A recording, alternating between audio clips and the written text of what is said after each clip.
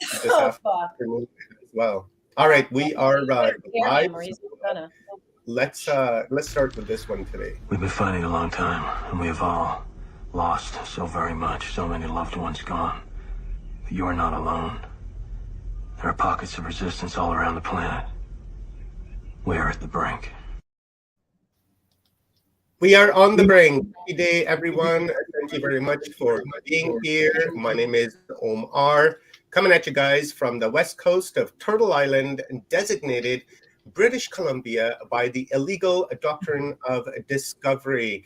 Today, we are on our day 3, our final day of the Magic Box timelines, and what an incredible, incredible weekend it's been so far. Thank you to everyone who has joined us over the weekend, commented, liked, shared, participated. I truly appreciate you guys. And of course, our MCs that have been here all weekend with us as well. A huge, huge thanks to them. So before we get into our day today, guys, let's do a quick download as to what has happened and what is going to happen. So we started off with day 1 with Patricia Corey. Then we jumped over Constance Victoria Briggs, then we had Rodney McGilvery, and then we capped the day off with John Shaughnessy. Unfortunately, Dylan could not make it, so Leanne, Stone, and myself kind of just improvised, and it turned out very good. So, that was an awesome day. And yesterday, yesterday was a mega day. It just, so much awareness was raised yesterday. We started off with Frank Jacob, and then that was followed through by the epic, the legend, Brad Olson, and then followed through with Michael Feely. And then after Michael Feely, we did Salrita Antaria, and wow, just all 4 of them were incredible. And unfortunately, Paul Anthony Wallace couldn't make it because of the allergies in the southern hemisphere, and the pollen got him, and it wouldn't have been a very good experience for anyone. So we took a rain check on that, and we'll be interviewing Paul Wallace next week sometime once he gets over the allergies, maybe in a couple of weeks once everything settles down, and then we'll do a 1-1 with him, and we'll talk about the Noah's Ark. We'll talk about civilization that was 175 million years ago. There's like so much that I wanted to touch with Paul yesterday, but we'll do that in the future. And today's going to be an epic day. Today we have wonderful speakers and also a panel set up. We have Bihu Def Mizra coming on first thing this morning, followed by Matthew Mournian, and then we will have Agi Nost. You guys know Agi Nost. Who doesn't love Agi Nost? Agi has a huge, huge following. I love Agi myself. And then we will complete the day with Stephen and Evan Strong. And then at 1:45 p.m., guys, we were going to have Eric Hecker on, but his work kind of changed, and he's working at night shift now. So during the daytime, he's sleeping and he has to work at night. So that kind of didn't work out. But we did work something out, and we've covered that spot with a panel discussion. And on the panel today will be Agi Nost, Nori Love, John Shaughnessy, Michael Feely, Marlon Cox, and Frank Jacob. So that is a, all around. Where am I? Let me take this off. Jeez. There we go. Hey, there I am. What's up, everyone? So it's been an incredible day, guys. We are streaming here on Watchers Talk Network, Full Spectrum Universe, and as well on our Odyssey channel, Watchers Talk. We've got a quite conversation going on there, and as well on Full Spectrum Universe, and as well as Watchers Talk Network. Please, guys, if you don't mind, this video a like, and subscribe to the channels to where you're watching. And if you can, jump over to my backup channel, Watchers Talk Network, and give it a like and a subscribe there, and hit that bell, because that is my backup channel. And YouTube is trying to cancel me, and they're aggressively trying to cancel me. This event was actually supposed to be streamed on Watchers Talk along with Full Spectrum Universe, but YT tried to cancel me for spreading, I'm not even going to go there, but spreading the truth, and they're trying to cancel me. They've given me 2 strikes, and my channel is kind of just like teetering. It's just teetering on the edge right now. I've put, nearly 60,000 hours into that channel, so it's quite disappointing to see YouTube doing this, and that's why I've started my backup channel, Watchers Talk Network, where I can continue to do my work, continue to raise awareness, continue to hang out with my friends, and continue to stream the truth for you guys so that you guys can, make informed choices for yourself as we switch into this new timeline that we're going into. As Brad Olson was talking yesterday, there's timeline 1 and there's timeline 2. And timeline 2 looks very transhumanism. They want to Borg us. I forgot the term that Brad used yesterday. Let me see if I can go in my notes. And Borgulation. It's my word. It was Borgulation of something humanity.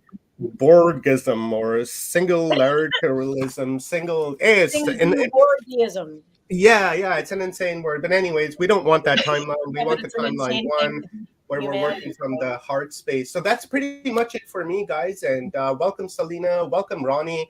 Welcome, Allison. Sugar Bee, she's the best. Love Sugar Bee. Tons of love to Sugar Bee. Just a wonderful, wonderful moderator and a friend. So thank you for being here, Sugar. She's going to be in and out today, guys. She's working, so she's going to be listening in the background. So, keep an eye out for when she comes on. Give her some love. And Rockers Los Angeles, nice to see you, brother. Thank you very much for being here. Jay Zen, thank you very much for being here. This is going to be an incredible day today. Laurie, thank you for being here. Gibran Islam, thank you very much for being here. I appreciate you guys. So, ladies, let's get a couple of sentences from you guys before we bring our speaker, Bibu, on. Who first? Oh, yeah. Right. Wow, day 3. Who'd have thunk that I'd be so excited and so happy? But clearly, I am. So, therefore, I am. That was funny. So I'm looking very forward to today and to the panel. I've been processing 2 days worth of stuff that is quite amazing, and maybe I had to put my money where my mouth was because somebody tried to this morning and said, if you don't like it, then I will buy you with my own money your own version of Frank Jacobs' webinar. By the way, he's sponsoring this with his webinar.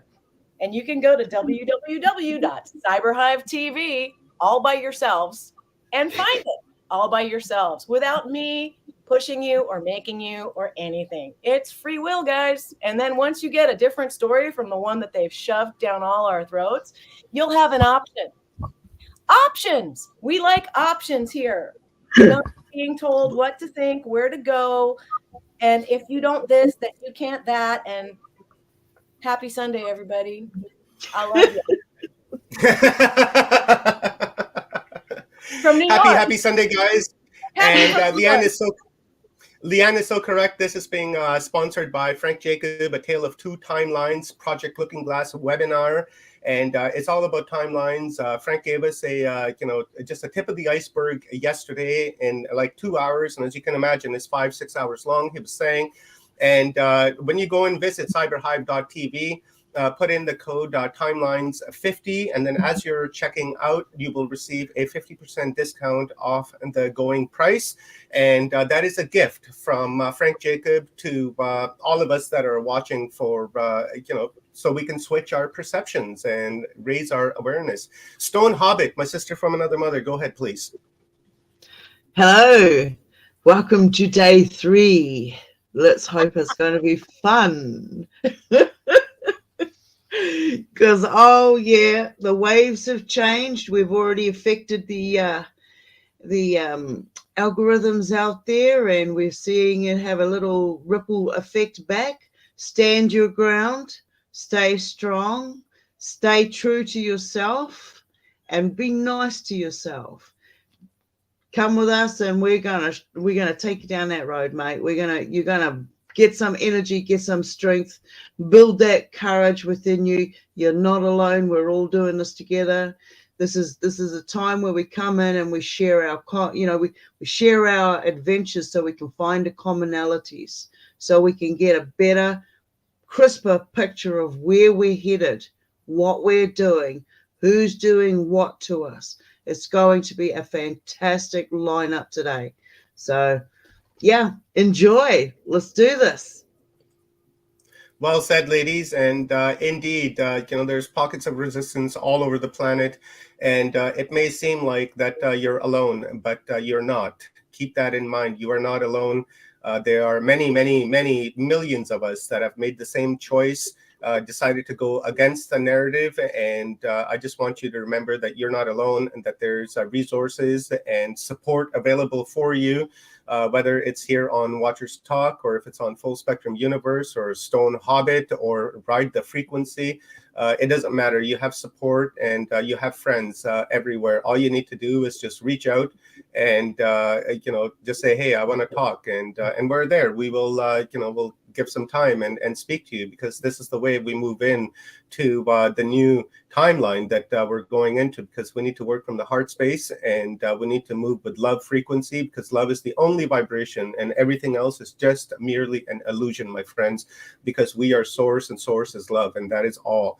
So keep in mind, you are not alone. As the intro video said from Terminator, pockets of resistance are everywhere, and you're not alone. And it's like what Frank was showing us yesterday on Terminator, right? Like these guys are like really, they're trying to terminate us, and we will not go down quietly. That's for sure. All right, so let's bring on. They've been doing it for like over a cent. Like it goes so. It's not just when Roswell and then they. It's like it's been for always. Yeah. This goes back to Mary Magdalene. It goes back to Jesus. It goes back to Peter. It goes back to David. It goes way, way, way back. And that's the part of the history that we know about. Now that is just the the surface, the scratch of the surface that we understand. And when we dig deeper and deeper into that, we begin to realize that humanity is much, much, much older than your 6,000 years. As John Shaughnessy was telling us on day one, that every 6,000 years there seems to be a flood that comes up and everything gets reset. But those resets have been happening for 175 million years, guys. That's how long humanity's been around. There was a civilization then. Prior to that, the world is 4.5 billion years old. Can't tell me that we're the only ones that have been hoo-hooing on this planet, right?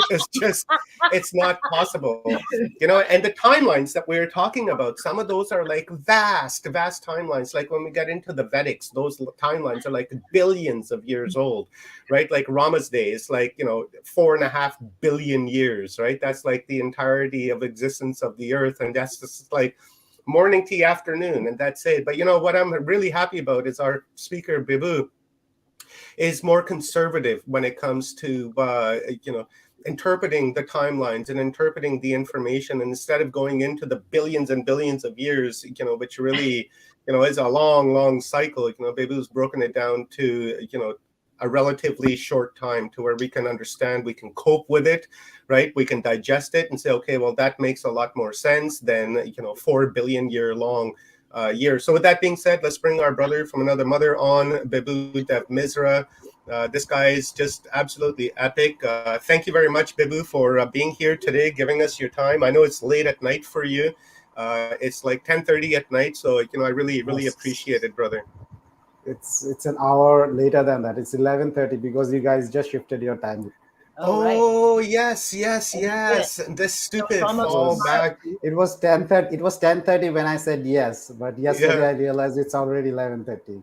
Oh shit, Bibu, I'm sorry, brother. So don't blame me. Don't blame me if I doze off in the middle of the day. I'll start calling you. So guys, Bibu is a researcher, he's a speaker, he's a lecturer, he's a traveler, he's an investigator of our hidden human history. And, he has this epic website called The Inquirer, and it's actually Ancient Inquiries. And I'll be sharing those links, and I visit that a lot. And there's just so much on there that it will take you literally years to go through it. It's just so much information about our hidden history that Bibu has brought forward to us. So thank you, Bibu, for really doing that. And it's really a service to humanity of what you're doing. And and we got your back in case they tried to cancel you, because none of us are off the chopping block, right? Especially nowadays. So I greatly appreciate it, Bibu. Thanks so much. Thanks for having me on your program once again. Oh, Wrong person. wrong one. Yeah, so I'll be happy to share my thoughts on the Yuga cycles and the larger cycles of time you were talking about. As you know, I've been writing about it for some time now, so this gives me an opportunity to share some of the essential ideas with a larger audience. I would love that. Thank you very much, Babu. Are you sharing your screen today, or are you just doing a oral Yeah, lecture? I have a small presentation. You want me to bring it up now? Yeah, please. Okay. So as you're doing this, questions are coming in. I will highlight those questions, and then I'll wait until you're finished your presentation, and then we'll have a conversation about it, and I'll hit you with all the questions that are coming in from all of our chat rooms. All right. Can I see my screen now? Not yet. It might take a couple of seconds to pop up. Okay.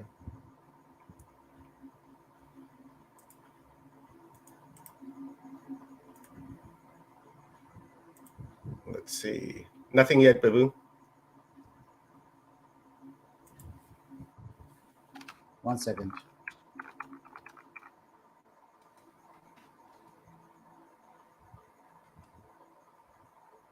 Share this out, my friends. Share this out. Give it a like and a share and subscribe to our channel as we progress forward in our day. And guys, here is Babu's website.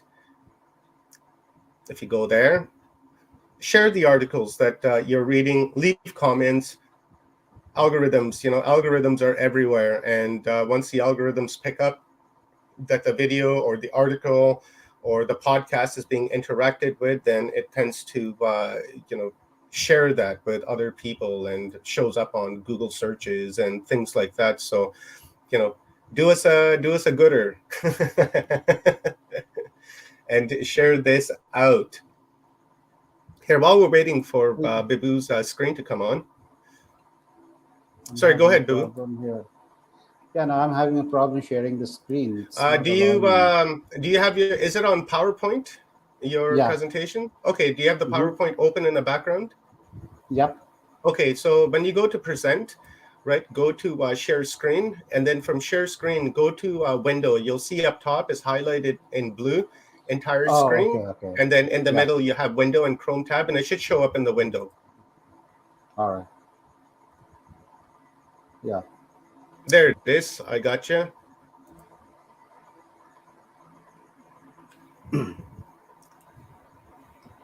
Right. So I got you right there. I got you right there, my man. So I'll give you the stage, Babu, and when you're done, we'll have a conversation, brother. Thank you. Sure. Thanks, Omar. So today I'll be talking about the Yuga cycle, which is basically a cyclical vision or cyclical version of human civilization, as opposed to the dominant mainstream version, which tells us that we have progressed from the state of hunter-gatherers to the modern civilization. The alternate view is that there have been cycles of progress and cycles of degeneration. So human civilization moves in grand cycles. There are times when we move into a golden age, when people can very easily understand the mysteries of the universe. They can they live in a lot of prosperity, happiness. And then we move into a dark age, which is the kind of age we are in right now, when there's very dense vibrations and a lot of evil and dark thoughts going on. So that's the Yuga cycle, and I'll move on to the first slide. Now, there have been many versions of the Yuga cycle out there. For instance, there's one particular cycle which you find in the Indian texts, which goes into kind of millions of years. But around 100 years, couple of 100 years ago, Sri Yukteswar was a great saint of India, and he was the teacher of Paramahansa Yogananda. He proposed that the actual Yuga cycle has two parts. There's a descending cycle of 12,000 years, when we move from a state of, from the golden age, from a state of perfection, to the iron age, which is the state which is dominated by our egoic, selfish desires. So that is the descending cycle of 12,000 years. And then it's followed by an ascending cycle of another 12,000 years. And during the ascending cycle, the reverse happens. So we move from a state of darkness and ignorance and strife and discord and all of those negative things to the next golden age, where so it's a progressive evolution of our consciousness. So that's the ascending cycle. So the ascending cycle is really the place you want to be in, because every day is going to be better than the previous day. Because in every day, people are becoming more pure. Your interactions with other people are more honest, more nurturing, more happy, more joyful. And that's how you create a utopia for yourself. You don't create a utopia where everybody is selfish and greedy and trying to get things for himself or herself. You create a utopia, or you create a golden age when people transition, or when they transform from a state of selfishness to a state of selflessness. So this entire idea of selfish desires is very strong is very strongly defined in Indian philosophy. You hear all the great saints and prophets telling us the same thing, that it's only when the it's only when the human mind is driven by egoic desires at the cost of everything else, that's when we start going down this descending cycle. So it starts off with the appearance of these selfish desires, and then that transforms into ego, into anger, into quarrels, into discord and violence and war and tyranny, and all of those things that we see around us today. So there are four ages, and these ages are there not only in the Hindu Indian scriptures, but you find them in Greco-Roman texts, you find them in Hopi culture, you find them in Aztecs, many other in Persia, many other civilizations have the same kind of formulation in which humanity went from a golden age to a dark age or iron age. So you see that we have four ages. The first one is called the Sat Yuga, or the golden age. And after the end of the golden age, there's a switch. So that's when we start moving into the descending cycle. And in the descending cycle, the first age is called the Treta Yuga, which is the silver age. The next one is called Dwapara Yuga, which is the bronze age. And the next one is the Kali Yuga, or the iron age. And this is where we are located right now. And we are approaching the end of this cycle. And once this particular phase is over, that's when there's going to be a large scale cleansing of our planet. Not only a cleansing of evil, but also renewal of the world, making the world pure again. Because every time we go through this descending cycle of 12,000 years, our world becomes really polluted with so much toxins and so much pollution, air pollution, noise pollution, water pollution. So it happens every time. This is not the first time that humanity has come into the Kali Yuga and developed a lot of technology and started pumping the atmosphere full of toxic gases. This has happened every time we have gone into a Kali Yuga. Every time you've gone into an iron age, the same thing happens. And so after the Yuga is over, we go through this period of transition when the planet is cleaned and is made renewed for a new phase of evolution to start. And that's the ascending cycle of 12,000 years. So in the ascending cycle, the cycle basically reverses itself. So we go from the Dwapara to the Kali. Again, there will be a Dwapara Yuga. Again, there's going to be a Treta Yuga. And again, there's going to be a Sat Yuga, or golden age. So after another 12,000 years, we're going to reach the peak of the golden age again. So once again, man will become, our consciousness will be pure, and most men will be saintly. You can easily identify with the supreme creator, with your own soul, and with the soul of the planet.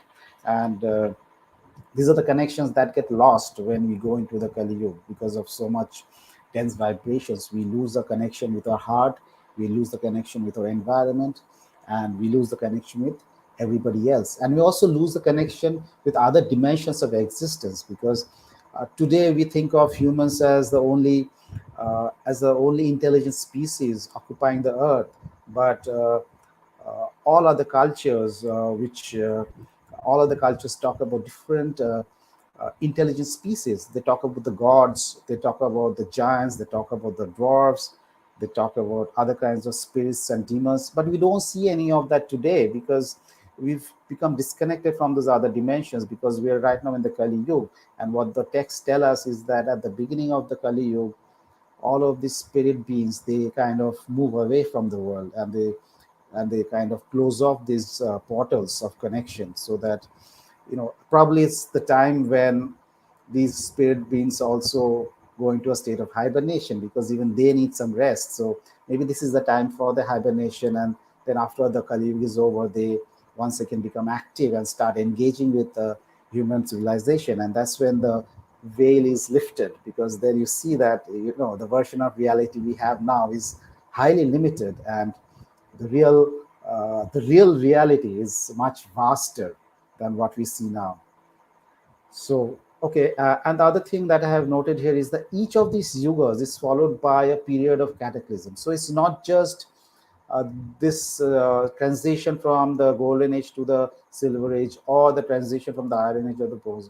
These are the two big transitions, because we're going from an ascending cycle to a descending cycle.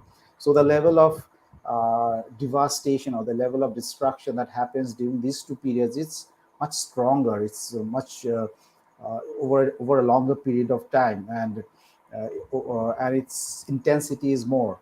But after each of these yugas as well, we have a period of global cataclysms, and in Sanskrit we call that pralaya, which means dissolution.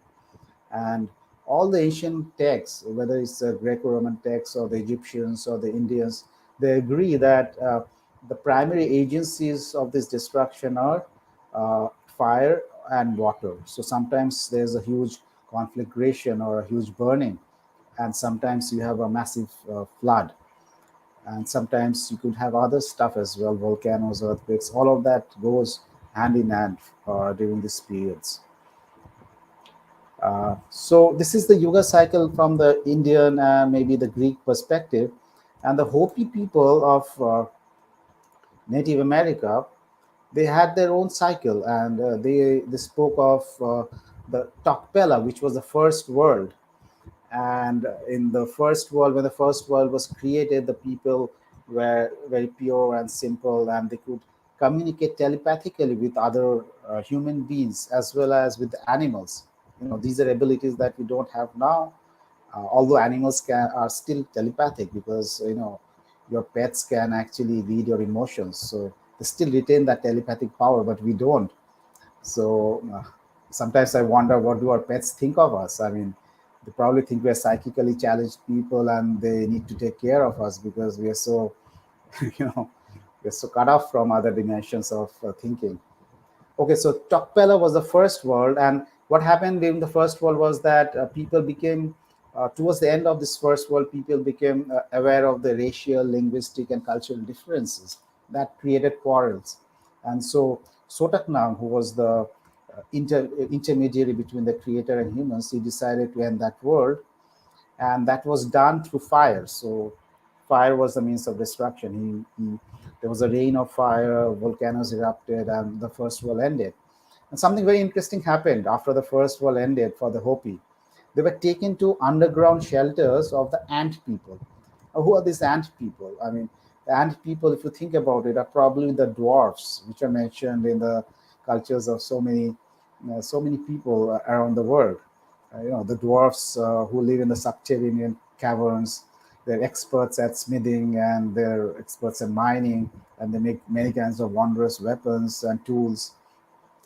And they also, sometimes if you read these legends about the dwarfs, you find that sometimes they conduct humans to their own underground paradise, and they stay there for some time and they come back. So probably what they're saying is that during these periods of transition, some people need to be saved, right, to act as the seeds of the new culture. And during those times, these other dimensions kind of open up for us. So that's where the people are led to, so that they can survive the cataclysms, and then they can emerge later to seed the earth, right? And so, okay, so the first wall is Tokpela. The second world was called Tokpa. And when the new world was created, again, people, in the beginning, it was all nice. Although every time a new world is created, it's slightly less favorable than the previous world. So there's some kind of degradation which takes place every time you go from the one world to the next. So Tokpa was also a very nice place to be in when it was first created. But over a period of time, people started becoming very materialistic. So they had so much desires for material things. The more they got, the more they wanted, and that created quarrels. And again, there were a lot of fighting and a lot of battles being fought.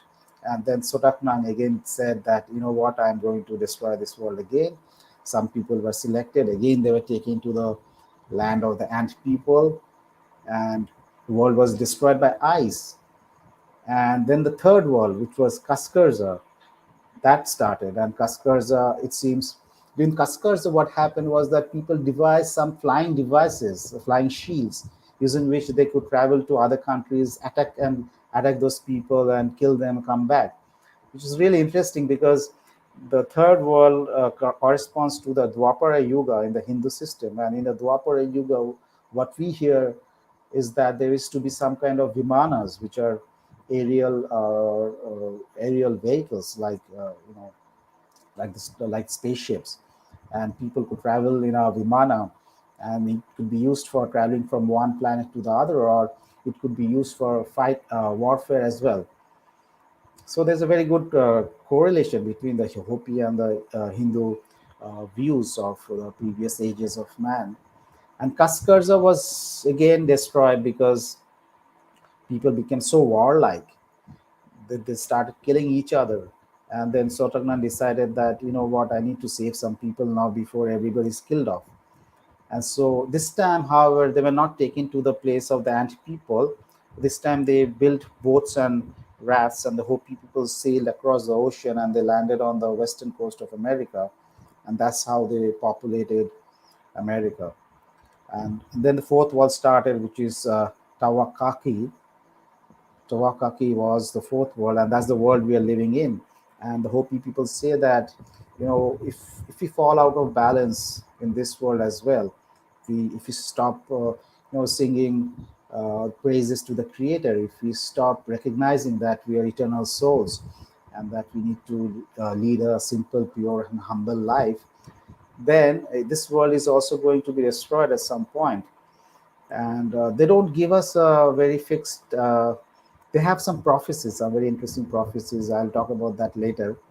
So, and that's the timeline we're living in. But a lot of Hopi elders are saying that we are very close. We are living at the edge of the fourth world, and we are very close to the end of this fourth world as well, and which would probably explain why so much is going on in the world today, because it's almost as if the one side of the world has decided that they need to take full control of the world right now, and there's a big polarization which is taking place. And that's something that always happens towards these Yuga ending periods, because there's some people who just don't want to get rid of their control, and they try everything within their power to retain that control over the people. And at the same time, because an old age is going away and a new age is on its way, the emerging vibrations kind of stimulate a lot of people to resist that and to say that no, we don't want to go with this particular paradigm or with this particular um, effort, and we want to create our own reality. And this version of the reality is going to be different, is going to depend on to what extent you are tuned into the emerging vibrations. So for instance, if you're going from the Kali Yuga, which is the Iron Age, to a Bronze Age, which is at a higher level of vibration, so you should be, if you're able to tune into that vibration, then you would realize that the kind of life that we need to live has to be based on love and brotherhood and respect.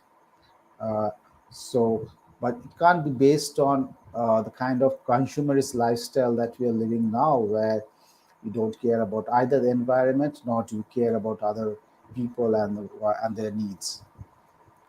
So, these periodic cataclysms that take place at the end of a yuga, so the fire, the ice, the flood, this is pretty common across all the world mythologies, across all the world traditions. For instance, the Egyptians. Now, what is it that causes this? The Egyptians believed that the real reason for these cataclysms was a declination of the bodies moving in the heavens around the earth. As in, we were basically talking about extraterrestrial causes, impacts coming from outer space, cosmic factors. So they were probably telling us that uh, there's going to be there's some kind of a cometary impact or meteors landing on the earth. And what happens when a comet or a meteor hits the earth is that it creates a whole sequence of events. It can trigger floods. If it lands in the ocean, it can create a flood. It can trigger wildfires. It can cause volcanoes and earthquakes, and it can basically trigger a whole chain of reactions which can end a civilization. So that's what the Egyptians were telling us. Because when Solon, the Greek lawgiver, went to Egypt and he spoke to a Egyptian priest, he told him that every time humanity reaches a certain level of development, that's when the stream from heaven comes down like a pestilence. The stream from heaven is probably a chain of comets or a chain of meteors. And uh, and when the stream comes down, what happens is that only a few people survive, and they act as, and they need to start from scratch, and they have to build a new civilization once again. And that seems to be happening all the time, because you see that you see, and I'll go into go into that in just a moment, that every time there's a cataclysm, a global cataclysm, and a yuga comes to an end, then there's a fresh wave of civilization that comes after that. And a lot of information that we have about the past is automatically eradicated because it's destroyed, and the waters carry it into the oceans, and it becomes very difficult to find out the evidence for those previous waves of civilization. And the Aztecs also had the same concept, that they spoke of the four suns, and each of these suns were destroyed by flood, then the next one by wind and hurricanes, the fire and famine. And they say that right now we're living in the fifth sun, and this sun is going to be destroyed by earthquakes. Now, now I'll come to a slightly dense slide. This is the Yuga cycle of India, and the question is, how do you calculate the timeline of this Yuga cycle? I mean, it's all right to know about this transition from the golden age to the silver age to the Kali Yuga, but how do you know when the Kali Yuga is ending, or when any of these particular ages are starting or ending? And unfortunately, because of this vast passage of time, we have lost that information. It's not mentioned in any specific text as to when Kali Yuga actually started or when it's going to end. And some of these numbers were actually inflated during the passage through the dark ages. Some of these numbers, durations of the yugas were extended. So I did some work on that, and I came up with a particular timeline, and I'll explain to you what I did so that you can understand the timeline better. So the first thing is, when did the Kali Yuga start? Now the normal or the traditional view is that it started in 3102 BC. And the reason we have that date is that the specific inscription, which was done, commissioned in 634 AD, which tells us that the Kali Yuga or the Mahabharata war started at around 3102 BCE. But the problem is that this is very late in the context of Indian history, because 634 AD is pretty late, considering that the early historical period of India started around 1,000 years earlier, at around 600 BC. So, and by that time, a lot of invaders had come into the country. So, according to a Dutch mathematician, Van der Waalen, this date was actually computed by the Persian astronomers, because they were trying to find out the date of the deluge, based on a belief that a conjunction of geocentric planets took place right before the deluge.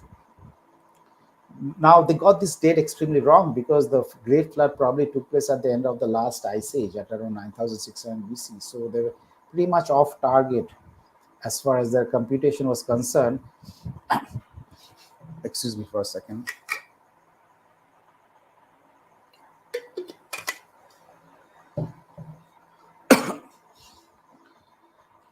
But however, when that date came into India, it was adopted as the start date of the Kali Yuga. Now, this date is wrong. That's what I want to highlight, because this date had nothing to do with the Indian concept of the Yuga cycle or with the Mahabharata war. It was calculated to find out the date of the Great Flood.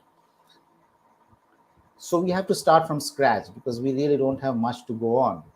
And so I started from scratch, and what I started off with the idea that every cycle, every half cycle of the Yuga cycle is of 12,000 years duration, and the complete cycle is of 24,000 years. And each half cycle has 4 yugas, each of which extends for around 3,000 years, right? And this is a belief that extended across a number of cultures. The Persians spoke about 4 yugas of 3,000 years. So did the Indian astronomer Aryabhatta. And the Romans believed that each age of man lasted for around 2,850 years. Then I realized that the Saptarshi calendar of ancient India has a cycle of 2,700 years. So it's most likely that this is the particular calendar which was used for tracking the Yuga cycle. So if you add around 300 years to that, then it becomes a 3,000-year Yuga. Now we know that one of the starting points of the Saptarshi cycle is 6,676 BCE. And based on the writings of a number of Greco-Roman historians, we also know that this particular date was the beginning of the Dwapara Yuga in the descending cycle. So I'm not going to the details of the calculations there on my website and in my article. So I'll go straight away to the timeline in order to save some time. And this is the timeline of the Yuga cycle. You have a complete cycle of 24,000 years, and you have a descending cycle of 12,000 years. And this descending cycle has 4 yugas, and then you have an ascending cycle of 12,000 years, which is also divided into 4 yugas. So what you have is the golden age, the descending part of the golden age, which ends at 9,976 BC. And then after a gap of 300 years, when the world is cleansed, you have the Silver Age starting in 9,676 BC. Then you have the Silver Age ending 6,976 BC, and then the Bronze Age or the Dwapar starting in 6,676 BC. And each of these transitions are for a period of around 300 years, and that's when the planet is cleansed due to a number of factors, and the factors basically vary from one yuga to the next. And then you have the Kali Yuga. There are two back-to-back Kali Yugas. One is called the descending Kali Yuga. That's when there's a decrease not only in our spiritual from spiritual standpoint, but there's also a decline from a material standpoint. And after the Kali Yuga, descending Kali Yuga is over, we go into a period which is called ascending Kali Yuga, and that's the period we're in right now, when the degradation or a decline in our consciousness is still continuing, but from a material standpoint, we are slightly better off than we were, let's say, 2,000 years ago. So it's a very peculiar point of time when uh, people are becoming more greedy and violent and warlike, but at the same time our conditions of life are also improving. So it's basically creating a big gap between matter and spirit. So one hand the spiritual decline is continuing, the other hand the material prosperity is increasing. So there's this big gap that is going on. The matter and spirit have to be in balance, they have to be aligned with each other, which is not happening right now. And whenever this great imbalance takes place, it creates a lot of internal angst, a lot of internal frustration, and you feel that something is wrong, something is not right about the world today. And because this matter spirit balance is not there. And this yuga, as it turns out, is going to end in 2025, which is not not very far from now. It's 2022 already. So in 3 years from now, we are going to end the Kali Yuga, and which is probably one of the reasons you see so much going on in the world today. Because every time you go towards the Yuga ending period, there's a kind of madness that takes over the minds of people, and it's happened every time before. It happened. I mean, when you look at the Indian text or the texts of other nations, I just spoke about the Hopi. Even the Greeks tell us that when there was a transition from the age of the heroes to the Iron Age. That's when the Great Trojan War took place, and people were just refusing at that time to listen to any kind of logic or any kind of reason. And that's what's happening now, because as we enter this period of transition, as we get closer and closer to this period of transition, there are two things which happen in tandem. One hand, uh, there's this kind of madness that takes over. The other hand, the nature itself begins to revolt. Right? Nature itself turns violent. So there's increasing wildfires that we see today. The earthquakes and the volcanic activities are also speeding up. The oceans are warming up. There's so much, every time there's a hurricane, there's so much devastation which takes place. And all of this, the reason behind all of that is not necessarily global warming caused by man, because global warming seems to be taking place on the other planets of the solar system as well. So it can't all be man-made global warming. So something else is going on within the core of our planet, within the solar system, or maybe some kind of radiation is coming in from outer space, from the galactic center, which is creating a kind of turmoil in our weather patterns. And what happens is that, or what I anticipate is probably going to happen as we move towards 2025 and beyond, is that these environmental disasters will keep on getting stronger and stronger. And on the other hand, from a spiritual and mental standpoint, people will go further apart. There's going to be greater polarization, more conflict, revolutions, wars, and humanity will basically move towards a path of self-annihilation, which is self-destruction. And we have so many weapons at our disposal now, and anytime a global war could erupt. And it's at that point when humanity basically gets into a point of self-destruction. That's when the veil kind of lifts, and we become aware of these other dimensions of existence, and all of those spiritual beings that are spoken of, the gods or the sages, the dwarfs or the giants, will slowly become aware that those are integral part of our earthly existence, integral part of our reality, but we have been cut off from that reality. And these beings, these spiritual beings, they'll come in and they'll restore order, and they'll identify a few people who will be saved and who will form the root race of the next phase of developments, next phase of evolution. And all of that is going to happen in the next 300 odd years. In fact, there are some astronomical alignments which I have studied, and those astronomical alignments tell me that the whole transition will be over by 2040, as in the next 18 years, the bulk of this transformation will take place, and which leaves very little time for most people to actually come to terms with it, because this cyclical version of history is not even taught in our schools anymore. It's not regarded as a valid doctrine, and most people are not aware of it. But we're really moving into a very critical phase of our evolution, and in the next 18 years, 20 years, our world is going to be completely changed. And because once this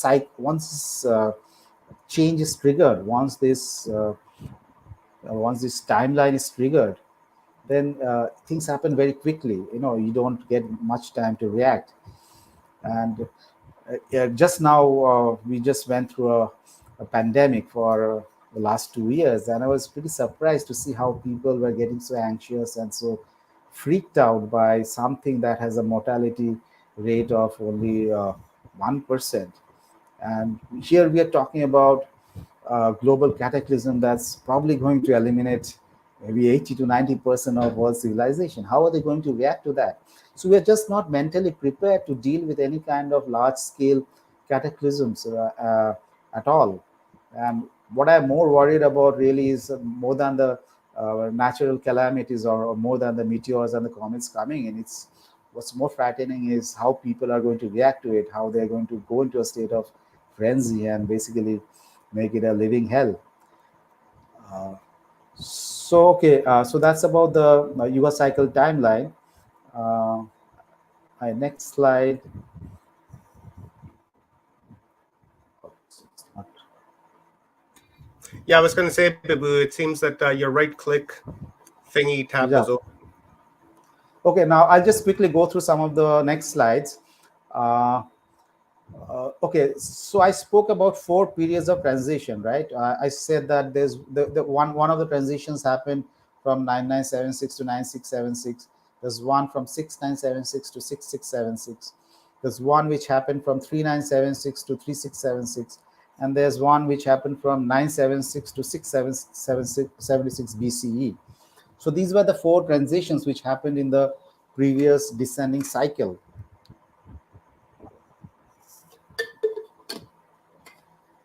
And what I'll show you right now is that during each of these transitions, there was a global cataclysm. There were a lot of environmental calamities which were taking place, which kind of wiped out the civilizations that existed prior to this period of transition.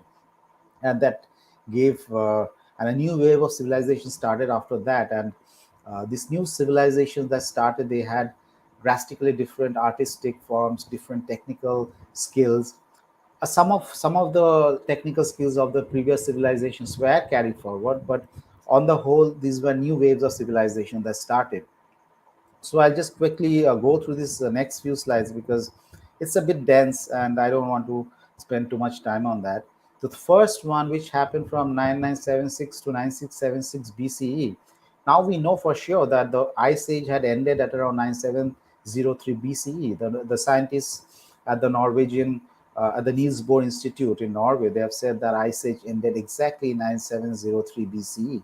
It was as if button has been pressed. It was so swift that in a period of 1 year, global temperatures had changed by nearly 15 degrees Celsius in some parts.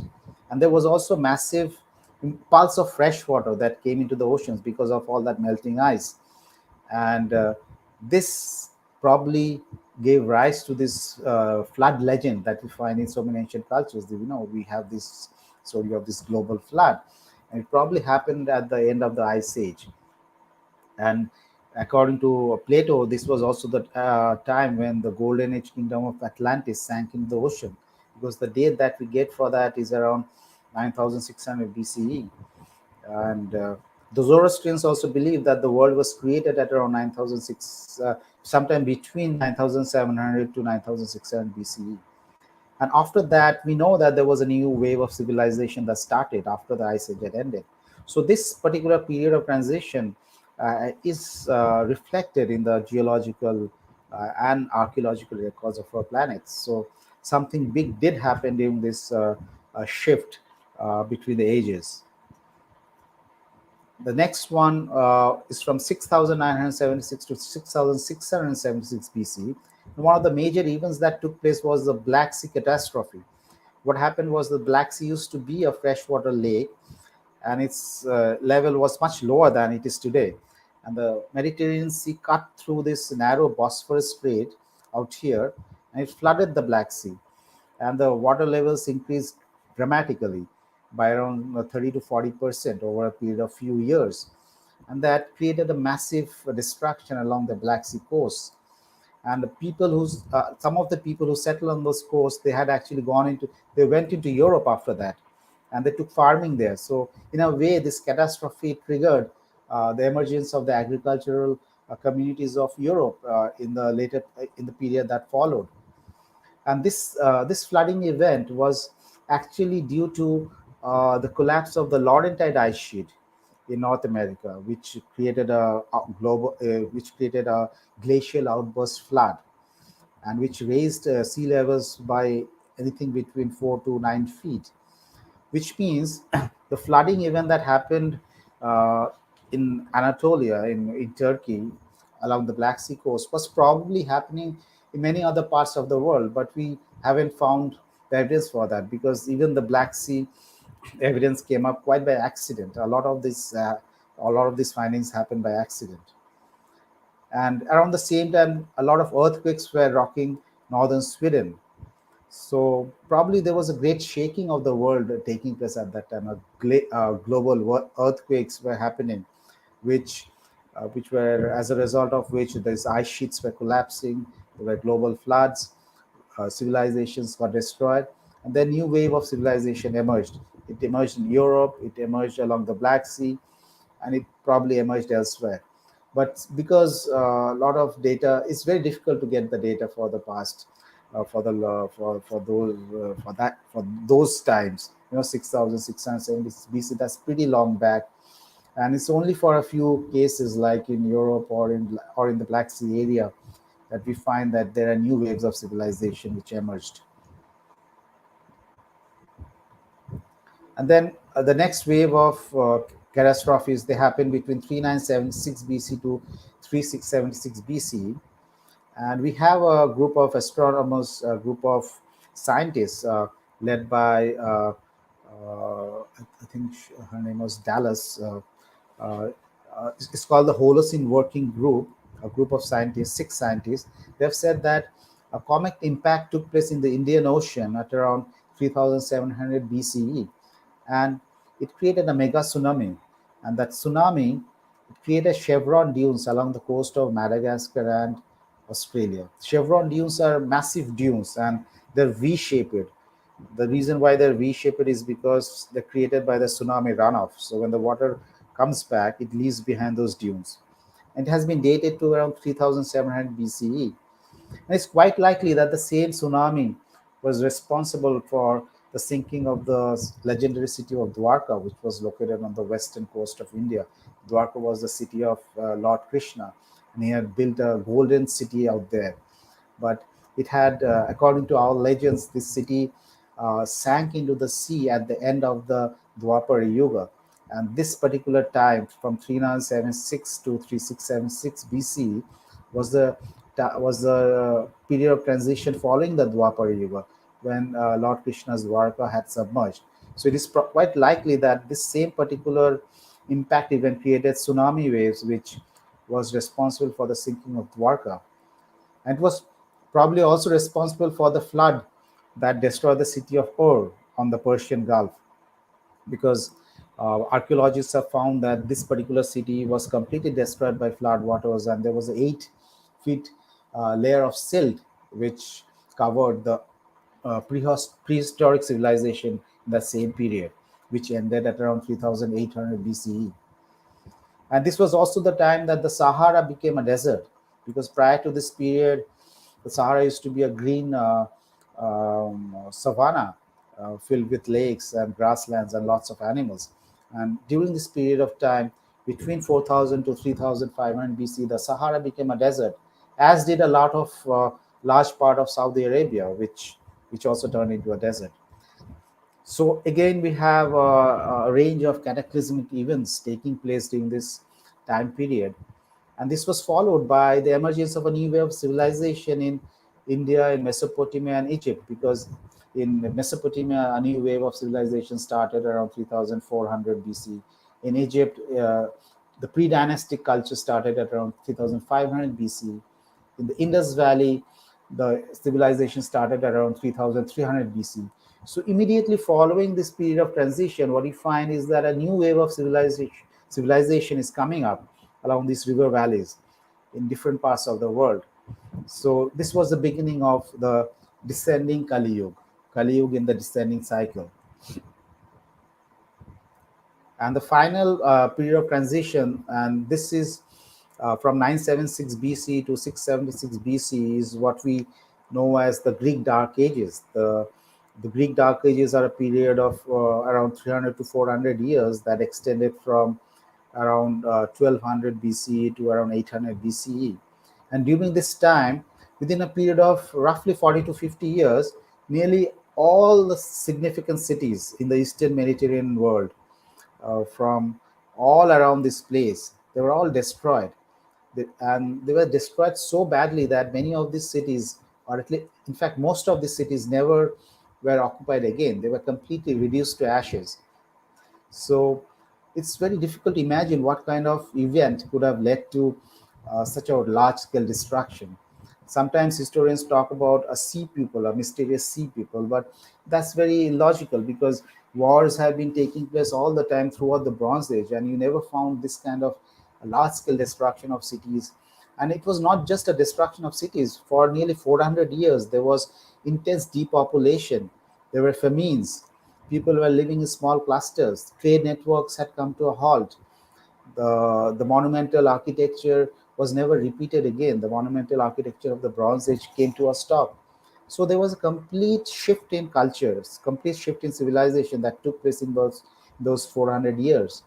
And the writers of the Greek period used to refer to the Greek Dark Ages as the time of shift in ages, when there was a change in age from the age of the heroes to the Iron Age. And destructions were also taking place in the Indus Valley, where the Harappan civilization finally ended at around 1000 BCE. And even in Mesoamerica, we find that there were changes in the Olmec centers. The Olmec center was in San Lorenzo, and San Lorenzo was completely destroyed at around 950 BCE. And after that, they moved to other places in Mesoamerica. So, and again, after the end of the Dark Age, what we find is that there was a new wave of civilization starting at around 600 BC. So that's when the archaic and the classical period of Greece started. The India new wave of civilization along the Gangetic Valley started around 600 BCE. So again, you see the same pattern of a destruction, a global destruction of civilizations, and a re-emergence of civilization that took place. So right now we are, as I mentioned, we are going into the end of the Kali Yuga, and one of the one of the things that are mentioned in our text, and it's actually mentioned in so many ancient prophecies, is that there's going to be a Messiah or a Savior who is going to come in. And in India, in the Hindu text, the Savior is called Kalki Avatar. He's the avatar of Lord Vishnu, and he's going to come from Shambhala, which is a mystical place of which is located somewhere in the heavenly domain. It's not a Shambhala is not a place on earth, as some people believe. Shambhala is actually a place in the heavens, and it's actually some. If you break down Shambhala, a particular scholar mentioned that Shambhala actually means Shambhu Alaya. Shambhu means a term which refers to Lord Shiva, and Alaya means abode. So Shambhala is the abode of Lord Shiva. So it's a heavenly domain from where Kalki is going to come, and he's going to come riding on a white horse.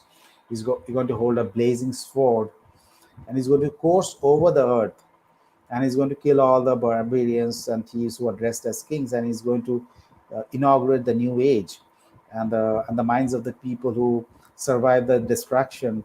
It's supposed to become very purified, as pure as crystals, and these people are then going to start the new Yuga.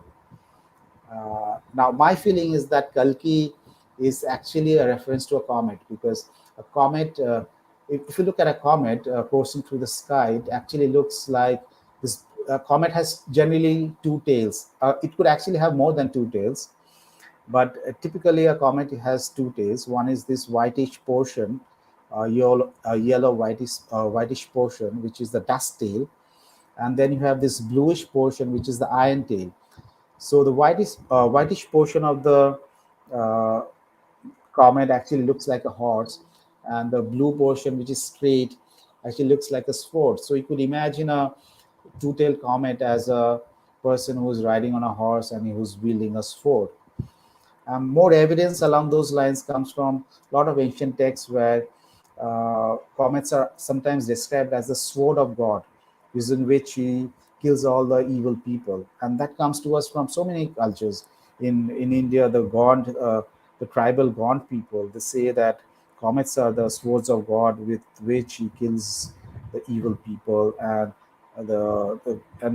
some of the old church fathers, they used to refer to comets as in very similar terms, a sword sent by God to uh, kill off the sinful people.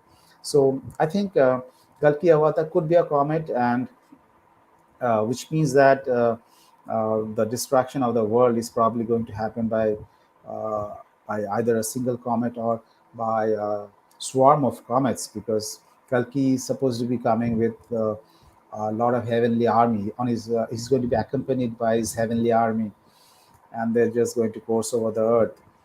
And in Christian texts also we find this description of the Son of Man who is going to appear in the heavens. He's going to ride a horse, and he's going to be accompanied by his army, and he has a sword coming out of his mouth. So you have a very similar imagery, a person on a horse with a sword, and he's going to come from the skies. So the easiest way to visualize that is by thinking of a comet or a swarm of comets which is going to come in. And you also find that in the Buddhist text, the Kala Chakra Tantra, which talks about Rudra Chakrin. Rudra Chakrin is going to come at the end of this age, and he too is going to ride on a horse, but he's going to carry a spear instead of a sword, and he's going to be accompanied by his army. So these are basically, I think these are metaphors for a swarm of comets coming in. It's quite likely that this particular swarm is controlled or regulated by heavenly forces, by forces that we don't really understand. And this particular swarm of comets are sent our way every time Yuga is going to end, and the world is in need for a purification. So my last slide. End of the Kali Yuga in 2025, what do we expect? Well, we've already spoken about the environment calamities which happen in course of a Yuga. So that's just going to pick up more speed, I think, as we go towards 2025 and into the period of transition. So we can expect more of the wildfires and the hurricanes, more destruction, more loss of life and property. I know it's pretty sad, but this is exactly what happens. So we have to really face up to it. And once you know why stuff is happening the way they are, then it becomes easier to deal with the repercussions of those changes.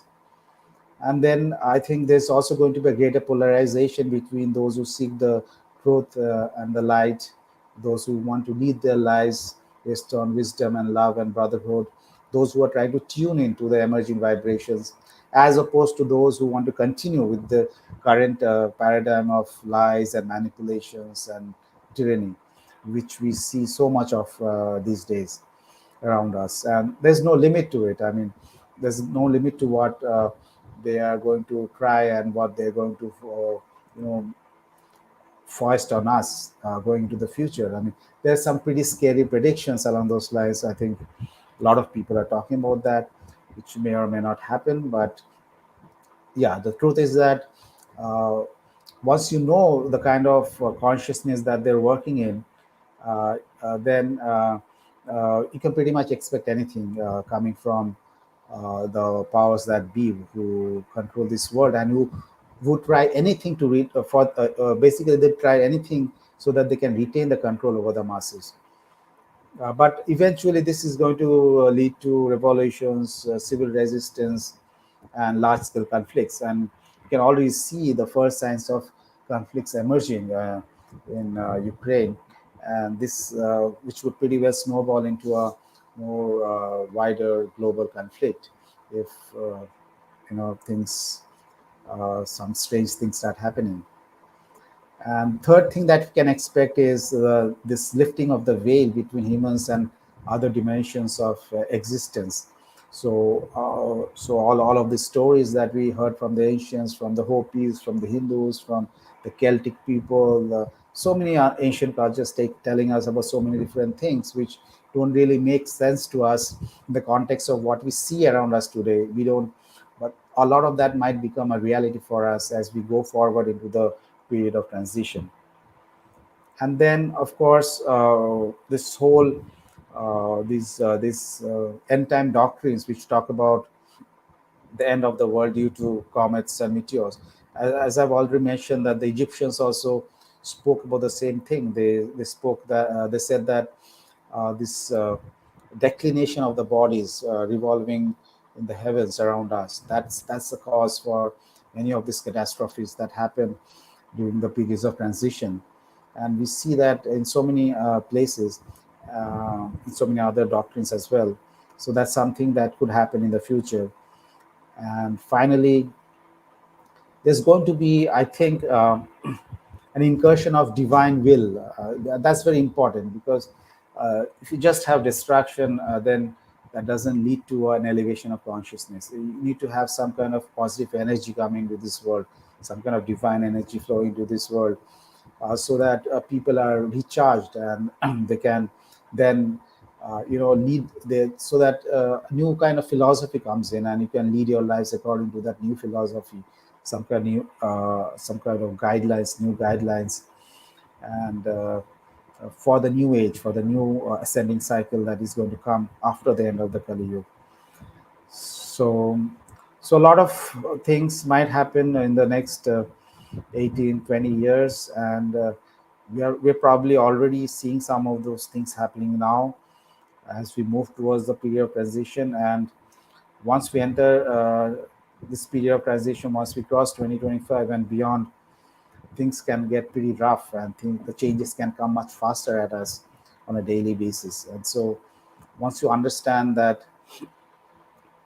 and the good thing is that you know that the power of darkness is not going to survive. Darkness is going to get wiped out. So if you're on the side of the light, if you're on the side of wisdom, then you know that you're going to emerge victorious. So there's nothing really to be scared of. So you can pretty much take it head on and not get flustered, and do what you need to do to elevate consciousness, to spread the love, and to make us more strong and more resistant to all of the dark forces and the dark energies that have been thrown at us right now.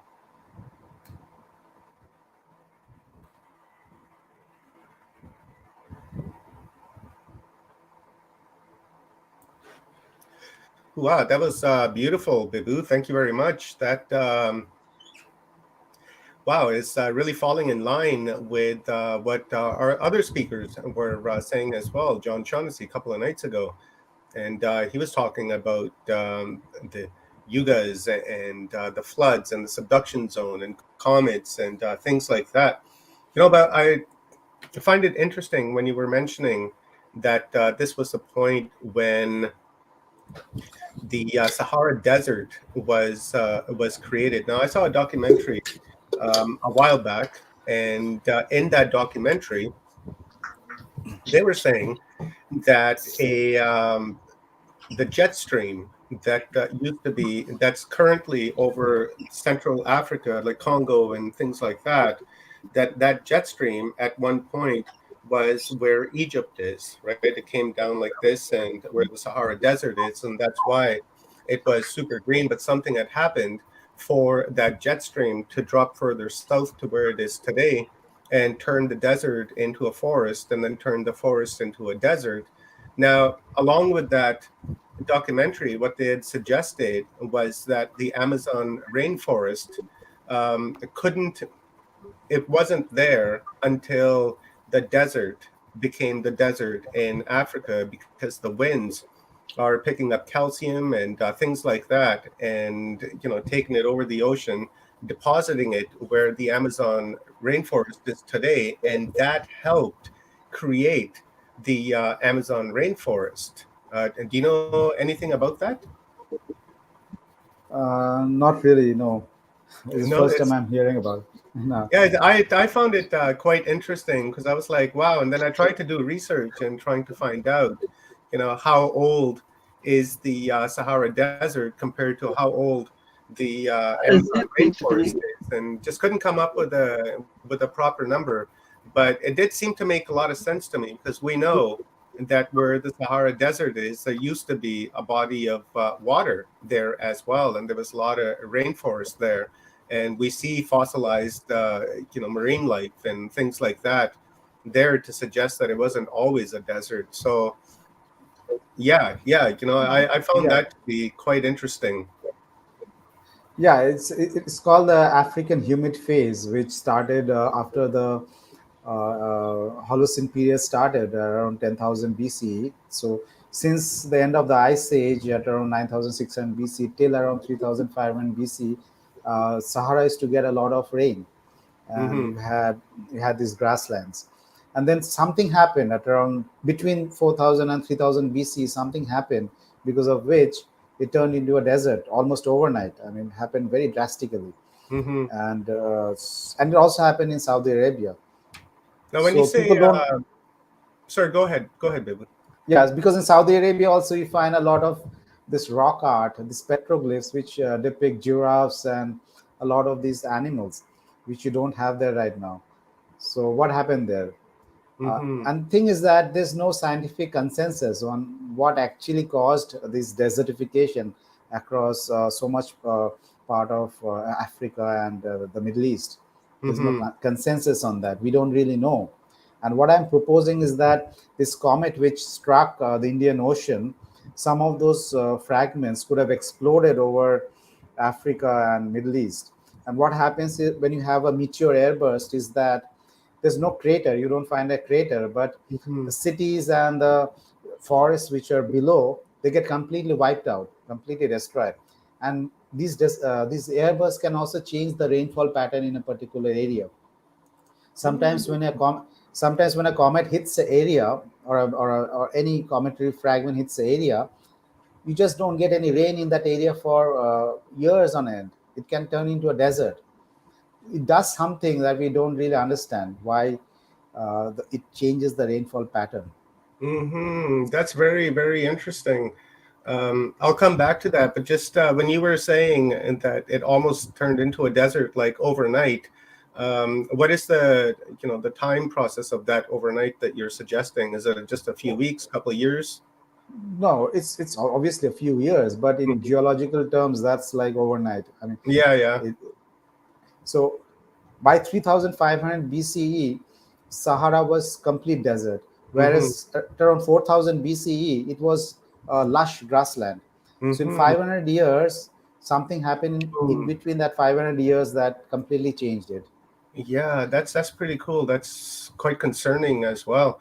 Now, when you were just saying that the rain would stop in particular areas where the comet had struck, I had a guest on here in my last conference by the name of Chuck Vanderbilt, and in our talk and discussion there, he had mentioned an area in South America. I forgot which country it is, but it rains there 24 hours, 7 days a week, lightning storms happening there. 7 days a week. I think it's like for 12 hours, if I'm thinking right. It starts with lightning and rain for 12 hours, then it stops, and then it lightning and rain again, and it's every single day, 7 days a week. What do you propose why that would be happening compared to an area that just doesn't get any rain, but then you have this other spot that's getting lots of rain? Here, I'll try to Google it while you're answering that and see if I can spot what that lake is called.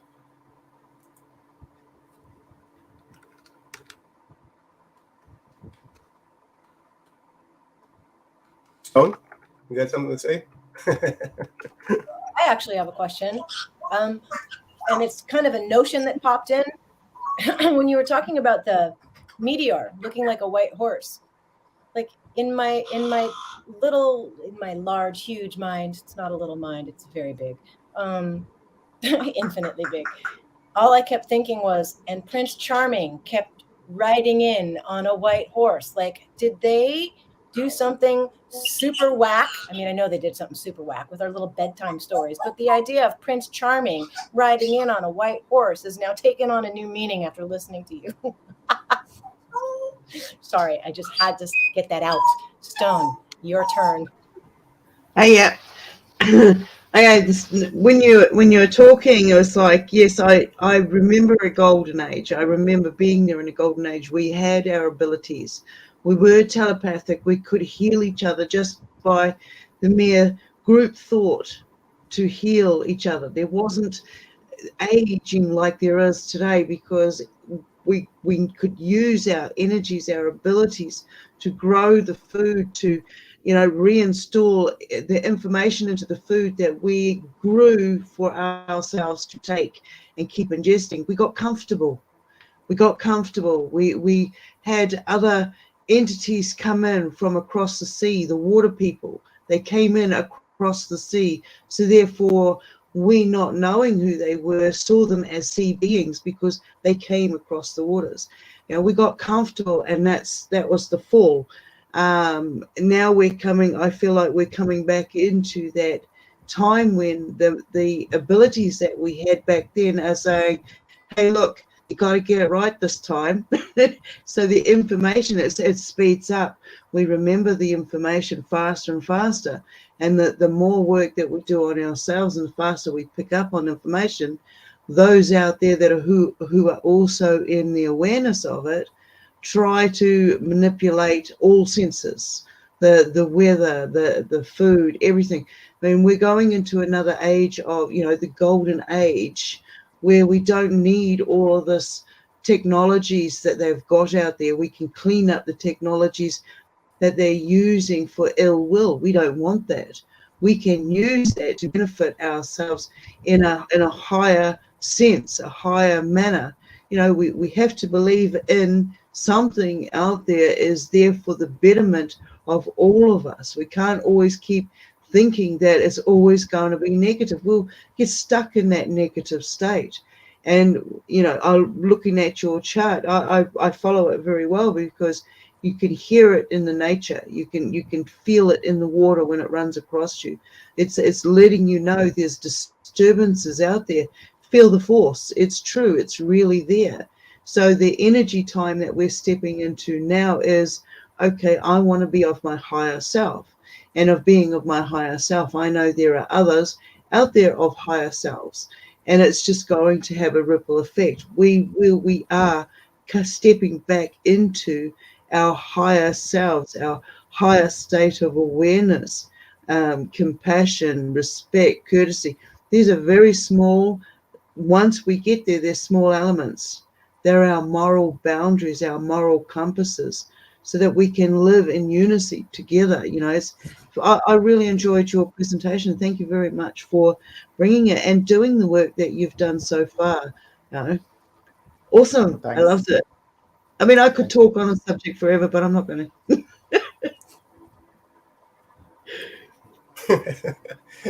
That's funny. Bibu, I have a question for you, and it comes from Anders. And Anders says, how fast is the change from Kali Yuga to Satya Yuga? Will it take less than a few years, or will it take centuries for the new golden age to appear? Well, we move into an ascending cycle after this Yuga ends. And this ascending cycle is going to culminate in a Satya Yuga.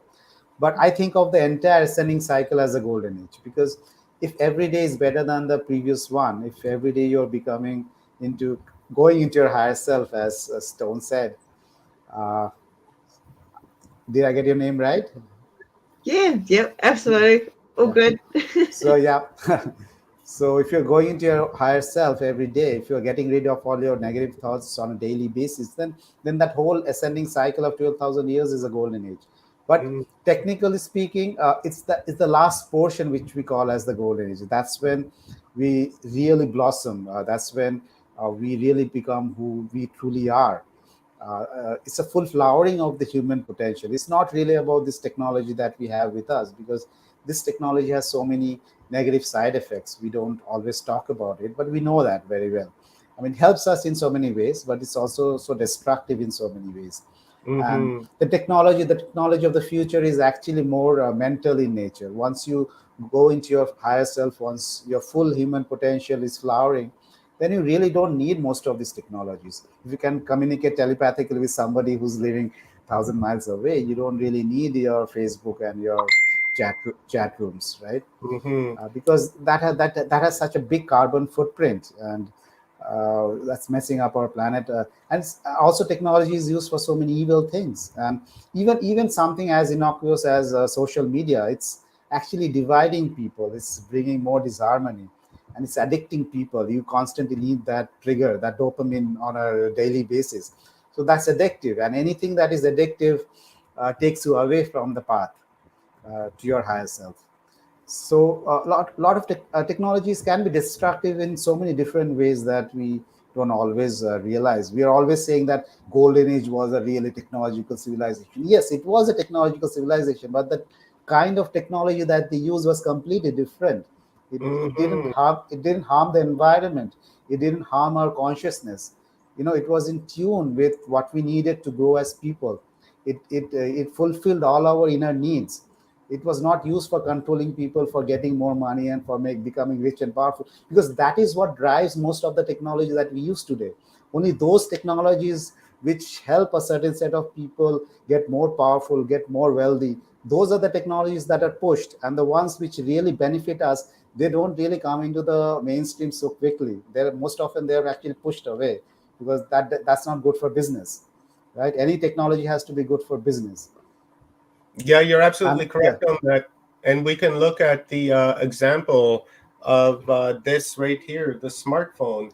Remember back in the 90s and 80s, girls in Bibu, when we didn't have any cell phones and we could remember. we had so many friends. We That's had so right. many friends, right? Yeah, that, and we could remember, like up teens of like different numbers of our friends. Right. They give Yeah. you a number, you say it once, and boom, it's in your head. And I can still recall just some of them, right? But because of this technology that's come in with the smartphones, it's taken away that memory exercise, I guess, away from us. And it's almost like it's closed off that part of our brain to where we just don't even use it anymore. And then that's destructive to our consciousness. Exactly, and it's destructive to our social skills because you don't really go out and meet people. Instead, you're sitting in your room and you're interacting with somebody. You could actually go out and meet who's living maybe in your same city or maybe in the same community. You just stop Mhm. meeting people, and that the human contact is very important. To actually be in the presence of another person and to actually have a conversation is very different from staring at your phone and having a chat. Mhm. So it's very destructive to our consciousness, even though it seems to be very user friendly and very easy. Yeah. It's not. And, It's and coming back to the question that was posed, how long does it take? Well, I said that each period of transition is around 300 years. That's when the old civilization gives way to the new one. So the overall timeline is around 300 years. But in this particular case, but most of the destruction actually takes place in the first few decades. So my estimate is that in the next 20 years, this civilization is not going to exist anymore. But that how kind of long will seems. it take? How long is it going to take for the next one to emerge? Probably a long time, maybe another 100, 200 years, because to develop a new civilization takes a lot of time. To get rid of an existing one is pretty fast. We just drop a big comet on us and we are done. We are, Like God's yeah. slingshot coming at you, right? Boom, you're out of here. And Bibu, I And heard. that, Go ahead, please. no, this bird, this parrot, is that a parrot? Yeah. And there's this bird deity which a lot of ancient people worshipped, and he was it's like the phoenix, or birds like that, the peacock, the phoenix. That was actually a symbol of the destructive force, because a comet can also be imagined as a bird in flight. If you think of a comet, if you look at it at a certain angle, you can actually think of it as a bird which is flying through the skies. And the Hmm. phoenix, which is a bird, could actually also be a comet that comes periodically and destroys our civilization and creates a new one in its place. So that parrot out there could be really powerful and might be having some plans for us. What parrot? I don't see any parrot. You're seeing birds, Bibu? I think there's problems. Maybe you need to see a doctor. No? Now, Bibu, Yes, I yeah, heard, maybe, yeah. through our mutual friend Neil Gore, he's put on numerous presentations on the Yuga cycles, and he has mentioned within his presentation that each cycle has like a golden age embedded within it, right? It's only if you choose to access that and become part of that like golden age, say in the Kali Yuga, there would be a golden age within that, right? What are your thoughts on that? Yeah, actually, that's a new. Uh, that's There's a small set of people who believe in that, and they spoke about a golden age within the Kali Yuga. But I don't really go along with that because Mm-hmm. my objective of studying the Yuga cycle was to find a common thread between different traditions across the world. Because we Mm-hmm. see the Yuga cycle is not only for India; it's not for a specific religion; it's for the whole world, Mm-hmm. and the cultures across the world believed in the Yuga cycle. The Greeks believed in it, the Persians believed in it, the Aztecs and the Hopi. Everybody believed in the Yuga cycle. So you can't have like a separate one for India and a separate one for Greece just because it's in tune with your religion or with your outlook. You have to find that Mhm. common thread, because a lot of information has been lost and destroyed. A lot of texts have been changed and manipulated, and it's very difficult to find out what it truly was in the beginning, right? Because it's become Mhm. fuzzy. It's very subjective now. I mean, I have my own model, but I can't claim that this is the one and only model. All I can claim is that at least I've made an effort to bring in different perspectives and to find out what could be the common thread running between them, instead of Mhm. saying that since I believe in this particular religion, or I belong to this particular religious group, so this is the right one. That kind of a thing is very dominant. People who Yes. belong to I know people who belong to a specific religion or a specific religious group. They think that whatever their religion is telling them is the only right one, and everybody else is wrong. So I don't go along with that kind of thinking, because I'm thinking, what is the truth? I may or may not be right in my estimate, but at least the idea is to find out what could be the truth. Yeah, exactly. And I like that. As soon as I hear words like, I know the truth, right? Hear the real truth here, or, things like that. For me, that puts up red flags. And I tend to just stay away from that, right? Because for me, that's just very close-mindedness, and there's no room for expansion there. And as you're saying, you're programmed into thinking something, and then now you're going to go out there and you're going to push it onto everyone, thinking that it's the correct thing. We can see that with religions, in fact, where people of religious sects are killing each other because they say my God is right, and then the other one say, no, no, no, my God is right, you're going to hell, I'm going to heaven, right? And they kill each other over it. And then this is the same thing. Now we can look at a greater example of, like, say, the Aztecs calendar, that or the Mayan calendar, not the Aztec, but the Mayan calendar. They had the short calendar, the long calendar, the middle calendar. That kind of falls into the line with the Vedic Yuga cycles as well. So that really shows that it's for the entirety of humanity. And back in the day, whenever that was, this was common knowledge amongst everybody on Earth. That's true, and the Mayan calendar was supposedly ended in 2012, and there was so much halavala about it. People, going into their shelters, and nothing happened. And now the good thing is that it actually made a lot of people aware of Mm-hmm. what the Mayan culture was all about. Because before that, nobody really cared about the Mayans until they came up with the end date.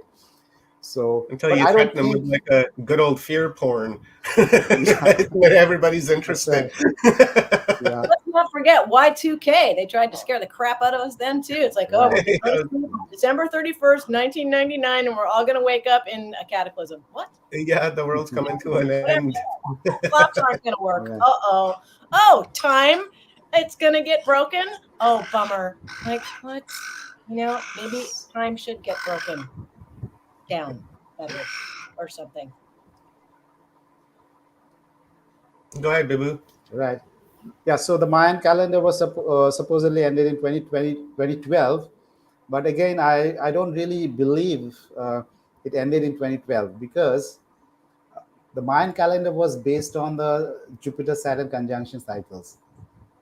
A Jupiter-Saturn conjunction cycle lasts for 20 years, and the basic unit of the Mayan calendar is also 20 years. It's called a ton, TUN, right? TUN is 20 years, which is a Jupiter-Saturn conjunction cycle. So a Mayan calendar must have started on a Jupiter-Saturn conjunction date, which means it can only end on a Jupiter-Saturn conjunction date, which means it either ended in 2020 when we had that Jupiter-Saturn conjunction in December 31st of 2020, we had a conjunction, and the next one is due in 2040. So either it has ended in 2020 or is going to end in 2040. I don't think it ended in 2012, because that was not a Jupiter-Saturn conjunction date. It happens every 20 years. Mm-hmm. How interesting that it would happen, uh, you know, 2020. We know what happened in 2020, right? And this kind of leads me into the idea that, if it's 2040, then when we do, like the looking glass, for instance, the looking glass technology and the coronavisor, I think it is, when we look into that, it seems like that after 2030, there's no visible timeline that is viewable. So, what do I wonder, if that's connected to 2040, or it's quite complicated, when you try to connect all the dots from everyone, and it's like, oh man, my head's gonna explode. What's going on here?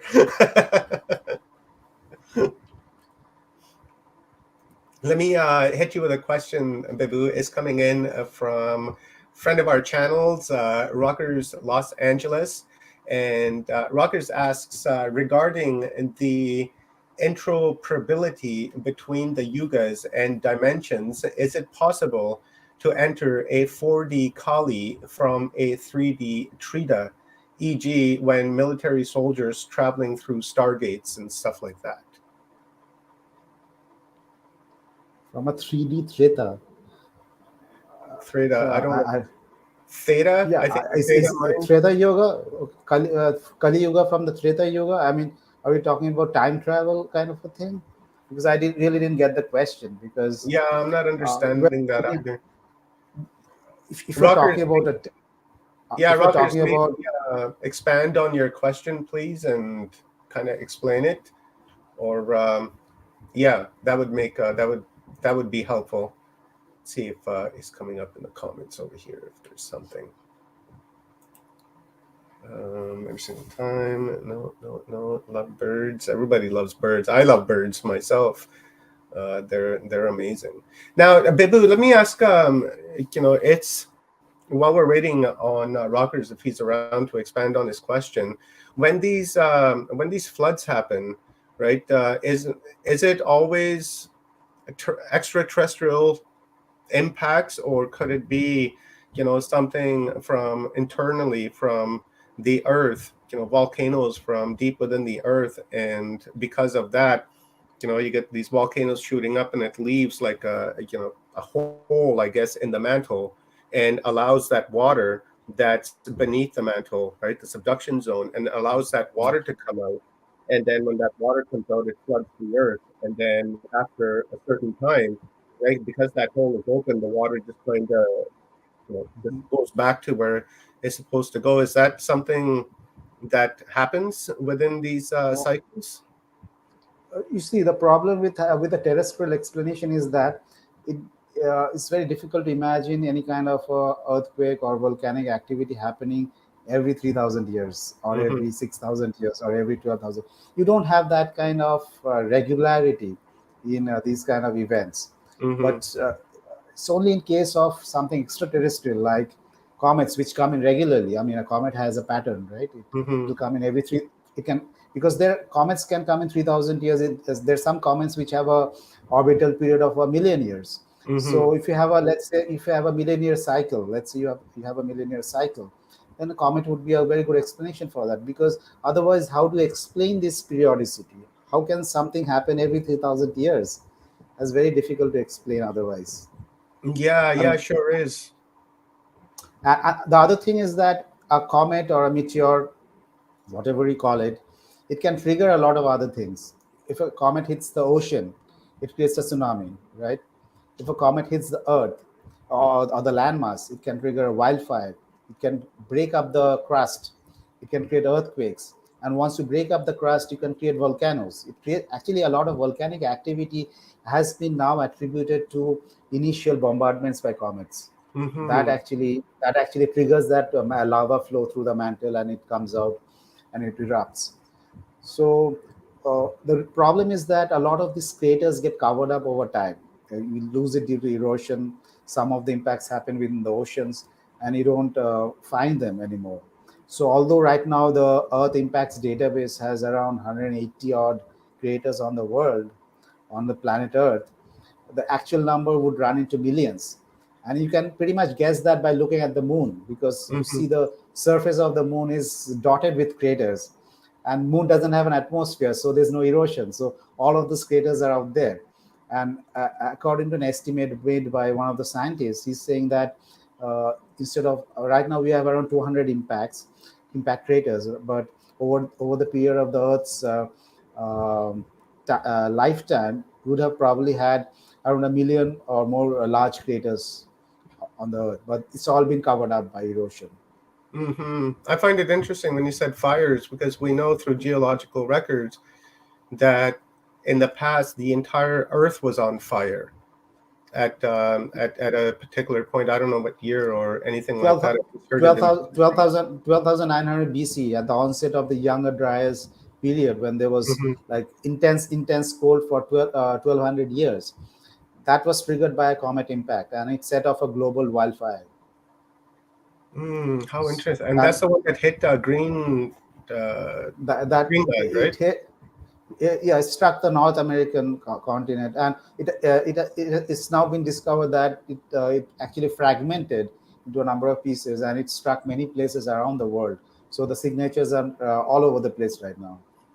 That really, yeah, that's interesting, Babu, because when I've talked and spoken to a gentleman by the name of George Mitrovic. I don't know if you know him, but he's from Australia, and he's written.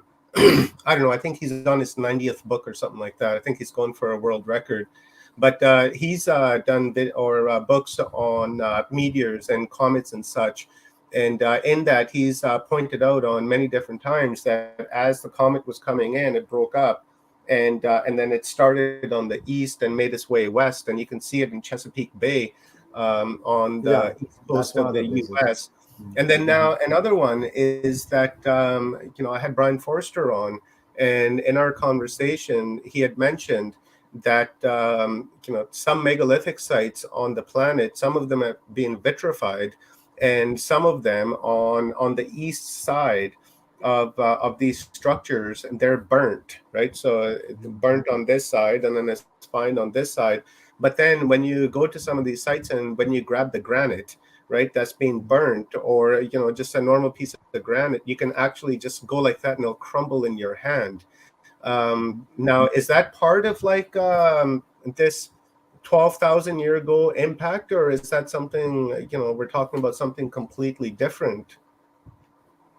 Well, vitrification of rocks, it can happen due to a meteor airburst. Hmm. Something explodes in the, because if it strikes the earth, it destroys everything. But if it Hmm. explodes just above the earth, like the Tunguska meteor, it explodes Hmm. above the earth, then it can melt the surface below. A lot of rocks can get melted below, and Hmm. these impacts not only happen every 12,000 years, they happen, I think, every 3,000 years.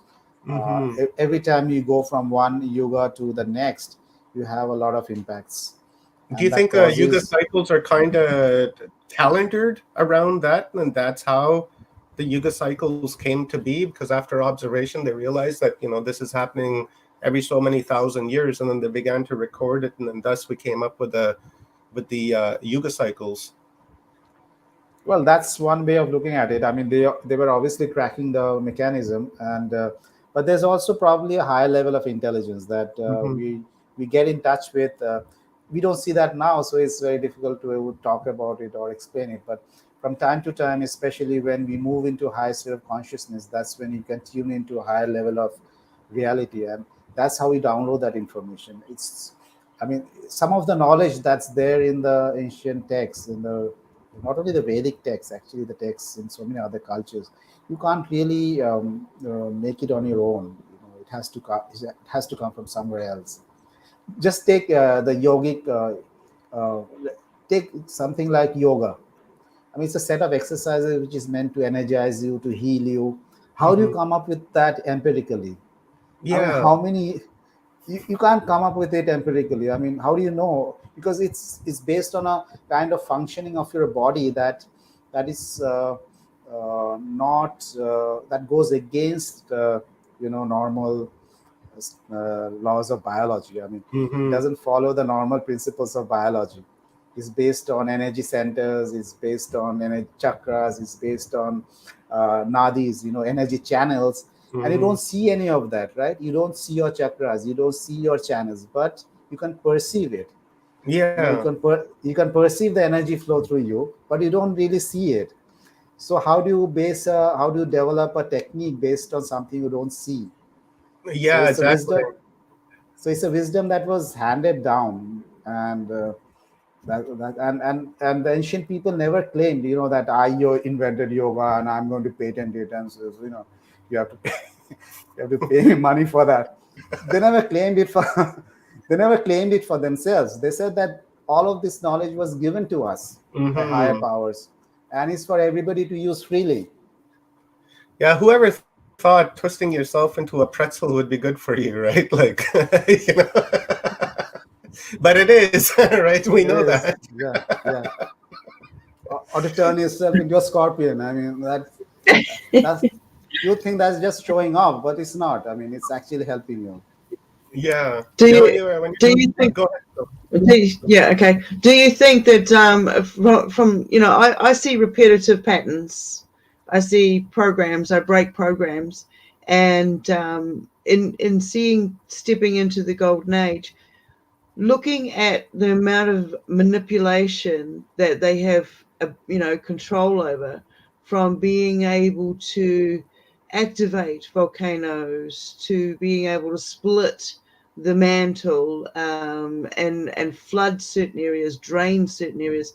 Do you think that this is a time where we're waking up to knowing that we're stepping into our higher selves, our higher abilities, and I'm seeing manipulation, outside manipulation, not just of the puppets, but also of outside races coming in saying this is another reset, so to speak. And so, with them coming in, there another form of manipulation is going on. Would you say that they could speed this Kali Yuga up, or place somebody from another time frame into this time frame to jeopardize it? What are some of the telltale signs that it's actually nature versus manipulation? Great question. Okay, I mean, manipulation is also a part of the process. I mean, the people who are manipulating, they're also here with the purpose of manipulating. It's a part of the process. They're doing their karma. That's what they are meant to do. Because you see, the destruction or that happens, it's the whole thing is there are higher powers who see the whole thing. They know that these people are here to do the manipulation. These people are here to create the wars, and they understand. Yeah, let them do it. Because unless you work out that karma, unless you go through that process, even the evil people who are doing that, even they need to work it out, because someday those evil people will actually become good people. And we have all gone through our own lower selves at some point. So you need to give people that chance to work out their lower karma, so that they can then move to the higher level. So they also have a purpose, and it's all a part of that plan. I got goosebumps, people.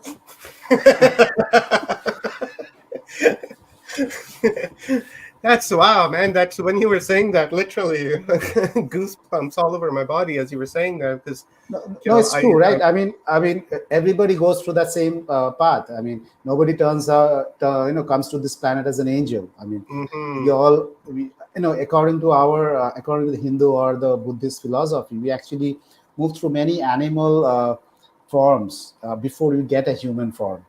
So once we come into this human form, we are motivated a lot by these very selfish, egoic instincts, and it takes us a long time to work that out and to move to that higher level.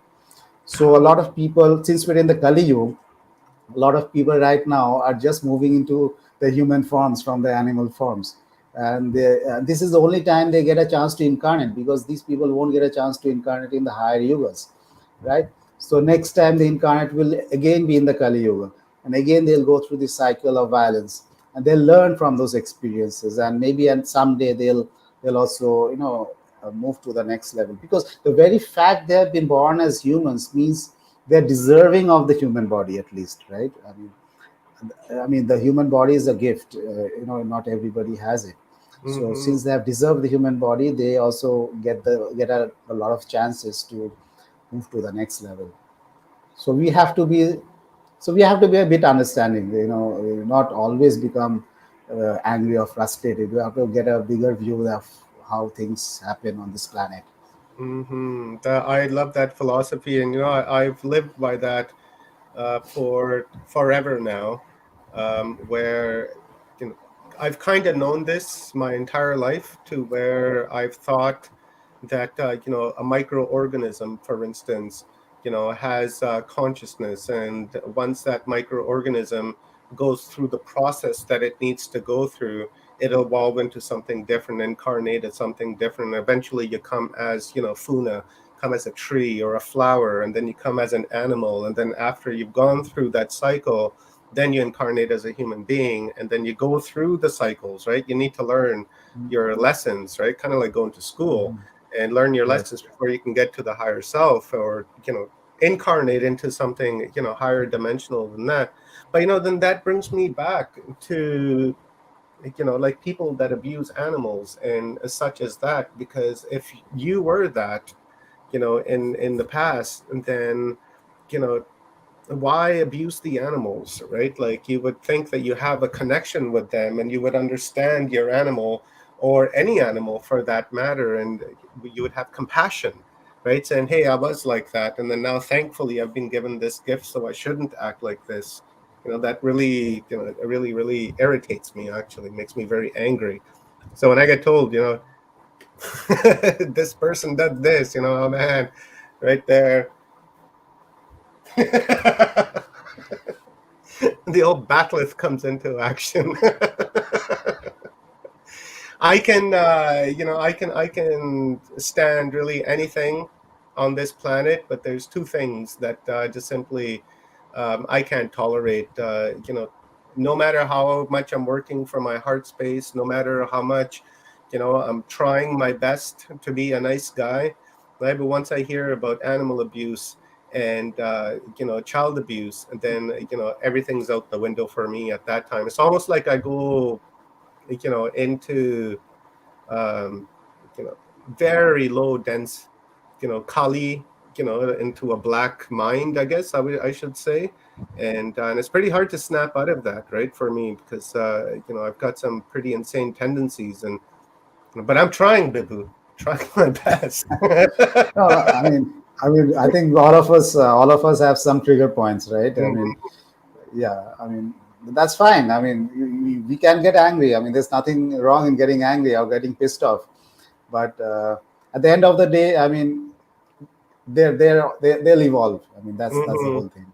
I understand what I you're mean, saying. the person who's abusing children, one day he'll evolve from that state.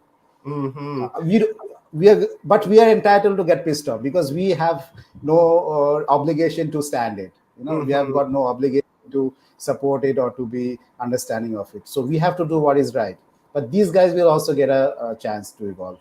Yeah, it seems like it's contractual, right? To where I'm a person that believes that we choose our body, we choose our parents, we choose our experiences. Kind of like going on a vacation, right? You get your itinerary together, and then you come and you go through that. And to me, it seems like serial killers and these mad men that are out there, mad women that are out there, Karens and Neils and such that are out there.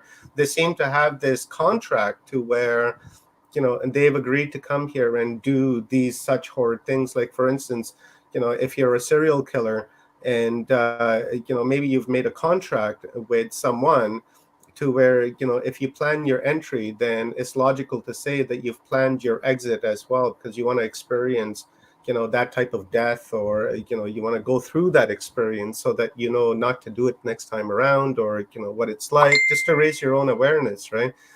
So is it possible that some of these people come down here for just like just for the purpose of being evil, right, through a contract and an agreement? Because it seems like God is sorting itself out, right? Because if we're source and we're a part of source, then the source understands every aspect of itself, right? And it understands that this is going to be good, it understands it's going to be bad, and it's just letting it sort itself out. Yeah, I mean, it's possible. I think there's a legend called the myth of Ur. It's a text written by Plato, where he says that when people become ready for reincarnation, they're actually shown different choices. They're saying that you can incarnate as this or that, and then somebody makes a choice that maybe I want to reincarnate as a movie star. That Mhm. looks really glamorous, but you don't really know she's one. Yeah, Yeah, she looks like one. Yeah. yeah, she's a Hollywood movie star. Her. Selfie. Okay. Uh, so you're given a choice. According to the story, you're given a choice to choose between different kinds of lives that you want. And then he goes on to say that the person who chose the life of a humble farmer actually made the best choice.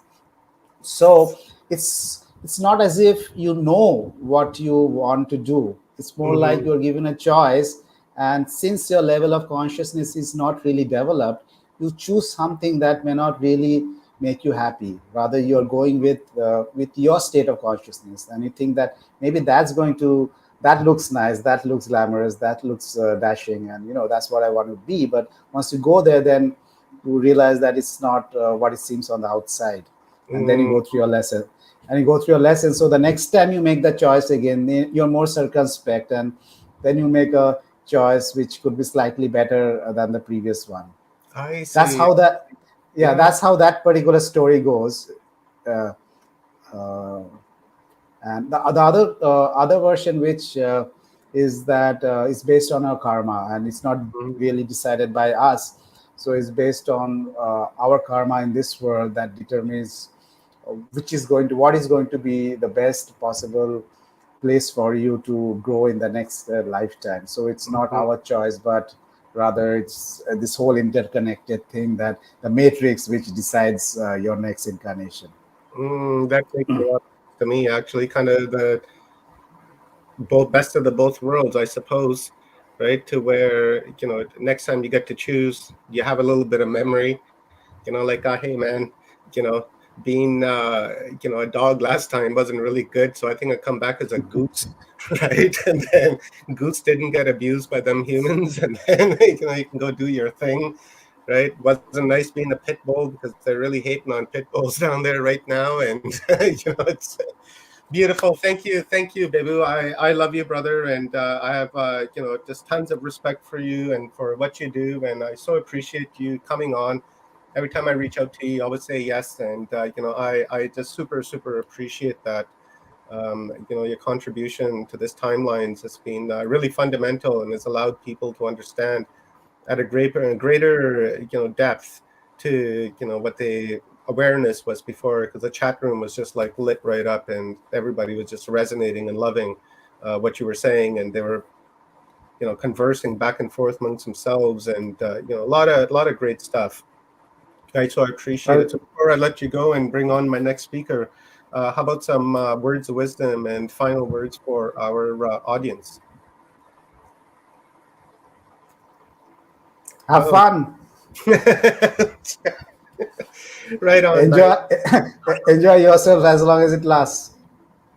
Yeah, I like that. And as I've said, guys, we are here on a vacation.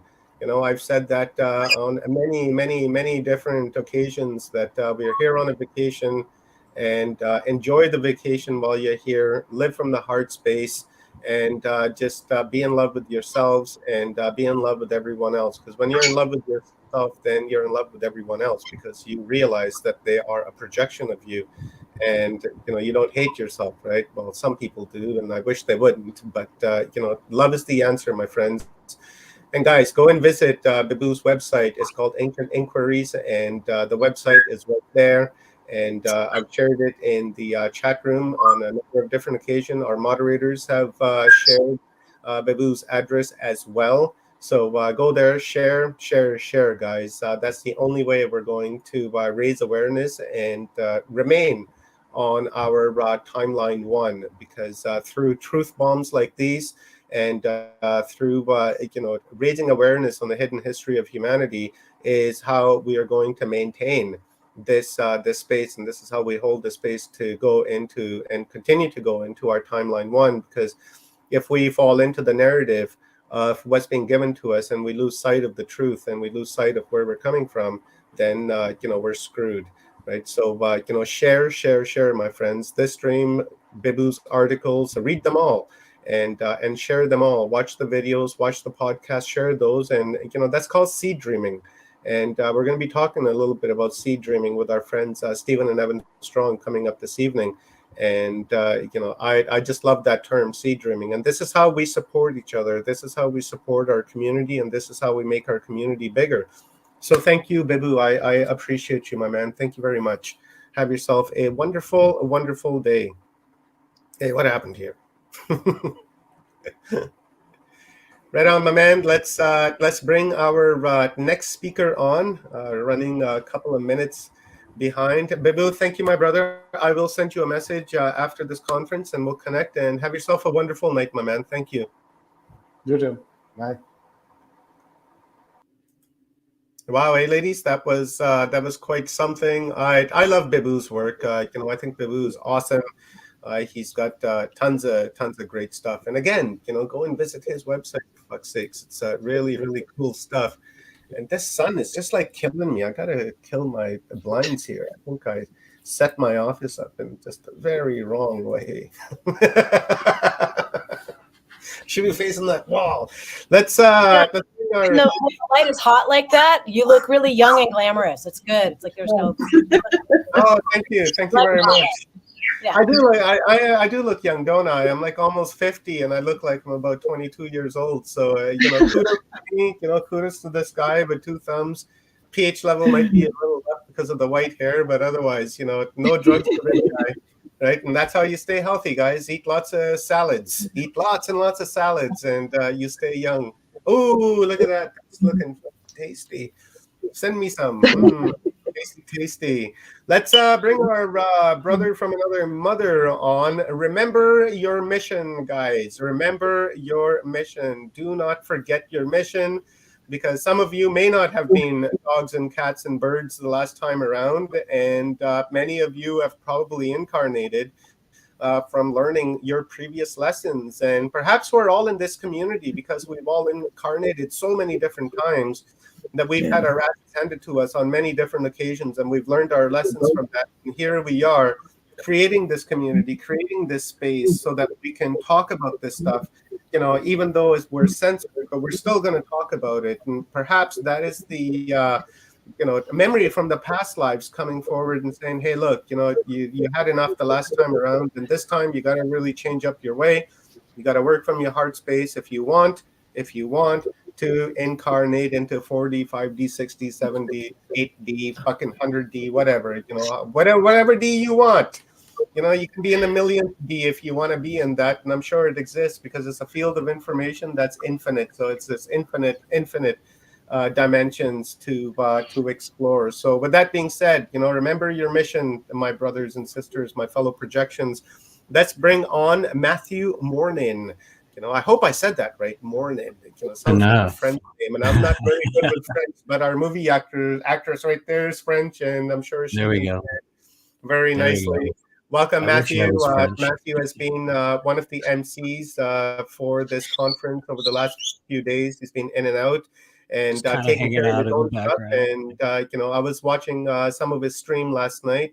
He had a guest on, and wonderful talk, and a wonderful chat room over there as well. And we'll be sharing the links to Matthew's YouTube channel in the chat room. So be sure to head on over there and subscribe to his channel and show your support to Matthew. So welcome, Matthew, my brother. Thank you very much for being here. Thank you for accepting the invite to come on and give us a download on timelines. When I was thinking about timelines, you're like one of the very first few people I thought about, because I was like, Matthew's always talking about timelines on his channel, and what a great person to have come on to talk about timelines. And I reached out to you, and you're like, yeah, let's do it, brother. So thank you for doing this, homie. Thank you for inviting me. I don't get invited to too many things in this world, but I think I'm on a new timeline that seems to be changing. So that's a sign of the timeline shift right there. But yeah, thank you for having me. I have greatly enjoyed the people that I've seen over the past few days.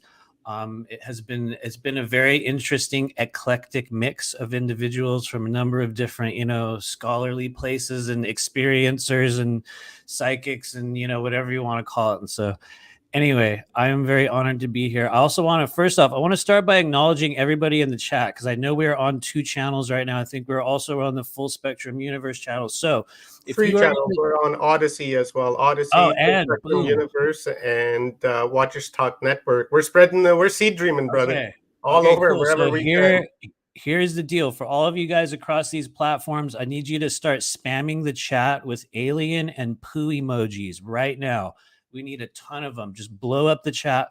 Why are we doing that? We're clearing a little bit of energy. We're going to make way for today I think really the reason why I'm here is to talk about what do we need to do within our own kind of energy systems to begin to change a timeline. How does that work? What is the process? And by the way, there are many, probably thousands. Every single individual here is probably in your own right. You are literally a time traveler. And so boom, there we go. I see it in the chat. But yeah, just real quickly, Omar, before we get started, how have you been feeling about just the overall flow so far? How has this been going for you? Because you've been kind of, driving the car over there. You've been at the helm of this ship for the past few days. How are you feeling? Is he still here? He's probably, if you're smart, you took this chance to go to the bathroom or get a drink. So he's probably in the background. But anyway, sounds like we're doing pretty good. Anyway, since we're all by ourselves, we're gonna go ahead and start this thing off. And so first off, hopefully I can share the screen. I'm praying that I can. And so we're gonna share the screen. And what I did here today is I threw together a bunch of slides and kind of pieces of information that I've been working with over the past few years when we start talking about timelines, or the process, or just the ways and means by which we open up our multidimensional intuitive abilities. Because you guys, the reality is changing timelines, understanding the mechanics of time, learning to view and sort of interact with what I call the sentient flow of time is a literal God-given ability. Everybody has it. But we don't necessarily we haven't really been given the tools, and there's really no infrastructure within our kind of social framework here on Earth to kind of understand that from an experiential point of view. Most of the people that talk about, the process of switching timelines or time travel, or what that has looked like in terms of the playing out of worldwide history, the majority of people are speaking about it through the combining of other people's information, the gathering of historical data, the little bits and pieces of knowledge that we have about hidden technology. And we also have the experiencer realm as well. And so I come into the world of kind of, timelines, or the very fledgling understanding of that, which, for each of us on Earth here, we're literally learning this all together at the same time. And so I always say this, I am just one person. And I think one of the things that hopefully makes what I do work is that I approach it from a very individual perspective. And so I always say this before I do one of these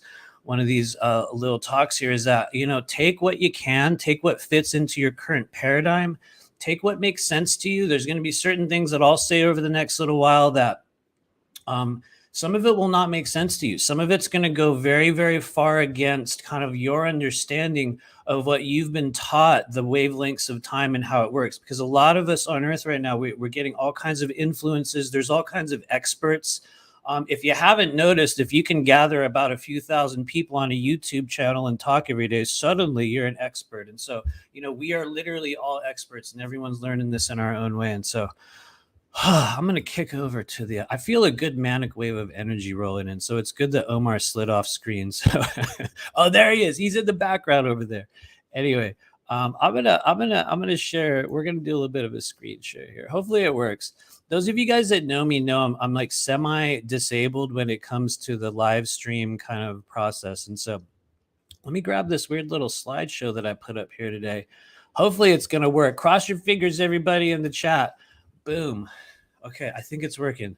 I have not used this slide in a long time, but this is kind of the first time. I think a number of you guys, you might have saw me, maybe possibly, you stumbled across, the multidimensional trailer park. I don't know, maybe one of our videos rolled by your YouTube screen.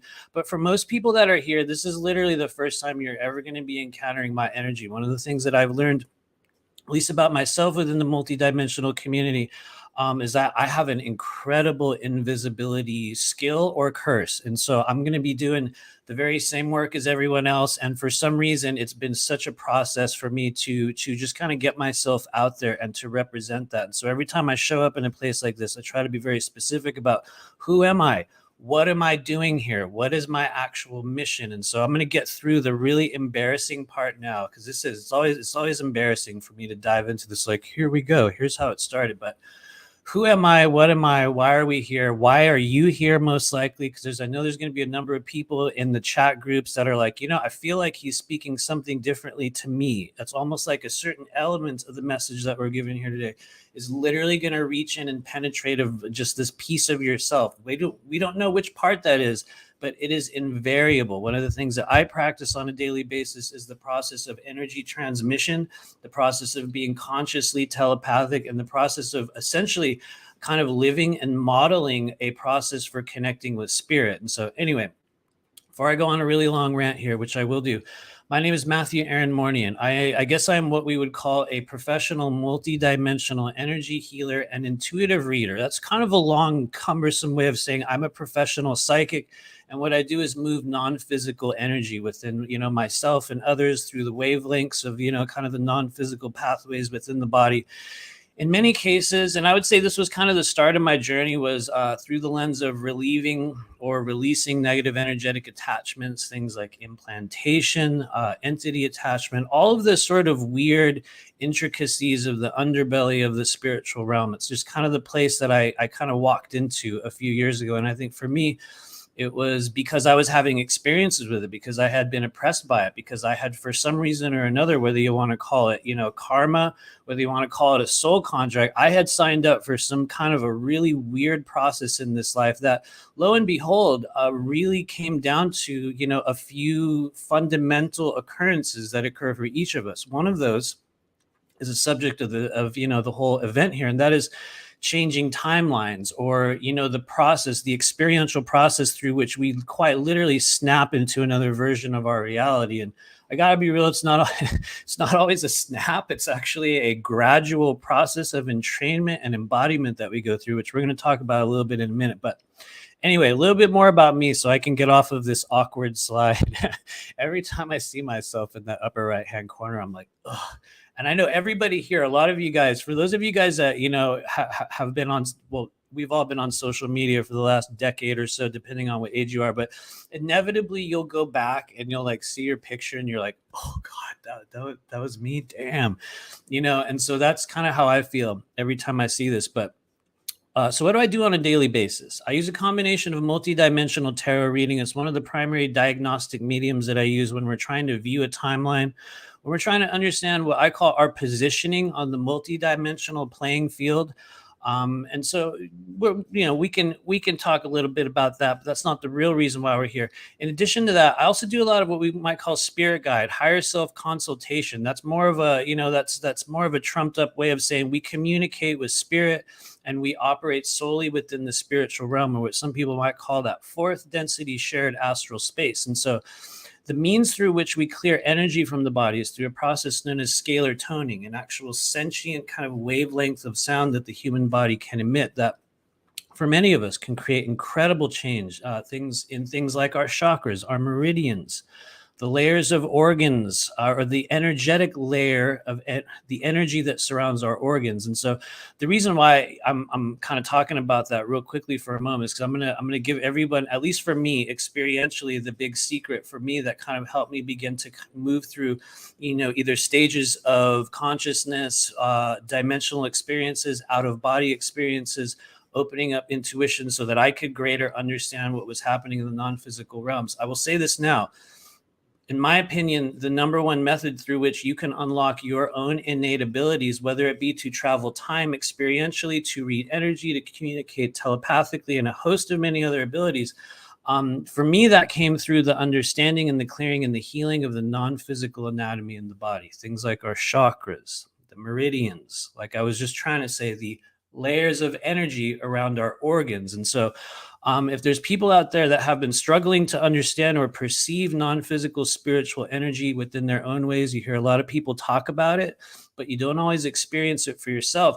This is one of the things that you can start doing right now to unlock your own ability to perceive just the wavelengths of time. And so it is through the clearing of our non-physical anatomy that this journey really began for me. But it's been a really long one. It's been many timelines, traumas, life cycles, over and over and over again. And for me, kind of like the real spark of this journey began in 2015 when, I went through what we might call a soul inbreeding, a walk-in event. There's a bunch of spiritual terms you can just add on to it they'll all fit in some way. But what really happened to me? What was the sort of sparking of my journey as an awakening being and a professional intuitive was that I switched a timeline in this life. There's always people, whether they're in the crowd or whether they're on the chat, whether they're in the live, that will hear that phrase. I switched a physical timeline in this life. And some of us will cringe.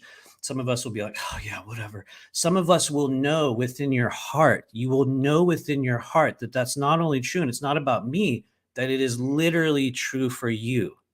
And so kind of what we're here to do today is kind of talk about the experiential process of that and to give people a few little tools that you can use to kind of unlock that density within your own body. And let me go ahead and check the chat. I do believe I have, there it is. I just want to make sure that I can find it. But anyway, so right around 2015, a number of things just really, really exploded in my life. A lot of people have heard this story, so I'm not going to go into it in really, really crazy detail. I see a couple of you guys in the chat have you guys have already heard the story, but I had what we call a very traumatic and rapid awakening process in 2015 in which my crown chakra was opened by an individual. And if you want to get the whole story, you can jump over to my channel later on and check it out.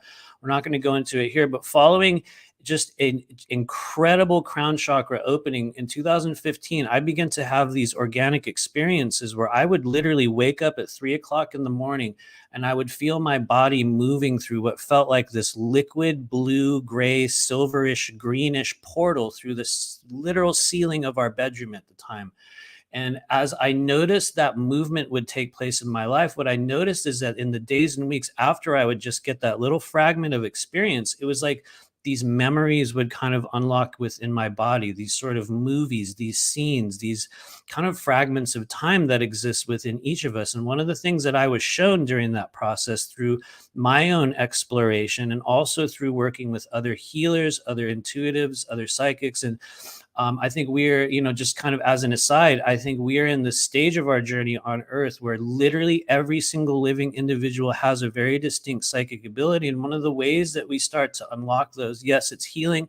Yes, it's activation of the non-physical anatomy, but it's also by kind of activating each other. And so I had a couple of key experiences in 2015 and 2016 before I even had any idea, like, well, what the hell is a timeline? Like, what does that even mean? Why am I waking up like this? Why are there 3 beings standing at the foot of my bed, kind of, taking me through weird processes and journeys? And a lot of you guys have already heard this, but I had such an incredibly traumatic awakening journey. It took me about 2 years to become to just, at least be able to have a conversation with people without dissociating. One of the things that I was shown during that time was that I had been, it always sounds a little bit weird when I say this, but I had been taken back in time. And it doesn't mean that we got in a time machine. It doesn't mean that we got in the DeLorean and went back to 1986. What I had been shown through my own work and others was that I had been taken from the year, I believe this was in summer of 2015, but I had been brought back to just before 2012 so that I could re-experience a chapter of my life with greater efficiency, with more healing, with more clarity.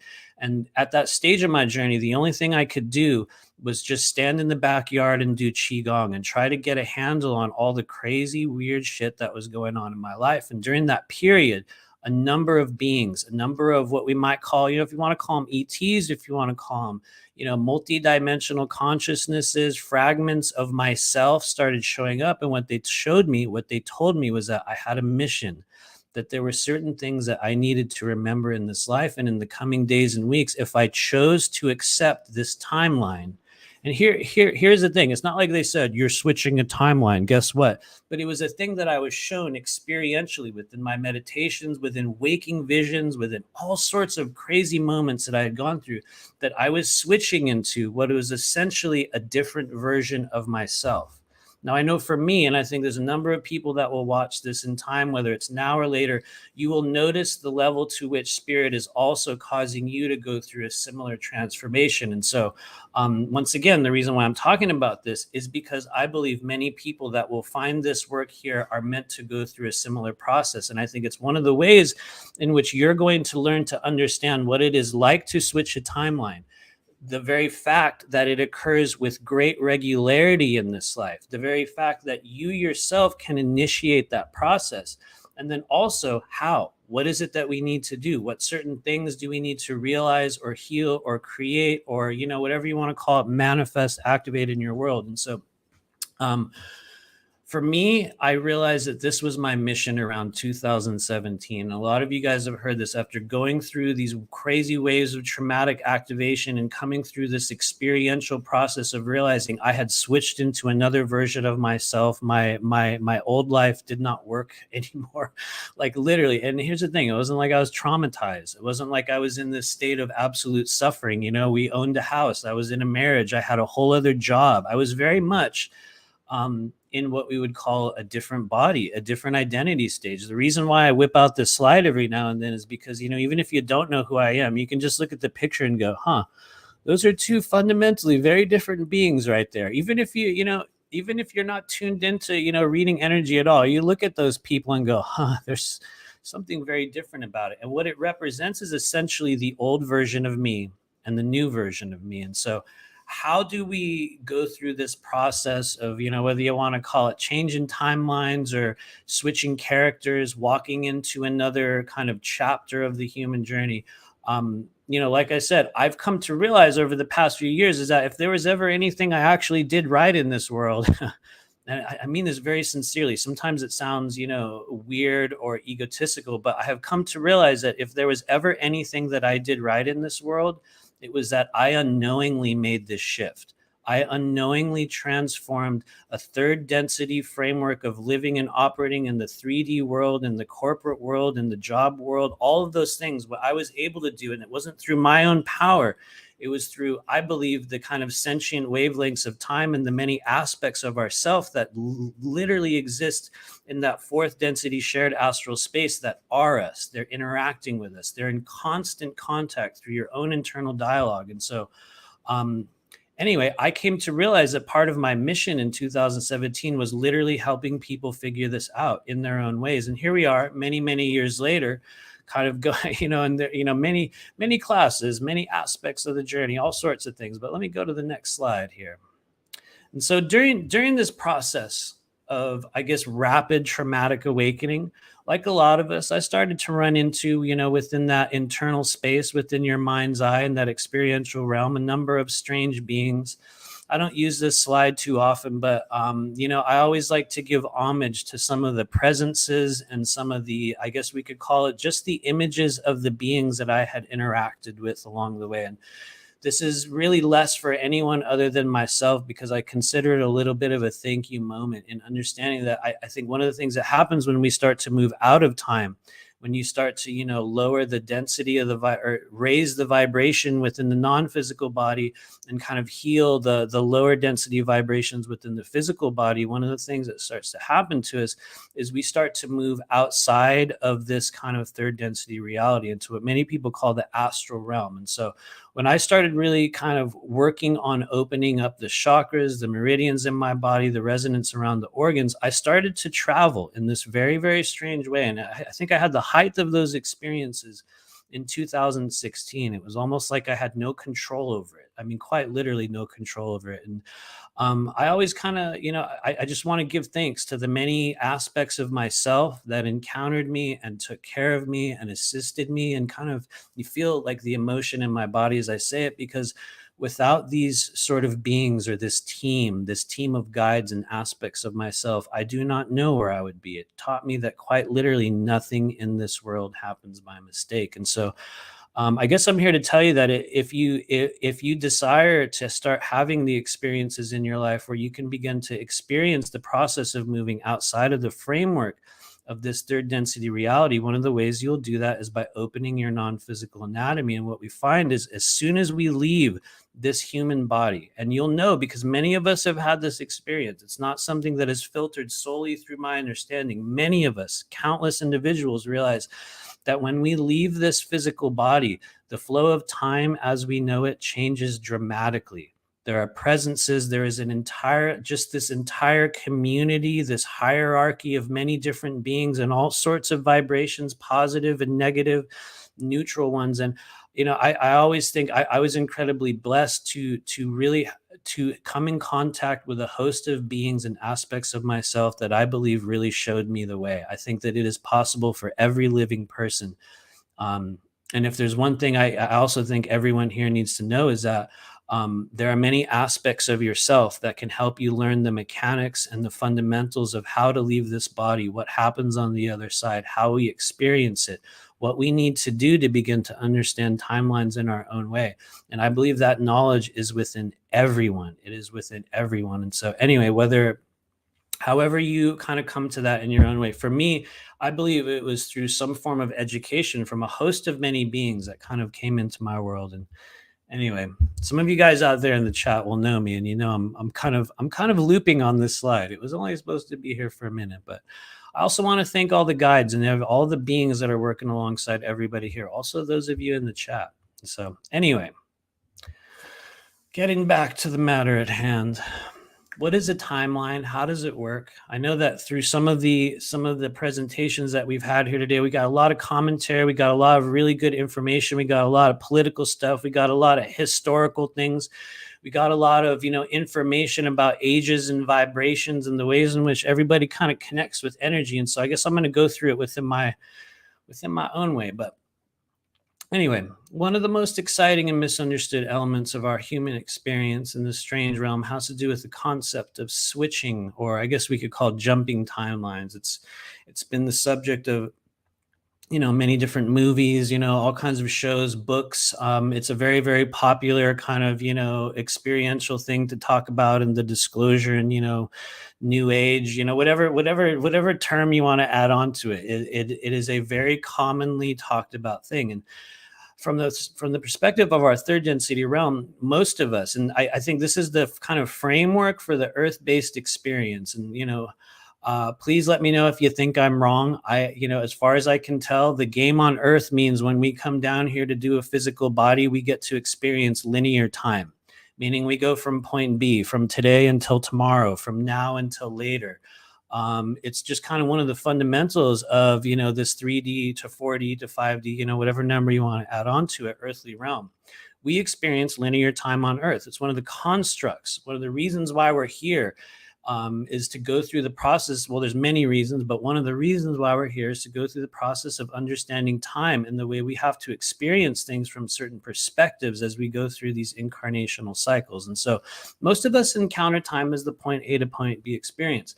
Like I just said, once you start really moving outside of the physical body, you will realize that once we leave the third density earth plane, the way time flows is very, very different, completely different. You can live lifetimes. You can live 1,000 years in the blink of an eye. For those of you guys that are familiar with, some of the secret space program technology, some of the testimonies that people have given over the past few years, you'll understand that, even from a technological perspective, it is widely accepted that, time does not flow the way that we experience it on Earth. And, as soon as we get out of here, it changes dramatically. So I guess we could say from the perspective of fourth and fifth density consciousness, which, those, I believe personally that we are in what we would call a fourth density transitional phase, in which many of us will go through a number of incarnational cycles on the earth plane, some in physical bodies, some in non-physical bodies. There's still a tremendous amount of learning and a whole pathway of existence that we're going through before we reach what we would call a true 5D state.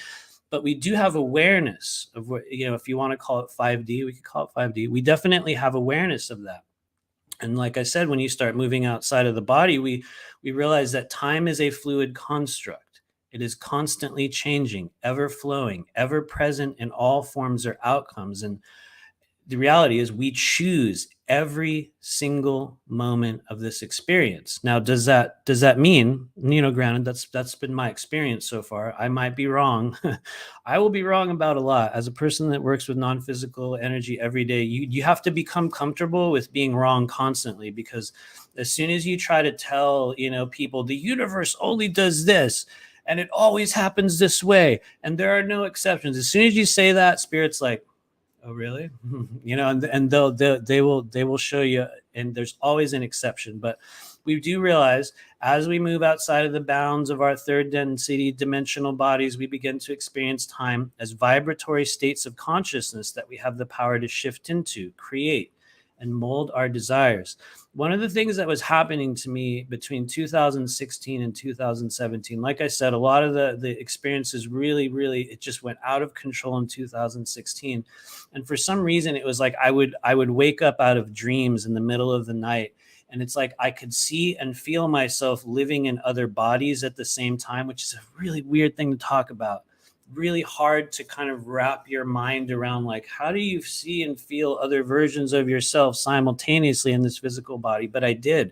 And it was like I could find other versions of myself. And over time, in this super activated state, which was, let's be real, it was incredibly dissociative, incredibly ungrounded. It was a very strange place to be. But one of the things that I was shown was that there is quite literally these bubbles of energy, or what we might call pocket dimensions, or basically frequencies of existential kind of living energy that follow each of us. They flow alongside us. And one of the things that I was able to realize in very limited forms, and I might have the wrong conclusion about this, but there were times when I would kind of look at people and I would sort of blink my eyes, and it would be almost like I could see these phantom imprints of energy alongside individuals, almost as if the version of me that was in this moment was also accompanied by other aspects of self. Now, at the beginning, I did not realize that those were other aspects of self. It was like I would see a person and I would kind of feel and perceive these other versions of themselves interacting directly within the body. And it was like, it was a very bizarre thing to discover. But what I found was that as I would lean into it, as I would sort of peer into that energy, what I discovered was that each person was carrying around many aspects of self, many channels of experiential energy. And what it appeared to be was that based upon the emotions that were being held within the body, based upon the thought forms that were being constantly interacted with in the body, and a number of other things, I think things like the environment. I think there was a number of other conditions that I would view at the time that come in waves of great activation, and then you kind of forget it later. But one of the things I realized was that based upon what we were holding within the body, or based upon what I was viewing of people, what they were holding within their body, had to do with which version of themselves they were interacting with or as in that moment. And so one of the things I began to understand, that at least from a very limited perspective, one of the things that stops us from being able to tune into, to connect with, to interact with, or to even view what, if you want to call it an alternate timeline, another version of yourself, or another wavelength of existence, had to do with the density of, if you want to call it, negative energy or negative emotions in the body. And so before we go forward, I do believe that the negative emotions that exist in the body represent one of the primary barriers for individuals as we start to move our consciousness outside of this physical body. And so by healing your emotions, you heal your ability to perceive things from an intuitive perspective. And you also heal and give yourself permission to begin to perceive the energy and the other many aspects of self that exist outside your body. And so anyway, before I get on a crazy rant about that, and just in case Omar, anyone in the background, if you have a big question, feel free to shout it out.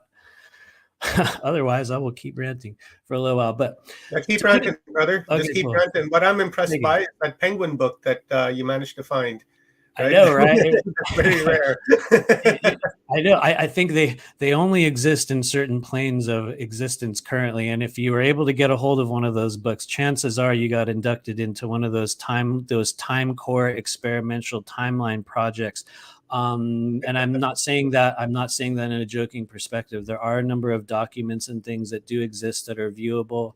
that will exist in a fourth density state, that for many of us that have interacted quite heavily with time over the incarnational cycle, certain pieces of that information are still latent within your body. And so anyway, I do believe that, one of my journeys here has been learning how to survive in a strange world, because in 2017, I believe a number of us on the earth plane actually switched over into another framework of consciousness. And I noticed Frank Jacob was on here the other it was yesterday, and he was showing a slide and talking about, he was showing the spiral of sentient time, or this kind of historical spiral diagram, which, for those of you guys that are starting to work with the Akashic records, I know there's a lot of people out there kind of coming into those new frequencies. You will inevitably, I think maybe not everyone, but most of us that start to really view and interact with what we would call Akashic records energy, you will notice it is literally in a spiral formation. I think that gives us a clue to one of this kind of inherent patterns of the way time flows within a spiral orientation, just like your DNA. We could even say there's a number of similarities, which I'm thoroughly unqualified to talk about, but Phil Gruber said the same thing. Had him on a talk not that long ago, and he was also mentioning the spiral as to how we spiral down through time and dimensions, and then we incarnate within each one of those as we come down here to this bottom one. So yeah, good point there, Matt. Yeah, totally. I do believe that is very, very accurate. We're as far as I can tell, we're constantly rising and falling within the sort of framework of time. And what you'll find is that there are, probably billions, trillions, untold numbers of nearly identical timelines or rather wavelengths of experiential energy. And each one's a little bit different. I think, well, that's a conversation for another moment. But to get back to the point, a number of us physically changed timelines in 2017. So it was very interesting to see kind of Frank's breakdown of that and showing where certain, timeline incursions had been placed historically through, worldwide events. I believe in what I had viewed, myself and many others switched to timeline in 2017. It was not so much a conscious choice that we made. For many of us, it was an agreement that we had made prior to this physical life, wherein, we would go through a certain type of change, and then a choice would be given whether or not to embody that change or to exist within that new framework of, experiential energy. And so I think a lot of us switched to timeline in 2017 and started activating into a different version of ourself. And so that version of you here today, and I know I can say this about everyone, but just look back to 2017, everybody. Those of you guys in the chat, those of you guys that'll watch this later on, you have fundamentally changed nearly everything about your life since 2017. And if you haven't, that's okay. It doesn't mean you're not a part of that group, but I firmly believe the majority of people that will find this work will come to understand at a later date in this human journey that we were all time traveling. We were all, switching through gateways and portals and, different stopping points within the human experience. And for many of us, what we were doing was switching timelines over and over and over again. So I guess to put it simply, you can think of a timeline, whether you want to call it a spiral, whether you want to call it a point A to point B experience. What is it really, at least for in my view, the most simplest way that I can describe it is sort of like a groove on a record. And a lot of us will come into this life and we'll sort of ride this one groove for a long time. The song goes a really long way. And at certain stages of the journey, great upsets will occur. Traumas can occur.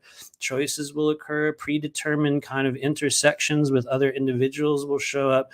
And we suddenly switch into another framework. And so for a lot of us in 2017, I do believe it was in summer of 2017. Even if you were on the other side of the world, it would have been around August. So over here in the US that summer. I know other parts of the world it's totally different, but there was a series of eclipses that took place in 2017. One in particular that was just a marking point on the personal timeline for a lot of people that are currently going through this awakening journey. And so look back to the version of yourself that you were in 2017 and just sort of, take stock of what has changed. Take stock of who and how you are different now. And so we are taught from the day we are born on this earth through the disinfo, through the conditioning, through the programming that's given to us as children, through media, through all sorts of things, through every aspect of our world other than fiction, right? We are taught that from the day we are born, this is impossible. We do not have the ability to switch into another framework of existence. And the reality is, human consciousness, you guys, on Earth is so powerful right now that we can be told to believe a certain thing. And I know a lot of you guys understand the way co-creative consciousness works already. So you're going to be intimately aware of this. But if we all as a people agree on a certain thing as being real, therefore it is. That's part of the co-creative journey of us living on Earth, that sort of consensus reality. And when everyone believes a certain thing, eventually what we see is it will manifest in some physical form. Sometimes it takes many years. Sometimes it is instantaneous.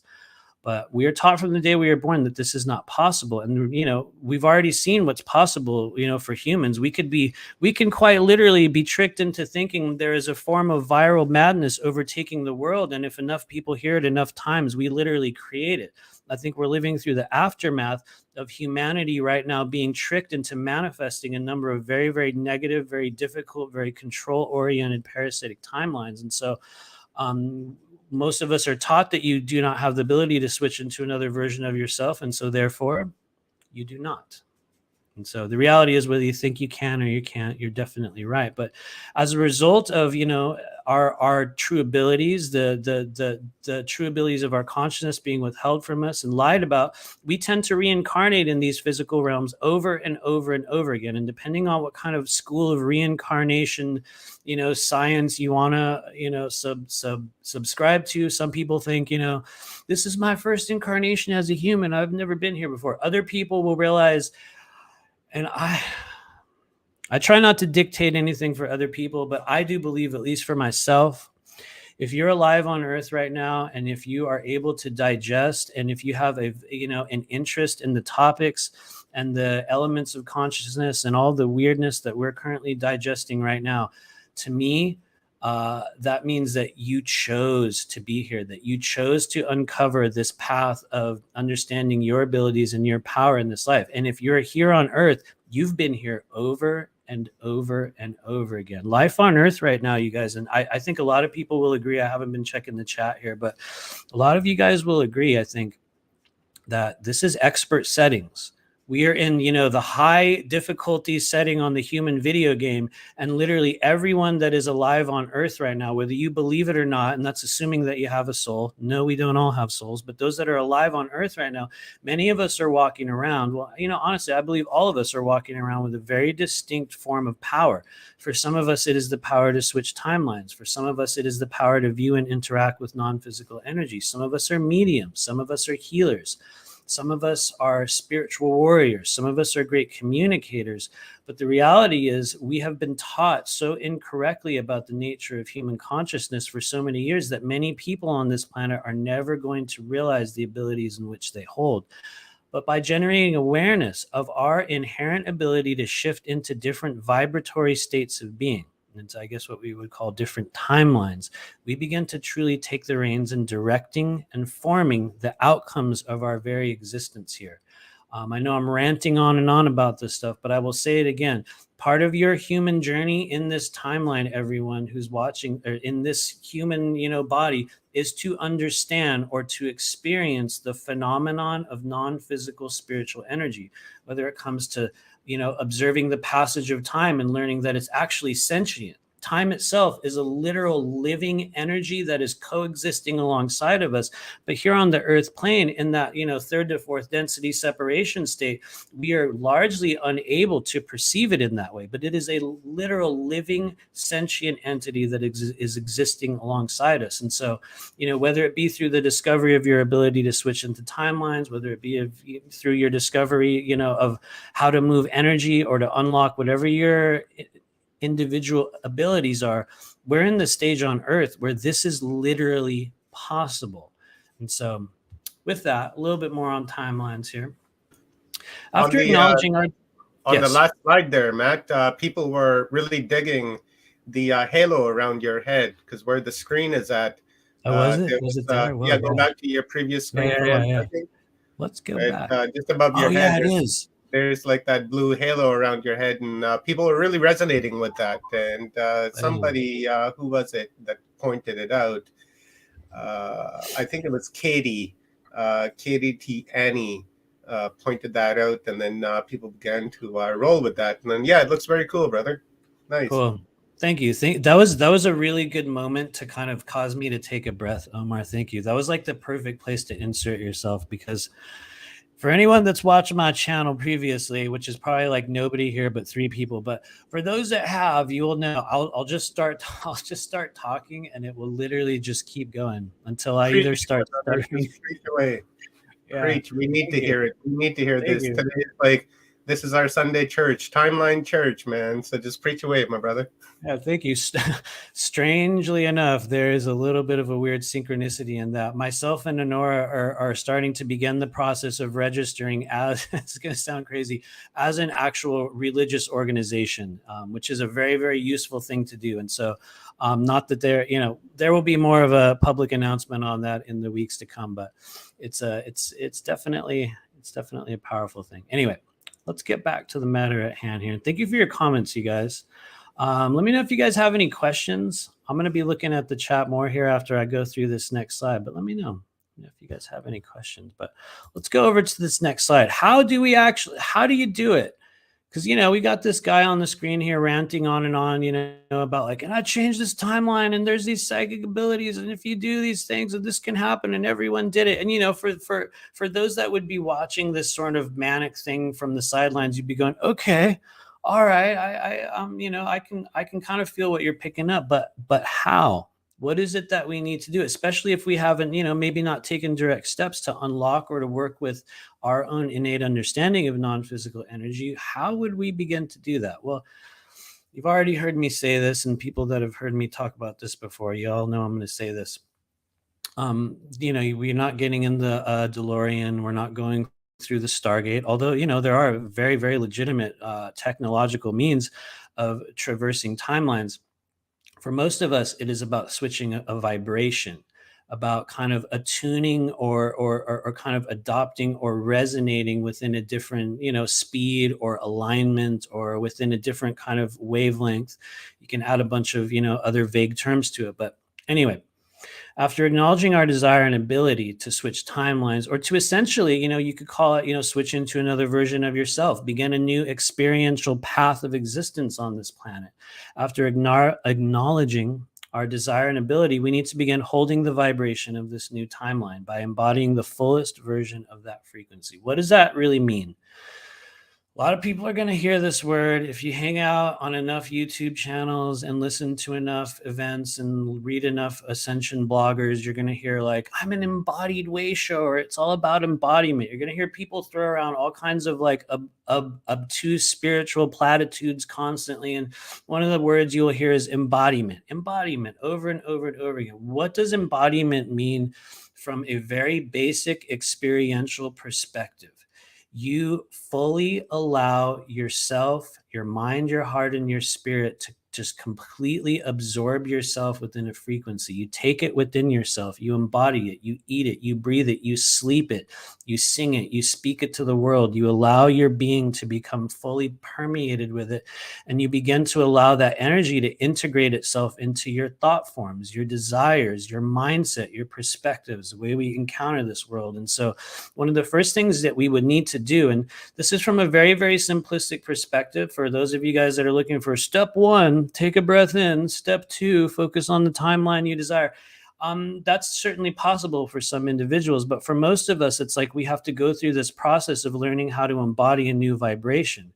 It's not like we'll just write down on a piece of paper, I now agree to shift into the timeline of X, Y, and Z and just have it happen. It's like we have to begin to act as, to live as. And I think for me, one of the things that I did accidentally when I sort of switched into this timeline of spiritual service, which is something that's very available to everyone right now. There's a number of people that are watching this channel that will watch it later on that will realize that there is just a series of events in your life that are lining up to you absolutely switching into that new framework. And for a lot of us right now, this is happening for people that are stepping into a lifestyle of spiritual service. We're sort of taking a new role. You're sort of stepping up into the, being in service to this strange human collective right now. And so it is happening to everyone. But one of the ways we do it from the beginning, and this might sound overly simplistic, but you really do need to choose a new character.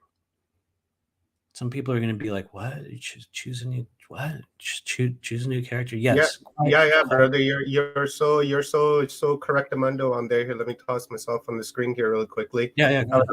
Having a bad hair day. That's okay, but you're absolutely correct. I was talking about this yesterday when I explained that when I was in Denmark, I was using the name Omar, right? In the Pakistani culture, you use your middle name as your principal name. And then in 1985, when I moved to Canada, of course, the custom here in Canada and the United States, North America, is to use your first name as your principal name. And to be honest, I actually had no idea what my first name was until I actually moved to Canada. And then when I moved to Canada, they began to use my first name when I was registered in school. And for the life of me, I couldn't figure out, even when they were calling my name, I wouldn't look because to me, that wasn't my name. But then that identity was forced upon me.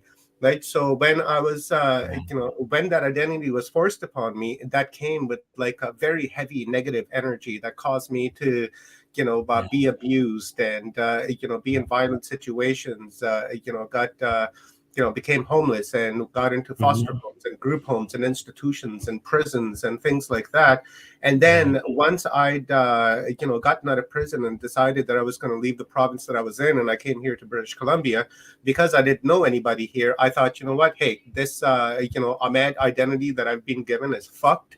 And I don't resonate with this whatsoever, and I'm dropping this. So when I moved to Vancouver, everyone I met, I would introduce myself as Omar, right? That is my name. And when I began to use that name once again and went back to that and adopted that identity, then suddenly things changed. The energy changed and everything, all the circumstances and events that were taking place with this new identity began to change. And now recently, I've also dropped the identity of Omar and decided to go with just Omar and just got rid of the A. And now I notice since I've taken on that, frequency as my label, as my identity, now things are beginning to change and rapidly shift from point A to point B. Even the thoughts in my head are really beginning to change because, and at first I would never say this to myself, but now before I go to sleep, I continuously say to myself, and even throughout the day, I say to myself, I'm not my mind, I'm not my body. I'm not my mind, I'm not my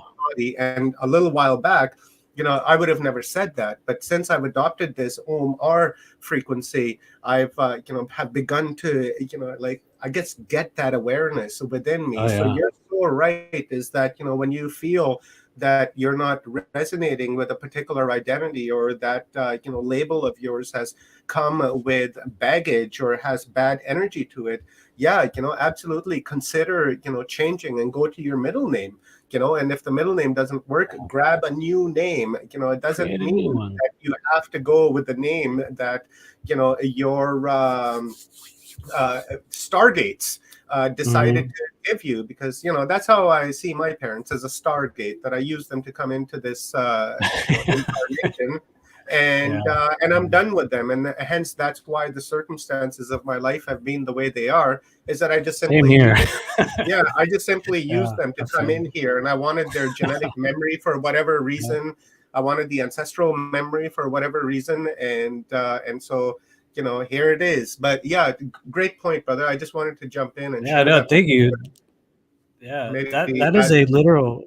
Sorry to cut you off. That's a literal example of when we will choose a new character. It's funny you would mention that, Omar, because that was also very identical to a process that I went through. And when we begin to embody a different version of ourselves, it will often come with, taking our whole name or changing the name. For me, I was Matt for like 38 years of my life, and I would only be Matt. And then at a certain stage, it was like I claimed all of everything. And so I guess one of the first steps, like when we're starting to embody a new timeline, is that you will choose quite literally, who am I going to be at this stage? And it's not that we instantly snap into that, but there's a process of healing and there's a process of discovery. And in order to truly transform and embody into, our new timelines, we have to leave no stone unturned.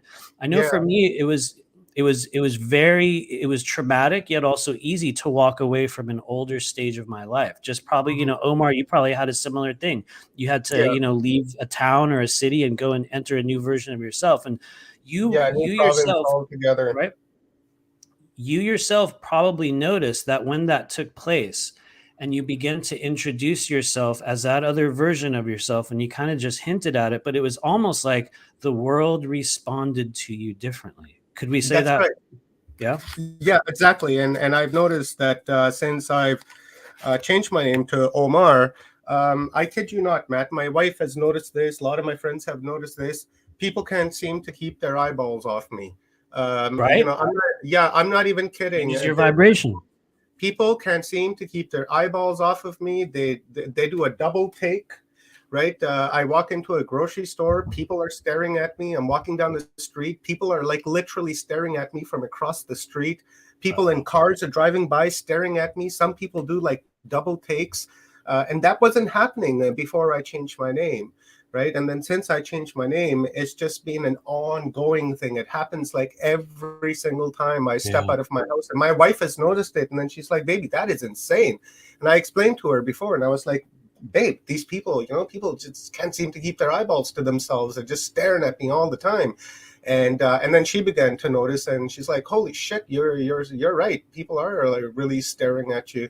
But I also wanted to add is that Matt, when you just mentioned that you would be Matt and only Matt, right? But then I looked at your name, and I guess it's just an observation, but your name has a hue in it, right? Like a hue man, right? A hue meaning many different spectrums, and then you're able to vibrate within that spectral range of that hue, right? So you can choose to be whoever and whatever you want to be. For the first 38 years, you might have been Matt, right? But now you have the awareness because you're using Matthew, and for good conscious reason, because you're aware that you have the hue in your name, and that hue represents, all that there is and all that ever will be. Totally. That's an interesting observation. I had not previously considered that, but it definitely speaks to it definitely speaks to the idea that in order to begin the process of fundamentally switching into another pathway of existence in this life, we need to fundamentally alter the vibration through which not only we know ourselves, but the ways in which we interact with the world. And when you allow yourself to embody, to begin to live as a different version of yourself, a lot of us will go through an initial stage where you will feel very disingenuous. You'll feel like, I'm just playing this role. I'm just kind of LARPing here as a new version of this, of myself. And for many of us, that's a stage that we never get past, because we've been trained to exist within a certain vibration of our identity for so many years, or, for however long on the earth plane, that for many of us, it takes a massive fundamental shift in what we desire, what we are seeking. And also there's the whole other hidden part that most of us never get to, and that is truly healing and opening the non-physical body. And so before I get off on an even longer tangent here, I'm going to read through what's on our screen, and then we're going to go to the next page where we kind of discover what are some of the systems that we need to begin to work with within our body so that we can begin to perceive other timelines, so that we can begin to develop the ability to sort of peer outside of the human body and understand the many versions of ourselves, or the many beings, or the spiritual entourage, or the timelines, or the stargates, or I'll say it, maybe even the Galactic Federation. If you believe that we need to continually connect with a form of authoritarian government outside of this world, go ahead and connect to that other form of authoritarian governmental structure in another star system. We can all definitely do it, but it's really about choosing and then beginning the path of really embodying, allowing yourself to shift into that new character. Some of us are going to dress different. We're going to call ourselves different names. We're going to take up new behaviors and new, we could call them even health regimens, paths of existing in this world. And so anyway, it doesn't matter how you do it. The important thing to remember is that we each have a different role to play in this strange awakening journey right now. And I've said this a million times. I'll say it again. If you're hearing this broadcast right now, whether now or later, you're a part of that group. You chose to come here. You chose to be a part of this. How far and how deeply you jump into the paths of transformation that are available to you in this life is entirely up to each person here. The good news is, and I know a lot of people are like, I'm not coming back. That's it. It's my last time on earth. I'm never coming here. I suppose the good news and also the awkward news is, and I might be wrong, guys, but I'm just going to say it. we always come back. It's what we do. We literally incarnate, whether it's this earth or another version of it. We always come back. You know, we always get another chance. Doesn't mean that we remember that we're getting another chance. That's a whole other thing. And so the ways that we begin to have active control over understanding our positioning within this physical timeline realm, well, I'm going to show you on the next stage, but through this lifetime, we will be constantly cycling up and down through vibratory states of being based upon what we focus on, what we call into existence. This works on both negative and positive and collective and individual levels. It can be incredibly awesome. It can also be one of the most difficult aspects of our experience. And it's one of those phrases that everyone says all the time. You know, they always say this thing and, you know, no one realizes how real it is. But that is, if you believe it, it is so. We are living in the stage on Earth where everyone gets to understand your own version of the timeline creation, jumping, and, you know, alteration process. And if you believe you can't, then you can't. If you believe you can, then you absolutely can. But it doesn't mean that you're going to be able to start doing it right away. There is a process of entrainment, of embodiment, of understanding what it is that we desire. And then we have to take steps in the physical world to begin to create the opening so that spirit can bring those experiences into our life. And so anyway, before I get, for those of you who know me, you know, I'll get stuck on one slide for like an hour. So I'm going to force myself to move ahead. I get a little nudge on the left side of my body every now and then. It's like somebody going, come on. Anyway, there's a few systems in the physical and non-physical body that I work with literally every single day. And, you know, some people would say, oh, that's cool, you do it every day. And I would say, yeah, it's cool, but it doesn't mean that just because you do it every day, you're doing it really well. Some days are awesome. Some days are, you know, a train wreck. It's like anyone in this world. We go through many states of being. And so what I have discovered is that there are certain systems in the non-physical body wherein if we take a focused look at working with, understanding, unpacking, exploring, removing density, kind of clearing, whatever operative term you want to add to it. These are not the only systems, but the systems for me that as I have focused on these within myself, as I have worked with other clients on opening up density in their body, people start having experiences. And if you're wondering, how could I change the conditions in my physical body so that I could come to a different vibrational wavelength that might allow me, you know, with certain work and dedication to begin to move outside of the physical body and to begin to view many of those things that I turn to other people's, you know, channels and like the disclosure celebrities that are telling you what's going on with this and that. Would there possibly be a way in which I could develop the ability to gain the very same, or, well, if you want to get technical, the actual true version of what's going on in your timeline? These are some of the systems that you will begin to work with in your own life. And so the chakras and meridians represent the most active elements of our expanding energetic anatomy, along with things like the vagus nerve and also, you know, the lymphatic system and a number of others, because there's many different, you know, non-physical and also physical pathways in the body that have a very, very huge effect upon the non-physical vibrations that we carry. But these are the places that when I started to focus on them for myself, I experienced such an incredible fundamental shift in my life that it propelled me into doing the work that I am doing now. Not because I had a number of years of experience, not because I had gone to so-and-so academy of, you know, starseed school activation, nothing like that. What happened for me was that I believe I began to remove and heal layers of density within the body. And like anyone else on the earth can have the experience, I began to unlock some of the knowledge and the energy that was within me, that was already there waiting to be used. And so everyone has something there waiting to be used. The way that you're going to get toward, you know, unlocking it and using it on a greater level is by devoting yourself to some of the systems we see here. First and foremost, number one, you'll see it on the left side of the screen. It's the chakra system. This is a highly stylized version of, you know, just some of the areas in the body that I work with on a daily basis. They're not the only ones. It's just, this is just a version. I think that if there is one way that you guys can start to unlock your ability to perceive and understand the wavelengths of experiential energy that exist within the bodies, it is by understanding and exploring the chakra system. The chakras have an incredible reach throughout our experiential realm through all kinds of emotions, experiences, events, history within the body, ancient knowledge within the body. And when I started to remove or open up the chakra system, everything switched for me. In fact, I would say that's probably the first place that many of us will begin. And it doesn't matter where you begin. Some of us start with Reiki. Some of us start on YouTube. Some of us come through a great activation and you just pick it up in your own way. But for many of us, when you're trying to understand what are the timelines that I have existed on, what are the experiential pathways on earth that I have interacted with, where those pieces of knowledge and those experiences lie for a lot of us is within the chakras. It's not the only place. Every time I say this, someone's like, what about this? And what about that? Yes, there's many, many different places from the non-physical body that hold data.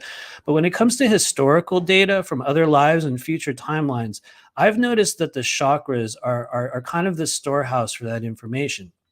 And clicking over or switching over to the right side of the screen, you'll see the meridian body. For people that have watched our channel that are familiar with what I do, you've heard me say this.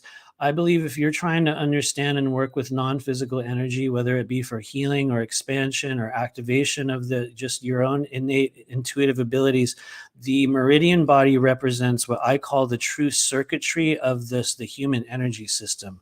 And for those that are willing to devote yourself to understanding the psychosocial qualities, meaning the feelings, the thought forms, the conditions, the emotions that exist within the meridians, by removing that density, by balancing it, by learning where the feelings exist within your body that create incredible density, that keep us bound to this earth plane.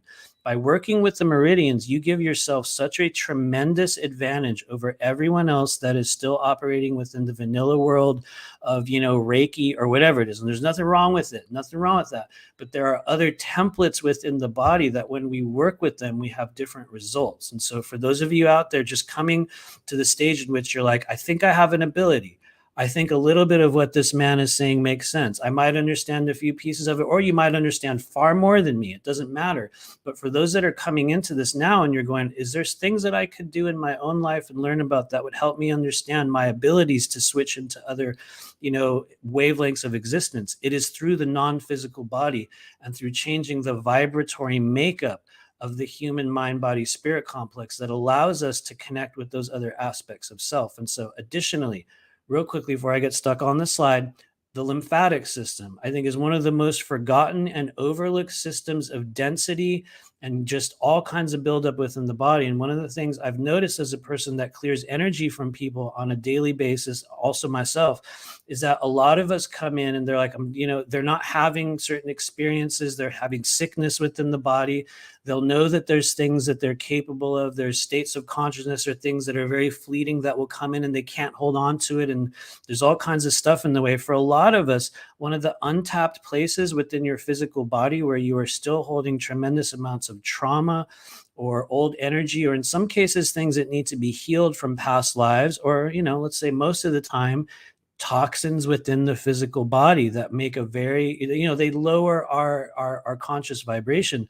The lymphatic system is by and large one of the number one places wherein when you start to work with it on a dedicated level, it absolutely will change the vibration of the physical body to the extent that you will begin to feel and perceive non-physical energy in a very, very different way. And so for those of you guys out there wondering, how do I enhance my natural abilities to switch and discern timelines and not read non-physical energy?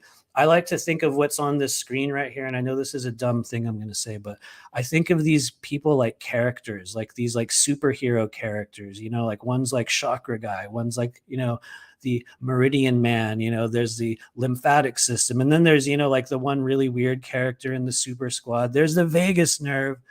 He's like the weird one. And, once again, for those of you guys trying to understand what is true, what is not true, how do I discern the non-physical energies currently moving through my body and make sense of them? How do I understand what is what and what it's not?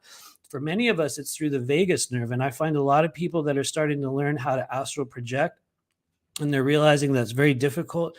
People that are trying to open the third eye, people that have come to the stage where it's like, I realize now there's a lot of non-physical energy and timelines and things that are available to me, but I don't know how to perceive them. I have a hard time getting there. It's like, I know it's there now. I'm willing to believe, but how do I relieve the density in my body so that I can experience it? I think by devoting yourself to an understanding of these four systems alone, and there'll be many others that will come in, Those are the things that are going to help you switch your vibration so that you can begin to more clearly embody the other version of yourself that is literally waiting for you to switch into that framework so that you can have a very different life experience. And anyway, the vagus nerve, incredibly important. For those of you guys that don't know, it's the 10th pair of cranial nerves, and just one of the most important pathways for intuitive understanding within your body. And so anyway, we got another. Here, I got yeah, a question for you, Matthew. It is from, let me bring it up here really quickly. I highlighted it. It's from the Andromedan, and he was asking on your previous screen, what chakra is above the crown? And I noticed that you have another one below the root chakra. Can you quickly speak on those two, please? Yeah, absolutely. Let me take you off, or I'll make it full screen. See how you got the bottom chakra and the top chakra? And I believe the Andromedan was asking about the top one, and I'm asking about the bottom one. Like, how do those... Man, those really good questions. Actually, really, really, really good questions. Before I was putting together these slides, I was like, should I talk about those areas? But I was like, it's just going to open up a longer rant. But anyway, very good question. First off, for the Andromedan, there are a number of points and sort of connections and chakras and just gateways that stretch outside of the human body. One of the more closer ones, once we get outside of the crown, some people will call it the soul star, but that's really just a term for one of the sort of astral gateways through which a certain number of types of energies flow into the body. Knowledge, things we might call heavenly chi, or energy that comes from the versions of ourself that exist outside of this body.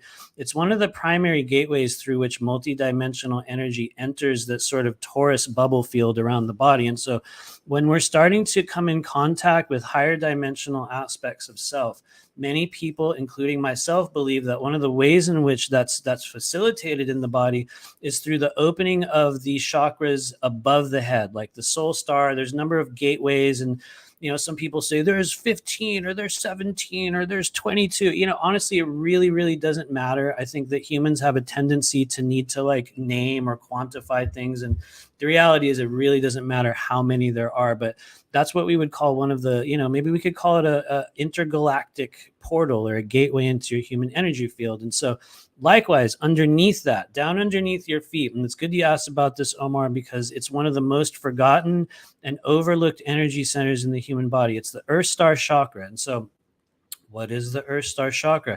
It's what I call our timeline plug-in point. And it's very, very pertinent that you would ask about it. So the Earth Star chakra exists, it could be a couple inches. It could be, I don't know, it could be a foot. It doesn't really matter the distance from underneath your feet, but it's one of the energy centers that exists outside of the framework of the human body. There's a number of chakras that are actually positioned within your energy field rather than inside the body. And so the Earth Star chakra connects to your kidneys, your kidney meridian, to the bottoms of your feet. And it's the plug-in point for the non-physical timeline energy, or the energy that comes into our body from the sentient Earth grid. And so a lot of people that do energy work or are trying to sort of ground or heal the non-physical body, sometimes they'll have a hard time. Sometimes you'll do all kinds of healing work on a person and it doesn't do anything at all. And you're like, why? How come they're not, receiving? How come new energy is not coming in? How come it's not, adjusting or changing? And for many of us, it'll be because the Earth Star chakra is not fully plugged in to the sentient Earth grid. So what would that mean when it was plugged in? That would mean that you're able to receive new energy. You're able to have more of an influence over the framework of reality that you're interacting with.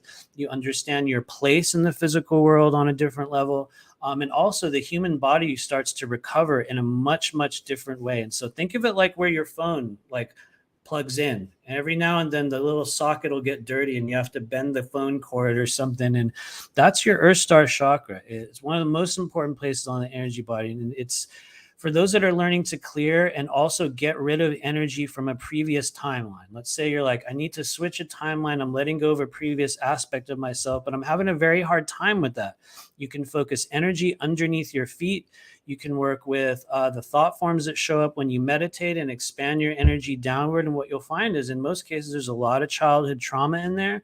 There's going to be lots of experiences that don't make sense, maybe from other lives. There's going to be conversations you had when you were in third grade that come into your mind. And For many of us, what we're perceiving when we focus on that energy center is you're perceiving the energies and the thought forms that are within it. And so I'll give you the phrase now, and then we're going to move on. But there's a phrase you can use in your meditations to help you clear the energy underneath your feet. I'm going to give everyone the slide as well. In fact, I'll just skip over to it. Before you do, I got some more questions. Yeah. This one's from me. I love this chakra stuff, and I love this stuff, and I'm wondering, these are the main chakras of our body avatar. Are you able to speak on like other chakras that our bodies have? Here, I'll quickly just toss it up on the screen. For instance, like the chakras of the brain, right? As you can see, our brain has chakras, and then we have this one, right? It speaks about the other chakras, and then this is just simply just showing the headspace, right? The crown chakra. And then within that chakra, there's like a bunch of other ones as well, right? Are you able to speak on that and how they connect from the main? Absolutely. No. And then there's, of course, this last one that I'll quickly share. It's okay. Yeah. It's cool. And, so I'd like to see, your thoughts and on this as to like how they connect together, and how can we, integrate them so that they're working in harmony with one another. Yeah, thank you. Those are really good questions. First off, the last question: how do we integrate the chakra or the energy within the chakra system to allow them to kind of flow and connect and align with each other in a more dedicated manner? What you are seeing on the screen right now, you guys, if you want to screenshot it, and I realize this type is very small, so sorry. I'm famous for cramming tons of words on a little screen, but you guys can screenshot this. And what it is essentially the command system that we use in the School of Multidimensional Intuition, a series of capsule phrases that were given to me through, which is a whole other can of worms, a very, very deep and distinct set of astral experiences with non-physical extraterrestrial beings is where I quite literally was given the words that you see on the screen here. And so what they are pieces of an ancient language that is going to be understood and used by a number of people on the earth plane as the years go on. I'm one of many people right now that are getting the pieces of this language.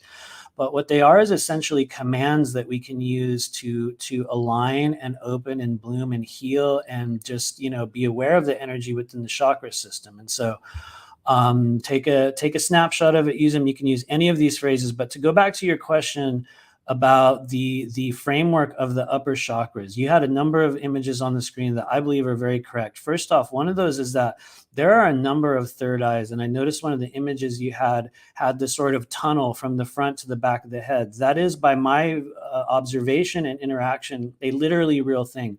We have what I believe is there's actually 2 third eye openings in the front of the forehead, and there's a little bit of a tunnel effect that occurs like the back of a mirror in a camera. For those of you guys that open up like a camera, even a DSLR camera, there's a sensor and there's a little mirror in the back. And so we have kind of a portal that emits out of the back of the head. That's one of the many pieces of the third eye. Then we also have a vast infrastructure of a number of chakras that change and sort of move and develop as we go through the awakening journey.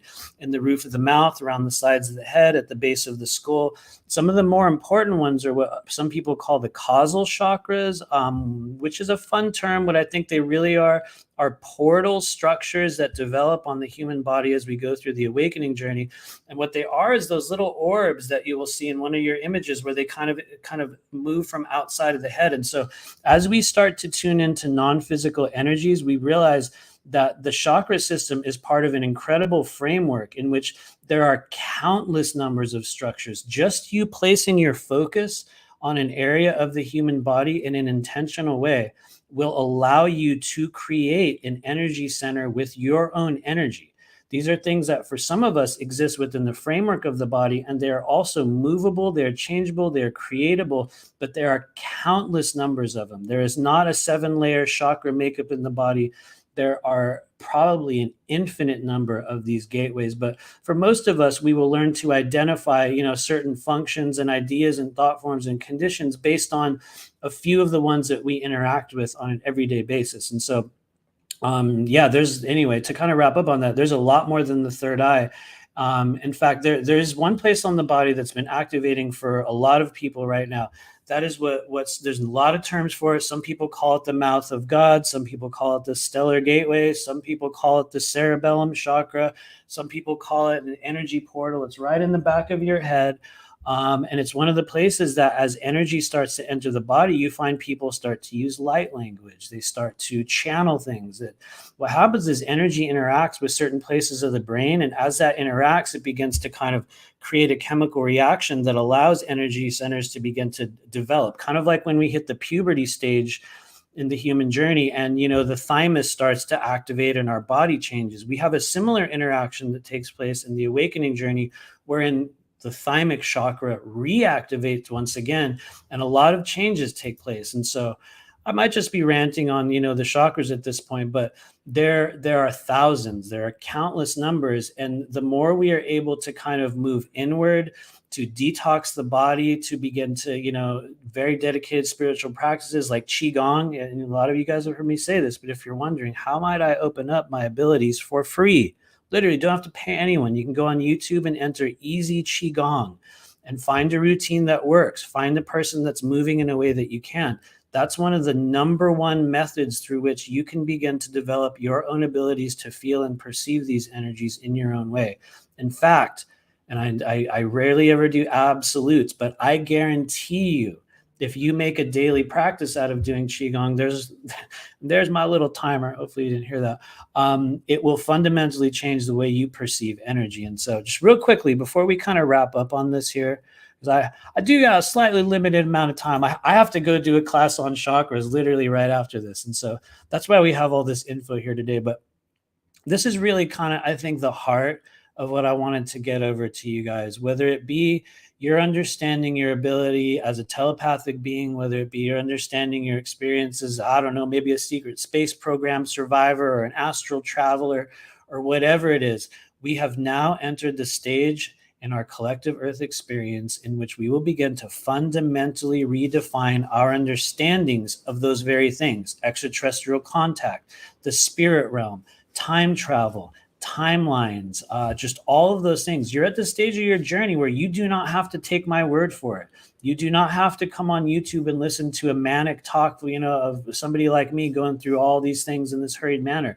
You can begin to unlock this within your own way. And so this is one of the standard issue human abilities activating on the Earth plane. And just a few data points. You guys already know this. You are already astral traveling literally every night. You're visiting a number of different timelines and places. What might you work with in the body to further enhance that journey? Well, we were just talking about the infrastructure in the upper chakras, the third eye, the crown chakra, the Bindu chakra, which is within the roof of your mouth and within the framework of energy centers within the skull, the causal and portal chakras. What I would essentially like you to imagine is that there's a pyramid structure that shows up over your lower chakras, that as you kind of tune into and enhance and open up the lower chakras and move energy through the body, what you find is that you start to perceive other worlds. The visual way that you connect inside your imagination will change. For a big period of time, you'll think, I'm just imagining things. Don't worry, guys. That's part of the journey. The realm of your imagination is literally the plane of true creation within the body. And so you will begin to notice changes in dreams, meditations, visions. Yes, you will receive at times old traumas will kind of reactivate within your body, and a number of other things. Emotions, thought forms, and programming, they will probably be your greatest helpers and also your greatest barriers. What do I mean by that? The thing that keeps us stuck in this physical body and unable to perceive what is going on outside of us. In most cases, it has to do with clogged up, blocked up emotional energy within the body, or sometimes physical toxins, or in most cases, both. And so by detoxing and healing our emotions, we start to, raise the vibration. We leave the body, in some cases naturally. Others will need guides or teachers. There's a number of them out there. I'm not here to name names, but people can get a hold of me and I can put you in touch with someone who literally trains people to do this. For many of us out there, this is where the true pathway of contact begins in your life. But it's one of those things that we have to practice. We have to do it over and over and over again. We have to work through a number of issues and emotions within the body. And so the ability to consciously leave the body will come naturally to some of us, while for others, it may take a tremendous amount of work and development. In some cases, special abilities or senses will be held back by certain blockages in the body, ego programming, or even self-awareness and acceptance of who and what we are. We must always remember that compassion, forgiveness, and unconditional love will be your greatest allies in releasing these blockages. The density of your suffering, the trauma within your body, the toxins, and the negative emotions, and I'm oversimplifying greatly, but those are essentially the reasons why many of us never get to have the experience of learning what it is like outside of this human realm. Once again, you don't need a time machine. You do not need a DeLorean. You don't need a yellow cube. You do not need, a piece of, looking glass technology. Your body is the most important vessel for time travel, and it was literally made for it. We were made for this time. We were made for this journey. And even though it's a fundamental aspect of our experience here, astral projection can be one of the hardest to master. This is in part due to the consumption, like I said, of toxins and weaponized food, heavy metal buildup. If there's one thing you got to work with in order to, move outside of the body, relieve heavy metal toxicity from your body. Especially, like I've said many times, dense thought forms and trapped emotion weigh us down to the earth plane.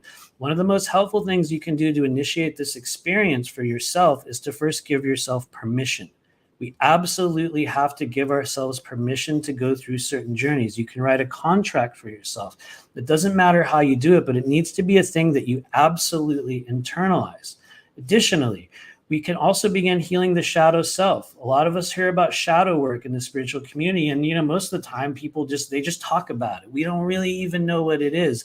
What is it really? It is working with the darkest aspects of yourself, observing them, feeling them, allowing what comes up, peering into our wounds, into our inner darkness, healing the inner child, and really, really taking a good look at the density and the anger and the shame and all of that stuff that's clogged in the body. Because the reality is, I will say it again, these experiences, the things that you guys hear people talk about, on YouTube and that you're reading books about. And, I don't know, like if you were like me, you spent a lot of 2012 sitting there watching Ancient Aliens, trying to figure out, how do I tune into this? How do I experience it? One of the reasons why we don't is because we tend to not take the steps to truly heal the human spirit. And one of the reasons why many of us do is because we move past the bounds of the previous characters that we've trapped ourselves in this human journey. And we understand that we have the ability to consciously shift. And so anyway, watch out, because I'll go on and on, whether it's through myself, whether it's through other teachers, whether it's through your own path of exploration. The more you detox the body, the more you heal the spirit. And the more you explore that internal realm within you, the more you're going to be in touch with these wavelengths, these timelines, these other realms, these aspects of yourself. And anyway, that's pretty much it. But for those of you guys that want to learn more about it, you can find me at rememberyourmission.com. And yeah, I'm very greatly honored to dump this massive amount of manic energy on you guys today. So feel free if there's any questions. I literally have 5 minutes before I have to go. Yeah, Kali, my man, that was wonderful. I truly appreciate it. And, that chakra stuff, I'm into it. I have a somewhat of an understanding of it, nothing deep, but, what you were saying kind of reminded me of the inner chakras and interchakras. And I was, it helped me to really, understand what you were saying there. So, I appreciate it, man. I really do. And these timelines that we're on, we need to, number one, remember that we're here by choice. And if it weren't by choice, then we wouldn't be here. And why we're here, there could be a trillion reasons as to why. And three is that we are able to shift these timelines with our energy. If we have a clean container, and if we are in service to the whole, then if we're working from the heart space, and if all of us are on that same page, then we can truly, keep this timeline one going. Well, not this particular timeline, it's kind of fucked up, but, the old timeline one that we want, and not veer into timeline two. So, it was a wonderful lecture. Thank you, Matthew. Thank you. I'd hit you with these questions that have come in, but I know that you're short on. I do. So, I certainly have time for another question or two, and then I'll unceremoniously bounce. But yeah. Feel free okay, if cool. there's So anything. there's there's like a couple of them, and they kind of just resonate in the same way. So one is by Ronnie, and the other one is by Arc Light, right? So Arc Light says, question, I have had a dream where I'm in high school and I keep telling my father I shouldn't be here. I'm too old. What does that mean? Now that kind of falls into line with what Ronnie was saying, that she finds herself at school in high school looking for a locker. She finds a locker, but then loses it, and something towards those lines. Right. And then Ark is saying that, I've had that particular dream about 12 times now. Now I'm wondering, is that like part of like like a parallel timeline that these two might be overlapping and is coming in as a dream format? I can tell you what it feels like is that there is, here we go. All right. It feels like there's a packet or some experiences that weren't fully resolved or really unpacked. It was like there was some kind of like social inclusion kind of energies that this person was working with during that stage of their life, that it feels like they're kind of coming back. So to me, it feels less of what we would call a timeline that you're visiting. It feels more of like an experiential, if you want to put a label on it, a pocket dimension that you're going back to revisit certain themes or experiences that would be contained within your personal timelines. And so I would say meditate upon it, kind of sit there, allow your mind to wander and really feel into that dream. And what you will probably be able to do is pinpoint certain events or experiences that were formative that might have occurred for you within that stage. Especially if you're going back to that timeline as the version of yourself now, and you're like, I'm not supposed to be here. That's usually a sign that they bring you back so that you can like remember this, feel this again, acknowledge something. And so every now and then it's also just kind of wavelengths of emotion that will kind of pop like bubbles in the body. And, I am one of those people. It's like we do tremendous traveling in our dreams. And yet at the same time, there are stages of the dream body interaction where you're just going to be playing through simulations in your own internal framework so that you'll go through a healing process or some sort of an integration in your own way. And so anyway, I don't know if that makes sense, but I would say stay with it. See what shows up in your mind. So I hope that helps. It does. I understand what you're saying, and hopefully it makes sense to others out there too.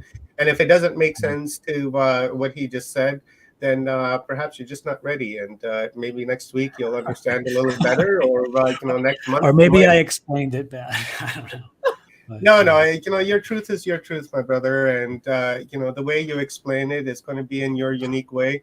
And it's up to us as the observer and the listener to interpret that. And then our own experiences will really interpret what you're saying. So, if it's not making sense in the mind, right, then you're just simply not ready to, interpret that. And maybe in the future you are. Just like the things that we're talking about today, we weren't ready for this 5 years ago, 10 years ago, right? And we would have never understood what we're saying on screen. But because we can, our awareness has increased, we can understand somewhat this very complex topic. And it's same thing with what you just said, brother. So thank you. I appreciate it, homie.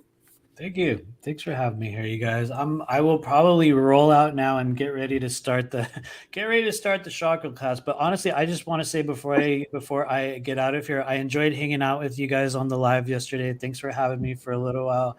And I will say this to you again, Omar. I love just the content and the ways in which you sort of bring this stuff out. I love just like your opinions and like the ways in which you will even call bullshit on certain things.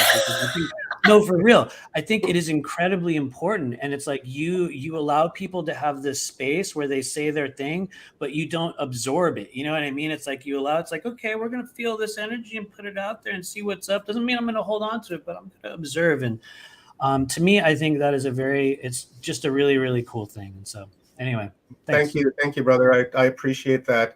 And I'm here as a student, and everyone that comes onto this channel, to me, I see them as teachers.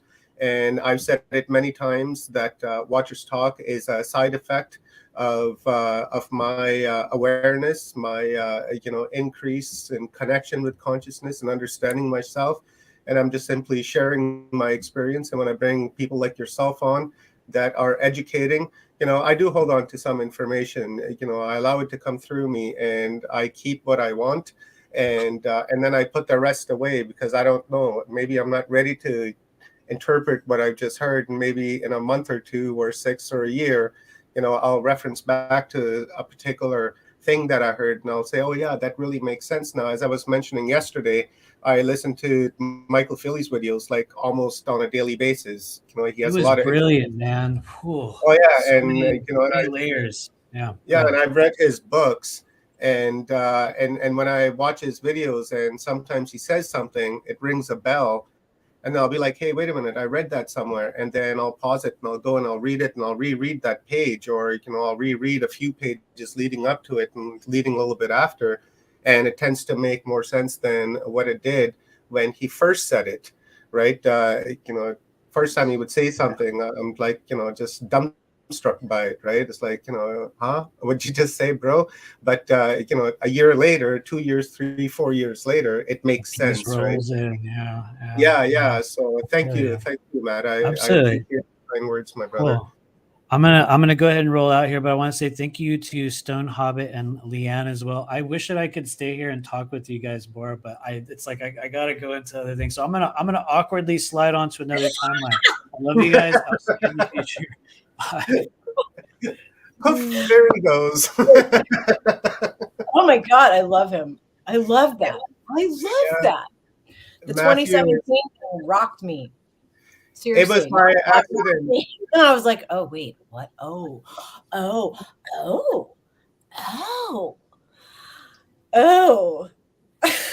Any different ways? I did.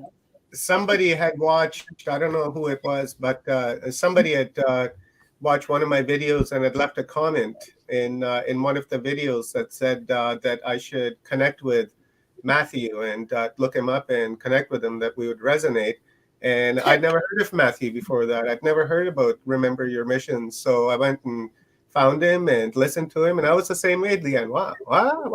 And the more he spoke, and I was like, wow, that's why I'm always like, rant on, brother, just preach. Because, there's some good stuff out of there. And then that's how we connected. I reached out to him and he came on Watcher's Talk and we had a really nice conversation. And then I went on to his channel and had a really nice conversation and just being, developing our friendship and, just learning from one another. I really appreciate him. He's a brilliant, brilliant guy. And, he's gone through a lot. And I appreciate the fact that, he's out there teaching and learning and, changing his perception and awareness on a daily basis, not really locked into like that one narrative, right? Like that one perspective is, I'm awoke and that's it. And that's it. There's nothing more, right? While there is one more new narrative. There's peripheral people. Anyways, that's been wonderful so far. Thank you very much to Debu for his wonderful download this morning on the Yuga Cycles. That was amazing. And then now Matthew, can't say enough good stuff about this guy. Truly good stuff. And then now, guys, we are going to just roll right into our panel discussion. And then after our panel, we will get a download from Aginost. And then after that, we will close the evening off with Stephen and Evan Strong. And if we can find a few minutes in there, I'd like to bring on another speaker and get a quick download on the Mandela effect, because I think that's something very interesting. And, up to now, the schedule has been pretty cool. So, maybe after Stephen and Evan are done, I'll quickly bring him on for 10, 15 minutes to close it off with like a Mandela effect, because that's super cool.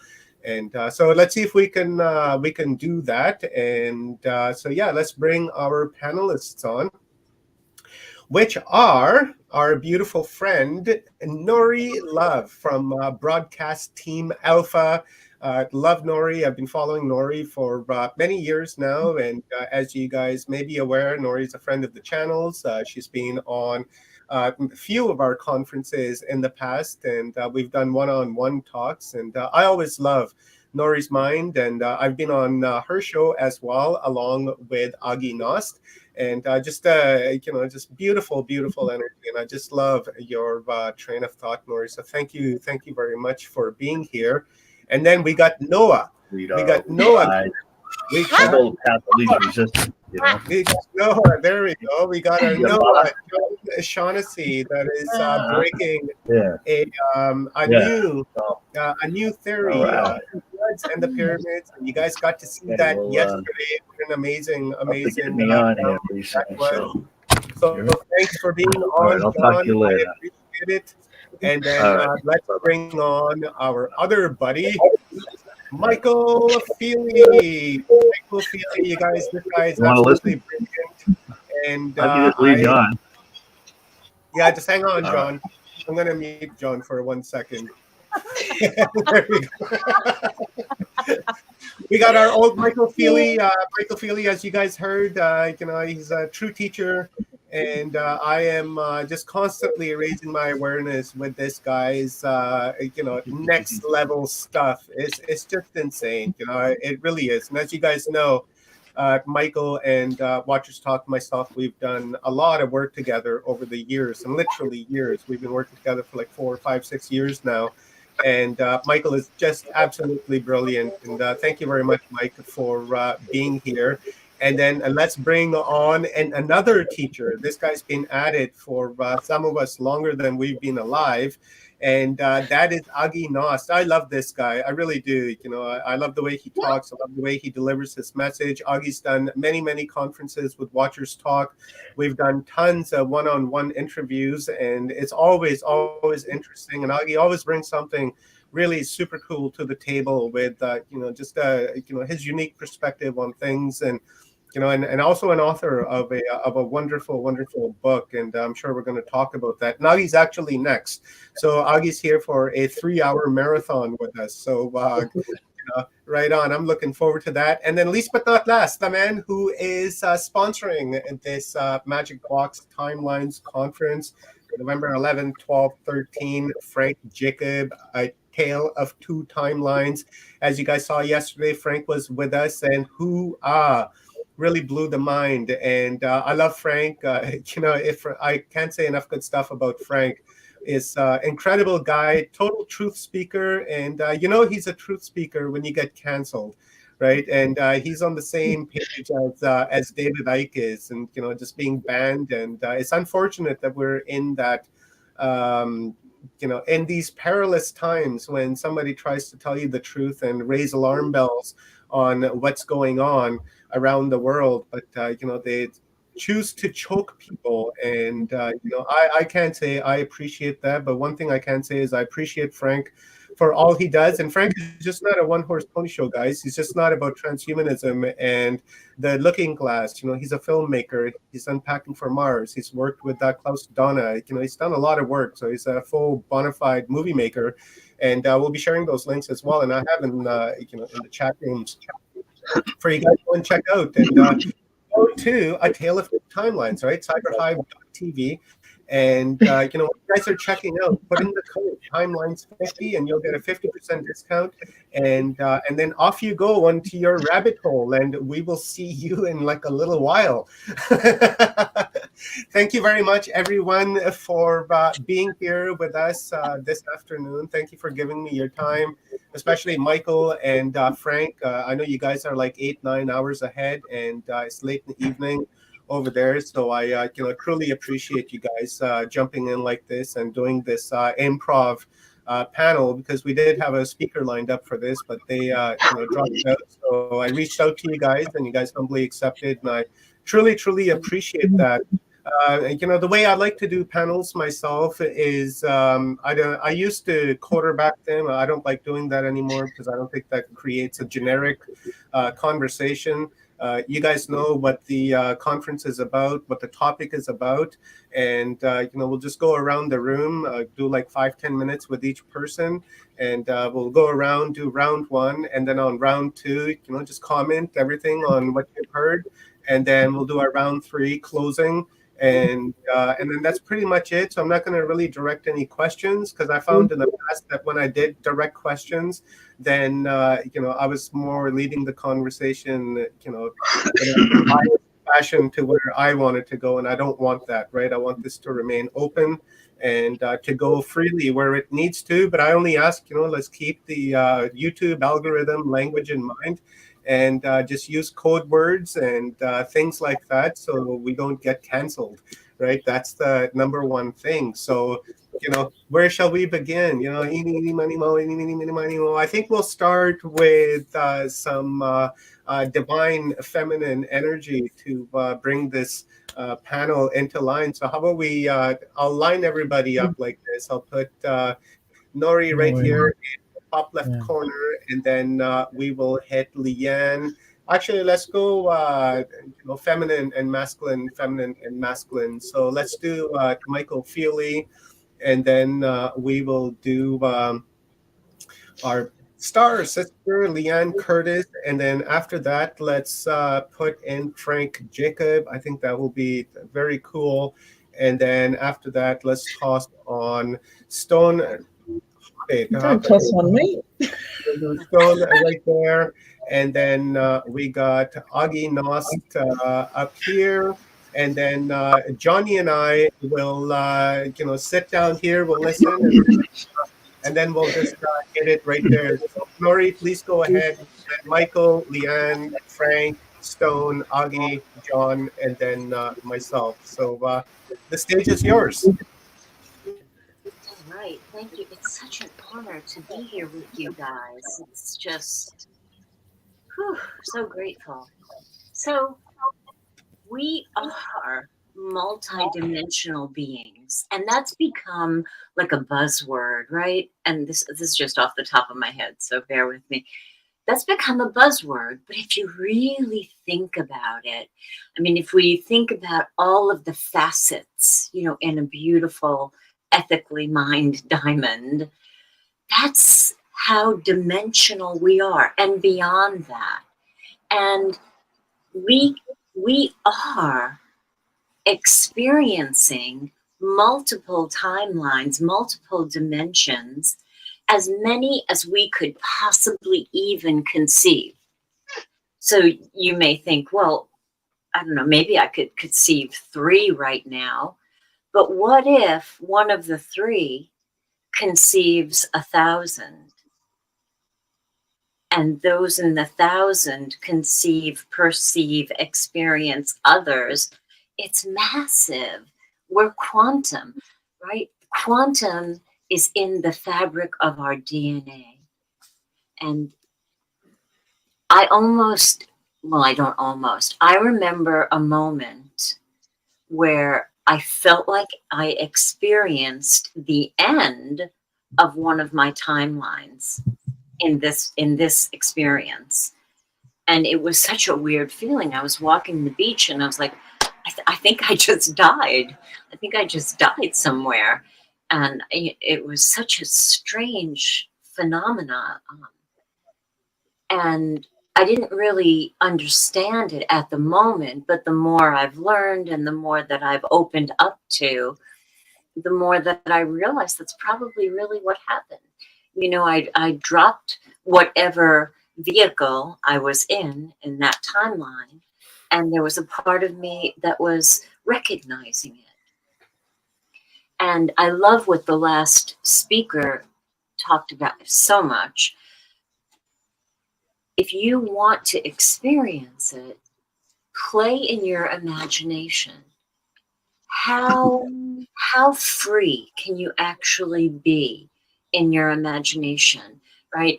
I remember when I was a little girl, my mother took me, this was in New York, to Coney Island, and there was a lady who read fortunes, and she said, oh, she has an interesting imagination. And back then I thought, well, that must be bad. That must be really bad.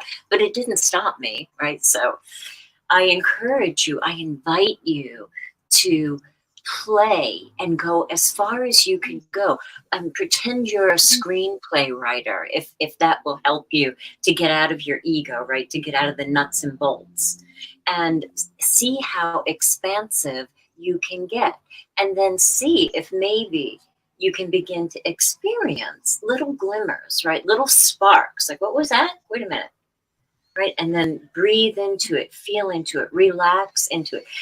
It's not going to happen when we're in the, chattery monkey part of our mind, the analytical, the judgmental part of our mind. That's not where it's going to happen. So that's about all I have at this moment. I'll add more as you guys come on. Okay, thank you, Nori. That was beautiful. Michael, please go ahead.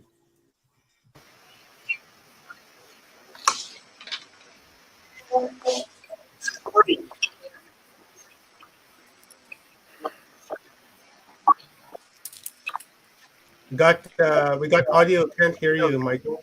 Same thing as. Yeah, got a bit of an audio. Can't hear you, Michael.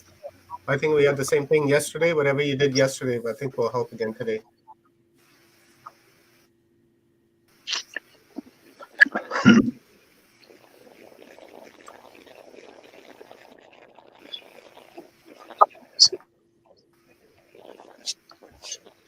No, nothing yet. Still no audio. It almost sounds like there's a loose wire in your headset. Yeah.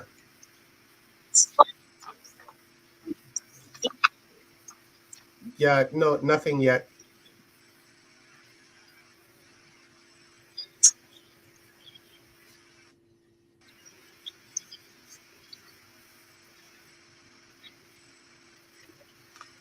Just throw Aganost in there, and then we'll bring Michael in again later.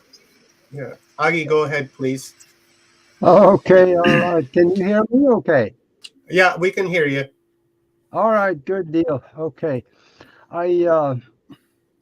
This will be totally off the cuff from me too, because it's not going to relate an awful lot to my talk that I'm going to do later, because probably will be considered the outcast, because I've been listening to some of this, and there's some wonderful esoteric explanation about what are in the different timeline and the possibilities we can create in there. And I love it.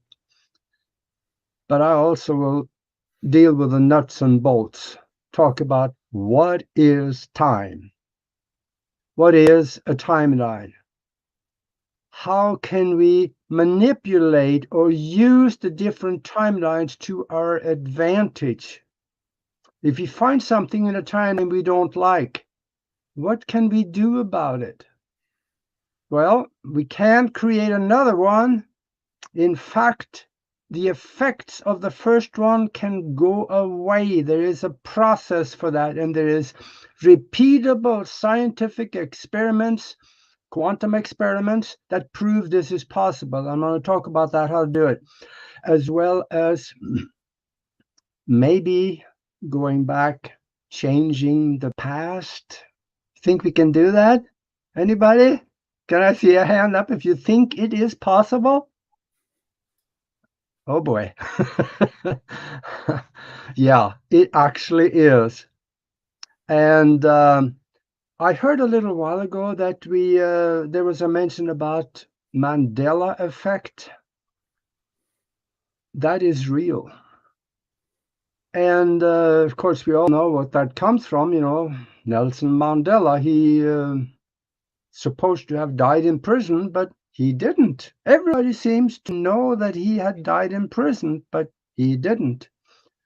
And the Mandela effect is a real example, in my opinion, and what I've seen is that you slip into a slightly different timeline where things are slightly different.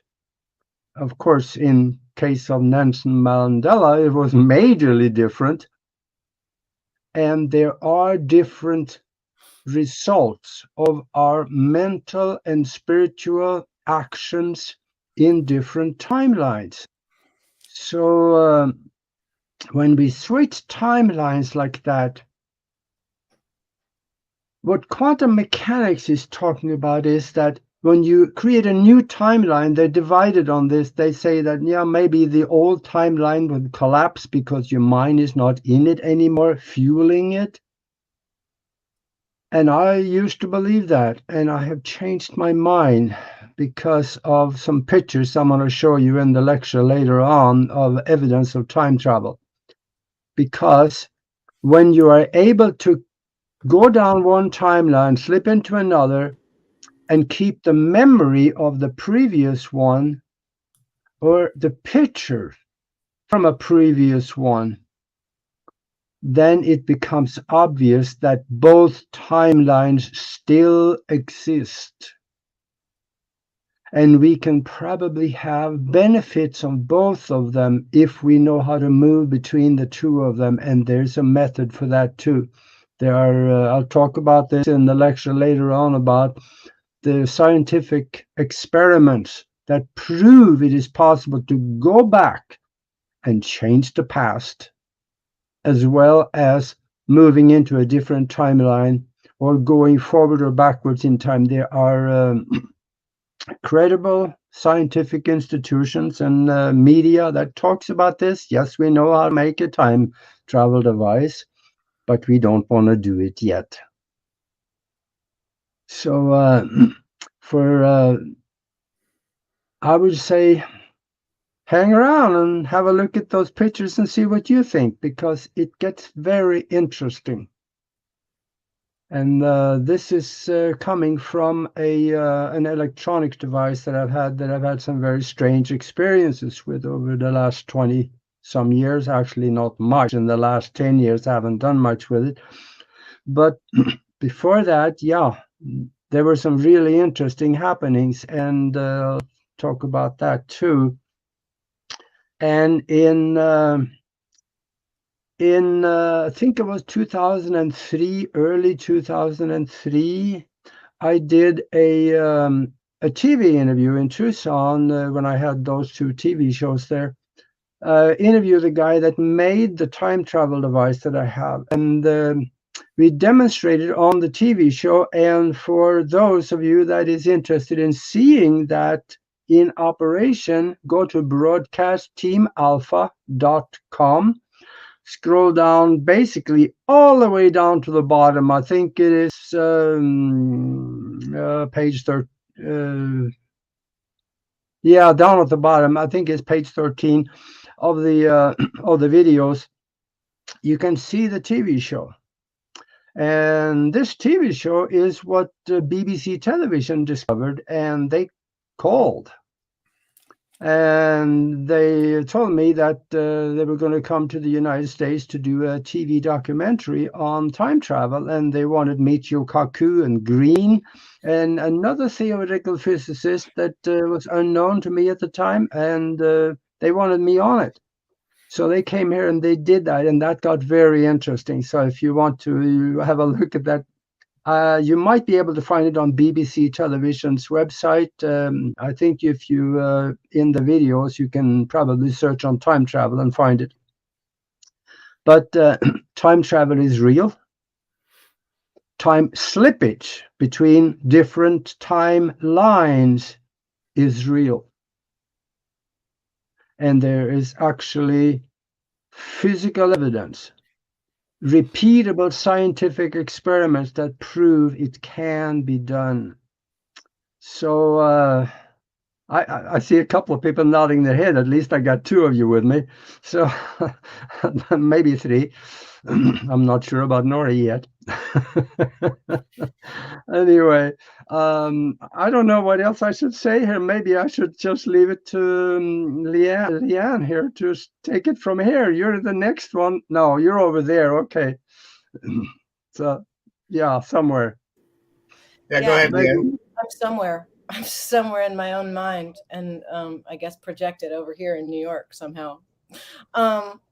Speaking of time travel, yeah, well, you know, I kind of feel like I need to say the word reframing.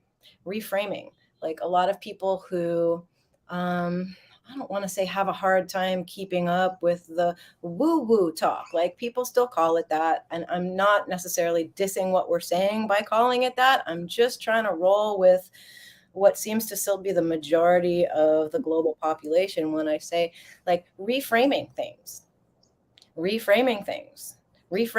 in your past, in your imagination. That's what Agi's talking about. That's what Nuri's talking about. It's a very simple thing. Change the vocabulary. And then, like Matt said, Matthew, what he prefers, to give yourself permission to slip and slide.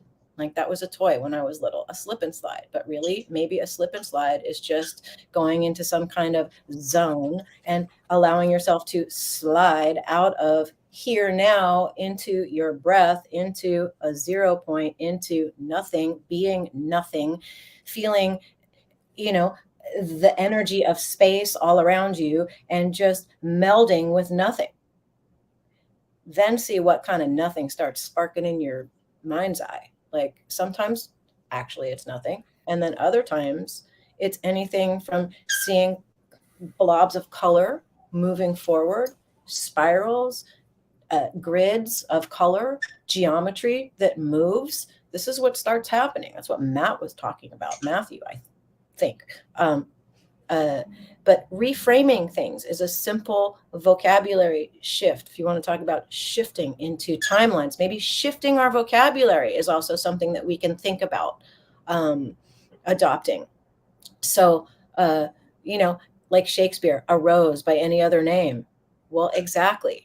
Can call it whatever you want. It's still gonna, if it's a fragrant rose, gonna smell something. You can call it an elephant. And if you sniff it, it's still going to smell like a rose. You can call an elephant a rose, but I wouldn't go sniffing it. Like, I don't know, it's just personal preference not to sniff elephants. But it's a subtle thing. It can be very subtle to the point where people don't even know that they've slipped into another timeline. Seriously, if you're so bloody distracted by all of the things that are out there to, get your attention off of,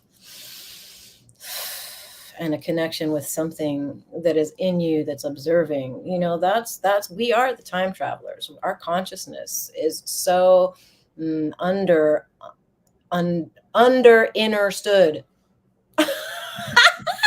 I know what I meant. Like, the lack of grasp that has been allowed to exist, is slowly, I feel, dissipating. And I'm very grateful to see that and be hearing all these conversations. So I personally, I don't know that I can speak to time traveling and timelines in the most amazing way that some of our speakers can. But I'm right there with all you guys. And I think that, again, coming back to giving oneself permission to explore the boundaries and then remove the boundaries from your imagination. Like, what shackles do you have? What, like, look inside. It's really not as scary a place as one would think, as they would lead you to believe. It's not. It's sanctuary, really, really. Once you get through dealing with the idea that you can have the thought, oh my God, she made me so mad, I could fucking kill her. Like, ooh, did I just say that? Oh my God, what in me would even say that? Oh my God, Hail Mary. No, not Hail Mary necessarily. Maybe Hail, let's go meditate and really feel who that is, that part of you, so that you can then get rid of it if you don't want it. But the only way to get rid of something is to look it in the eye and say, I see you. Like, let's talk. I don't know if I need you anymore. Really, it's not helping. So off you go. Let's put some light. Come here to shine your light in all the cracks and crevices, not out there, in here. When you do that and you get through that, then it's much easier to shine light out. And I'm going to shitting up now. Thank you. Thank you, Leanne. That was beautiful. Really resonated with that. I was just nodding my head when you were saying that. It's like, yeah, so true. And you have to go into the inner, right? There is no external. That's just an illusion. Inner is where it's at. Frank, my brother, please go ahead. Oh, it seems like you're muted too, homie. How about that? Is that better? Oh, there we go. Yeah, right on. Did you get me? Okay, good. Yeah. Yeah, I love that improv. I can't speak anymore. I'm unlearning how to speak lately, I've noticed. Yeah, nice improvisation there, Leanne. Yeah, what can I say? Somebody brought up something interesting on my speaking of timelines, on my Facebook timeline. And they said something about LARPs, live action role playing. And how do you tell if you're, like, everyone likes to think they're not a LARP, right? But, how do you tell the difference between, how do you know that you're not just one of those non-game players, that we hear about out there in the universe? All those people, those masses of people that seem to be just out there filling space and just being filler for our own personal reality.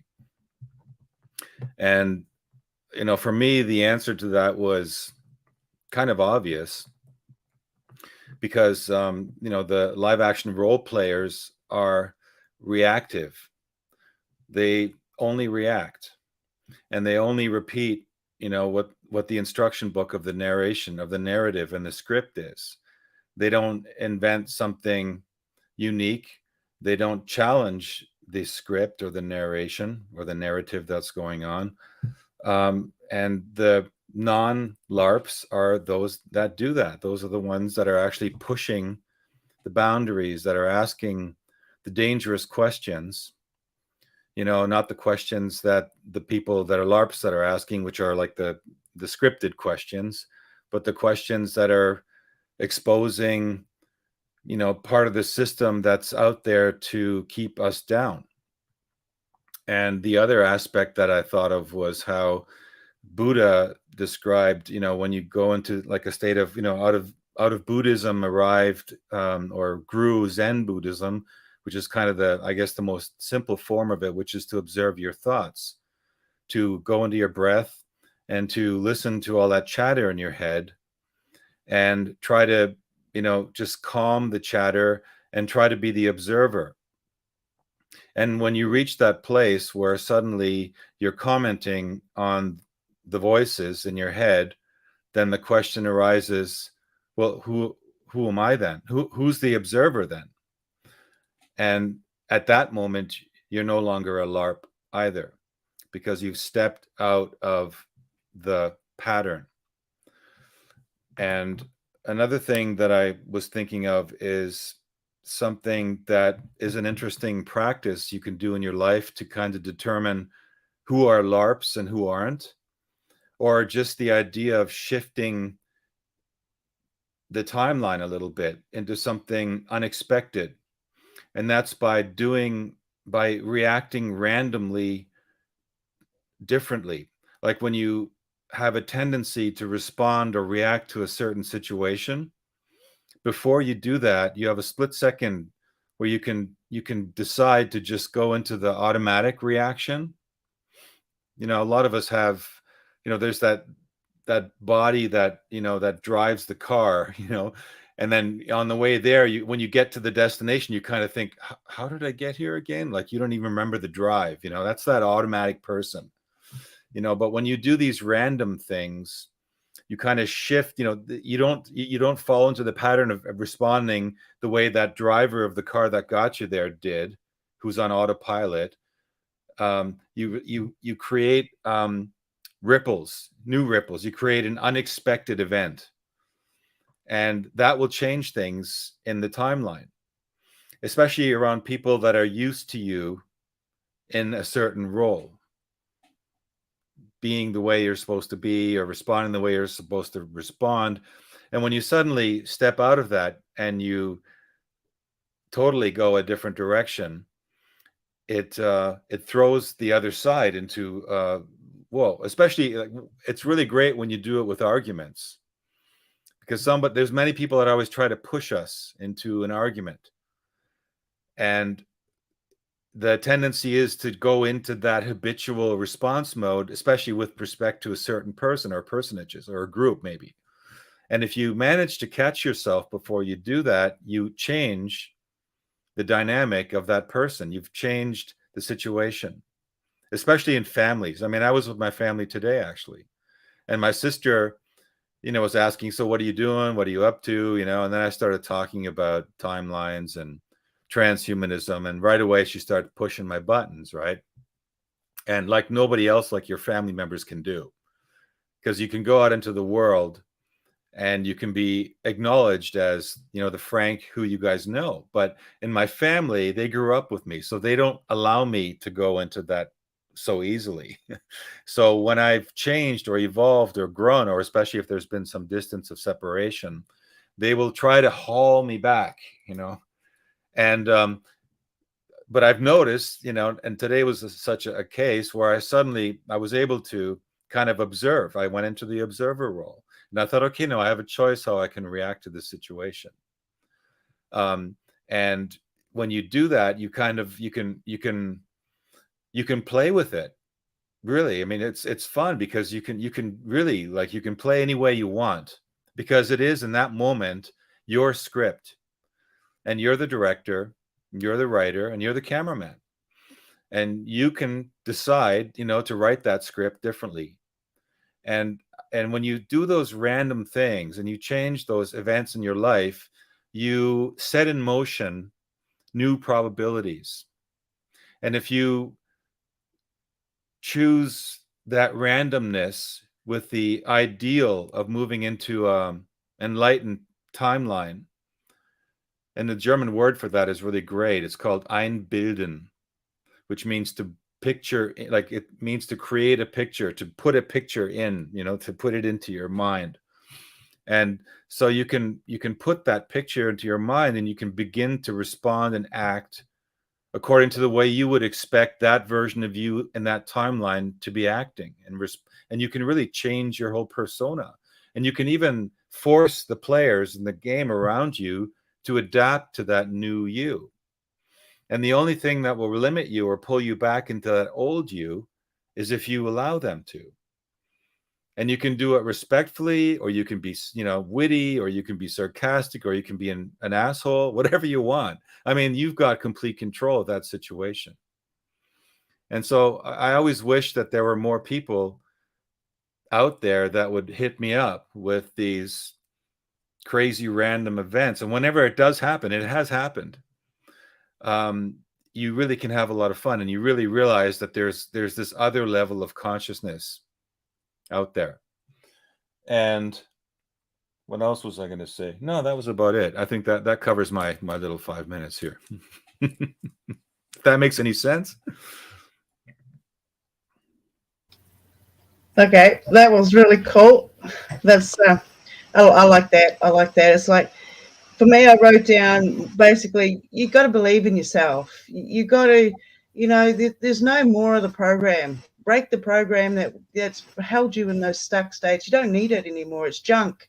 It's somebody else's baggage. Let it go. Once you let that go and you start believing in yourself, little abilities to begin with, you're doing it. You're already having these experiences. And let yourself believe that you are in that persona, that state. Take on the influences. If you want to be a bird for a day, think about what a bird will go through. Think about the feeling states that the bird will have. Even mimic trying to fly outside. I'm not recommending jumping off a building or anything, but feel that those ethers around you. Feel that it's undulating around you. Feel the nature, and then come back into yourself. There's all these levels of little practices that you can do to allow yourself to become the bigger, the higher self that you actually are. You've got all these fantastic abilities. If you start listening to yourself, it's like what you were saying, Frank. You've got all these voices and things going on in your head. You'll go to do something, and one will say, well, you've got to do this over here, or you've got to do that over there. I started practicing listening to those voices and picking up A, B, and C. So when I got to the other side, I had all these little things that was going to help me get further on. It showed me the pyramids and why we took our belongings with us when we were buried. There's a spiritual aspect of it, of the believing side of it. When you can acknowledge that you are having this experience, you have done this stuff, you don't need to lie about it, you don't need to exaggerate any of your story, because this, the details start showing themselves. It becomes like a fine art piece, and it is absolutely magical. You can rub out a little bit of line art over here and recreate it. I love your analogy of LARPing. I used to do heavy metal combat reenactment, proper swords and the whole works. You can see it in the background. And you had to build your strength. You had to build your tolerances to being hit and pushed over and for getting knocked off a horse and, healing from these bruises. But once you've done it once or twice, you start practicing defending those holes that you have in you, and you're building your character armor. You can slip into any persona that you want to. When we were listening to Matthew earlier on, it was like, here I am and I'm having a swim in this big pool and there's nobody else around and I can hold my breath underwater as long as I need to. It's refreshing to come into an age where we've got like minds sharing these experiences. And the more we do it, and it doesn't matter if you're right or wrong, because at the end of the day, you know what is right and you know what is wrong. If it's going to harm another out there, it's going to have consequences. If you're out there and you give somebody a smile, do it with clear and good intent, not, other thoughts going on in your head. There are all these little kinks that you shake out eventually. And it is fun. It is fun. You look at the little things each day, be appreciative to what it is that you're experiencing. Every breath you take in, you're bringing in some knowledge, some magic, and you're filtering. It's already been filtered, but you're still getting a little bit of that, what you're able to filter and understand. And that's going to feed all your different chakras, all the different levels and dimensions that we're inhabiting. We are having this experience which is multi-leveled. Every dimension in itself has dimensions itself. And when you start being able to believe and trust in yourself and your abilities, when you're jumping in between these timelines and stuff, the body will start having symptoms and reactions, and you know that you're going on journeys, or the communication that's happening when something's trying to come in and communicate with you. You can say, yes, I'm home today, I'll take that phone call. Or you can say, no, I'm not here at the moment. Set yourself these boundaries, these guidelines, and so you can say, you've got your own morals. You know how you behave. You know which costume you're going to put on or which hat you're going to wear when you go out. These are personality traits. These are abilities that you've gathered along this amazing experience that we've had. And it's not just one experience anymore, because we're all interacting. We're all getting little bits of the puzzle here and there. It's magic. It is absolutely magic. It's a form of communication, and I truly, truly love this time and age, and being able to be here with some great experiences, feeling free enough to say, yes, this was my experience. This is what happened, and owning it, owning what you have done, what you could have done better, and become better, become that higher self, become that character that you want to be, because, we don't know what's going to happen tomorrow. Have fun in the now. Know that everything that you do now has a ripple effect on your environment. If you speak to yourself nicely, you're going to have a good reaction to that. You treat yourself nicely, you're going to have a positive reaction to that. And we're only going to keep growing from there. So there's the things that come in that you can't change, you don't expect. These are challenges. You can deal with it by flipping out, and that's not going to get you anywhere. Or you can go, okay, well, I'm going to catch myself here and I'm going to go, okay, I can deal with this differently. Here's an opportunity for me to slow down and deal with this slightly different. See if it makes a difference in your life. Instead of just flying off the handle over here, go, okay, trigger moment. Where's it triggered? Where's it come from? What's it connected to? I've spent 20 years of my life analyzing everything that happened to me 20 years earlier. How am I here? Why am I here? How did I get through it? So now I'm here and I am loving every single second of it, even the dark stuff that comes in. You just got to laugh at it. You've got to laugh at it to get that release out. If you don't release it, you're not going to clear those canals, those portals to the information that's coming in so that you can be your higher self. So once you get up there to being your higher self, you'll find that your higher self is in communication with its higher self, and it's never ending. So be part of that portal and have fun going up there. That'll do for my round. Reminds me of like looking into a pearl, and that pearl has a reflection of a pearl and a pearl and pearl and pearl, and it's just an infinite universe or infinite stream of information is what I like to call it, because we have this universe, but this is only one simulation of infinite simulations in themselves, and we can choose to exist in whichever one we want, or even simultaneously if we want. Let's hear from our brother from Boston, John Shaughnessy.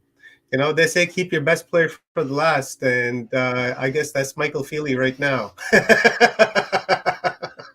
I was going to throw John in as my running back, keep the best for last, but Mike had some mic issues. So let's hear from John. Johnny, you are muted, my man. Let me see if I can unmute you so you don't have to move. All right. There we go. Kept you in comfort, man. Yeah, I don't think I can add to it, but I just give you my experiences, and it's a trip. I mean, the whole thing's a trip. It's I signed up for the whole ride, and I'm holding on. I'm going to the bitter end, and going to go wherever it's going to go, and I'm holding on. And along the way, it's you find out like all knowledge is instantaneous. You just need the question. You need the knowledge to ask the question, and you'll get the answer. It's the time's going both directions, and it's you get time dilation, you get gravity. Denser gravity is, the slower time goes. You get out of the gravitational field, it speeds up. So, it's an amazing world, really. It's endless, you'll never figure it all out, and that's the beauty of it all. It's just, there's always something that's just amazing every day. You just got to get out there and look at it and realize it, as simple as a flower in the woods by itself happened to come out and point towards the sun.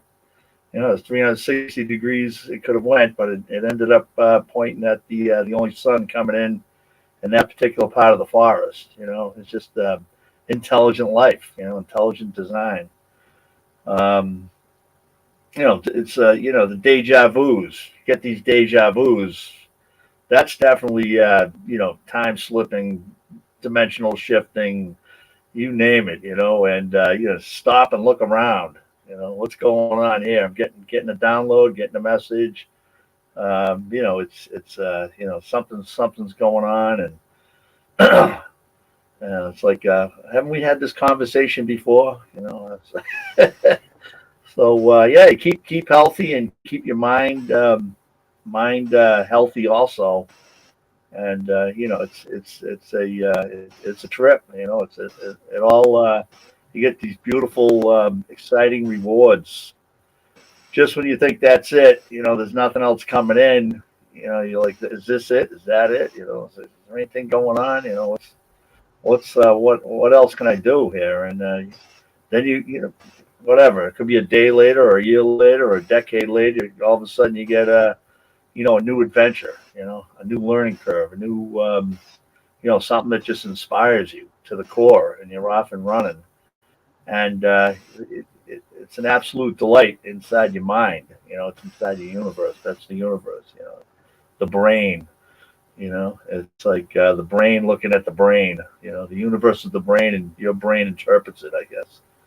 But I mean, I've had my experiences with time slips and things of that nature, and I thought it was so bizarre. I was like anything that that's too traumatic. We use our humor.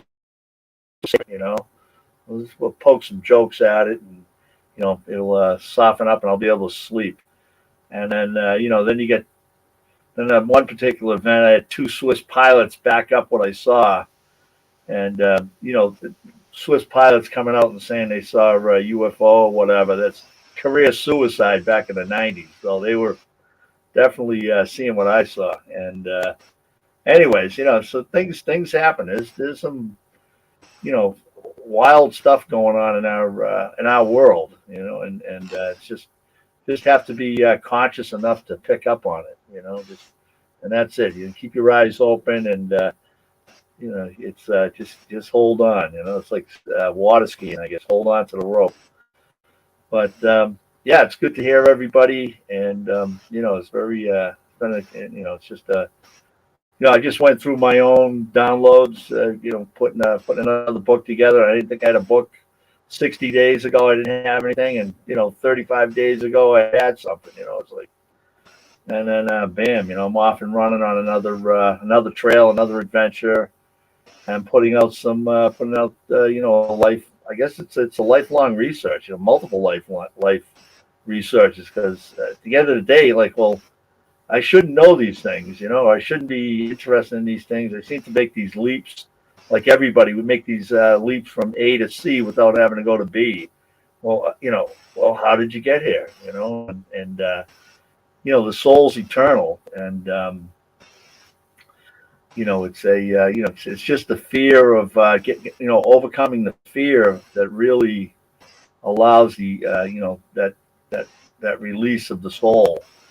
And it's a compilation of multiple experiences, multiple lifetimes, and time slips, and going back and forth. And there's a lot of we're on some kind of a trail. We all have an individual trail, as some kind of a path that we're taking. Maybe it's the evolution of the never dying soul. It's just, you just have to go through these experiences, and you keep getting, every lifetime you keep getting the offer, and I'm like, no, not this time around. It's like so sometimes that's what it is, just overcoming the fear. It's that's the biggest thing, I think. And once you do that, it's you become one of the masters. You see the masters come and go over the millennia, and just amazing when you see these superhumans walk through whatever they go through, and they enlighten us, and time stops and lets these pure souls come in and teach us all. So I'm gonna quit here, I guess, and just leave that where it's at, and not try to outdo it.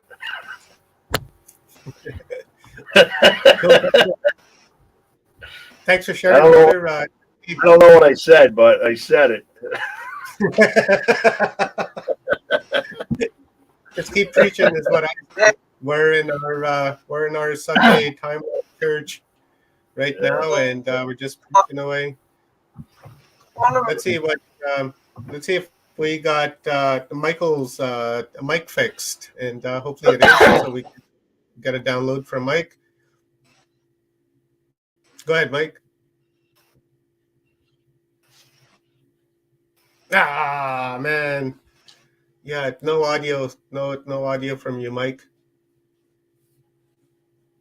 That really sucks. Can you try without the headphones? Just use the computer mic if you're on a laptop. Omar, he said in the chat, Michael said in the chat that when you're on audio, he can be heard better. Bandwidth issue or something. If I'm on audio? Okay, let's try that.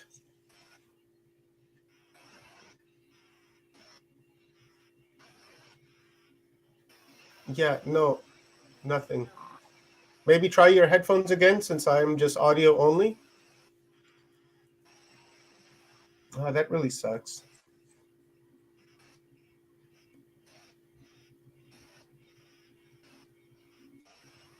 Oh, now he's totally gone. Okay, so he's totally gone. Hopefully he can get back in. That's terrible because I really, really want to hear from Mike. As I've said, I'm just a total student of his and love to hear what he has to say. So I guess it's my turn. I'll go, and I'll really echo what John was just saying. Going on new adventures and things like that. And I've been on both sides of the track. I've been on this side of the track where I'm playing the good guy, and not so long ago I was on the other side of the track where I was playing the bad guy. Do I got you, Mike? You're with me?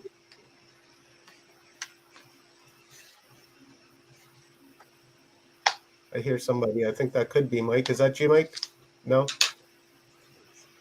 Okay. Let me just keep going. So, my experiences have been quite, quite interesting.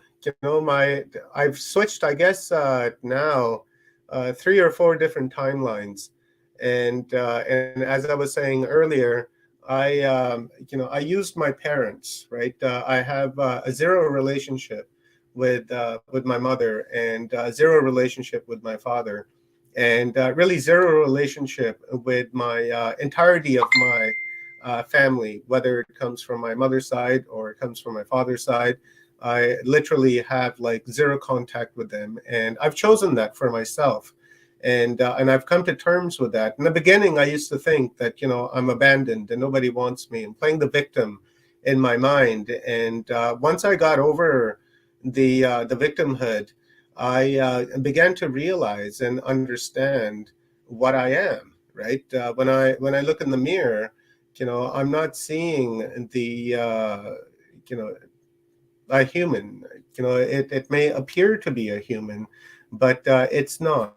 I use my parents in a sense that when I decided to incarnate into this density and into this universe, or into the copy of this, prime reality that I'm interacting with, I see myself more as a receiver, like a telephone or a fax machine or a radio or a television.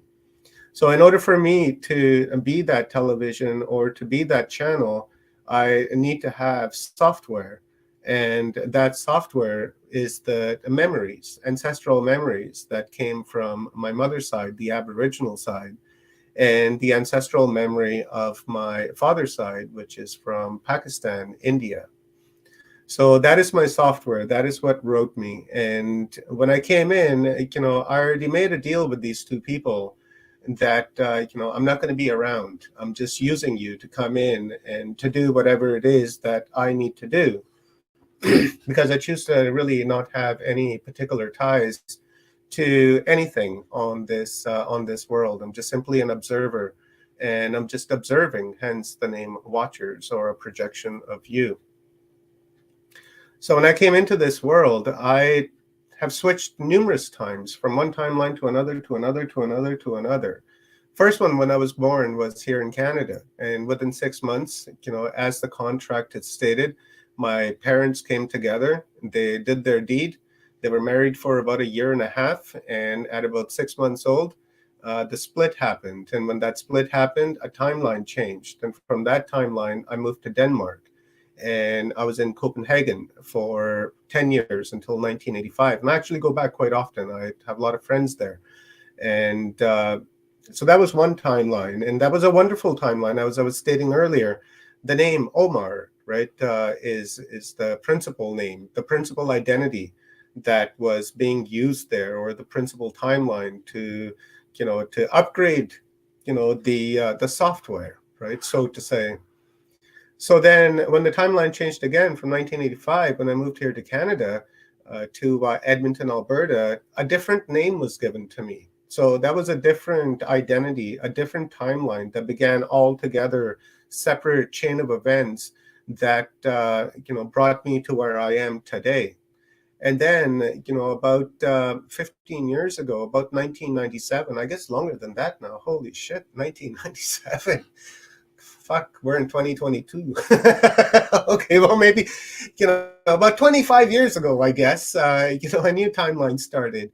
1997, I got released from prison because I'd done some terrible things. And, that's going back to what I was saying earlier. I was on this side of the track and I've been on this side of the track, so I can understand totally on both spectrums when I look out into the world. But when this new timeline started for me, I chose to go back to my original identity, that original timeline that was set in the beginning from when I incarnated into this world of my Danish timeline. Because the lessons that I'd learned from this new timeline that I came into in Canada, that really, really defined and refined my program within me. It allowed me to visualize things and have a perception that I otherwise would not have had if I had remained in Denmark. So because of that timeline and because of that shift, it created a new timeline for myself not that long ago. Like John was saying, you find, new adventures in life, and those new adventures are timelines. And before I got into doing this, I was drywalling. Right? That was my full-time thing. And I'd done that for years, right? 15, 16, 17 years I've drywalled. I'm a professional. And I'm going to actually go back tomorrow and do that. And just, I have to go back to work because bills have to be paid. And this inflation, put me on another timeline from middle class to no class. So now I tend to want to stay on that no class because, as you guys know, I'm shedding identities. And even I've shed my previous timeline identity of Omar to just simply adopting a frequency of the Om R. So the R is really the only label that I'm holding on to from the previous timelines. But when this adventure started for me, is what I'm talking about, is Watchers Talk. This was a brand new adventure for me. And I'm not a broadcaster. I have no, education or any experience in my background in any media productions or anything like that. For me, this is just fun.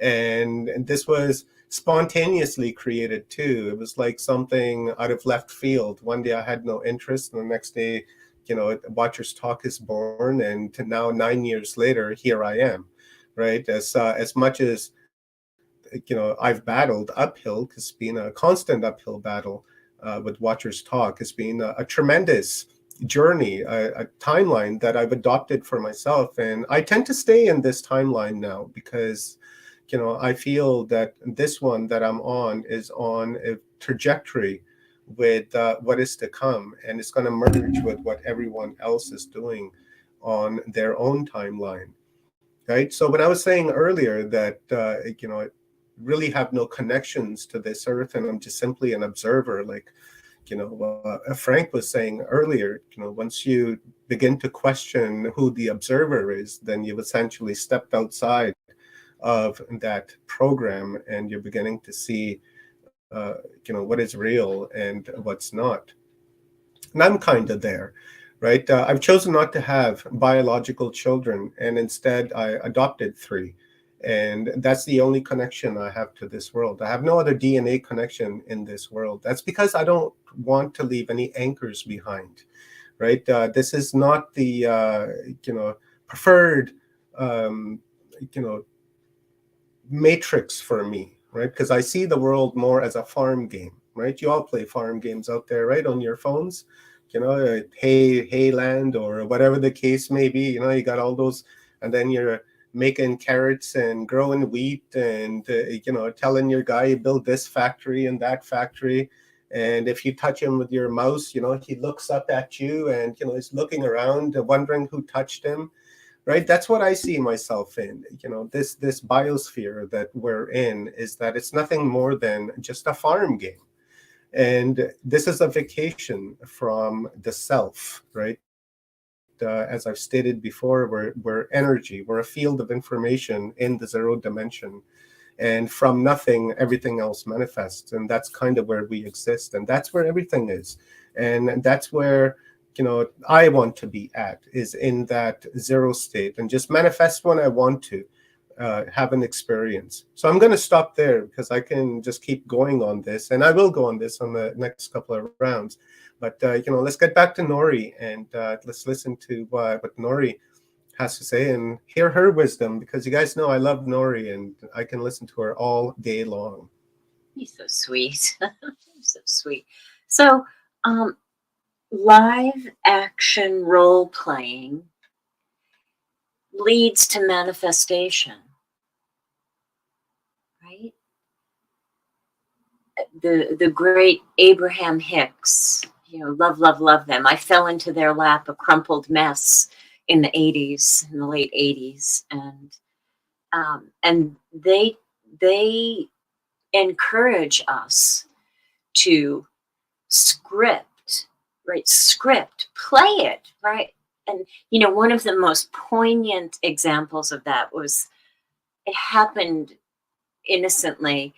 This was back when the computer was new and there were chat rooms. And I had gone through a breakup and, was grieving the breakup. And a friend who was such a great writer wrote me out some possibilities. One that included going to Texas in a pink convertible, getting a job in the diner. She described the uniform I'd be wearing, have big hair, right? Big, done up hair, and meeting cowboys. And reading that shifted my energy. I was no longer grieving. And that was such a light bulb moment at the power. I mean, did I momentarily jump a timeline and really go there? Maybe. It was so powerful. It was as if it happened. And the point of what I'm saying is, we can use that. We can use that right now to improve our circumstances, improve the way that we navigate life, improve the way that we're thinking about all of this other stuff that we don't align with. We don't align with that.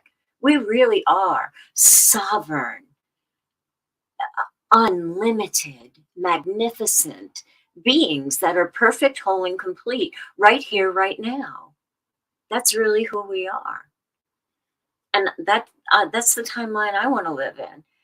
Does my ego pull me back? Does my childhood memories and, the trauma pull me back at times? Yeah. But more and more as I play in LARPs, thank you so much,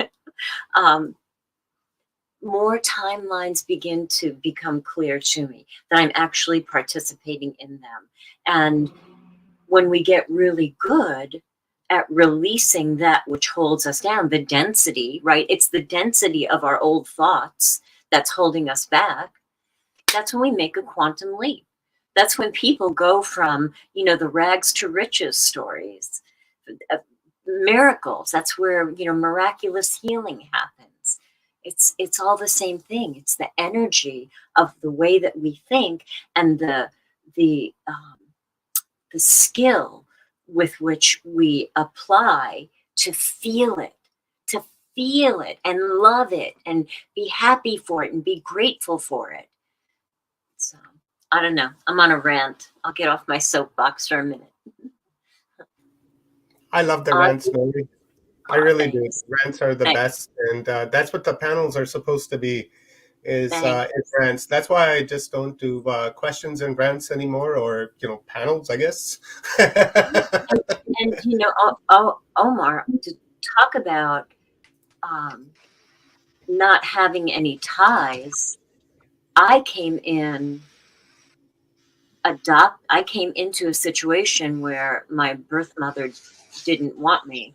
And I was literally sold.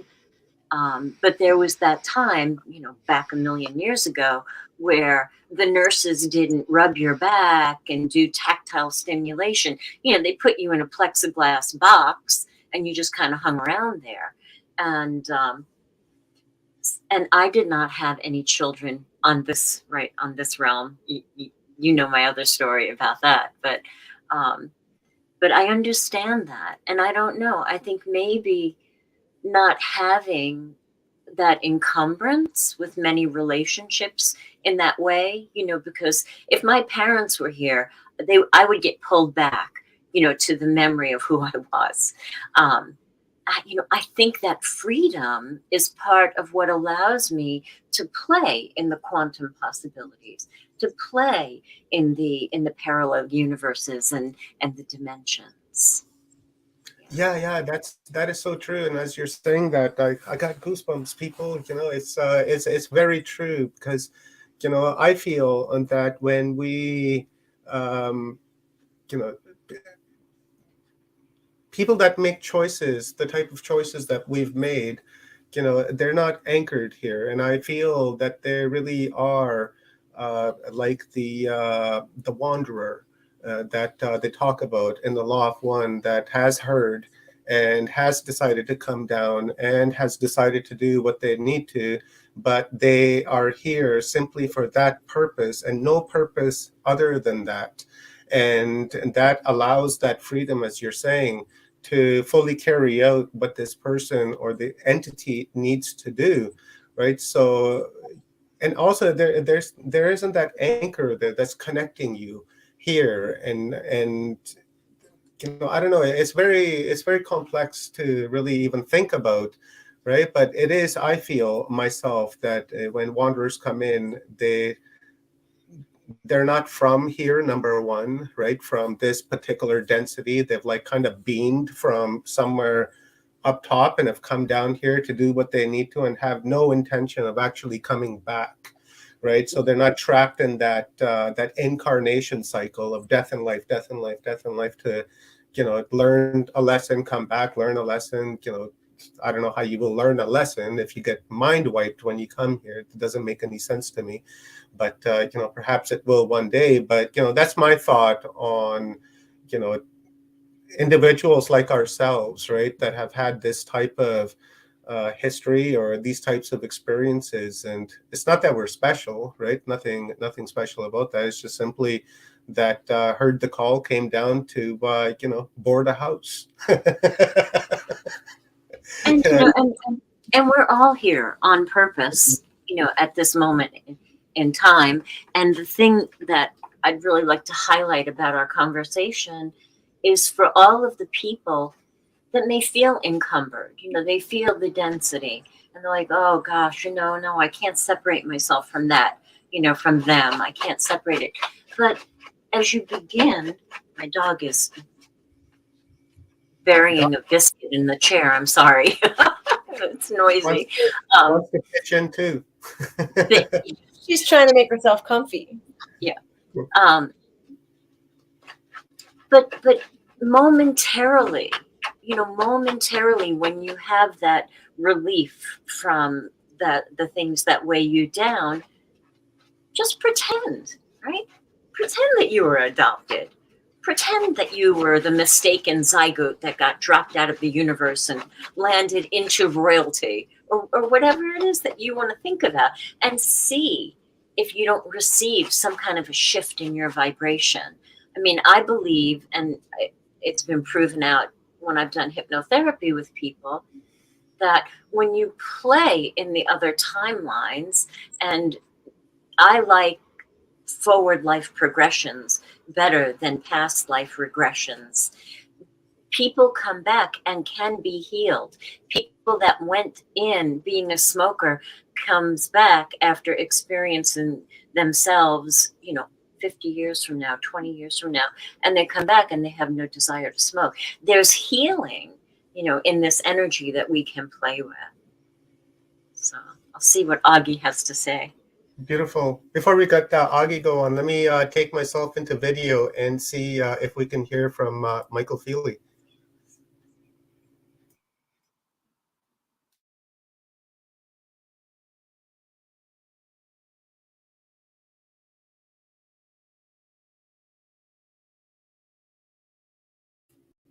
You're muted, Mike, so just unmute yourself.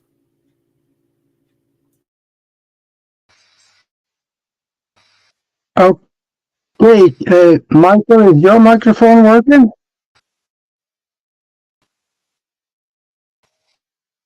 Looks like his. Nope. Like they say in the South, that ain't working. Time to get a new computer, dude. Yeah, that ain't working.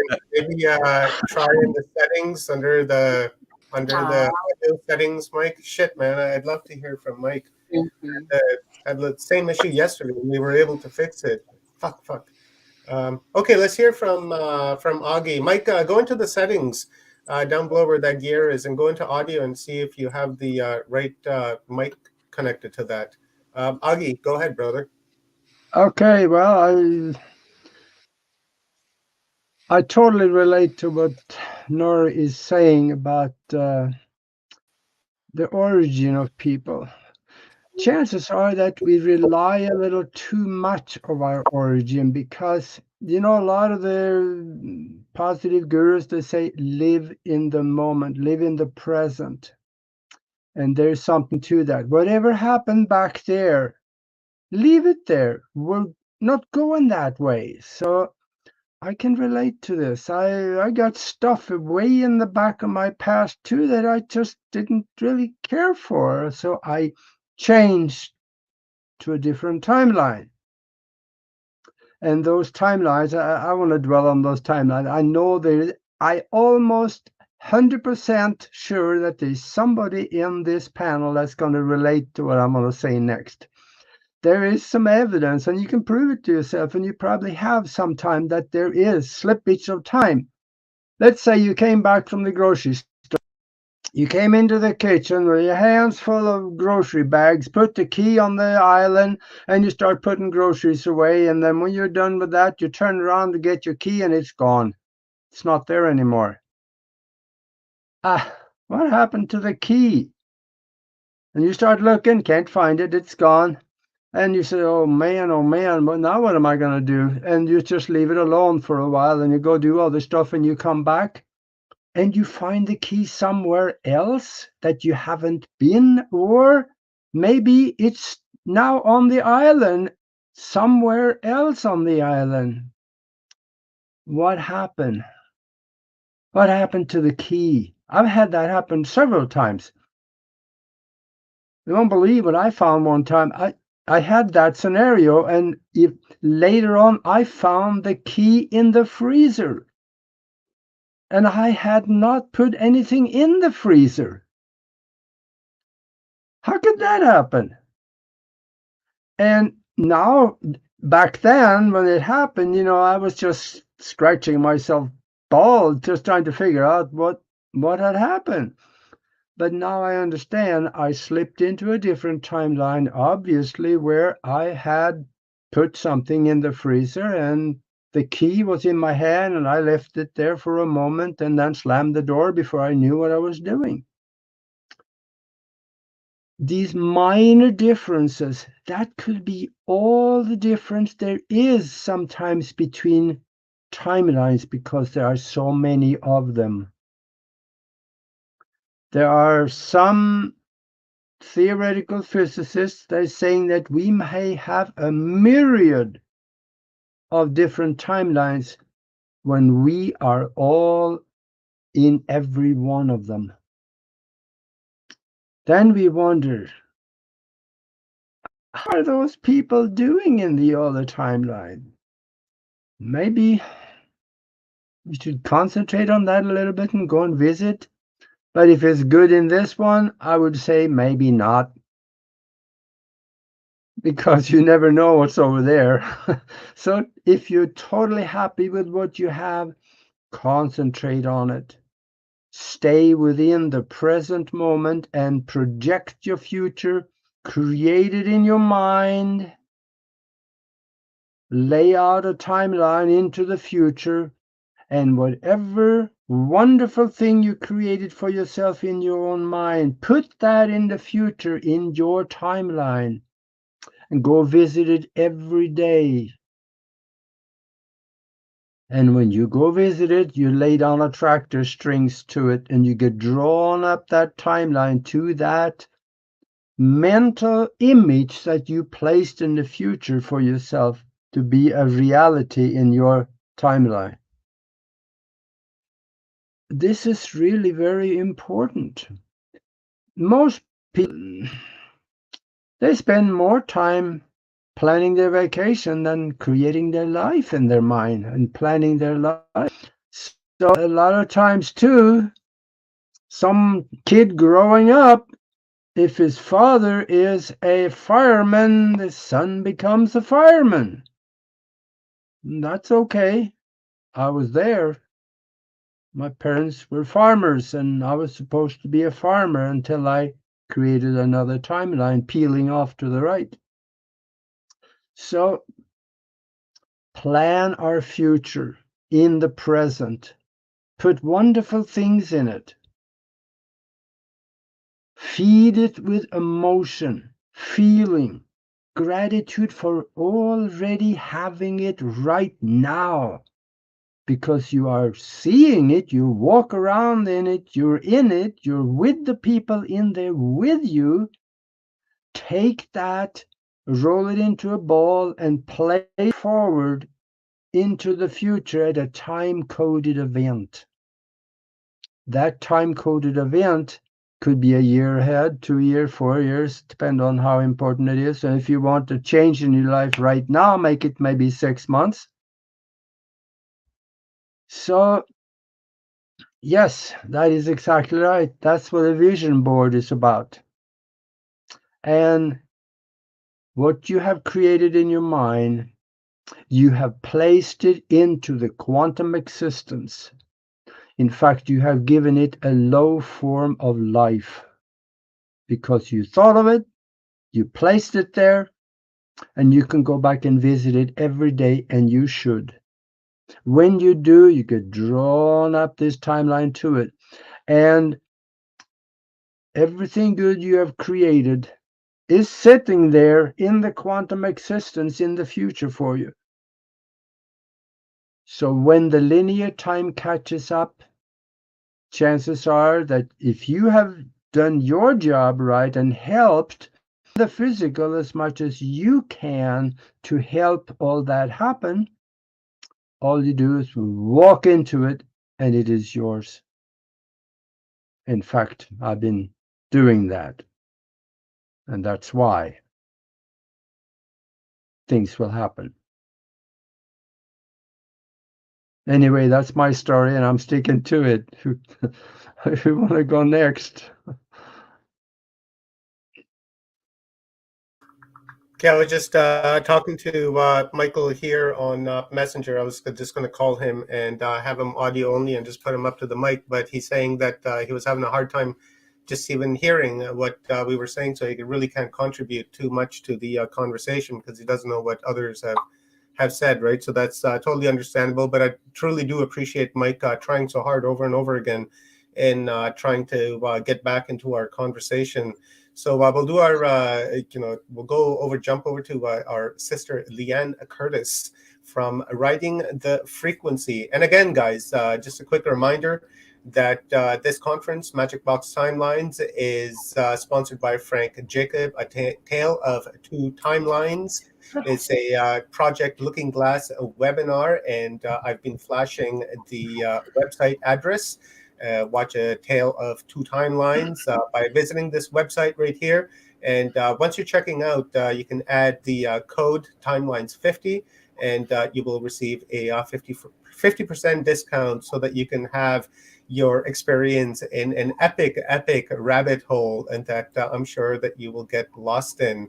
So, Leanne, go ahead, please. I just want to interject and let you know, don't worry, because Mike will be joining us on the other timeline.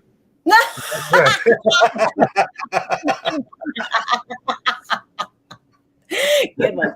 That's a good one. Hey, why are we all laughing? That could be true. Because it makes us happy. That's why. Yeah, Yeah, Wow. he's still with us. that's good. Well, so like, yes, to everything Augie said, but I think I'm going to take what I have integrated into my own process, which is by no means my process. I just took somebody else's something and made it my own. So here comes parrot time. It's parrot time at Leanne's house. So I'm just gonna like regurgitate this while we're on birds, because they like that. Like what tool do you use to do all this stuff that we're talking about? Like thoughts,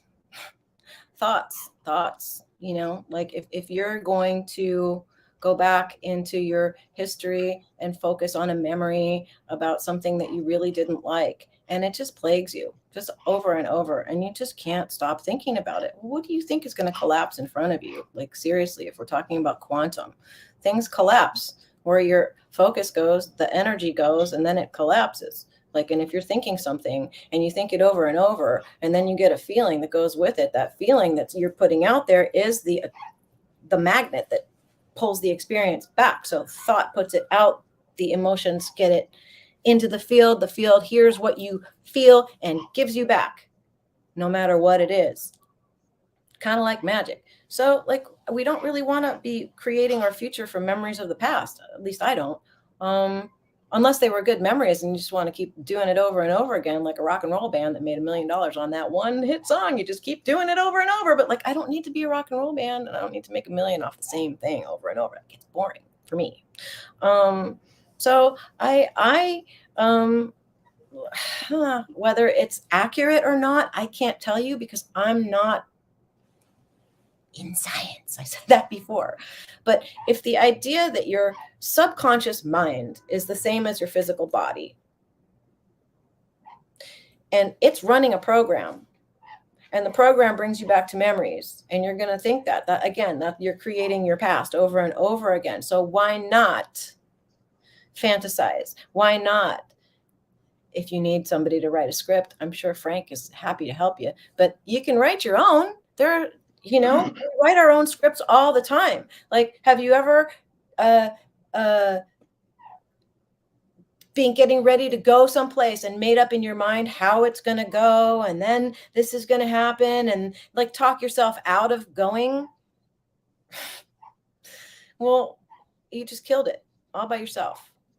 You wrote your own script and then didn't have an experience, or had the experience of not having the experience because you killed it. Like, or you can let it live. You can not let those memories seep in to go poison stuff and blank slate it. Go, you pick up the pencil, you draw what's on that whiteboard, and then you jump into that whiteboard. You know, it's all, the PowerPoint comes back to inside us, you know, and I know I've said that like 1 million times today. And like, I don't need my body, my ego, like go eat the chocolate cake. Like sometimes I do, and go, you know what? I'm just going to let my ego run me. I'm going to eat the cake, and I might feel crappy in the morning, but you know what? That's what I'm choosing. So that's the timeline I put myself on. When I wake up and get on the scale and go, oh, or when I wake up and just feel kind of, and go, oh, well, you know, who gets to make up her mind to either do the same thing again or not? And, you know, who's the decider? The ego, the memory, or the observer, the neutral observer? Once you and that observer hook up, swipe left, swipe right, swipe. I don't know which way you're supposed to swipe to hook up with somebody, but that's the way I'm swiping with my observer, you know? So for me, it's I create my reality. Do I want to do it consciously? Do I want to do it off of memories? Do I want to create a whole new thing? You know, get Frank to write me something that I wouldn't have thought of because I'm not in his head, and, you know, never will be. But, you know, and likewise, no one will ever be in mine unless they have psi. I mean, that's coming later for the species, not yet. You know, so I did somebody say something? No? Okay, I'm hearing things. Great. It's my other self in the other timeline trying to talk to me. I don't know. Tell me to be quiet. Because I think Maybe it was a message from Mike. message from Mike. Well, but yeah, so I mean that's kind of it. Like and you know, you can make yourself like a what do you call it? A mind movie. Like we make mind movies all the time. Imagine, it goes back to imagination, daydreaming. Like where can you project yourself? Where can you see yourself? Like if you can make your subconscious, your body, believe it, like here's a real rude one. If thoughts absolutely affect the body. You know how you know immediately thoughts affect the body? Think about something that is super sexy, and guess what happens to you boys immediately, right? Come on. Like the body responds to thoughts. It's proof right there. If you're hungry and you think about food, you start salivating to make it a little above the waist. You know, the body responds. What are you doing to your body every time you think something? What are you thinking? What are you creating? We're master creators. We are master creators. We need to own it. So, you know, create the timeline you want to be on, and don't let somebody stuff their timeline down your throat, because it's just, to be very Hollywood, just gag me with a spoon. Ew. Totally. No. I'm done. And you know, the bonus thing is with what you're saying, Leon, is that you don't need a neural link. You don't need to have something stuck in your head in order for you to have that, right? Just wanted to echo what you know, Frank would say, is that you know, they want to stick this shit in you and make you into a Borg, right? And by using thought, right? By using thought and visualization, that's much more powerful than Elon's little gadget inside your head, which is you know, really part of the transhuman timeline that they're attempting to create. Okay, so now I know Nori has to take off here really quick, so let's get final thoughts from Nori before she has to carry on her timeline. Thank you. Thank you. Yes. So whether you believe in timelines and your ability to experience them, or whether you've taken something away from today that opens up new possibilities to you for what's happening in your life right now. When we create with our thoughts, it's not, I want to be with what's his name or what's her name, and we're going to have a house over here, and we're going to have this kind of vehicle. It's not, that's not the way that you create. The universe responds to what you feel and the vibration that you put out when you're feeling it. So what do you want it to feel like? What do you want your life to feel like? What timeline do you want to jump into? One that's filled with love and affection and peace and ease. It could happen. It could really happen. Peace and ease and joy and creativity and freedom. Right? Create all of the feelings that you want without saying, I don't want this anymore, because that's going to negate, like, is it Leanne or Leonie? It's Leanne. Leanne. Like Leanne was saying, that you're going to collapse your possibilities there. So just play in the feeling. You can go back to feelings of love, you know, that puppy, that baby, that time that you were so in love. You can feel those feelings. It doesn't necessarily have to recreate the puppy or that person, but you're going to create, you're going to draw to you, you're going to create new possibilities that include all of those amazing, beautiful feelings, including health, incredible well-being on all levels, body, mind, spirit, and soul. So Thank you guys. This is so much fun, and this opened up new possibility for timelines for me just by virtue of being here with you. Thank you. Thank you so much. Thank you, Omar, for inviting me. Thank you for Thank you, bringing. Nori. I appreciate you, and thank you for your wisdom and your contribution. I truly appreciate it, and I look forward to the next time that we Me can too. Me have a too. conversation. Much love, everybody. Love Bye-bye. you, Nori. Have a wonderful day. Love you too. Bye-bye. Frank, my man, please go ahead. You're again. Oops.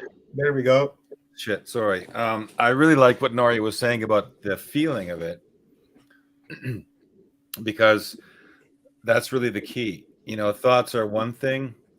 You need to use your thinking and your thoughts to visualize stuff, but it's really the feeling that generates the connection to the divine, you might say, to that extra sensory part of us, that other sense that we have to feel something, but not like touch feel. It's more of an emotional feel. And for me, like when Age was talking about changing the past and things like that, it brought to mind an old formula that I remember reading in a Jane Roberts book, a Seth book, and Seth defined time with this very interesting formula. It was time is not just past, present, and future combined, but there's past, present, and future past, plus past, present, present, and future present, plus past, future, present, future, and future. And when you think about that, it really does a number. Like, what does that mean, right? Well, it means to me what it meant, and I can only really go by my own grokking of it, that you can actually change the past, because the past has those three states: past, present, and future past. And that means that if you're perceiving your past from your present, then you've got that present form of past. But if you've made a shift in your consciousness and you've changed your perception or your interpretation of something which really affected you in the past, so that it's no longer a negative event, but maybe something that you learned from, and it's turned something that was dark into something that was a growing experience that made you stronger in your present, then that past becomes the past. And, you know, and then if you decide then to take what you've learned and steer your life into a new direction, different from the one your normal self would have gone in if it wouldn't have had that realization, then you're entering the future past, if that makes any sense. So, you know, I really subscribe to the idea of that we can change the past, but maybe not necessarily even in the sense that we can get in some device and travel back, you know, and change it that way. But I think we can also change it on a spiritual level, and that it has just as much or even maybe greater effect on our present timeline and trajectory that we're on. And you know, so one of the things that I used to have fun doing was, you know, once I realized that I was able to be in that observer position of my life, I could actually, you know, play with my perception of myself. And that if I was having a discussion, like I was telling someone the other day, if I was in a new age bookstore looking for a particular book, and then you end up, you know, meeting people and you have interesting conversations, it gives you the opportunity to either, you know, if somebody were to ask you a question, or if you were to ask somebody else a question for an opinion about something, you have the choice at that moment to interact the way you would in your normal present, and you know, try to develop your current belief system based on what you think you know. Most of us, or you know, the more I grow, the older I grow, the less I know, kind of thing. But you can also, what I found interesting is you can also argue for the point that you normally aren't representing, like the opposite side. You know, you can argue for the part that would resist what you normally believe in.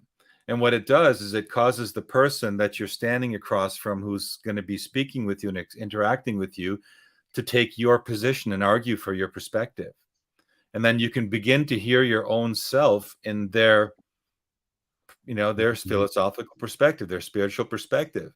And you can actually then, a funny thing happened. It was like, you can either then learn something you didn't know about, like maybe they'll even be further along than you, and they will feed you that information.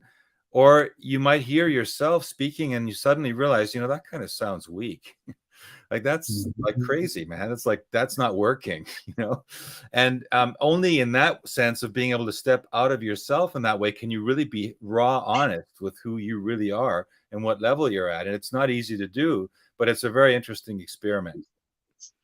And the other thing that I wanted to say was that, what we've been talking about, or at least my perception of it tonight or today, wherever you are, is that we've been talking about our own personal timelines, and that there's really, like they say, there's infinite amounts of timelines, and those all depend on, like that Seth formula, for example, it all depends on us and being in the moment and choosing how we're going to navigate moving forward from that moment, into this moment to the next moment, and being present.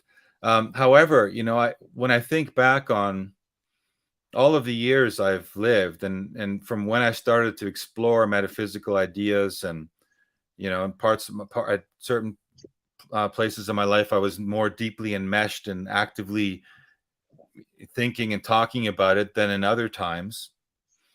All along, life out there was moving along, and I've reached a point now in my present now where there's things that I perceived 30, 40 years ago in the world that I thought were deeply misguided and wrong. And just because I've fixed them in myself, in terms of my comfort zone and feeling comfortable in my skin and feeling at ease and comfortable wherever I am in the world, doesn't matter where I am. I'm never in fear, and I'm always trying to be authentic. That's one of the most important things to me, being truthful and being authentic. It doesn't matter, because those things that I perceived way back then that were deeply wrong, they're still deeply wrong. And in fact, I've noticed in the last 2 years, those deeply, you could say psychotic and maligned thought forms and constructs in society have now landed square in my life, whether I thought about them or not. In fact, I usually never thought about them. I was just busy being my best self. But they've confronted me in my life. They've forced me to be locked down. They put ideas in my reality about, like, immunization, which I'd long already laid to rest, knowing they were wrong. But now here I was having to confront them again, against my will, really. And so the one thing that I think we should maybe talk about, or at least I'd like to talk about, is that, and John was talking about it as well, like, you just you come and go in your soul and your sleeve, and you check in and check out. Yeah, I'll do this, and no, I'm not going to take that this time. But we've reached a point now where something else is going on. And I remember getting this article sent to me by a probably what they call the most genius man in America. His name is Christopher Langan. And he supposedly has an IQ of 195, and he's developed a theory called the cognitive theoretical model of the universe. And I read the article, and it was, he was trying to be simple, but it took me 3 times reading to really understand what he was talking about. And I realized, okay, there's a certain kind of genius, and then there's another kind of genius that's able to put something across in the simplest words that everybody can understand without having to read it 3 times. But what he was saying was essentially the same thing that I've been saying, in the way that we've reached this critical crossroads right now, where, in the past, theoretically, everyone could live in their own belief system, their own spiritual concepts, and life would trudge along. And you could, incarnate and leave and come back and go, whatever. But now, at this linear point in time, we've actually developed a technological place where the sleeve that we're in, the biological human being that we've incarnated into with our spirit, which has very, innate, amazing abilities and organs and functions and abilities to interact naturally and organically with the planet that we're living on, and by extension, the whole cosmos, is actually now being confronted with a carbon copy, digital silicon version of itself that's saying, you are inferior, you are obsolete. And we've developed technology to be able to supersede you, you know, and literally they have the technology to manifest that reality. And if they succeed, the people that, by they, I mean those people that are developing those technologies, if they succeed, then we really are looking at the last potential, the last generation. A generation is 20 years of natural biological human life on this planet. And so what I'm getting at is that even if I wanted to spend my concentration developing my own personal timeline and getting better and being a better version of myself, there's also a greater extension timeline that's called the consensus timeline. And you know, I think and I sometimes, if I have any regrets, it's that I didn't participate more actively in that consensus timeline, because I probably could have contributed and pushed the narrative more in the direction where I'd like it to be right now. And I feel a little bit like I'm catching up.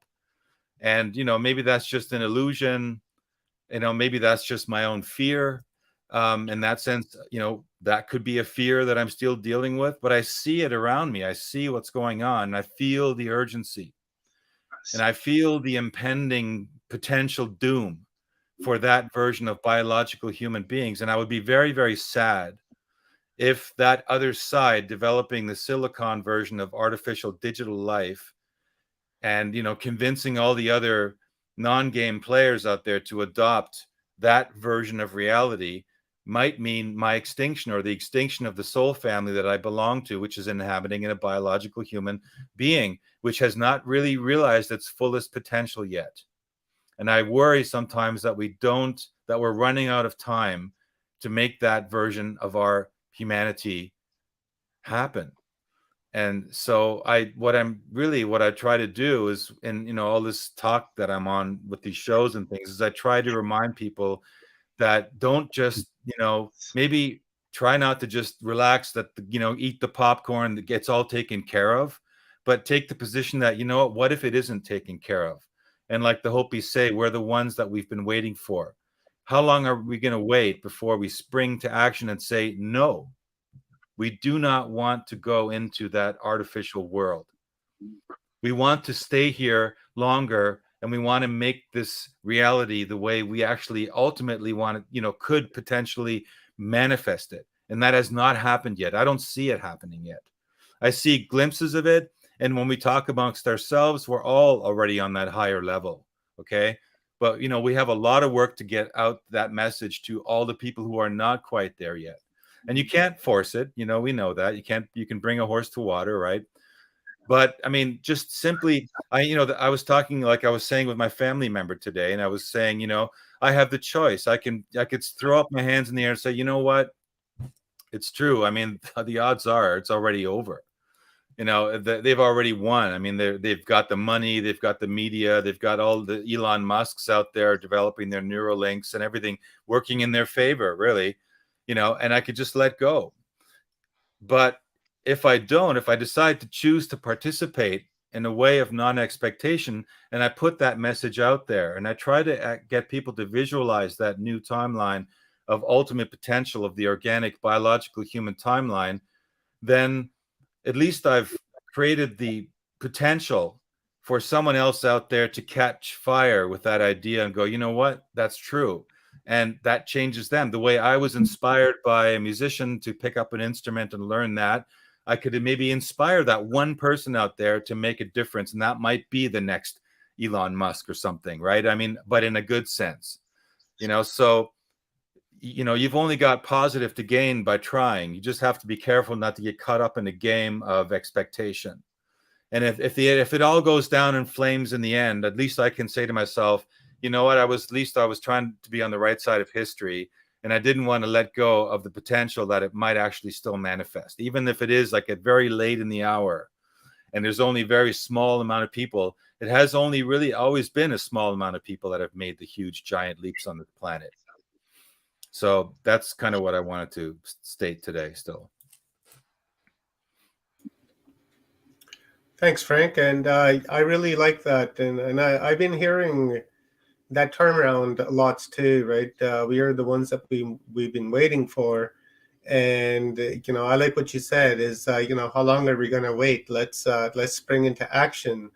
And time is of the essence. And John was stressing that yesterday as well in his presentation, that really time is of the essence, and we need to start start doing some work, right? Instead of just sitting back on a coffee break or having a lunch. It's time to go back and get your hands dirty and start getting busy and doing shit. Now, speaking of that, let's hear from old Johnny. Love John. Let's get ourselves some John action going on here. Let me unmute you, John, see if I can. All Yeah, right, there you go. Oh, I didn't know it was my turn next. Okay. I thought it was someone else's turn.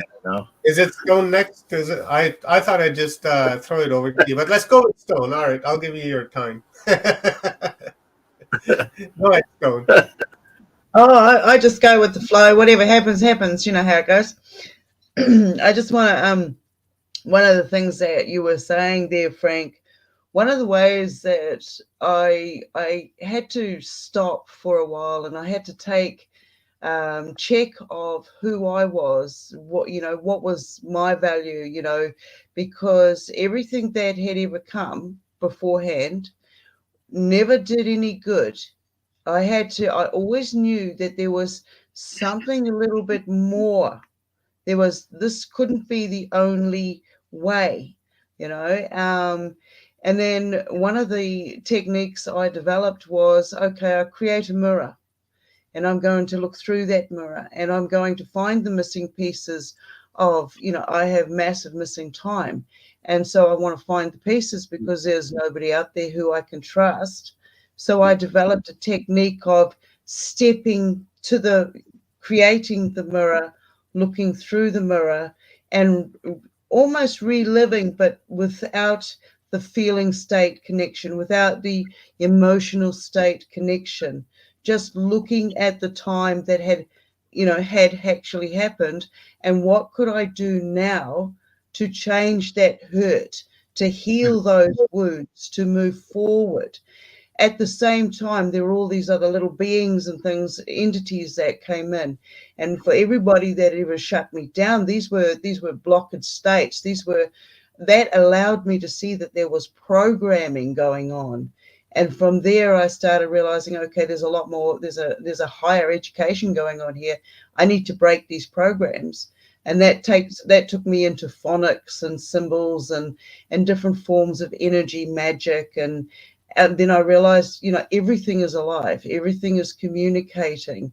What do I want to be? Okay, I'm having communications with these beings, but everybody's telling me that it doesn't exist. You're crazy. You're talking to demons, mate.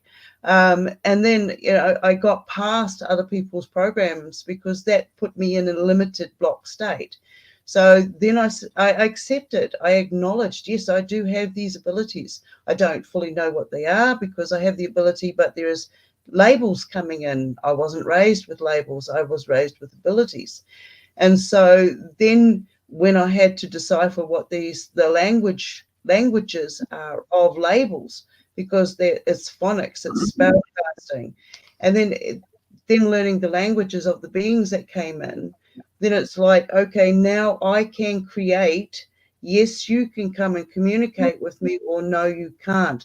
And it's the same as when I step back, and I can now communicate with myself on other timelines, other dimensions, and other experiences. When I can now see that as a 10-year-old, I knew what my death was going to be. And I got to a stage where I wasn't afraid of death because it was all around me all the time. And I could see there was a special bond with death once it happens, and you move on. And it wasn't what I was taught and what I was programmed to believe in.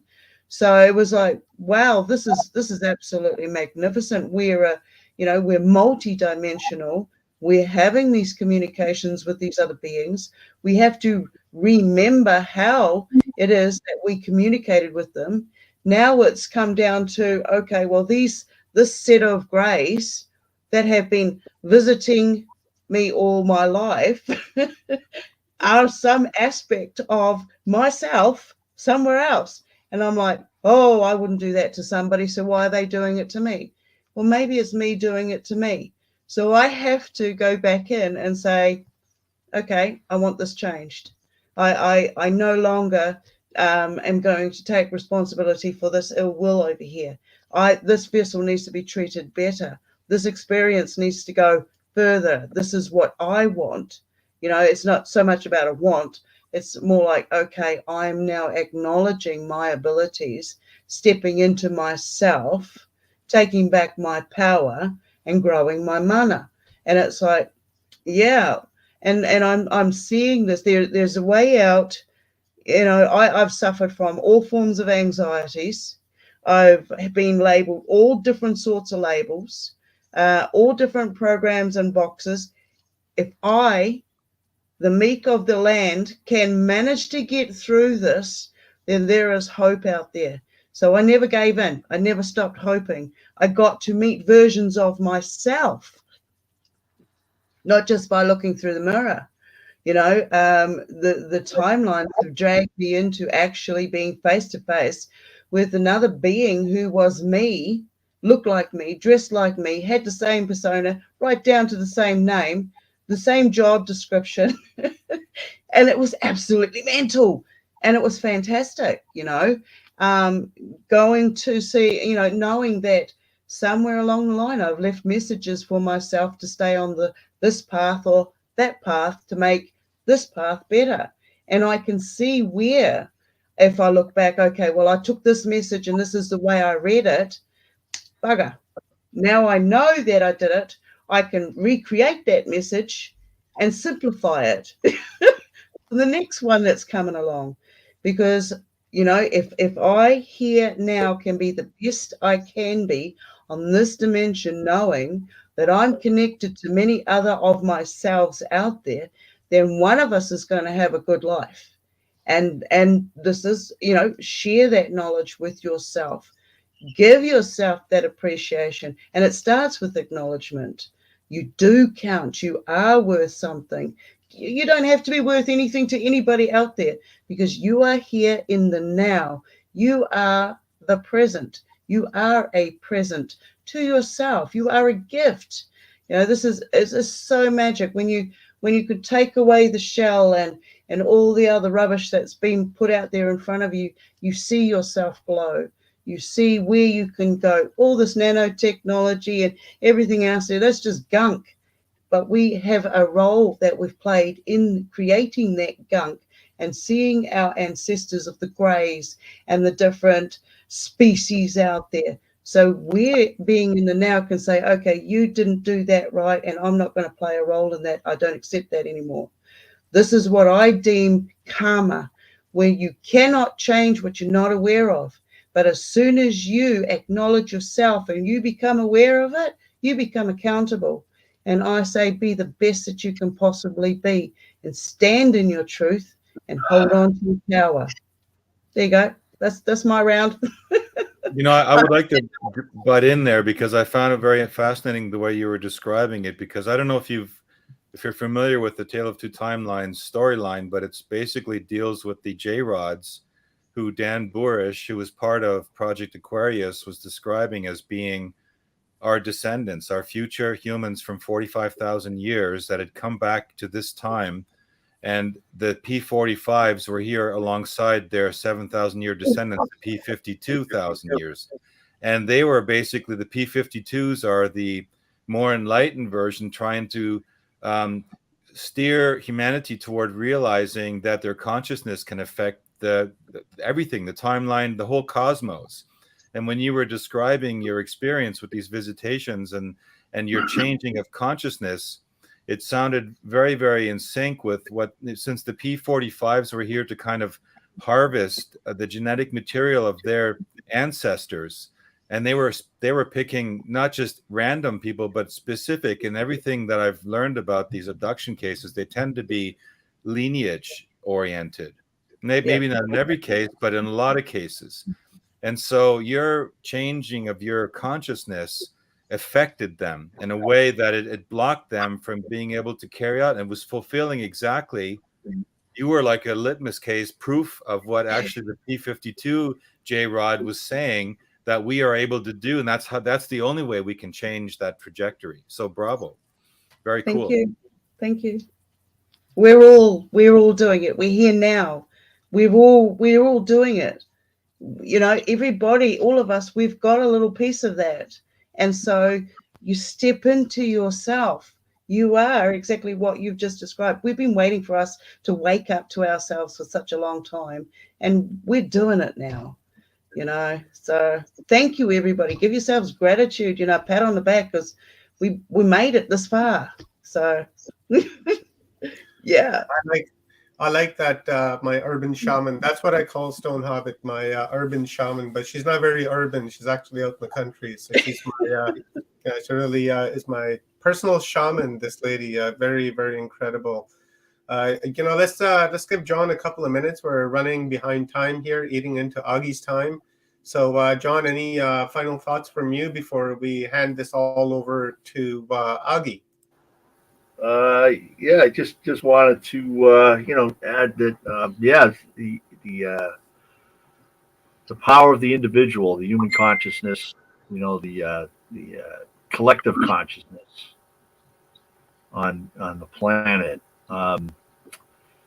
We're you know, you hear it over and over again, but you know, it's time to believe in it and say we do have the power to direct the play, you know. And there's key figures out there that are doing dark and nasty things out there, and you know, there's you probably have individuals on the planet that are powerful enough to reprogram their brains just by will, you know, like literally. But you know, but collectively, there's no doubt that we can reprogram the bad seeds, the bad thinking, and take it over, because you know they program us day in and day out, you know, with a barrage of you know, just you know, bad information, if you will. But you know, so collectively, you know, it's like you get everybody on board across the globe, you know, put it in a time, say noontime, whatever, Eastern Standard Time. We're going to spend 5, 10, 15 minutes on this one individual, just concentrating on this one person. You know, and you know, change the freaking paradigm in his brain, you know. And you know, this is the power we have, you know. This is the power that we're not supposed to know about, you know. It's like Leanne's bird there, you know. I mean, we could have the birds that are around these people, you know, cast their thoughts into their heads, if you will. You know what I mean? Yeah. Polly want a cracker, you know what I mean? So I mean, it's there. I mean, all you got to do is just believe, you know, just believe. Like, you know, Frank brought up some, you know, some dark stuff going on, and I'm right. You know, what was it? Greg asked me the other day. He's like, you know, there's some doom and gloom stuff you're bringing up, but it's like, well, it's reality, man. You know, this it's out there and it's in our faces, and there's a small group of people that know what's going down, you know, and then there's a few of us that are, you know, putting the pieces together, trying to, you know, make sense of it all and put it out there, really, and you know, so. Anyways, well, it's like Enlil was tired of the hybrids they made, and he couldn't even deal with them, you know. And with all the technology the Anunnaki had, he was hoping the flood would take us out, you know. But you know, he came back. He's like, they're still here, you know. So we got to believe, you know, we can still turn this ship around. No pun intended, but you know, it's like. You know, just we just got to get organized and believe, you know. You know, it's like, oh, it's noontime on Tuesday. You got to check in, you know what I mean, with my human consciousness, and you know, who do we have on the you know, the to-do list today that's got to get their programming recalibrated, you know. Anyway, I'll leave it at that. Man, can you imagine 8 billion people focusing in on you? Oh man, that's when you said that. I was like, that's holy power. sh- It's yeah, power. I can imagine, Yeah. like, what would that do to your body, to Yeah. your mind, to your aura, Yeah. to your energy? Yeah. It would be just absolutely sick. I No, sign me all up. you hear is no. You know. Yeah, and I really like that thought that you were saying there, and I've thought about it in the past where I've said, how come, like, why don't we, like every single day at starting at like 7 o'clock in the morning, 24 hours a day, everybody, the whole country or the entirety of that, particular time zone, right? Yeah. Everyone in that time zone Synchronized. meditates for like 15 minutes, and then it goes into the next time zone 15 minutes. And if we just do that 24 hours a day, all the way around, every Yeah. single day, that would just have an immense impact on this timeline. And what would happen is that the Schumann resonance charts that we see, and people get all excited when they see that yellow dips happening, right? I think it was Frank that raised my awareness on it, is that when those dips are happening, that's actually not a good thing because they're lighting shit up, and it's when it's black, right? That's when the good stuff is actually happening. So, like, we shouldn't really get all jacked up and excited just because the Schumann resonance beeped the yellow. We should actually be very, very concerned and that happened, and why did that happen? And we should try to keep it at black, all the way through. I don't know if you guys know this, but Frank and I, we spoke about this during our Looking Glass week back in April. When Frank brought that up, I was like, what? Right? Because I was under the perception that when those yellow blips happen, that it was actually a good thing. And then Frank's like, no. It's actually not good, bro. It's bad. And ever since then, I've been researching it, and then sure as shit that it's true. And so I thought I would toss this out there. So guys, I wouldn't lie, Omar. I wouldn't lie. I know, brother. I know. Somebody else sent me another confirmation today about another crazy idea that worked its way into the webinar, and that is about the changing size of the Earth, right? Because it sounds lunatic, right? But it's reality, right? And then when they saw that, of course they sent it to me. It's like, you're right, it's true, it really is happening. I'm like, yeah, man. It's like,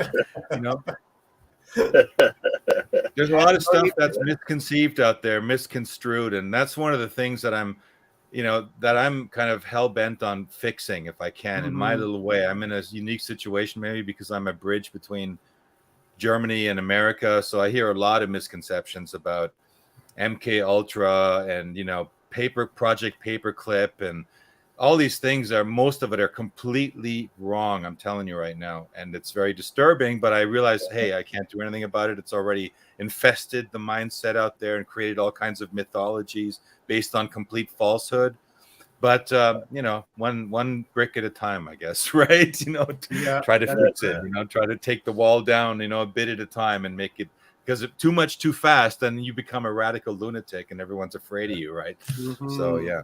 Right. I wonder if we're misunderstanding the song. All in all, it's just another brick in the wall. Right? Awesome song. Thank you very much, everybody, for coming on here. Thank you to Nori. She's not here, but she's on our timeline. And thank you, Augie. Thank you, Frank. Thank you. Big, huge thanks to Mike for trying so hard to come on and share his truth and wisdom with us. And I thank you guys for doing this panel, and much appreciated. And again, guys, this was brought to you guys, this entire conference, sponsored by Frank Jacob, A Tale of Two Timelines. I've been sharing the link in the chat rooms, and please go there, cyberhive.tv, and put in the code Timelines50 as you're checking out. You will receive a 50% discount, a gift from Frank to us. Really appreciate that. And that is your journey down a epic rabbit hole that hopefully you don't get lost in, and you can come back and tell us about it, and give us your interpretation and your perception of it, and what you took away, and how you raised your awareness on matters that are being discussed. I would love to hear from you guys, and maybe come back and drop it in the comments or reach out to me in my email and let me know. So with that being said, guys, thank you very much. We're going to hand the stage over to our brother Augie Nosp. We're in for a quite the download. And thank you, John. Thank you, Frank. Thank you, Leanne. Thank you, Stone. Nice to see you. Mike. Thank you, Nori. I appreciate it. And it is yours, Augie, and I'll remove everyone. And then as questions come in, I'll just highlight it, and then I'll hit you with those when your presentation's over, and then we'll have a conversation based on it.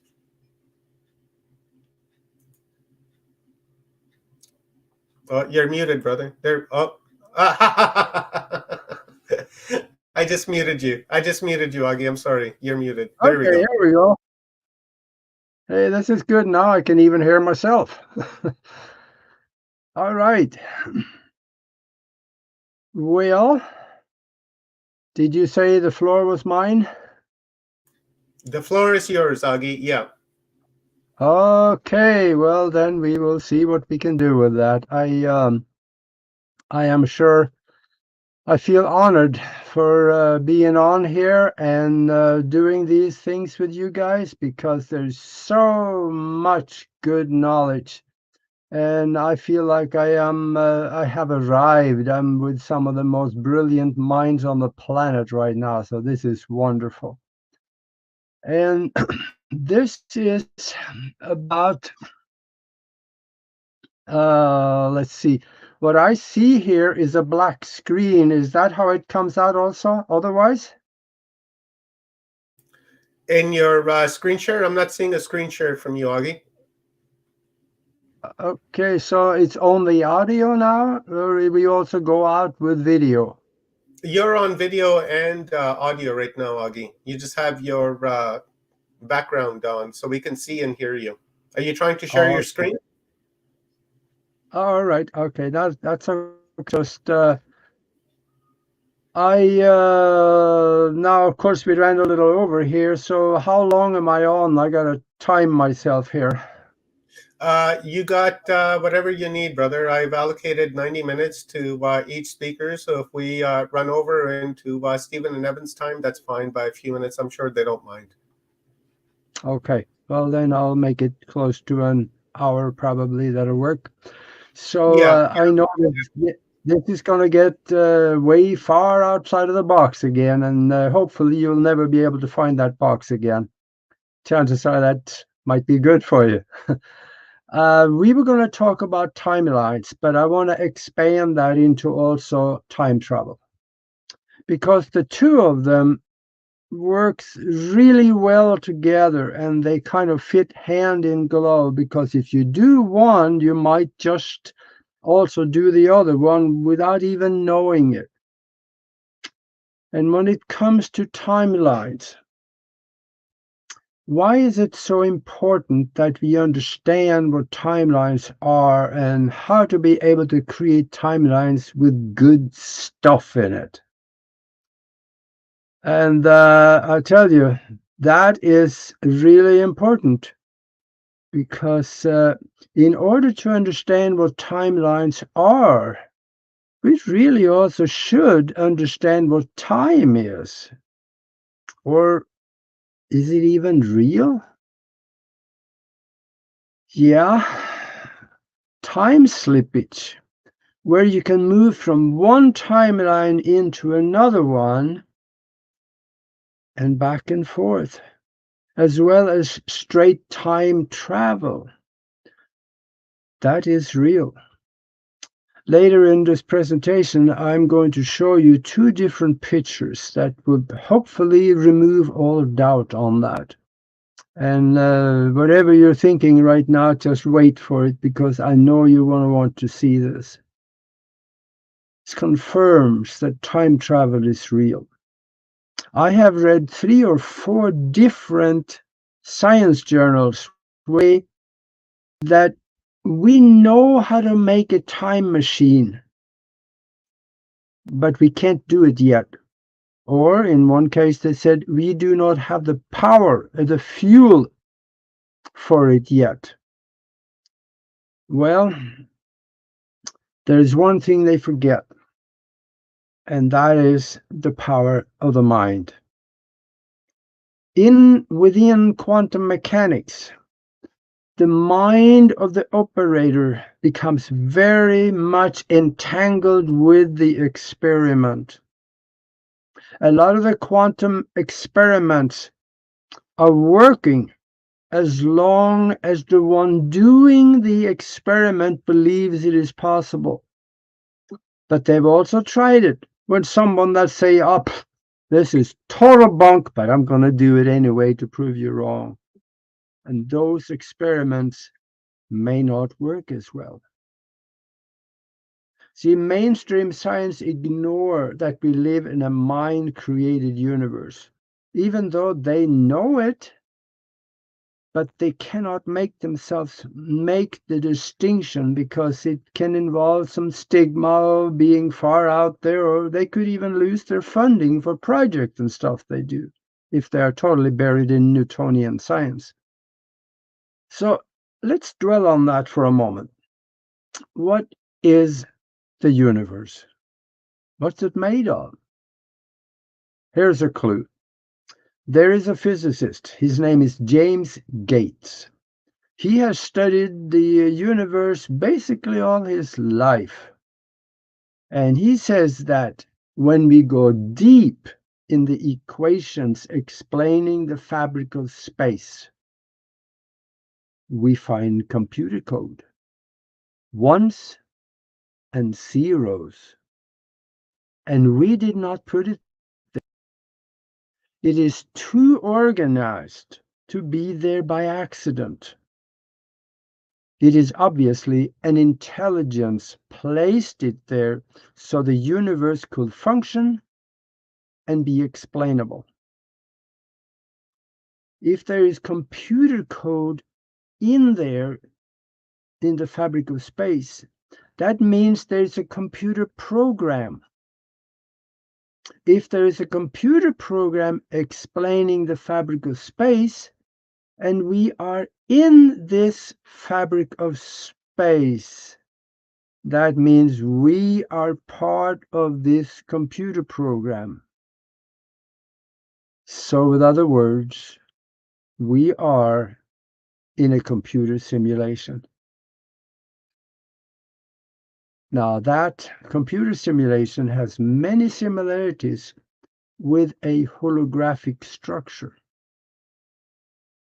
Science knows that nothing is physically real, but a holographic projection from the self-aware and intelligent universal mind, or we can call it, or many do, they call it the field, the unified field. If it is all mind created, then allow the mind to get in the game with you, lead you, and help you create. A lot of times we don't do that. We just do things with our hands, hoping things will be good, and sometimes it does, but sometimes not. I have, because that's what I have done, and I have a very powerful electronic device that I've had some very strange experiences with. But in using that device, nothing worked for me until I started manipulating my brainwave pattern and lowered the brainwave pattern down to about 7, or actually I was aiming for 7.4 because there is something magic in that number. So understand that better, you should actually go to broadcastteamalpha.com and scroll down to the last page on the shows. That's the 13th page, I think it is. And watch my TV show where I interviewed the man that made the time travel device. And the show is called Hidden Truths with Augie Nust, Time Travel. Because Hidden Truths was the title of the TV show I had in Tucson for 6 years, and uncovered a lot of stuff that probably shouldn't. On that show, I demonstrate the machine so you can see what it looks like and how it would work. It gets very interesting. Just go visit there and see that one. I think you're gonna like it. In fact, BBC Television found out about this TV show and my experiences, and they called. Well, they were coming to the United States to do a TV documentary on time travel with Michio Kaku, Green, and another theoretical physicist that was unknown to me at the time, and they wanted me to be on there with them. So I did agree, and I met them in New Orleans, and we did do the shoot. I demonstrated the device on the TV documentary also. Now, that TV documentary was shown to about 1 billion people around the world in 2003, and I guess you can probably find it if you go to BBC Television's website and maybe search for time travel. It's probably still there. It's about 19 years old, so I'm sure they probably still have it. Now, not everything I talked about having seen in that TV documentary with BBC actually happened. And I did not understand that for a long time. Why did I see things that did not happen?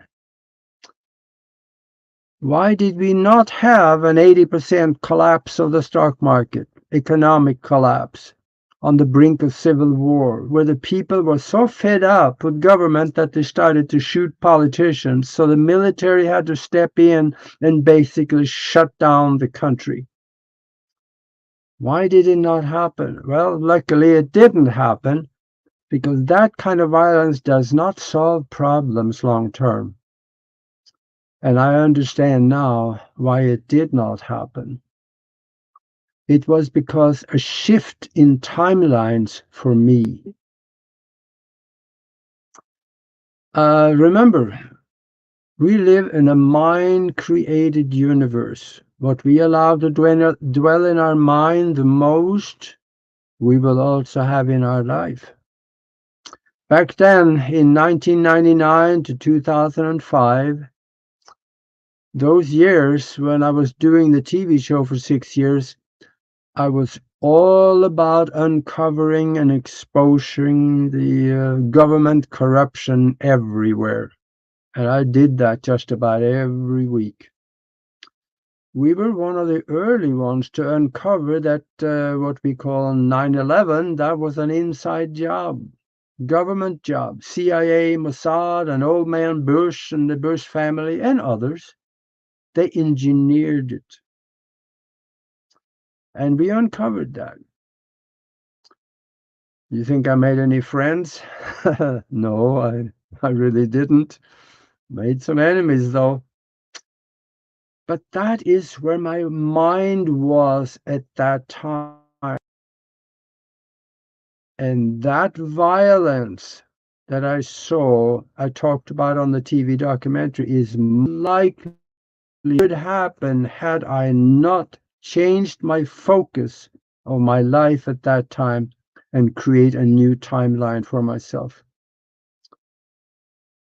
Right after that, I quit the shows. I created a new timeline for myself, a spiritual one. I'm sure glad I did that, because all that negative stuff probably would have happened. I've had some peaks at different timelines later, and it appears as things like that did happen on several occasions, maybe in different timelines. One timeline coming out of 2016 is that Hillary won the presidency, and we all went through a World War III nuclear war. Hillary started that. It didn't go very well. So let me talk a little more about time. First, I really sure it even exists? I've heard scientists come out and say there is no measurable evidence that time actually exists. So then, what is it? Why do we all think we know what it is? Well, maybe because we remember yesterday, and you're sitting here now listening to me, and we all have hopes and things we want to visualize for ourselves for tomorrow. This creates a flow from the past into the present and future.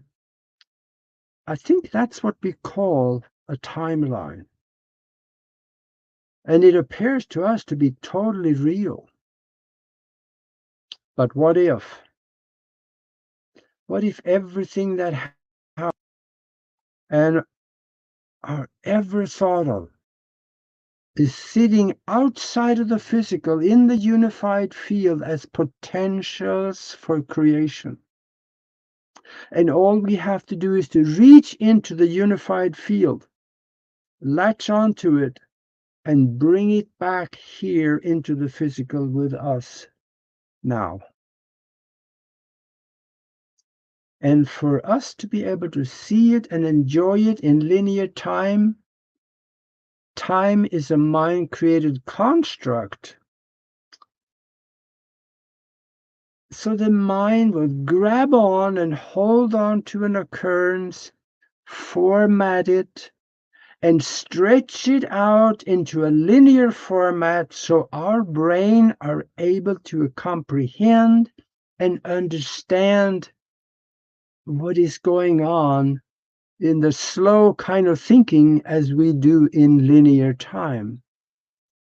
And that goes from the from the past, present, and into the anticipated future. Now, a mind-created holographic construct is not the real thing. Earth science, they've been working with holograms since probably the 1960s or maybe before. You see, in 1964, the American military created a hologram of Virgin Mary and placed it in the sky in the Havana harbor in Cuba. They were hoping that the people of Cuba would see that image as a sign from God and rise up and overthrow the corrupt communistic government. Well, we know how that went. It didn't happen. But they saw the image right in the harbor. Huge image of Virgin Mary. That was in 1964. So they had holograms that could create that back then. Now they can create a hologram of a man walking down the street looking perfect physically, looking totally real, but it's not the real man. What else do you think they can create now? There is a government operational program that I have known about since 1990. It's called Operation Bluebeam. That is the one where they will bring in the fake alien information, and there will be thousands of flying discs in the sky, with a few real ones in between, with the phaser 2 laser cannons and stuff like that on it. And they will be shooting at things on the ground to scare the daylight out of people, so they will demand a unification of all governments under one structure, of course, the UN, give up all their sovereignty so they can get together and fight the aliens. This program has been around for a long time. Only about 60, 70 years, maybe. What do you think the universe which has, according to science, has been around, this universe been around for 14.7 billion years. There's still some negotiations on that number. What do you think this universe could create if it had 14.7 billion years to perfect itself? It could probably create something that is a little better than that man walking down the street or the thousands of discs in the sky. It could probably create you and me. So then, put that one on the shelf for a while and think on it later. Then, what is actually the holographic structure of time? I know I was going to be the outcast here because I'm going to stay with the nuts and bolts and maybe explain a little bit about what I saw in the universal download when the universe was explained to me in concept and detail. The holographic structure of time, first of all, it is created by the universal consciousness or the universal mind or source, God, if you like. That and your mind working in unison as one. Everything is funneled through your mind into your existence.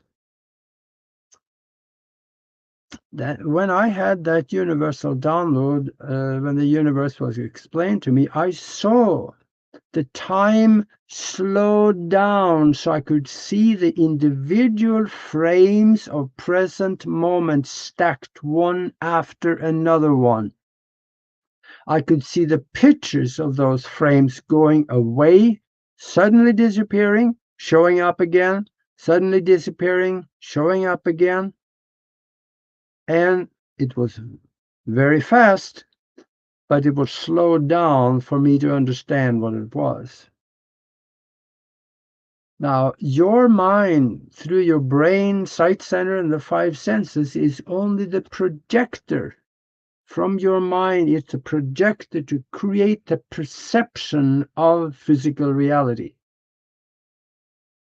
Perception consists of a succession of present moment placed one after another, pictures stacked in a row. So when the positive thinking gurus are saying, stay in the present moment, they're right. It is that's the only thing, the only choice you have. There is nothing else. In between the present moment, there is nothing. Because the linear progression of physical time is a succession of frames of present moments as a picture placed one after another one. In between each picture of present moment, there is nothing. The field creates the present moment and allow you to project it and experiencing it. And the pictures are moving through so fast that it all appears as a continuous movie and you are the star actor in it. In between each frame of present moment, the field collapses to nothing and then recreates itself with another present moment, collapses to nothing, recreates itself, collapses to nothing as it moves forwards. There's a similar system in electronics. It's called a square wave generator. Kind of like the one in the Royal Rife frequency generator, you know, like the one you can tune to a specific frequency. And they call it a mortal oscillatory rate. And you can kill bacteria and virus.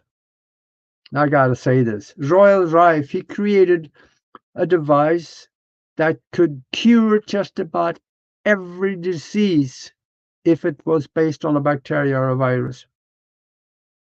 He did a cancer study. We had 40 people in it, cured, terminally ill cancer patients, and cured 38 of them.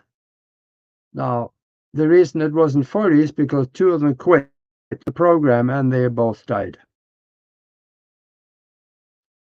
So yeah, the square wave generator is just that also create a present moment in a way. It has a sine wave similar with that, the universal time, because the square wave generator, it creates a sine wave going straight up, move over a little bit and collapses to nothing. And then it moves over a little bit, regenerates the sine wave, move over and collapses to nothing. And it keeps doing that.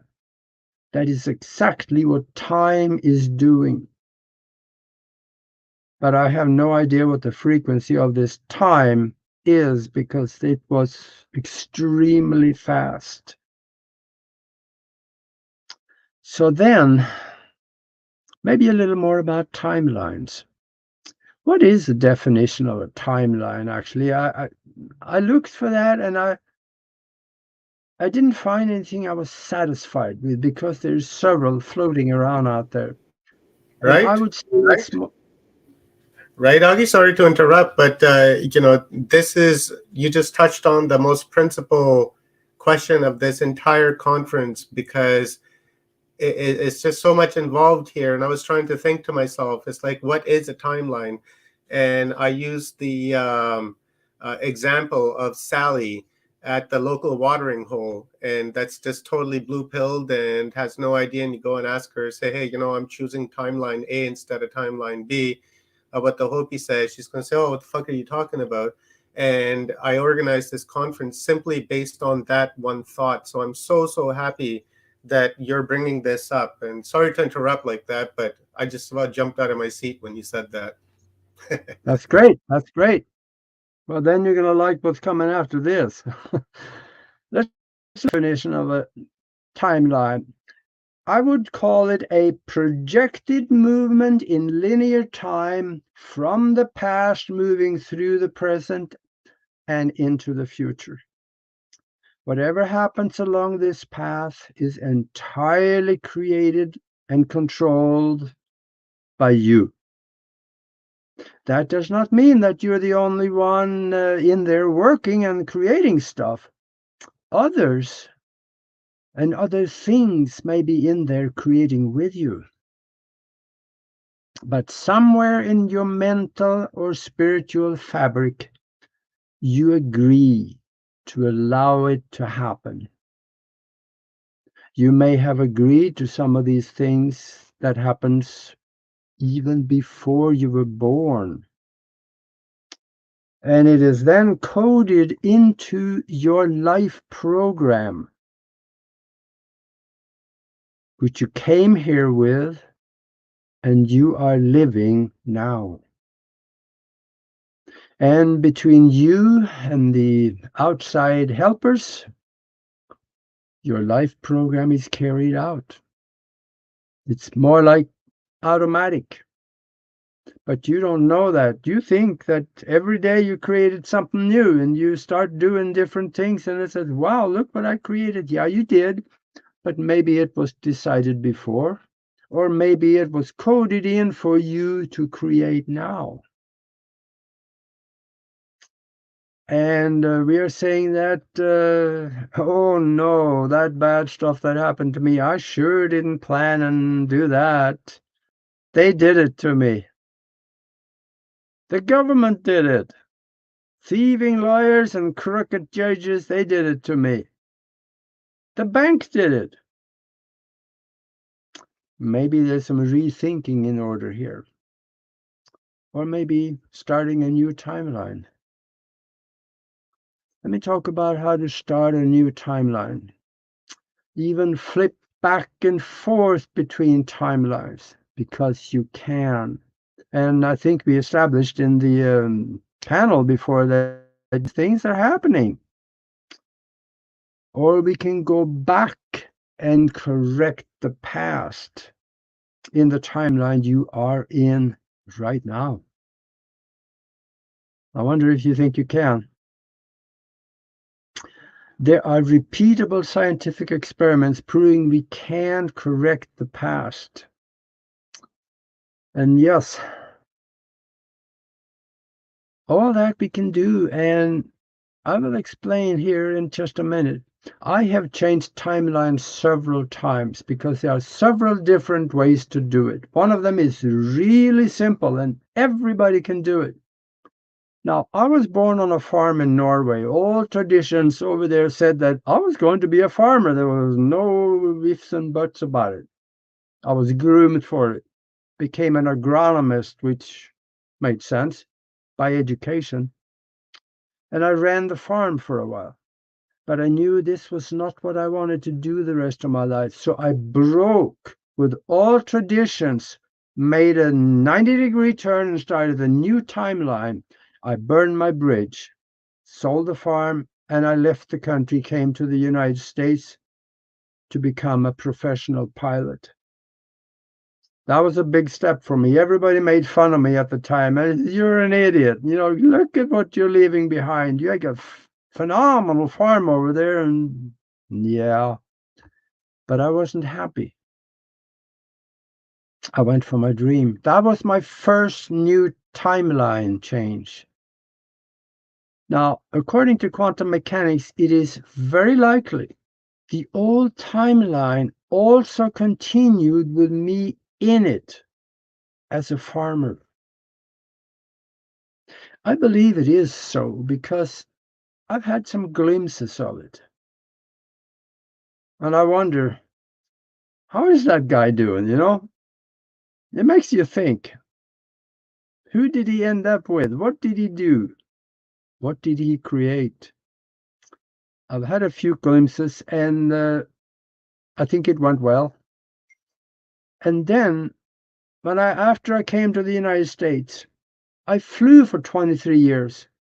We had a flight school, international air taxi, and all kinds of good stuff. But I broke with that timeline I quit flying and started researching hypnosis, the mind, doing radio shows and TV shows and other stuff. Just a second break in my timeline. That was a new one.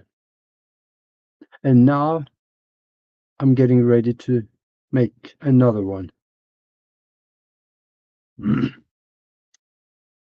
It is pretty easy to change timelines. Everybody can do it. It seems like all you do is just make a drastic life change in life decision. And that can mostly be accepted by even the most staunch critics. Everybody at one time in their life have made a decision like that when they have broken with tradition of what they were doing and gone in a different direction.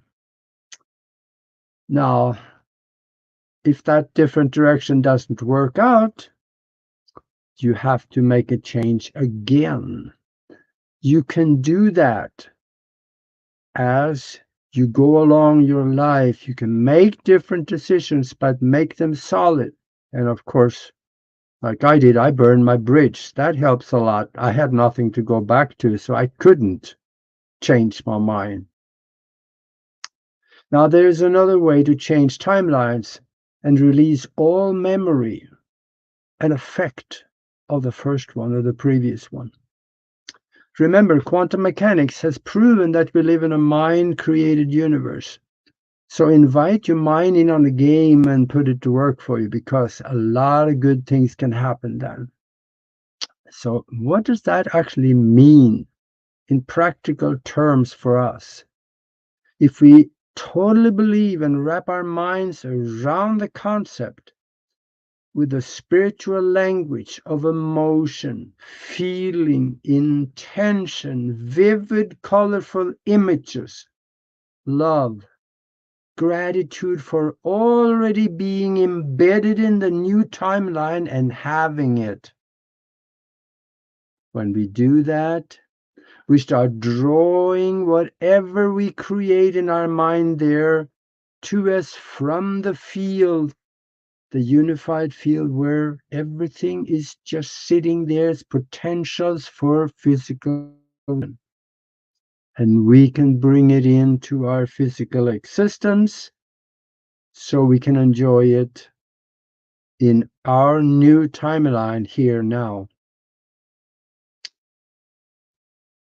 Now, what you place out there, or what is out there in the field, it could be placed there by you or others. Others may have visualized and imagined something, placed it in the field. If you think on something similar or the same thing, you could latch onto it and you could bring it into your physicality because it was given a low form of life, so it can exist here too. It is there in the field, ready for you to bring it into the physical with you, but it takes mental action. Hope is not a plan. You do have to do a little more work than just hope. And really, when it comes down to it, if you imagine yourself having a kitten, or imagine yourself having a wonderful new life in a different timeline, it is equally simple for the universe to help you create both. The magnitude of what you want, big or small, doesn't really make any difference. That's a hard one to wrap our heads around. But that is the way it works, because your belief and feeling and all the rest of it create them both, and it brings it back. By engaging the power in the unified field, we can both travel in time, backwards and forwards, and also move between different timelines back and forth.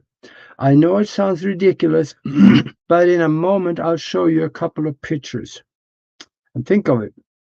How many times have you felt that things were out of place? Remember what I talked about a little bit earlier in the panel about you left your key on the island after you came back with the groceries, put the groceries away and turned around to take the keys off the island, and the keys are gone. You may have slipped into a slightly different timeline where you put the keys somewhere else, but you don't remember. Now, on Friday, I was listening to this the panel here on this conference, and I heard a lady walk into a store for the first time, and the clerk recognized her for having been there the day before. But she couldn't remember that because she wasn't there. That was Patricia Corey. Yeah. On day yeah, one. That's right. Yeah, that's amazing. But these things happen. And it really makes your brain itch just to know that it happens, even if it hasn't happened to you yet. If you think back, you're going to find some areas of your life where things like that did happen. And of course, after something like that happened, the first thing we do, we got to work right away to try to explain it away. And yeah, probably I didn't remember, or no, that was on a different day. You try to explain it away. Yeah, but also let me tell you a little bit about how you can create a new timeline where everything in the old one goes away. Maybe that's the one we really want. Because let's say you have a life situation right now a bad one. You really don't like it at all. And it was caused by something stupid you did a while back. Maybe a simple thing like not go to college, or not marry a certain person, or not go in business with that guy because he is really flourishing. And there may be things that you want to have changed. But also remember, when you start a new timeline, that is a clean slate except for what you have placed in it. If you haven't placed anything in it, all bets are off. You better place some good things in it, otherwise you are on thin ice, because you could end up making similar bad decisions.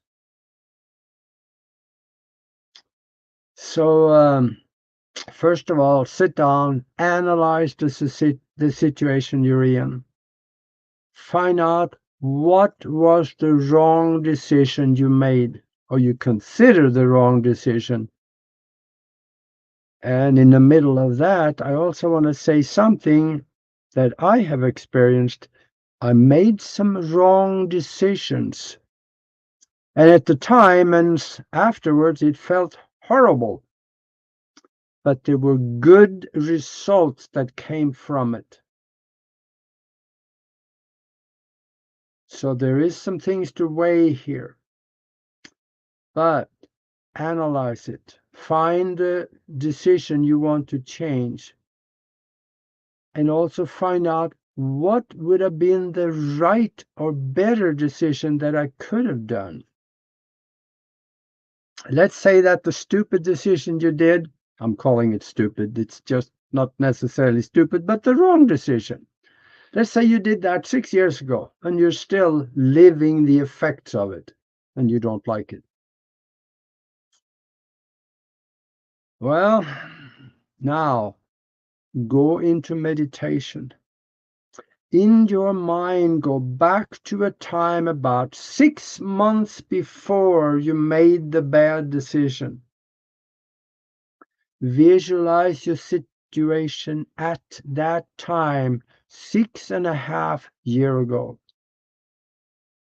Spend a little time visualizing different occasions and things you did at that time, 6.5 years ago, about 6 months before you made the wrong decision.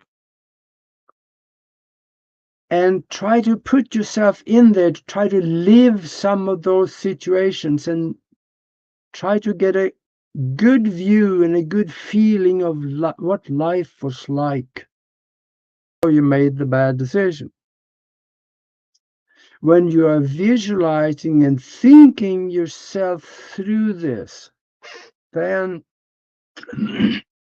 and then do this every day, or as often up to when you get closer and closer to the bad decision.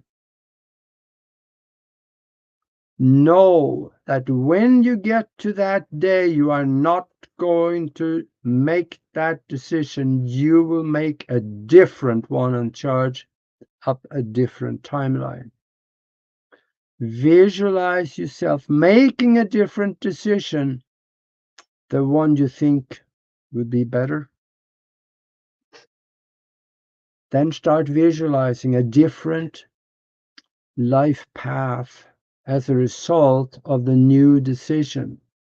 Visualize wonderful things in it with emotion, feeling gratitude for already having it, put love in it, and use the spiritual language like that.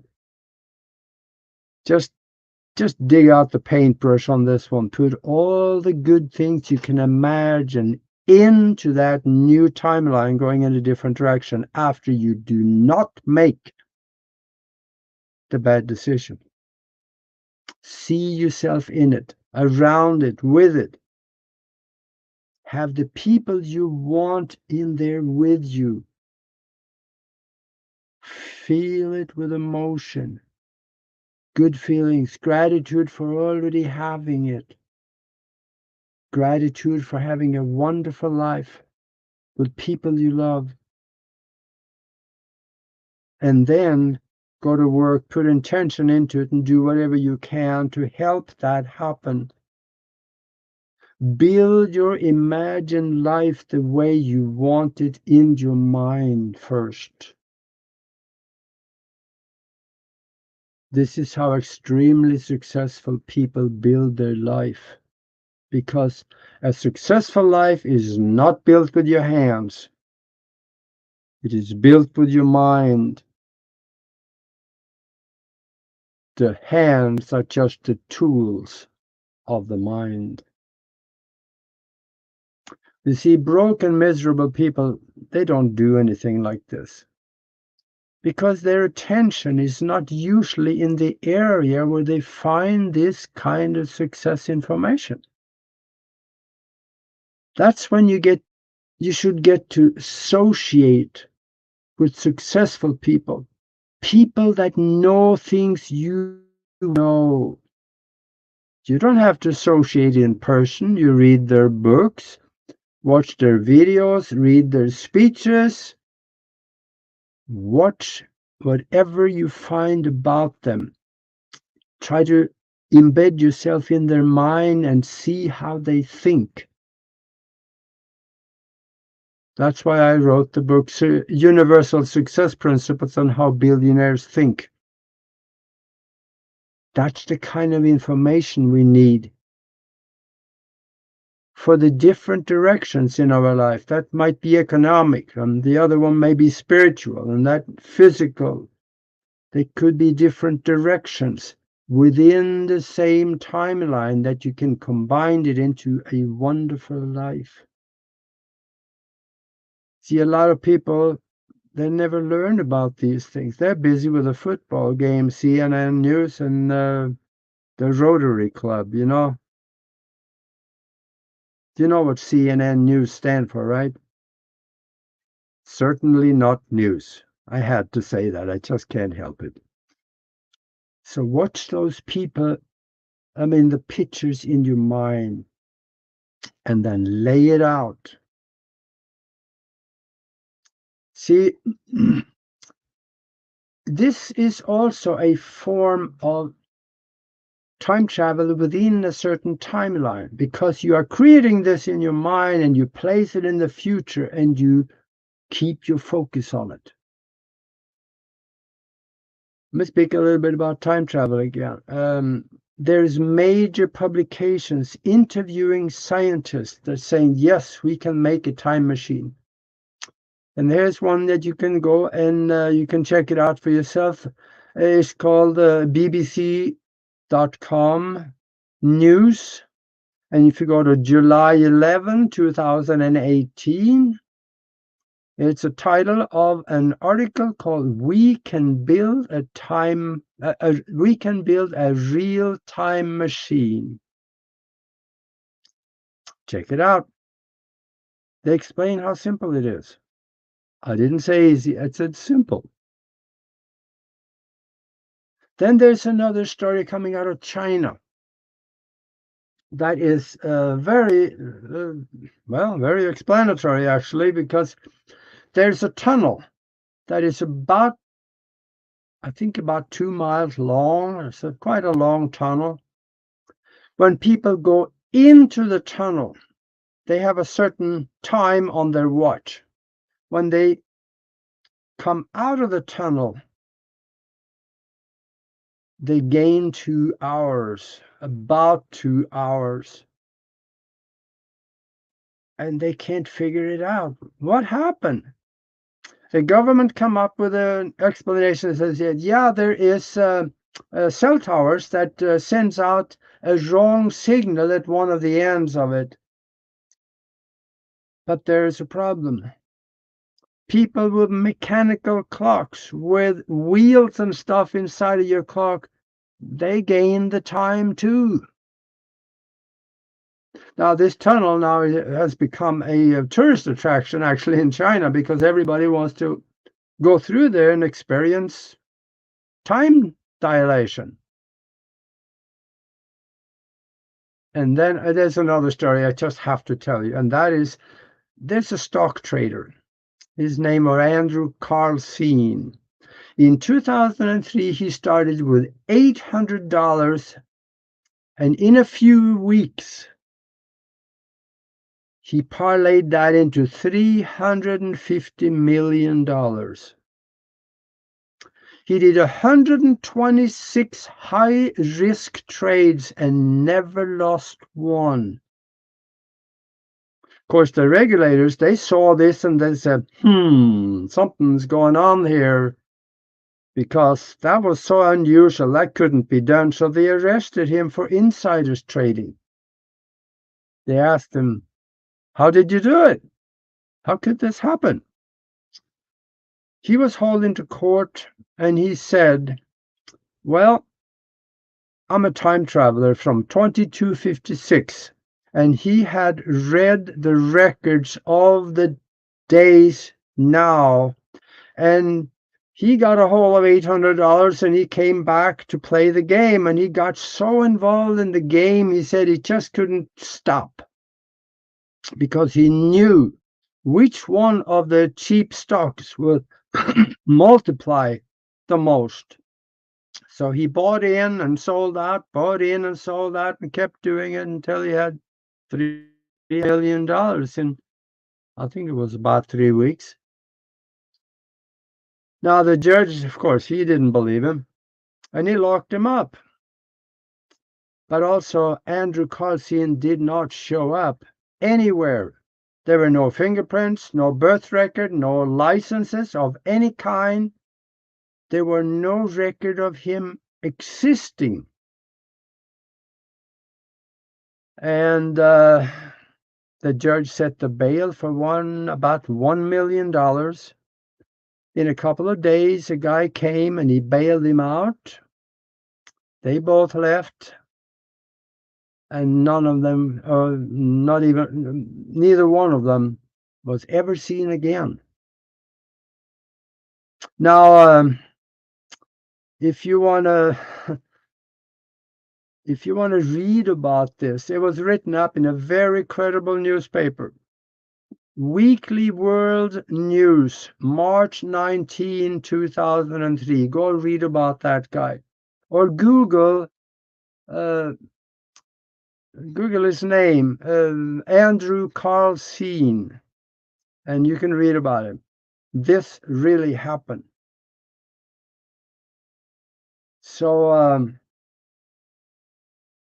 there's something going on here that really should be considered, and it should be taken serious. I said I wanted to show you a couple of pictures. Maybe I should do that, because this was done with a time travel device that I have. And this time travel device is not a toy. If you go and look at that TV show that I told you about, you can see what it looks like and see how it operates, and I explain how it operates. But I'm not going to go into that right now. I'm just going to show you the pictures. But to tell you a story about this little machine, it sets up a very powerful electromagnetic bubble around you.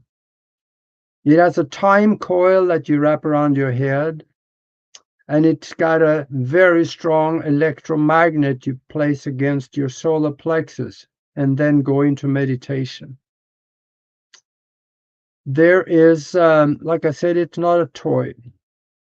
There are several people that is missing after they started using it, and they have never showed up anywhere since. The guy that made it for me, he told me a story. He said that there was a young man that was going to college. He was living home with his parents, and he bought the meat. He took it up to his bedroom, and he started experimenting with it. And that was early in the day. And in the evening, his mom came and up there and invited him down for dinner. And she knocked on the door, and nobody answered. So she opened and walked in, and he wasn't there. But this contraption was laying in the middle of the bed with all the wires and everything. It was plugged in the wall. It was there. The kid disappeared to never be seen again. I wonder where he went. I have a theory. Chances are he went so far back in time that there were no electricity and he lost a machine he couldn't get back, or ended up in a parallel universe where he couldn't get back. There's all kinds of different situations that could have happened.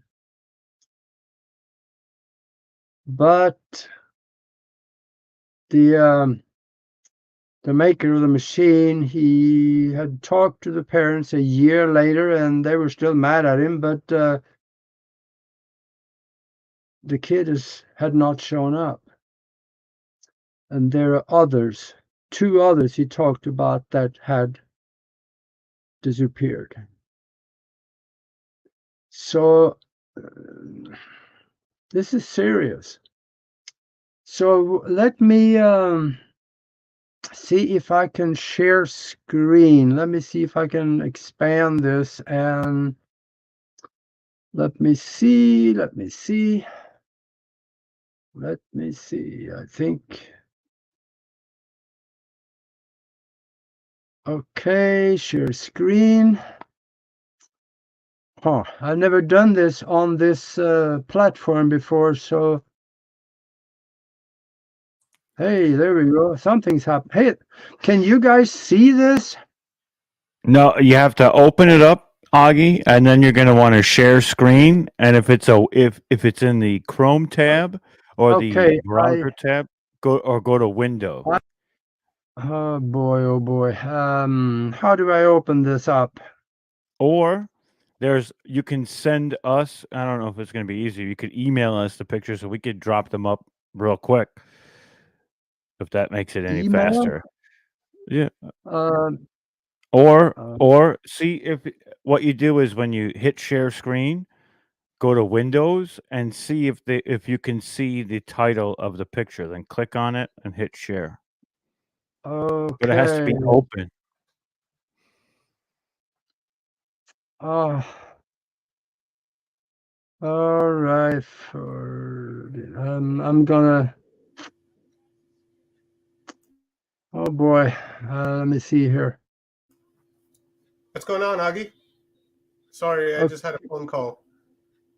Say again? I just had a phone call. Are you having an issue? Okay. All right. He's trying to share the pictures more, and he's got to find them on the share screen. Should be under window. There's tabs. When you hit share screen, it should have tabs like Chrome or browser, Windows. Okay. Now I saw the share screen, so I clicked on that and I ended up in this page.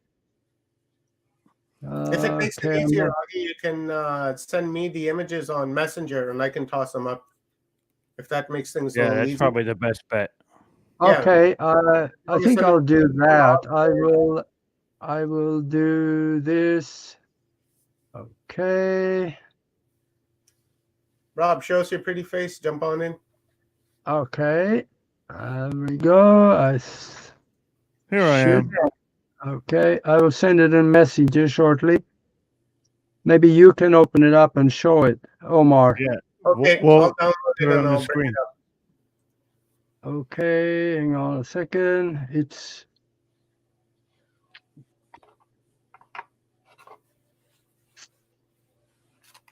okay. I sent it. Okay. I sent it to Omar in Messenger. Yeah, I got it, Augie. Okay.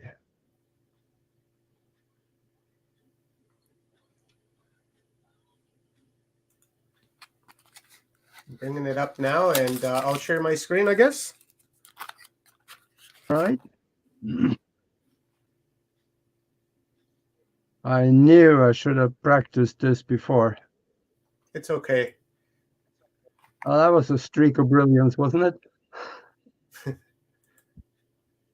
And Is this it?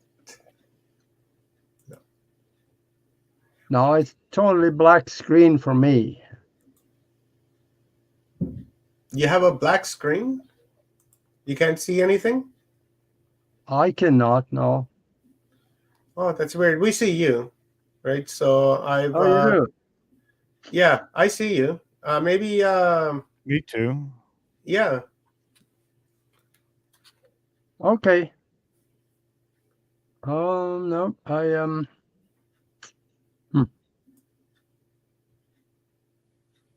Okay, now I can see a screen. Yeah, just scroll down a little bit.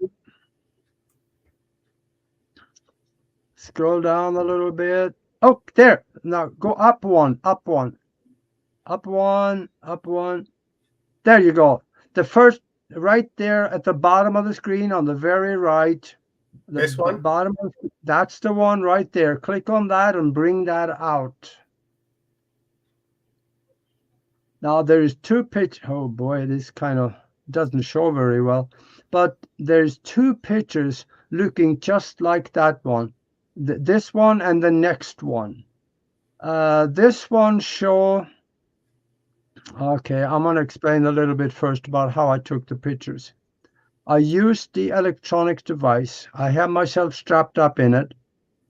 I was sitting in front of the computer, and I was watching a video feed from a newspaper in Europe. It's from my hometown, actually. And there you go. That's bigger. Now you can see here, down at the very bottom, there is, in the middle, there is a little yellow spot there. That is leaves on a tree. And up to the right, about 75% up on the right side of the picture, there's a little yellow spot. That is leaves on that tree. You see also the road look like it has been rained. It's very heavy rain. And look up at the top. It says figure Saturday, October 18, 8:30:22. Actually, I think it's 36:22, or I forget now what it is. 2008. So remember those things. You have leaves on the tree below, the leaves on the tree on the right. The road is wet. There is a truck on the right side of the gas station up there in the distance. And this is where, now go to the next picture. Yeah. So that was, now you see at the top, Saturday, October 18, 8:35:17. So it is 1 minute and 5 seconds different. Now you can see there's no leaves on the tree down below. There's no leaves on the tree on the right side. The road is dry, totally dry. And the truck at the gas station is gone. Do you think that it is very likely that the trees would lose all the leaves in 1 minute and 5 seconds?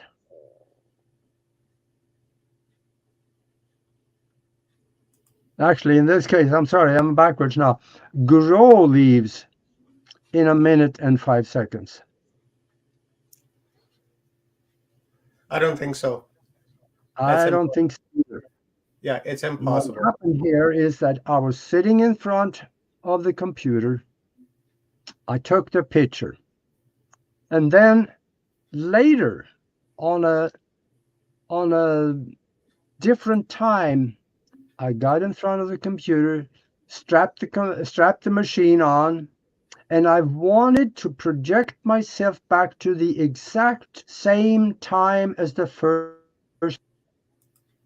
That is what I was concentrating on. And I was sitting there looking at the first picture. And I've closed my mind. I went through my mind ritual that I do, and I felt like there was the right time to take a screenshot. So I took a screenshot, and that's the second picture. So within 1 minute, I missed it by 1 minute and 5 seconds. I was aiming for the same time, but this was quite a bit later. So there are two pictures, totally different, but 1 minute and 5 seconds apart. I have been trying to get somebody to verify this for me, and I haven't found anybody willing to do it. I even talked to Jim Dilitoso in Phoenix. He's an expert on forensics, for computer forensics. And he said, sure, I'll do it for you. And then when I told him what it was all about, relation to time travel, well, he wanted to see the picture, and I never heard from him again. Another guy, I told him, I want you just to verify one thing. I don't want you to verify that this is time travel or anything like that. All I care about is for people or someone to be able to verify that there is no dislocations of pixels around the date stamp. Because that's the only place. If somebody were to fake something like this, that's where they had to fake it. Because the date stamp is the key to the picture. But I can't find anybody to do it. So if anybody knows someone that is competent and have a track record of being able to do something like this, I really want to talk to them because I want it verified. I know I'm going to get it done sooner or later with someone that have a little guts.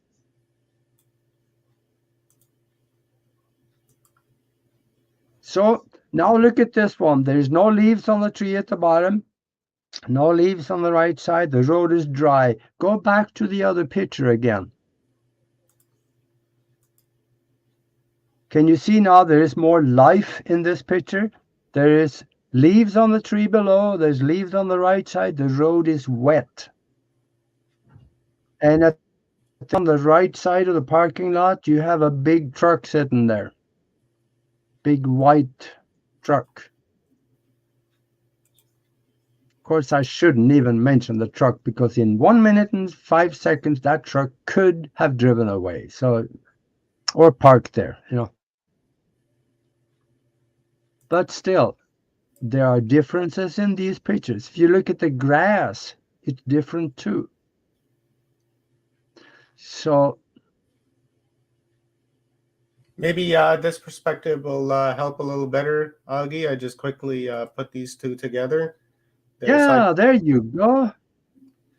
Great. Now you can see down at the bottom, you see the trees, the leaves on one, and there are no leaves on the other one. You can see the road is wet on the left. Mm-hmm. It's dry on the right.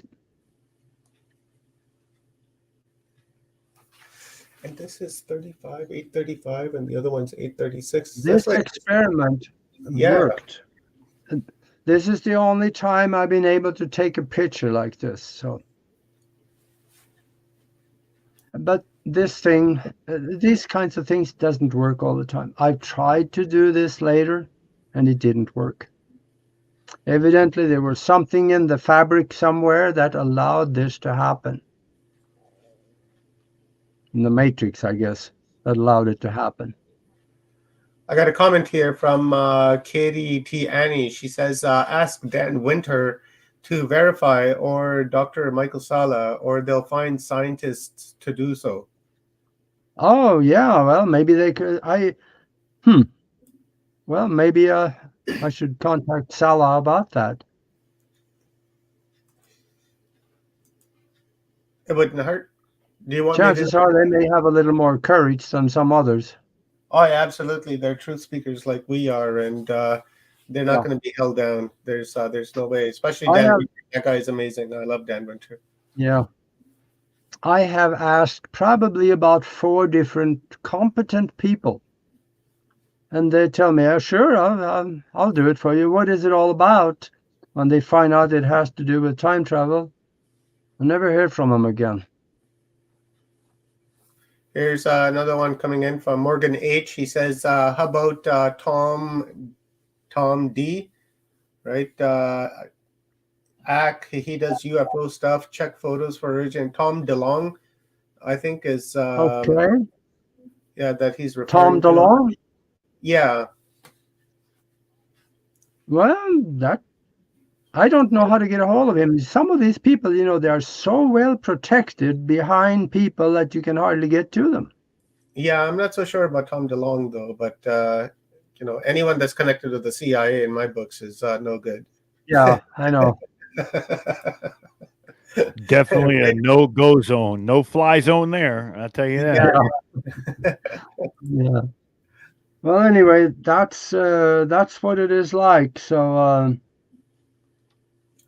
Rob, show us your pretty face, brother. We haven't seen you all day. yeah.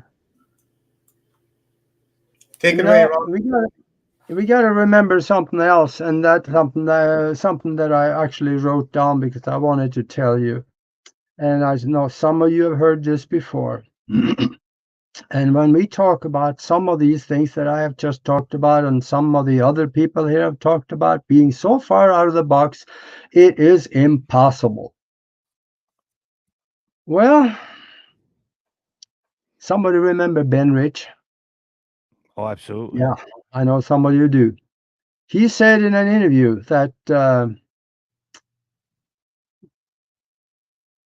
let's see, I think that was after the interview, the recording was still running.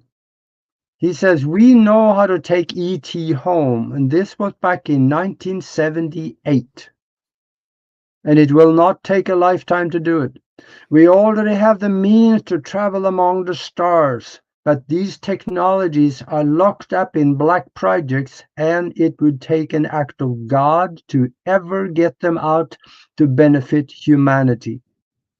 Anything you can imagine, we know how to do. Where does that leave you? Anything that I've talked about becomes possible now. Anything that everybody else here on the panel have talked about becomes possible. Augie, you Hey, know, Bob. just to jump in real quick, this is something that you know, I've always envisioned for all of us is a lot of people that use substances like ayahuasca and essentially certain, you know, I guess DMT is another one. They use these drugs to elicit some reaction to enter into some sort of state of dream time. And a lot of people are like, how come you haven't done that?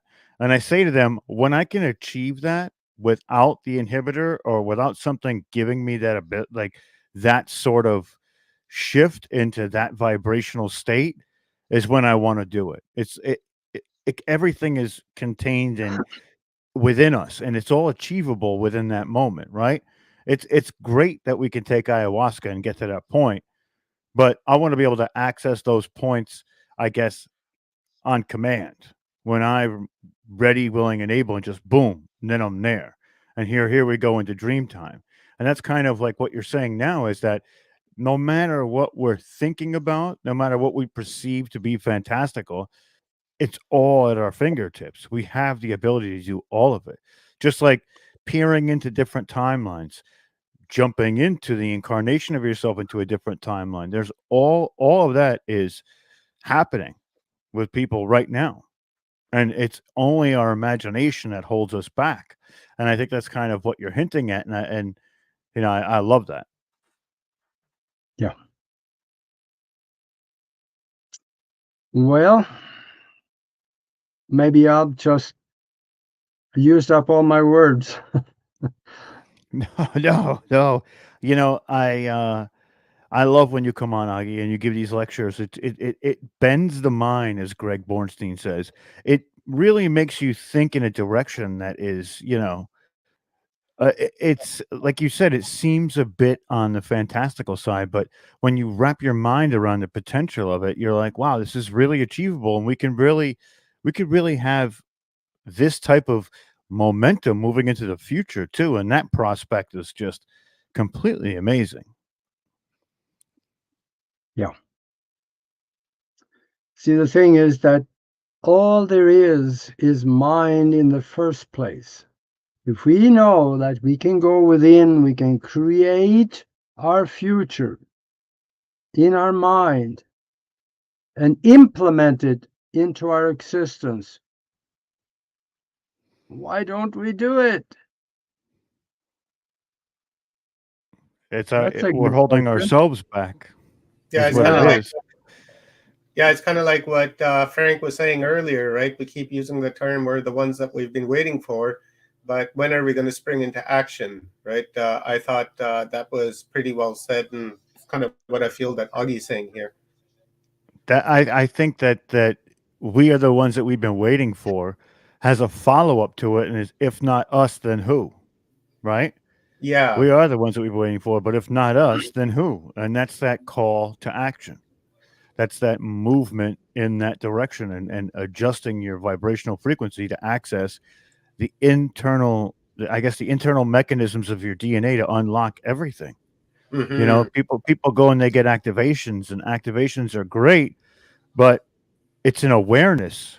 It's not, activation isn't what is actually the trigger. It's the awareness of the ability, and the manifestation of that thought and into that ability, and that's where the seamstress lies, right? Like, I guess we could say, and that's where it all ties in. But I'll let Aggie go because I like to hear Aggie talk. Another thing I want to say is that I used the electronic device for those pictures, but time travel is perfectly possible with using the mind. And here in this book, oops, you can't see it. Here it is. I got it. Spiritual science, there you go. Spiritual science, higher conscious thinking, and how to Up a little access bit, the Augie. universal consciousness. Lift your I book have up. a whole chapter in there on how you can do time travel, how you can manipulate timelines. And I've had emails from people that they've seen things. So have you tried that, Rob? Have tried any of that? Say it again. What, I didn't hear what you said, Augie. That's about manipulating time. You remember that's quite far back in the book. It's one of the last chapters. Oh, Did you try it? I've tried all of it. I've tried every last. I've read through this book 3 times now, and I keep going back again and finding nuggets and nuggets and nuggets. And now I'm able to essentially connect to my higher self and see alternate realities, as well as traverse time and giving my base. And you guys were talking about this during the panel, and I was listening. And there's the past, the past present, and the past future. And I'm able to access those avenues in which to kind of tell myself. And one aspect of that as well is, let's say we go through something that's either traumatic or something that doesn't sit right with us.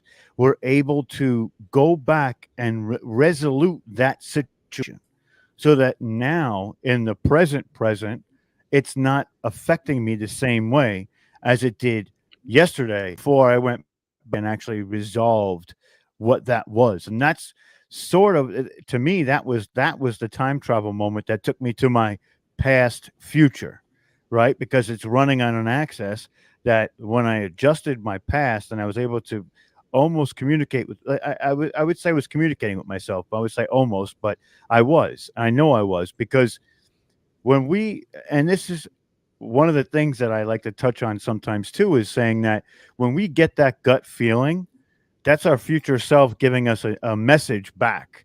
And when we get that regret feeling, that's our past self saying something to our future self, like, hey man, like, what are we about to do?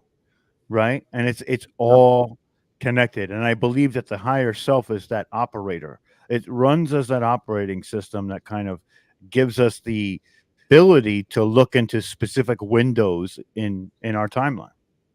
Yeah, and listen to that little voice in the back of your head, because it is you talking to you. Mm-hmm. And listen real well, because I have not done all that all the time. And those times when I didn't listen, things went bad sometimes. Majority of the time it does. And that's the key, is your subconscious knows. And the other part of what your book teaches you too is to retrain your subconscious to essentially be working for you instead of against you. And that is the biggest, that is one of the biggest takeaways, because me and I know I talk about this, like I hammer this all the time about how me and Omar took the 30-day challenge and really tried to refocus. He went for like 90 days, probably still today.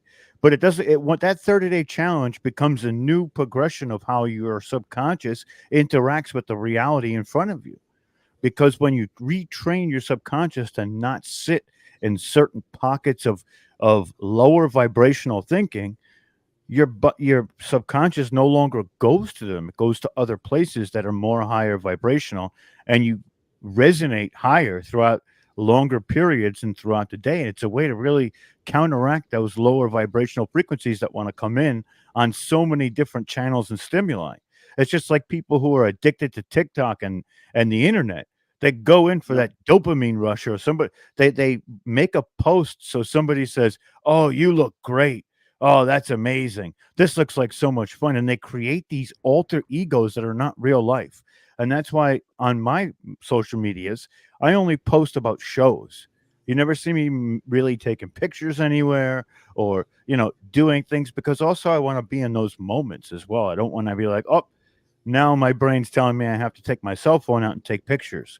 No, I want to live this experience for all it's worth. Now, again, we could take pictures and have fun, and that's all well and good too. But majority of the time, I like to focus in on what's around me and what's happening, and really soak in all 8 senses at the same time, because we got the 5 senses.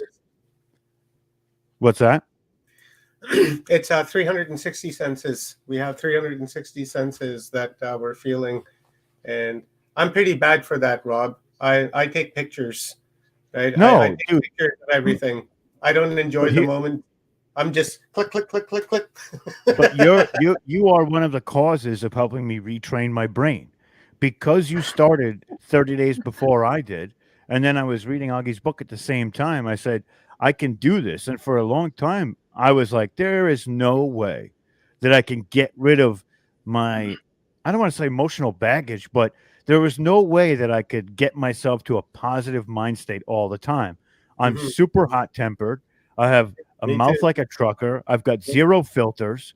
Like it really is like but now people look at me and they're like, you're so laid back. Like, what's your secret? And I'm like, my brain doesn't go to that place anymore, because it is where it's going to be. And only I can change my path. I can't change others unless I give them information to change that. And that's what we try and do, but it's not a forceful thing. And they have to take that initiative themselves.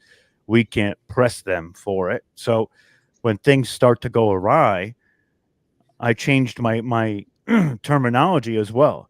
Instead of, why does this always happen to me? I think now, what could I have done better to change that outcome? And that was another. Also, Rob, now, you said you read the book 3 times. So what I want to say then is that we need to talk, because I think you're ready for stage 2. And I tell everybody, if you read the book 3 times, there's a stage 2 and we should talk, because I have had contact with people, and I'm mentoring a few people, and some amazing things are happening to them, both in business and private. So maybe we should talk. We're definitely going to talk. I mean, you're going to come back on the show too, and we're going to talk outside of that as well. But it was incredibly life-changing on many different levels. And I remember the last time I saw you at the event, I told you I was cruising through like the second time, and I actually just sealed up the 3rd time through the book. So I was planning to reach out to you anyway, because I remember you said that to me before as well. and I can't wait for level 2. Let's get it. Yeah. Let's get it. I'm excited. Let me ask the listeners and you here on the panel one last questions, and then I really have to go. I got another show coming up.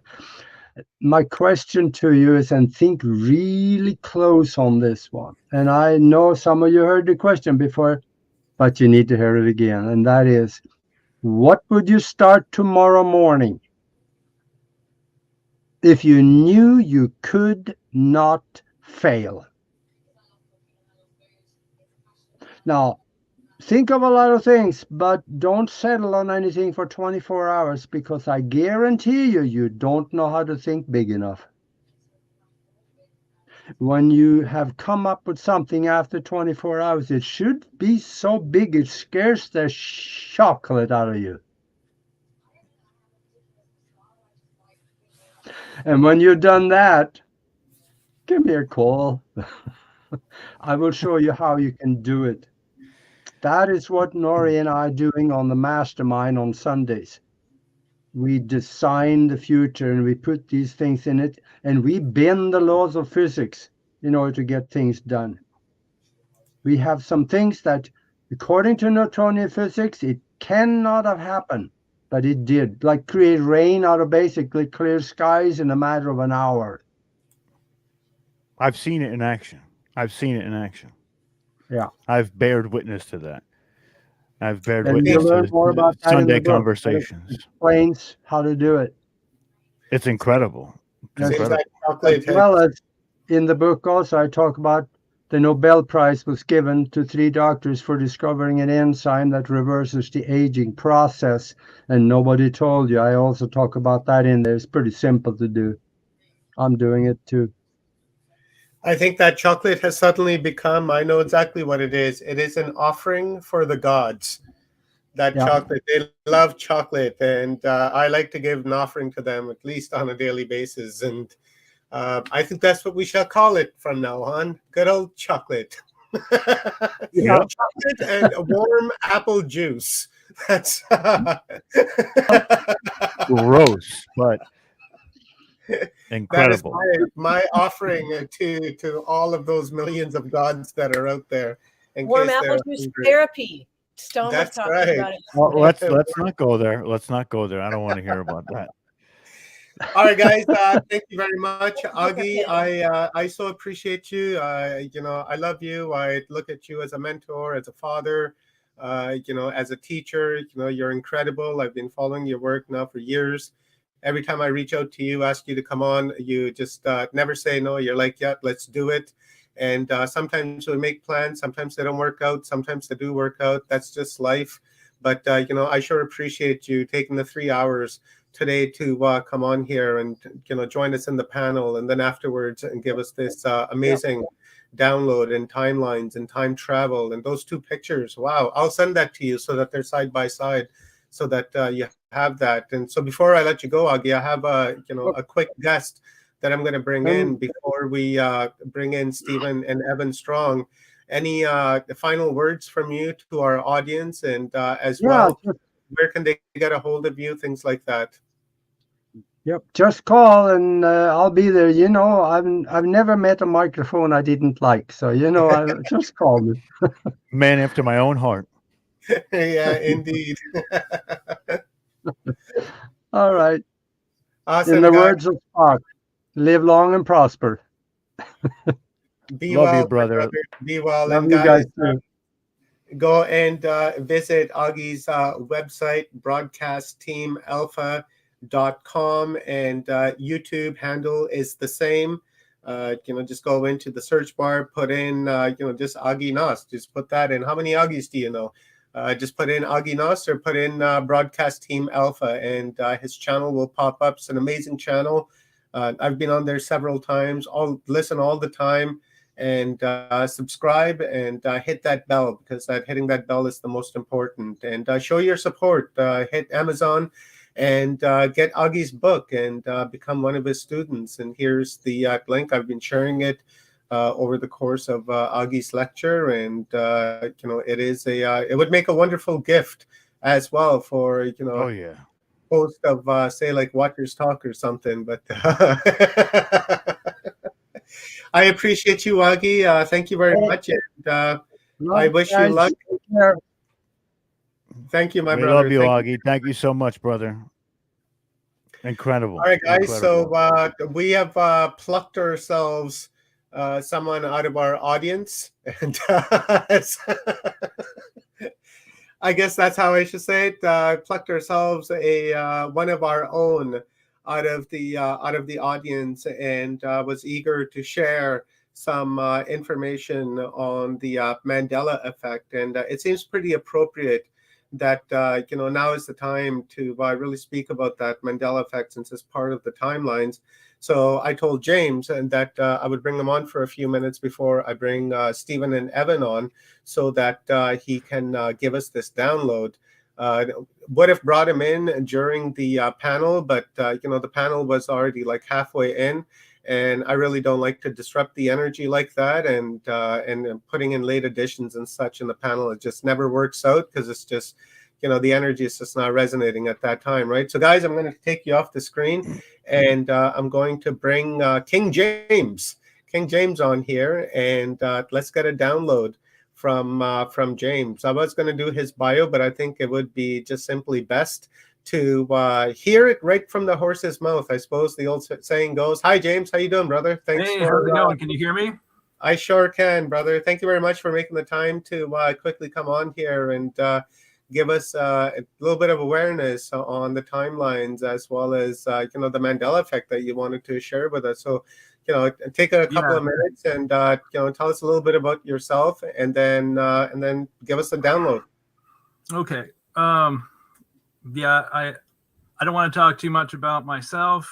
I want to keep, because I only have a few minutes here, and I got 3 things to go: the Mandela effect, what it means to be born again, and what it means to be saved. But a little bit about myself, just so you know who's talking to you. I have two founding fathers in my ancestry, Ingersoll and Adams. My grandmother was the highest ranked diplomat in the United States history, female diplomat. She was appointed by Mr. Dwight D. Eisenhower, woo, woo, woo, UFO president, ground zero. So, but my father made a conscious decision at 12 years old not to be. I grew up my whole life with him saying, these are bad people. My mom said the same thing. We don't want you associating with them, although they live next door. So anyway, I did live for a little while next to the Kennedy Mansion in New York City on Independence Avenue. I lived in big mansions in the Hamptons, all kinds of stuff. And right now I'm poor because my sister took advantage of the legal system and made me poor. But I might have said in the comments, I'm actually having more fun being poor than I ever was when I had money. So this brings us to why that is. Because being poor has allowed me to use the spiritual powers that we all seem to have forgotten we have, or never used, or didn't even realize. And that is what the Mandela effect is.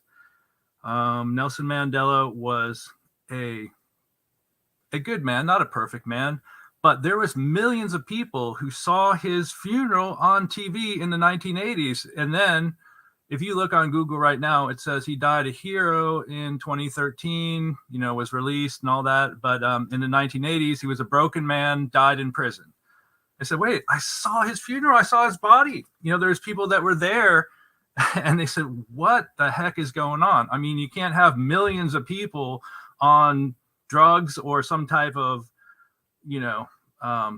mass hypnosis. It's just not possible. So what happened? Well, what happened is all those millions of people said, we don't want to live in a world where a good man dies in prison, broken like this, who's trying to help this place be better. So that's what happened with the Mandela effect. Now, we have to realize every single person on earth has a similar but different past. Every single person. So that's what anchors us is, and how we can, navigate this Mandela effect is actually being born again and saved. Now, these two terms are probably the most misunderstood terms on earth. Born again means you understand that your consciousness is immortal. You always were, you always will be, and there is no such thing as time. That's exactly what born again means. And if anybody veers off from that, in their church or whatever, you need to correct them. And the second part of it, being saved, means that you understand that the message of Christ is the most important thing about Christ, to love thy neighbor as thyself. Now, this whole world around us knows if you don't truly love every single person, treat them with love and respect as you would yourself. That is the basis of common law. That is the basis of the United States of America, a country which I'm very proud my ancestors founded, but is obviously not that country anymore.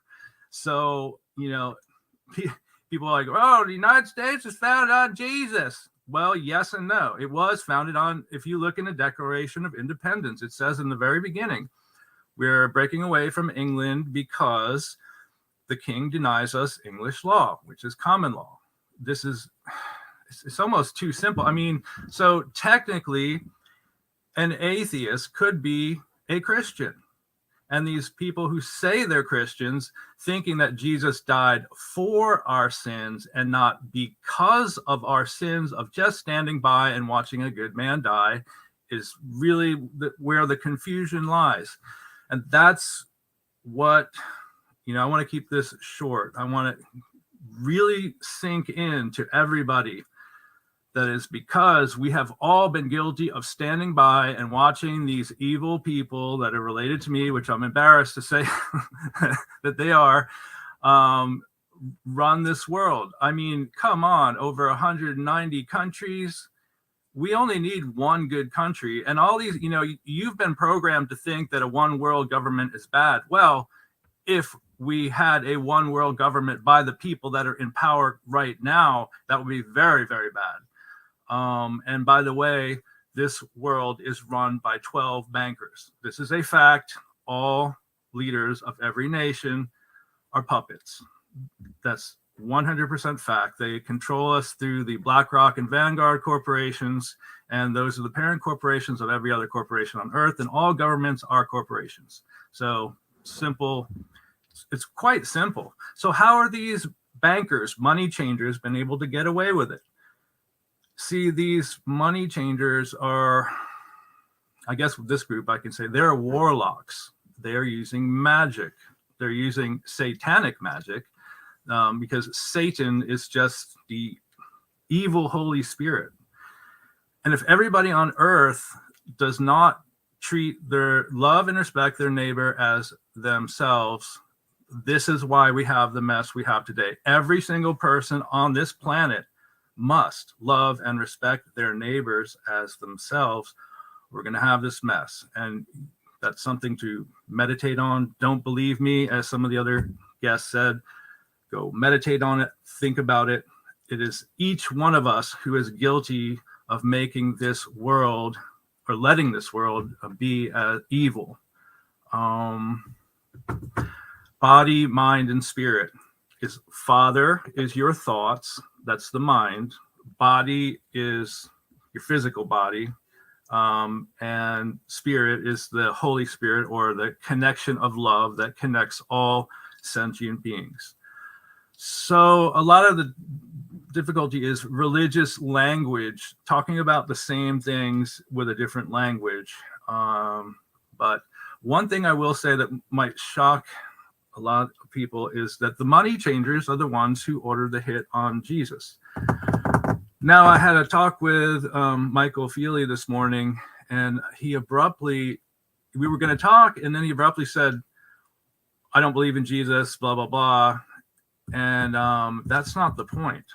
See, Jesus was a made-up character, like he said, but because the word becomes flesh and we are all made in the image and likeness of God, we are all gods, that Jesus becomes real if you believe Jesus was a real person. That's how trippy, and that's how come Jesus is such a polarizing character, because you have to realize in some people's timelines, Jesus was made up. They saw the Vatican documents that state, Isis and Horus were the basis of Jesus and Mary, and how the Bible was compiled. It's all fake stories, blah, blah, blah. But you have to have love and respect for others, because in their world, Jesus was a real person. I hope this blows some people's minds, to really, really think about that.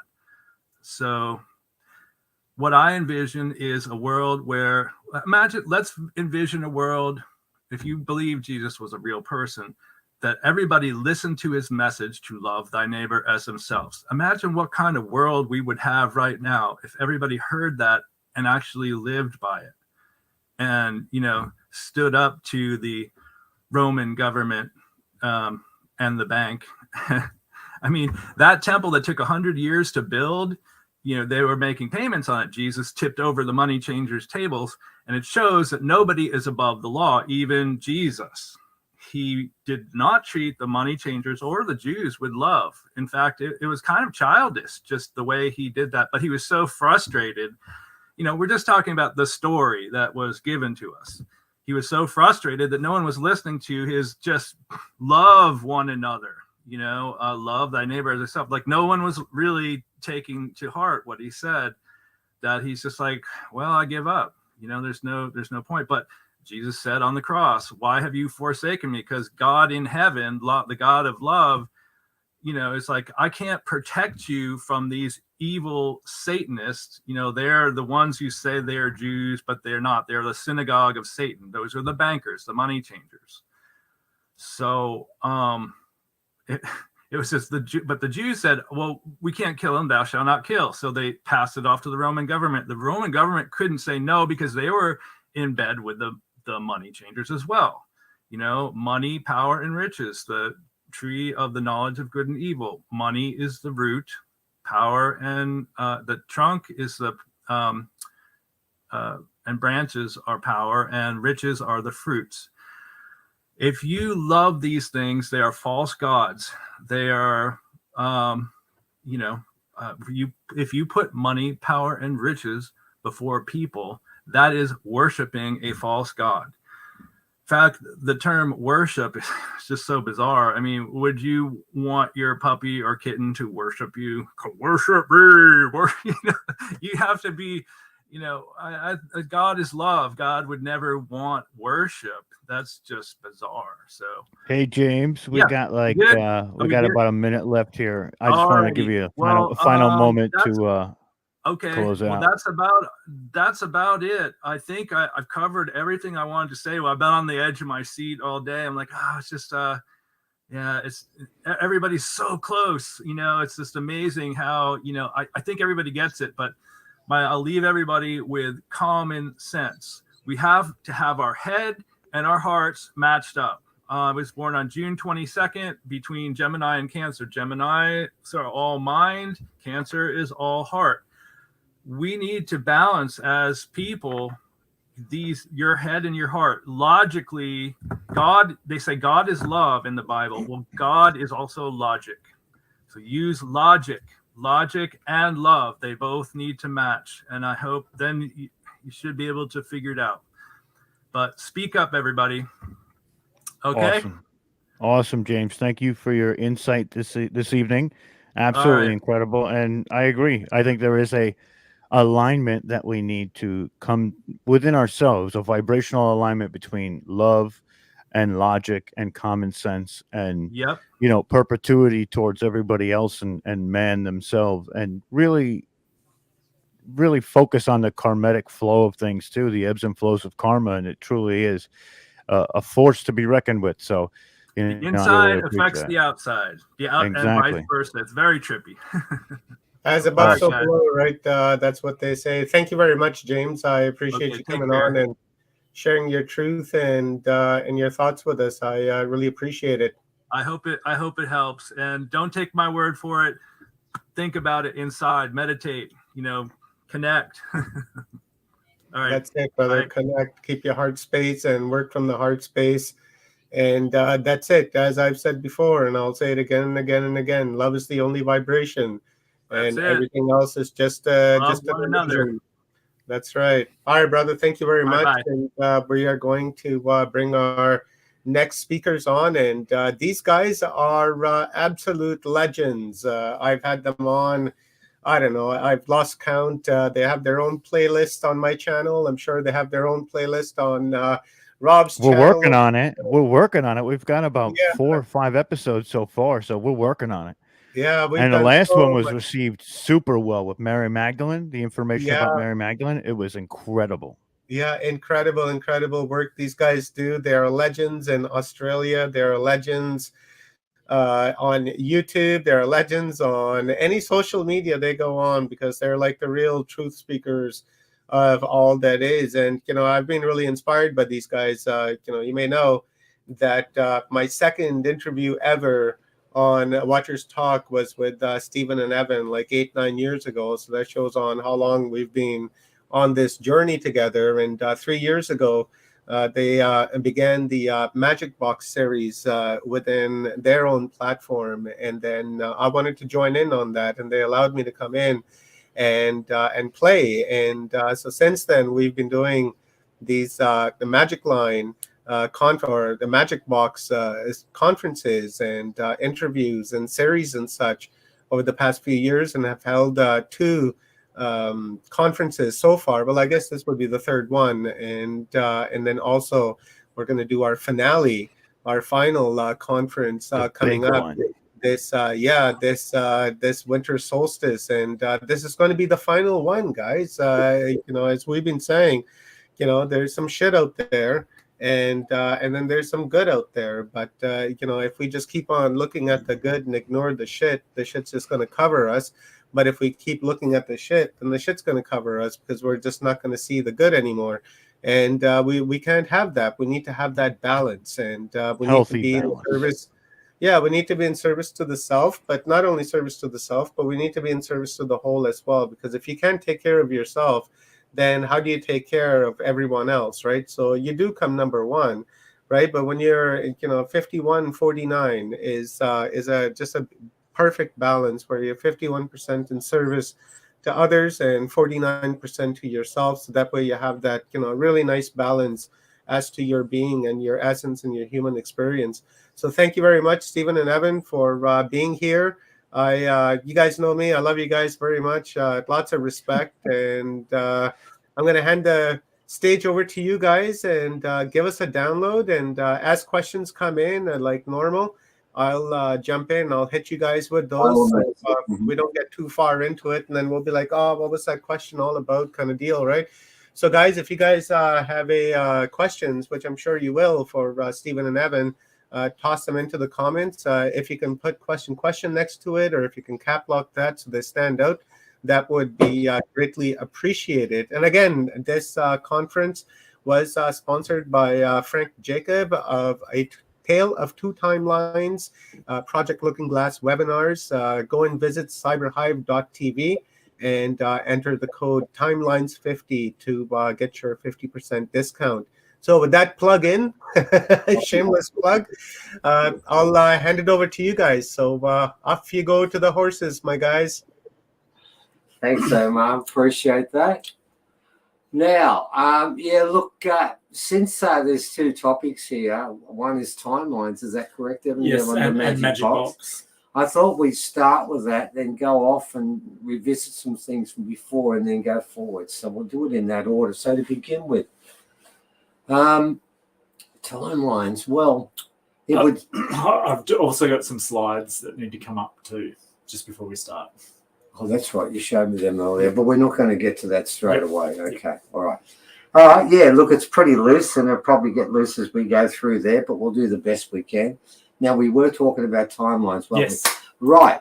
Okay, well, what we want to do is we want to set this up by explaining to people, and I notice that your sponsors were involved in different timelines. Well, it's interesting how timelines, it's based around a concept which is time, which is not really recognized everywhere with some people and some beings and some places. But I call them circles more than that. But what I would like to do is I'd like to start by looking at the fact that these conferences that we've done and the magic box are about the establishment of two lines, but they're on at the same time for the first time ever. And what I'd like Evan to do, if you wouldn't mind, Evan, would you mind just opening this up by reading? Now, most people may have heard this before, but I think it's important we read one of the Hoppy quotes because it gives us the base. It gives us the base of where we want to take this, okay? So if you've heard it before and you've heard it more than once, look, grab a coffee. In 2 minutes from now, Evan will be finished and you'll get back to the ugly part of the equation. Off you go, Evan. We've been telling people that this is the 11th hour. You must go back and tell the people that this is the hour. There are things to be considered. Where are you living? What are you doing? What are your relationships? Are you in the right relation? Where is your water? Know your garden. It's time to speak your truth. Create your community. Be good to each other. And do not look out your side. Do not look outside yourself for the leader. There is a river flowing very fast. It is so great and swift that there will be those who will be afraid. They will try to hold on to the shore. They will feel torn apart and will suffer greatly. Know the river has its destination. The elders say we must let go of the shore, push off into the middle of the river, and keep our eyes open and our heads above the water. And I say, see who is in there with you and celebrate. At this time in history, we are to take nothing personally, least of all ourselves. For the moment we do, our spiritual growth and journey comes to a halt. The time for the lone wolf is over. Gather yourselves, banish the word struggle from your attitude and vocabulary. All that we do now must be done in sacred manner and in celebration. We are the ones we've been waiting for. Now, ladies and gentlemen, I'd like to claim from an original viewpoint, and I don't care whether it's original in Australia, whether it's Hoppy, whether it's Inuit, whether it's Druid, it doesn't really matter. There is a common belief that this is actually supposed to take place, what we're seeing right now. The Hoppy is saying now that you jump into the river or you hang on to the shoreline. You pick one of the two paths, one of the two lines, one of the two routes. It doesn't matter what word you're using, but they're both here this time. This is the point with this. I believe they're both going to form, and they've been forming over the last few years. Now, as we begin this story, I want to thank a group. And I noticed that the last speaker who was from the audience, wasn't he, Evan? Mm-hmm. Did you know he was saying bad things about the Cabal and the bankers? I heard him. He was saying bad things about them. And I've got a suspicion that over the last couple of days, Omar's put on many speakers who've said equally bad things about these people. Now, I would like to speak on behalf of them and praise them, because I feel you've got to have a balanced report. Otherwise, Omar will get into trouble and get shadow banned or whatever happens to people, which happens to us. We can't have that. So now we can say we spoke for both sides. I want to thank them. I want to thank the greedy people who don't care about anyone themselves, who've been running the place and show no respect for the environment and anything else there bar themselves, because what they've done, it's very much like a Muse song I listened to recently. They've created this. They've now made it clear what the differences are. Now, if you go down and stay on the shore, what do you get on the shore? You'll get, oh, by the way, did you know that in 2 states in Australia now, if you don't take medical procedures when they're given to you, they can be forced on you. That's legal now. And you do know that in Adelaide, I think a month and a half ago, they announced there will be a new variant of this disease that will come out around Christmas time. Wow, and now it's spread everywhere. Now. Lo and behold, a month and a half ago, they knew about this, and now they're telling everyone around Christmas it'll be back again. Isn't it amazing how they knew 3 months in advance it was coming? Clairvoyance. I think they're very good at this. But here's the point with this. That's the road. Oh, and you've got China and Russia maybe declaring a war, and there's a war in Ukraine and there's a war somewhere else. You've got the chaos, not knowing whether you've got a job tomorrow, or whether you're going to get sick tomorrow. Everything around you is fearful on a daily basis. Rising petrol prices, yes, rising food prices. That's the shore. That's the shore, and that's the choice. Now, what we're going to do, ladies and gentlemen, now is there's two roads, and I want to thank the moguls and I want to thank the bankers because they've made that road so clear that if you can't see it, it's your fault. That's the point with this. You see, 100 years ago, a lot of people could not have made an informed choice about what's going to happen next and whether they want to be part of what happens next. Now they can't say, I didn't know. What they can say is, I chose not to know. So, this is what took place. This is an indigenous story, and it begins probably about 10 or 11 years ago with ceremonies that began at Uluru. Yeah, I might just get the slides up if that's possible. Oh, that's right. Okay, all right. Then Evan's going to do slides. There we go. All right. So all I can see is a scribe. No, we're there. So I actually don't want to see me. So that's now you won't see yourself so much. Oh, good. I've got all this other stuff to see instead. Right, no, go back about 10 or 11. No, it would have been 12 years ago. It was 9 years before, wasn't it? Ceremonies began at Uluru, which is the centre of Australia, and I believe it is the spiritual centre of the planet. And we won't go into that so much today, but they began there, and then there was one person who spoke to the elders. I've forgotten their name, Evan, and they put it out in a book this term, The Magic Box. Was it Robert Kuhn? That's it? Yeah, right. The elders started talking, and it was a metaphor. And for those of us, because we never told you what it was, but we know damn well it was a metaphor, but it was a metaphor with a kick in it because it does have a crystal link in there. So there's a part to it that's true.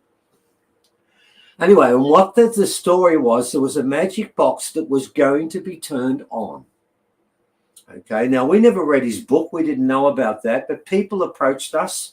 Different elders approached us, one in particular in Victoria, then others approached us and they told us more.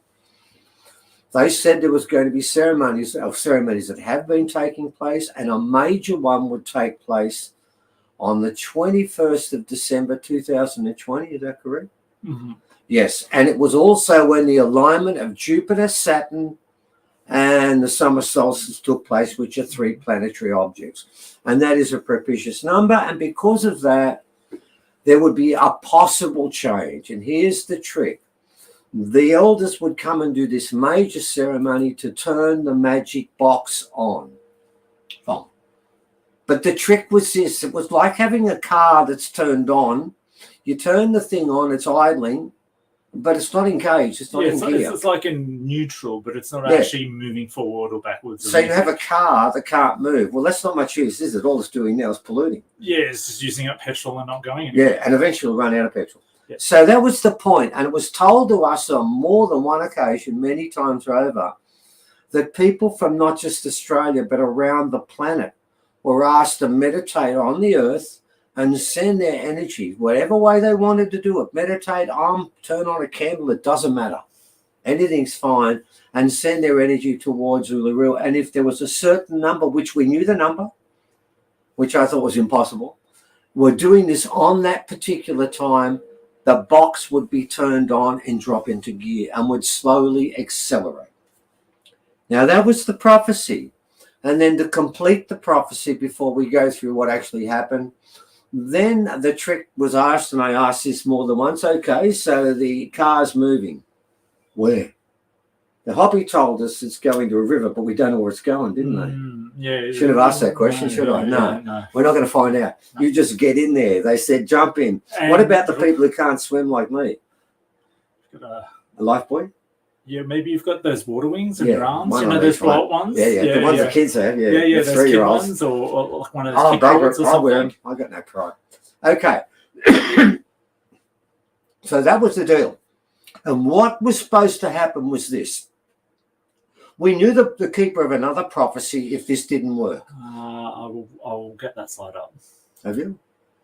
Oh, right, So there's okay. a prophecy. It's our choice. Right, and the deal was if the magic box was not sung up, I mean, if it was just sat on idle, the card's not going, then the other prophecy would take place. There it is. Right, which makes Mad Max look like a great result. It's appalling. We'd be fighting over baked bean cans, basically. Yeah. Well, that's a horrible thought, like fighting over spam if you're a meat eater. Yeah. That's the same thing. But the trick with this was that this prophecy you're looking at now with Mad Max and the Heinz beans means that every being on this planet, all the animals, all the birds, all the insects that have been obeying laws of nature and doing the right thing also get punished. And that seemed grossly unfair to me. Plus, you've got to remember the Cabal all have plans to Yeah, they'll be the only ones that'll live. Funny enough, I read this article the other day, and they were concerned about it because they said, okay, we've got our underground bunkers, we've got our security teams,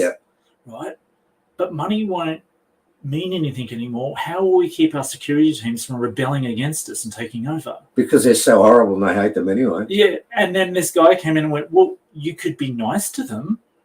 Oh, you could be nice to your security guards. Oh, and then they ridiculous. said, we didn't employ you for hippy dippy stuff. Like, why would we want to make friends with our staff? Well, that's the issue. There's the road, ladies and gentlemen, we're up to. Now, the point is this. This is what they said was going to happen. They said that the energy of this planet, the Gaia, the energy of the planet itself would start to ascend to a much higher level. And this is the issue with this. And this is what this is all about. And it would get higher and higher. And then one day in the future, it would lock into that highest level. We don't know when it is, okay? And first of all, the roads have got to open up. And I think over the last 3 years since this first happened, there's been a big difference in which way we've got to go.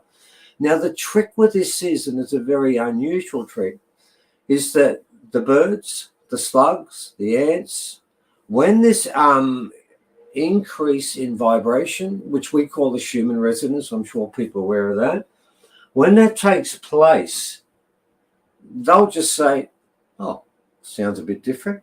Whatever, I'll carry on doing what I'm doing, because they're not the ones who are competing against the planet. But there is one species on this planet that over the last 6,000-7,000 years has been in constant competition, pollution, warfare, hatred, more warfare. Everything for the last 6,000 years has been against nature, and there is a price to pay, and there are consequences for our actions. And my understanding is, from what we've been told, and we don't know the exact day, and people have asked us, haven't they, even give us a day and a time and a minute. Yeah, no. No, don't have that clock. What we do have is we have some markers, and we're coming up to the third. There's been one, and the second one comes up very soon. What we do know is this, that there'll be a time in the future, and this is what we were told at the very beginning, when most humans on this planet will not be able to exist because it'll be vibrating at a level that is so out of tune with your body and your harmonization that you will just cease to exist. It will become impossible to live in. And that's what this planet is moving towards. So what's happening is, over this, from the time of this first ceremony, if it was successful, it would lead on to a time further on when that process would begin, where the things that we thought would never happen would happen.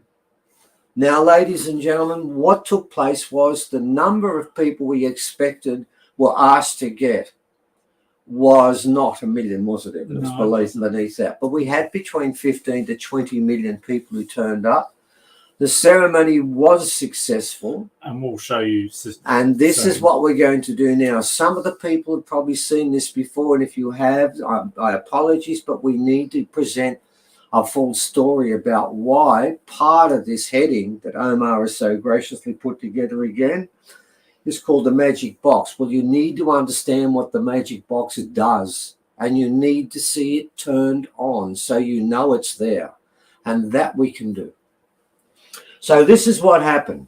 On that day, we were at Uluru, and we won't go into the process there. We were with a conference which was coincidentally on at the same time.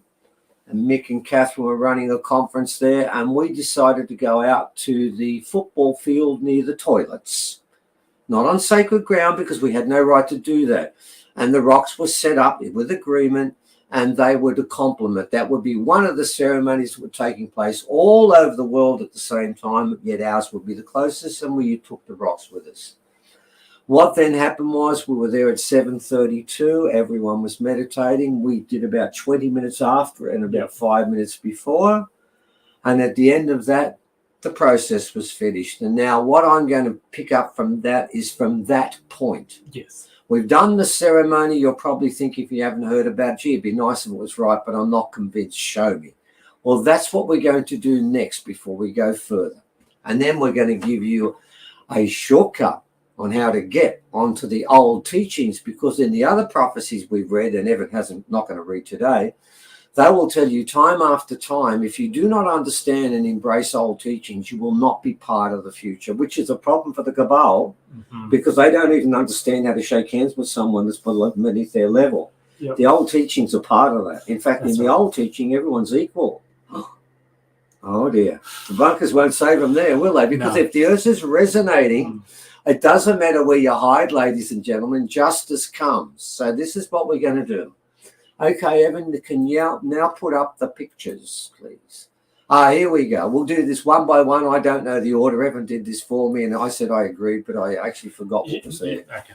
Righto. First of all, that happened in Croatia. That happened on the other side of the earth, and it was taken by a person who sent us across, and there's a little quote there. You'll see what there's written in there. This is what they saw at their time that related to our time, because we're in a different time. And that's what was coming out of the air and into the water. We're not sure. Now, this happened for about 5 minutes. So some other people contacted us and told us it went viral. Didn't it, Evan? Yes. On Facebook, isn't it? Yeah, Facebook, and I think it was even in local news over there. But not in that country, Croatia. It wasn't shown in that one. It was shown in other countries around there, wasn't it? Yeah. It was a major issue. And I've got to tell you something. The Hobbes prophecies are always about look to miracles in the sky. And we're going to be showing you many of these, because that's part of the prophecies of the change that's coming.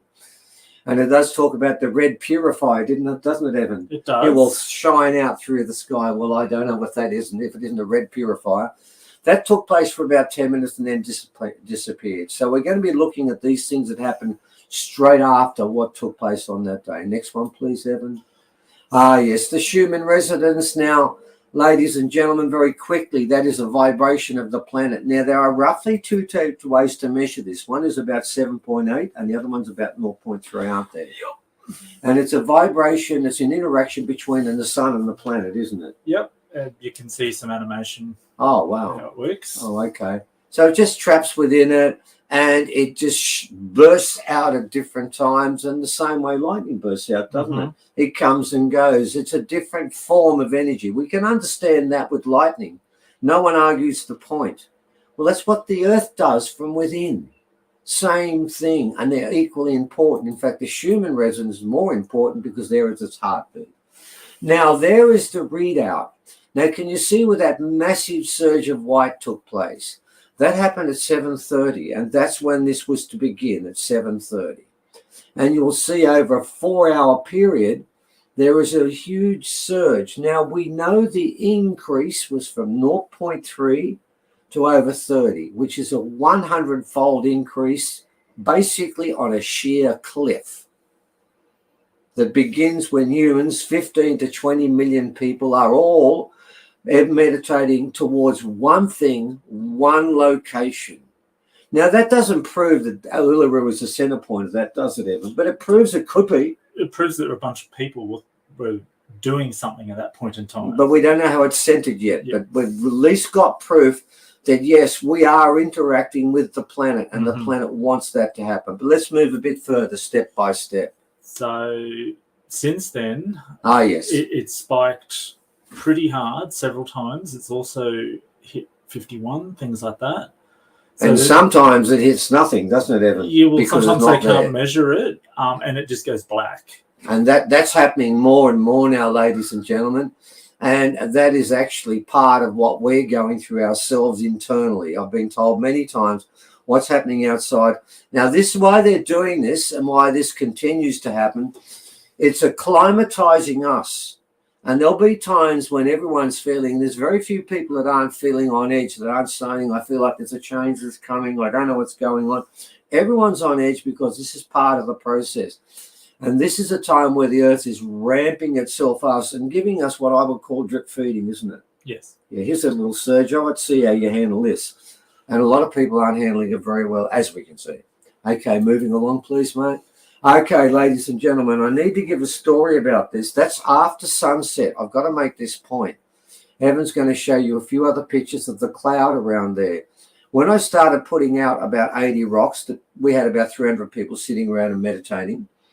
When I finished doing it, 2 birds flew over the top as it was complete, which was a sign I needed. And also at the same time, the sky was black. It wasn't red like this. By the way, the sun has already set some time ago. Can we go back to the other picture before, if it's possible, Evan? We'll go with that one because that's where we were. And you could see, if you look very carefully, in the middle of that sky, and we've got different pictures in different colors. We've got purples, oranges, you name it. All the different colors could be seen at different times. But look at the blue in the sunset, but look at the blue in the cloud. Can you see a difference between the two, ladies and gentlemen? Because I can assure you, all 300 odd people there all noticed the same difference. All was saying, why is it a deep, throbbing Pleiadian blue patch of blue there? But down where the sun is, nothing. Yeah. It ain't that color. You'd be flat out getting that sort of blue in the middle of the day, wouldn't you? Mm-hmm. But the sun has actually set. Now, that was what happened to the cloud, and everyone was meditating for 20 minutes. And when we shut our eyes, the clouds looked like it had spat occasionally. It was grey, ready to rain. And when we opened our eyes, this is what we got. Now, that could be a coincidence, couldn't it, Evan? Could be. But hang on, didn't we go and see Kay, who was a security guard that had been there for 3 years? And I did ask her, have you ever seen a sunset like this? And she said, never. Less chance of a coincidence, because there's someone who's been living there, yes, works there full time, yeah, and would have a better idea of this sort of business. Right, yeah. Okay, moving along, please, Evan. So that's from a different spot. You can see Uluru and Katajuka, which is the male and women's side, and it's like this cloud enveloped both of them. It just was, that was the only area it was. So moving along, please, Evan. There's right. Before and afterwards. Thank you. You can see there, ladies and gentlemen, that was the cloud I was setting up in, and that is the cloud. And you can see people got cameras and people are all facing that. They actually had some entertainment to do after, but no one wanted to see it, did I they? felt a bit sorry for them because everyone's just like, the sunset. What's going on? And then they're like trying to do their thing, and we're just like, oh my God, look at that. Okay, so there's the beginning of hints for me where I'm thinking, hang on, because when I finished this, I thought to myself, okay, we finished this. How am I going to prove to 15, 20 million people that it worked? Because all we said was it would begin a process. So I needed some proof. Move along. We got more coming. All right. Okay, this place is Georgia, isn't it? USA, which is on the opposite side of the earth and hemisphere to Australia. Now, the Hopi have a prophecy about the blue Kachinas, and they said 2 of them would show themselves at the same time in the northern and southern hemisphere, didn't they? Yeah. They called them the blue Kachina, and they would show themselves in the arcade in the sky. Plaza, I think it was. The plaza in the sky. Sorry, yeah, that's right. And there, up in the sky, you've got clouds up there. They've got clouds. That's the moon up there. You can't say it was the sun that did this one. It's gone blue. Mm-hmm. Now we're starting to think, hang on, this Hopi mob, the keepers of all the great prophecies from ever, and they are the keepers, have said the 2 Kachinas would show themselves, and so would the red purifier. What have we shown them? So far, both Kachinas and the red purifier. Yeah. Ladies and gentlemen, this is the science we bring to this equation. Not white fella science. It's not clever laboratory science. This is old earth science. And this is what the earth is giving, the signs. Moving along, please, Evan. Right. But not yet. Mm-hmm. No, not straight away. Okay. Now we give you proof. Now, remember they call this place the magic box. Well, we strongly suspect there are crystals that were put inside there that came from the Pleiades. that are part of the process of the explosion of energy you're going to see, and we're going to play it twice for you.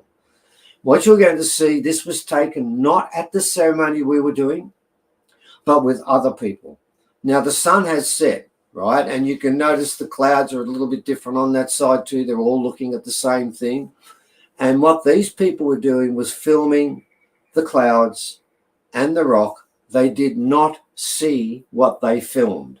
I'm also told, and I want to cover this one now, what you're not seeing is someone with a flashlight behind, because if you did, the flashlight, the light you're going to see would not be equally spread, and it would cover the rock, because what you're going to see twice does not cover the rock. It comes out of the rock at 7:37.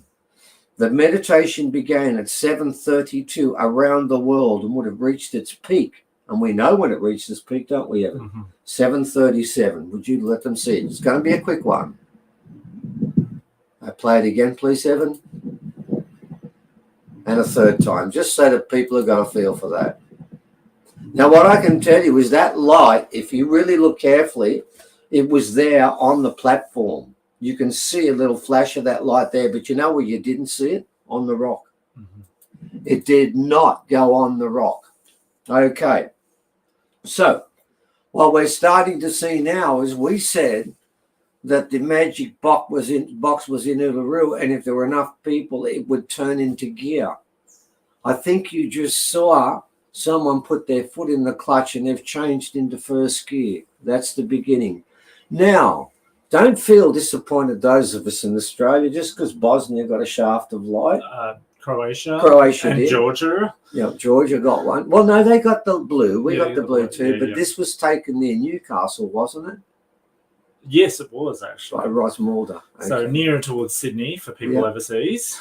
So a shaft that came out at the same time. Next one, please, Evan.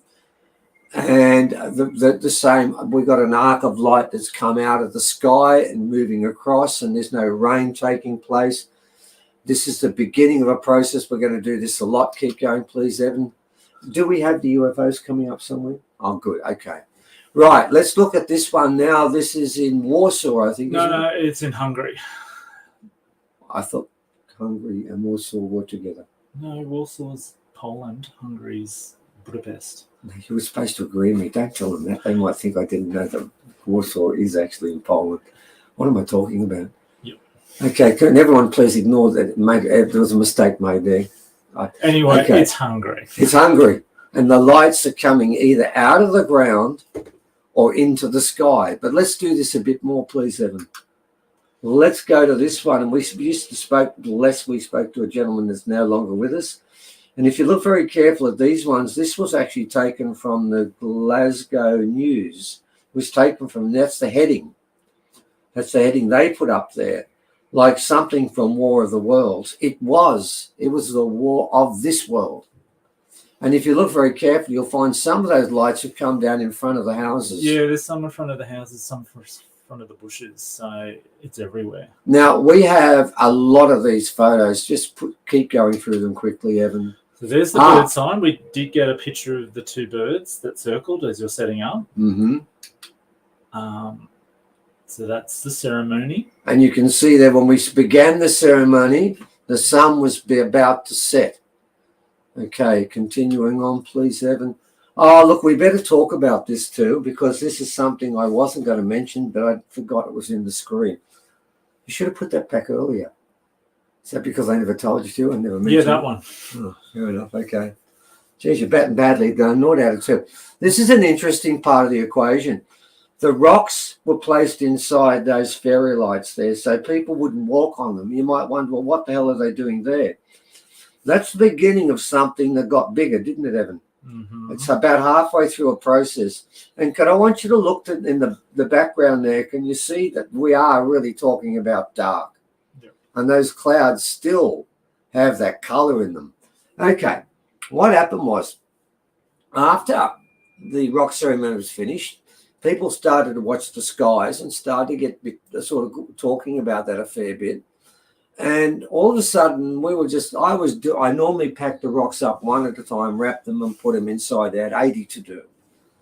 Well, I started to do that, and I looked around, and there were about half a dozen people inside the circle, the far edge at that time, weren't they? And they were sort of holding arms and chanting, weren't they? Yeah. Like an American Indian sort of. Well, yeah, and then we started to panic, and we had to pack up the I ropes. grabbed a couple more of you, said put gloves on and start to wrap them, and then we looked another back. one and another one. There was joined. 50 people doing it, and they were getting closer to us because that was supposed to be all rock set area, wasn't it? And then we continued doing that, and before we knew it, it was 150 people, and eventually about 250 people were inside that circle. There were circles inside circles, but then weren't they? Yeah.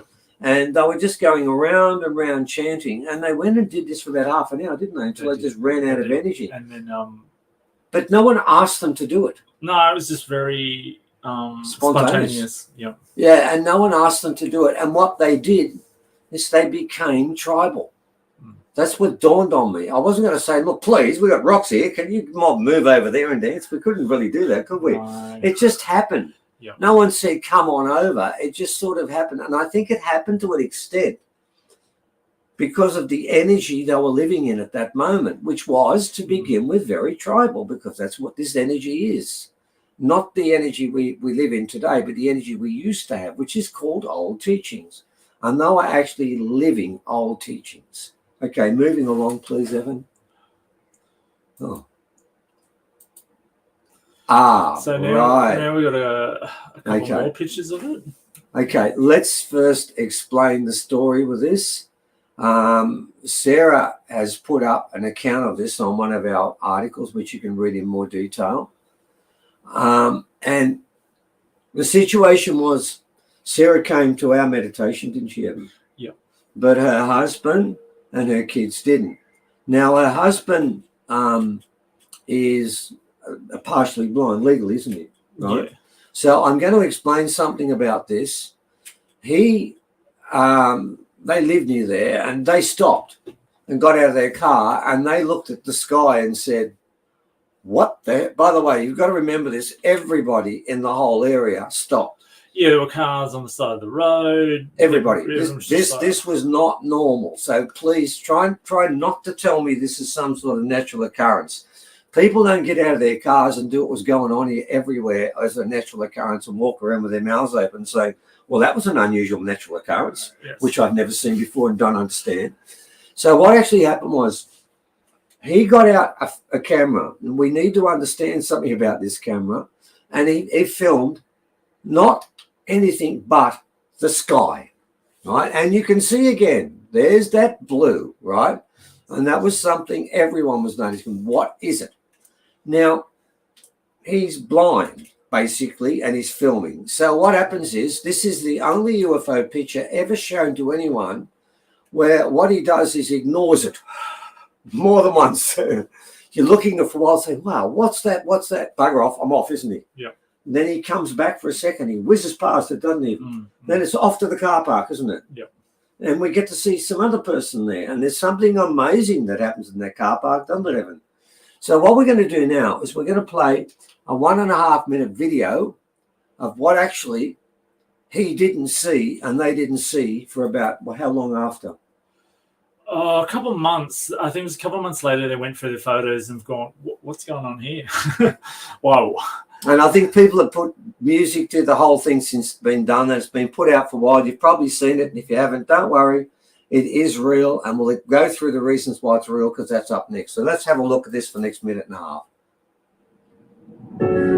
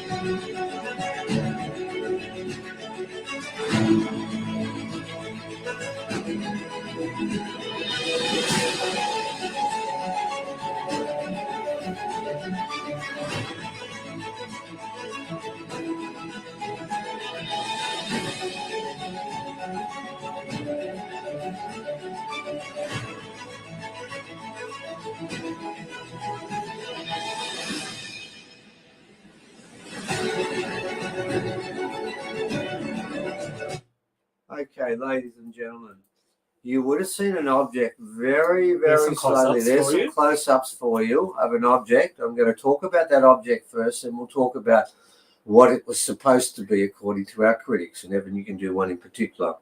You can handle the drug runners. I'll do the other ones. I'll do the more normal ones. Okay, so what we've got there is an object that's moving through the sky incredibly slowly, very slowly. Okay. And in fact, we got the evidence for what it is further on. Okay, we'll get to that in a sec. In fact, we might get to that now. So first of all, can you just go forward? And there is an actual, Sarah got a hold of this, a map of all of the flights that were taking place at 7:32 on December the 21st, 2020. And you'll find there's one about 400 kilometers away to the sort of northeast of Uluru. And we were facing in the opposite direction. And Plus, we can't see that far. We can't see that far. So it was not a plane. I can also tell you, because remember the person that the film that was taken, that was the person was also in the last flight of a helicopter that went out from Uluru at 4 o'clock and landed at 5 o'clock, and then it was shut down. Number 3, it's against the law for helicopters or planes to fly above Uluru. It's against the law to do that. So it is not a helicopter. If it was a plane, the plane would fall out of the sky. It's going way too slow. But Evan has got one other thing that a lot of people claim. What is it? It's not a plane. What is it, Evan? Oh, well, that's the next slide, actually. Oh, is it? So someone... Oh, that one. Oh, we've got to do that one. Yep. Yes, sorry. Thank you, Amanda Smith. Very important you understand something.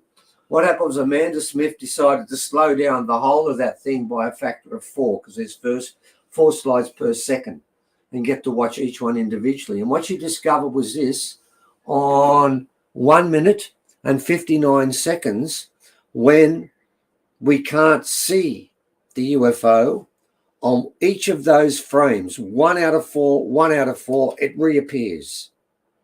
Yeah. So, Evan, you've got a story about it being who? Drug runners. Drug runners. Apparently an internet troll said, oh, we're being ridiculous. It was a little Cessna plane, and they were drug runners in the middle of the desert, delivering drugs to people. Keeping in mind, A, airport shut. Airport is shut. B, all the local communities other than where we were in lockdown, full lockdown. Yep. So the place where we were was a bunch of resorts, police stations. They're not going to land there. Yeah. So, but hang on, if it was a flight, it would still show up on the radar. Well, that's not on the radar map either. No, it's not on the radar map. We saw the radar map, and we know when it was there, and we had a look. At 7:32, there was one plane, 400 k's away. It was a passenger plane. And by the way, if it was a plane, if it was an engine, with 300 people there meditating in the desert, being quiet at that moment, we were quiet. Was there any noise anywhere within 100 k's in any direction? No. So we're down to swamp gas, weather balloon, or Superman. Yeah, right. Those are the 3 that are possible. Yep, there we go. There's Superman. But Superman is super, not slow man. They don't call him slow man. Could you imagine racing to a fire, right? Or someone's in distress and he moves at that speed? Yep. You know what's going to happen, don't you, mate? Australia will burn down and the girl will die. No good. It couldn't be Superman. So it's got to be swamp gas. Well, swamp gas is hard because we're in the middle of the desert and there wasn't a swamp. Oh, good point. Then it must be a weather balloon that goes opposite to the wind and runs vertically across the wind. Yes. Right. At the same speed. Yes. Continually. Yes. And then disappears. But even better, it must be man-made, because man-made people can make objects that can disappear then reappear for one frame at 50, 9, and 60. We have objects like that called... No, we don't actually. No, we We've don't. never had anything do that. That would be a UFO. It would be. Unidentified flying Object. Well, actually, it's only a partial object, isn't it? It's only 1/4 an object. Yeah, For 3/4 is not even that. Yeah. That's technology, ladies and gentlemen, we don't have. Move on, please, Evan. What else have we got there? So now we come to the next summer solstice. Okay. Right, we did the second one around. Okay, because by the way, everything happens in threes in sacred societies. The first one is the second one. The second one was done at the same time, middle of the morning, middle of the night, rather. So yeah, this is when we started looking at the Hopi prophecies, which we've already mentioned.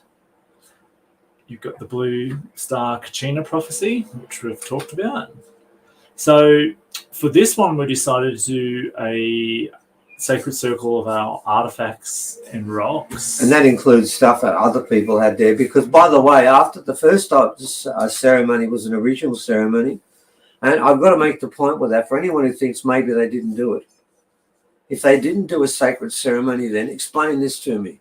Why was it at 10 o'clock in the morning of the 21st of December, after it had been open for 3 hours, hundreds upon hundreds of people were unexpectedly told to leave the site completely and not come back and weren't given a reason? That's right.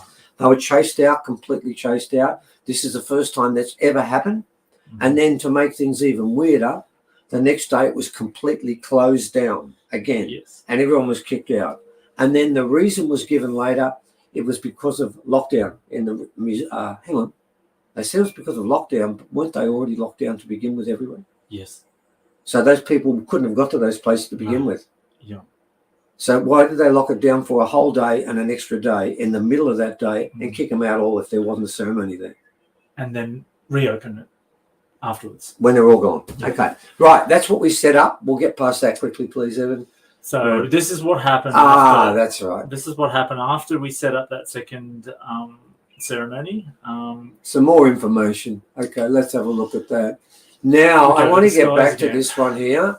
Canada, this becomes a common one now. This is starting to happen time after time everywhere.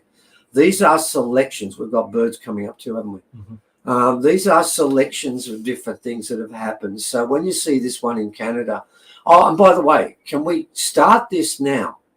Can we dismiss? Because the experts have had to acknowledge this, haven't they, Evan?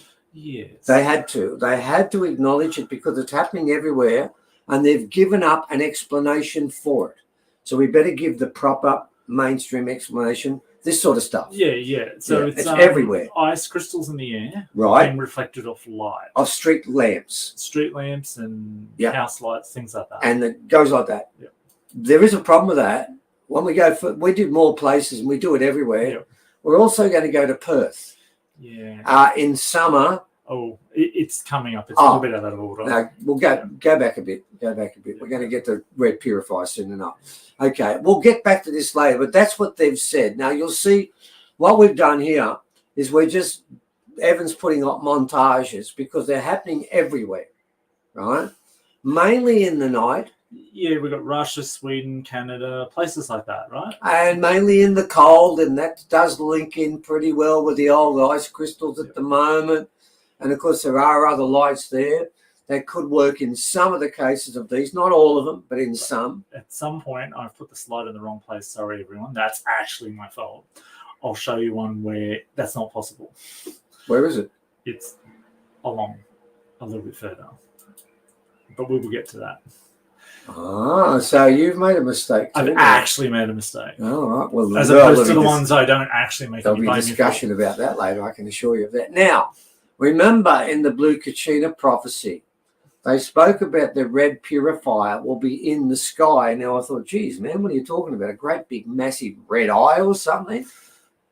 Apparently, that's what they meant. Pretty much that. It was just that. So that was in Spain. That was in Spain. A couple of weeks afterwards. Yeah, a couple of weeks after. That's what actually happened.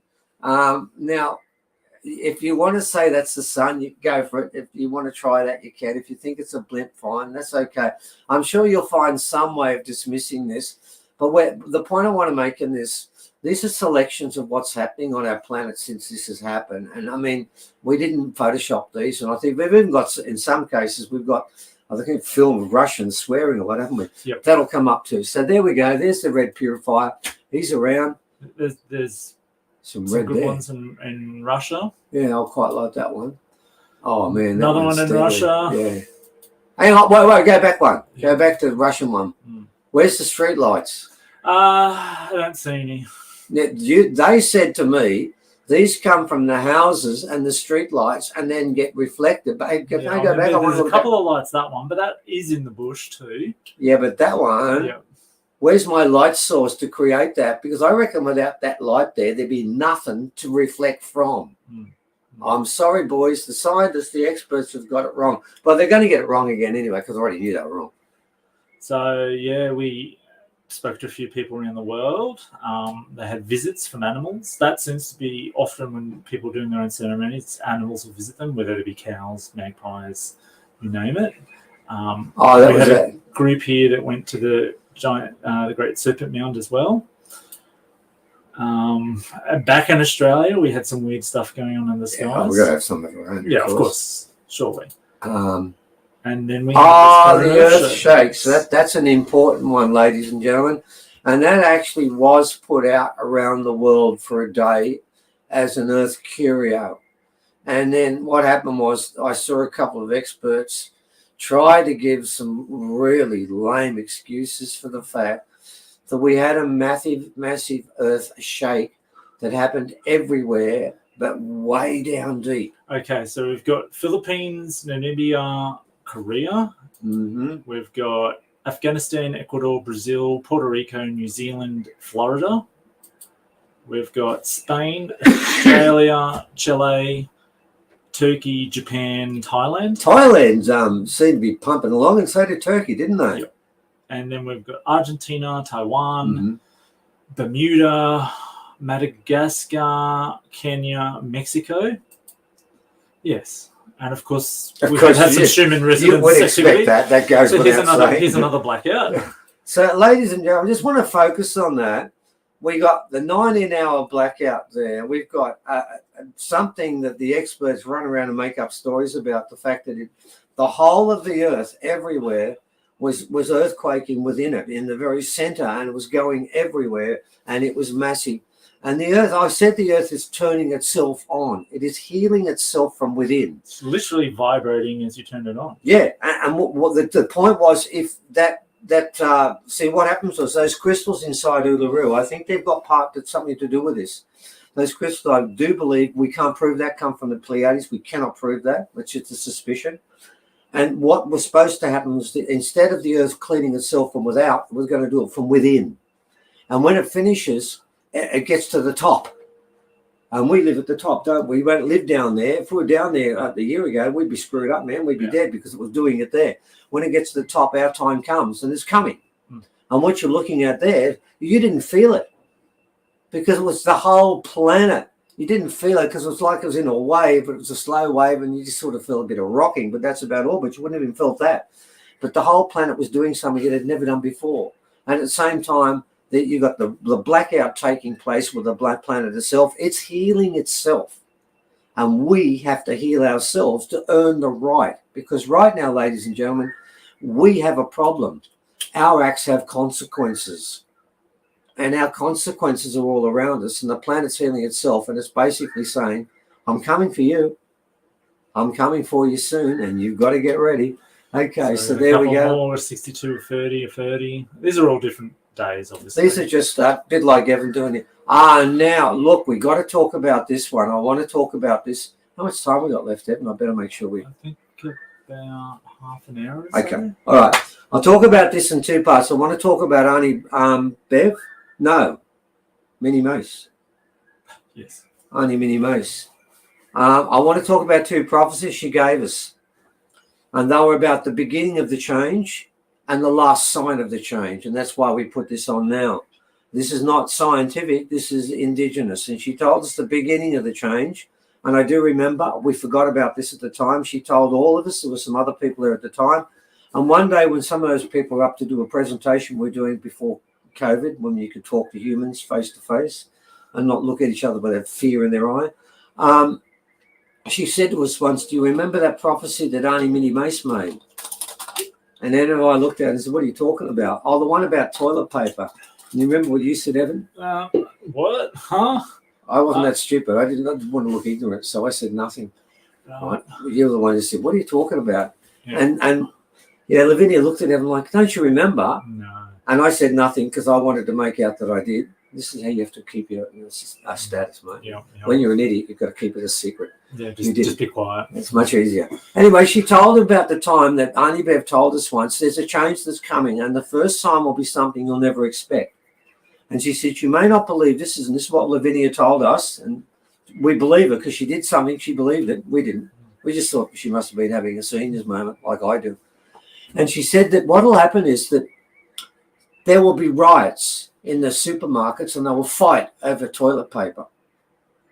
And they'll fight for it and they'll stockpile it and people will sell it for more money than it's worth. And she told us that, and she's believed her.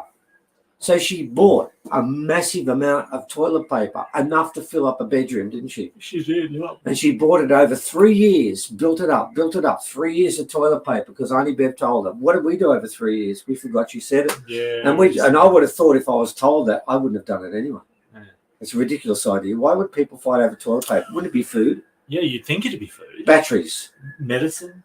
Medicine, yeah. Possibly petrol. Yeah. Theatres of pictures? No. Toilet paper? No. Why? Well, yeah. Well, deodorant? Well, possibly deodorant before toilet paper. But anyway. Ganja would be number one on my list. So Thank you. But the point was that there's a second part to this. So what happens was that was the first part of her prophecy. Guess what? She said this years before it happened. She's the only human on the planet, I think, ever. And we've made this clear many times. May God strike us down if we're wrong, because that's what happened. But the second part's true too. And then she was asked recently, what is the last sign? Well, the last sign, she said, the birds. All right. So she said the birds will do things that do not make sense to anyone. And when they start doing this, it's because they are losing their way. The planet is starting to realign itself. All the ley lines are falling around. Everything's falling out and they can't find themselves. Look to the birds. It will be the last sign. So I'll play this video. Let's go to Walmart for the birdies. Yo, what the fuck is this? Oh my god. I feel like that Bird Box shit, that movie. No, they're landing on my car. I need to clean it either way. Right, that's the first one. Now we'll do the next one. Let's go to Russia. The skies there. Now, if you think it's been photoshopped, and some people are going to say this, well, this one's more than Photoshop, and this must have been filmed, and they must have had people there making out there was something there, and they're good actors, aren't they? Oh yeah. And they can't even speak I Russian. can't swear in Russian, but I reckon that's what they were saying.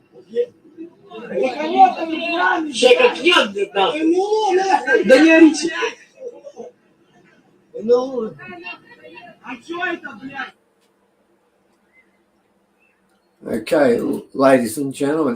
This is the next one. This is Perth.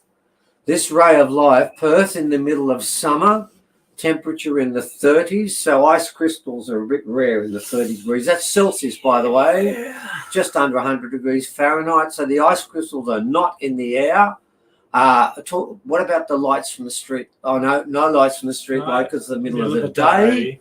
And we have a sheer, complete shaft of light coming out of the sky, going down to the ground, or going from the ground, going up. That now kills that argument completely. It was killed in the Alpines when we went to the place where there's no light. And, of course, when you're talking about birds doing things that are a little bit different. That's a bit different. Certainly. If that was flying towards you, you'd think. Okay. I think I'd be saying what the guy said at Walmart. What the? Yeah. What's that? Keep going, please, Evan. So this is this is the falling down birds. Yep. Okay, we'll do that one for sure.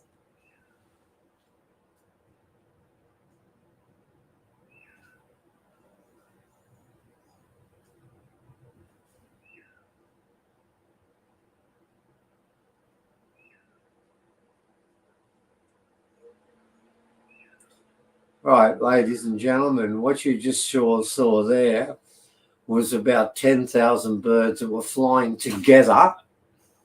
And they've got an explanation for this. You're not going to believe the explanation. 10,000 birds, wait for a second, put that on. Yep. They were flying together in a tightly packed piece like that when they saw a hawk. And their way of escaping was to fly straight into the concrete floor. I think a couple hundred ended up dying. A couple hundred died. This was their way of evading the hawk, was to create mass suicide by flying straight into the road at breakneck speed. A couple hundred dies, and then they fly away, and the hawk is shocked. He doesn't know what to do. And I would say the hawk would be shocked. Yeah, but then the hawk can just land on the ground and eat the dead ones. So not the best strategy. Didn't work. Look, it made sense. That's what the experts said it was. That's what they did. Does that mean that every time when birds see a bird of prey, their normal reaction is to fly into something hard and smash themselves and kill themselves? Yeah, so commit suicide. Okay. Yeah. Right. Okay. Well, then just ignore that one. That one was just a normal piece of bird stuff. Right. Now, just before we go back to sky stuff, remember we're looking to the skies, ladies and gentlemen, because that's what the hoppies told us to do. So we've been keeping our eyes open for the sky. So what? Oh, geez, I remember. I think that was in Portugal. So that's what the eclipse looked like there. A bit different. Right. Then we've got some more eyes in the sky. So if there are any prog rockers in the, I couldn't help it. I had to put Alan Parsons up there too. Shane, proggy. Yeah, but you can see in some of those pictures, it looks like there's an eye in the sky, right? And remember, he did say the purifier, the eye in the sky. Now, whether it's that thing you saw before, where it was like a great big planet with red, or whether it's something different again. And you can say it's natural, but it also fits into the prophecy of what was going on. These things that are natural we've never seen before. If they were natural, people wouldn't take photographs and post them. They'd get millions of hits, would they? So, I mean, they can say, yeah, I remember that one. Yeah. That's, which is just, I don't know. I don't know what that is. Yeah, I don't know what that is either. Yeah, look, it could be just a cloud formation. The clouds sometimes turn into long beings with long arms and legs and eyes. Yeah. And the sun, that's actually how the sun does look, people, but you don't look at it properly. It looks like that normally. It has that sort of U shape about it, but we don't see that normally, but luckily we do then. All right, okay, stop. Okay. Put that back, Evan. That was a crass ad. Right. So, ladies and gentlemen, what I'm showing you is that there were prophecies made about what would happen after. My take is prophecies fulfilled. If you can't see these things that have been put up and you've been shown them now and you still say they're all normal events, including the rock exploding at 7:37, then there's really nothing we can do for you. And I would suggest that you just basically go outside, sit on a chair and wait for it to happen, because there's really no hope, is there? If you can't pick it up from that, I'm sorry. Now, let's get to the crux of all this. There is another ceremony taking place, the third one. And strangely enough, the third one has an alignment of 3 planetary objects again. Now, that could be a coincidence. And it could be that great ceremonies happen in groups of 3.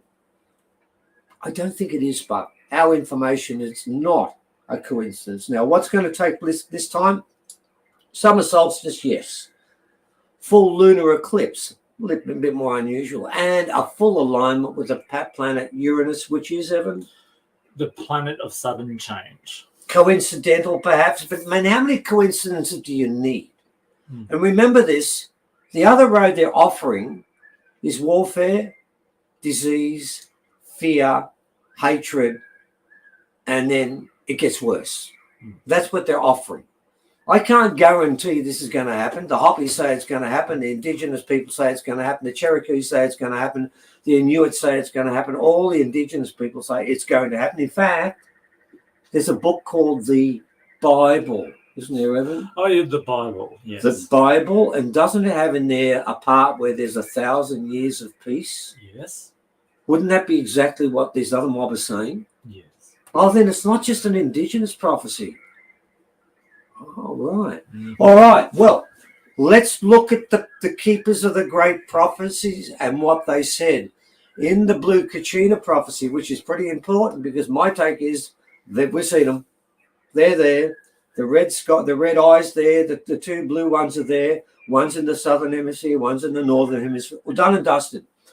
What they said was the teachings. Now, what I'm going to suggest to you is this. My take is this, that when the next ceremony takes place, the roads or the fast-flowing river or the paths or whatever you want to call it are formed.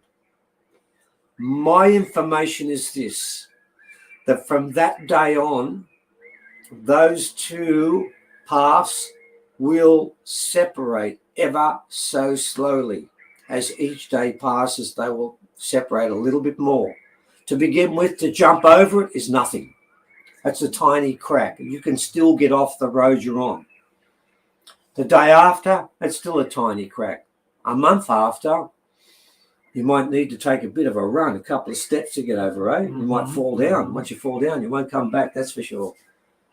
Then 3-4 months, you might need to take a decent run. I don't know the time. Don't know. But I do know this. There's a day in the future where it doesn't matter whether you get a trampoline, whether you run back a mile, you will not get over the crack, the gap, the cataclysm that's in front of you. That's the deal. Now, what I am going to say is this. You've got to learn the old teachings, and you've got to learn them quick. Now, it's now going to become, go on, do it. It's going to become a crass ad. Go on, press the button. Right. My apologies, Evan made me do this. I would have just said, don't show them this. But some of you people may be aware of the fact that Leah is in contact with one from the other side that's in the High Council that knows what's going on and knew about the change. Has said to us many times it's coming.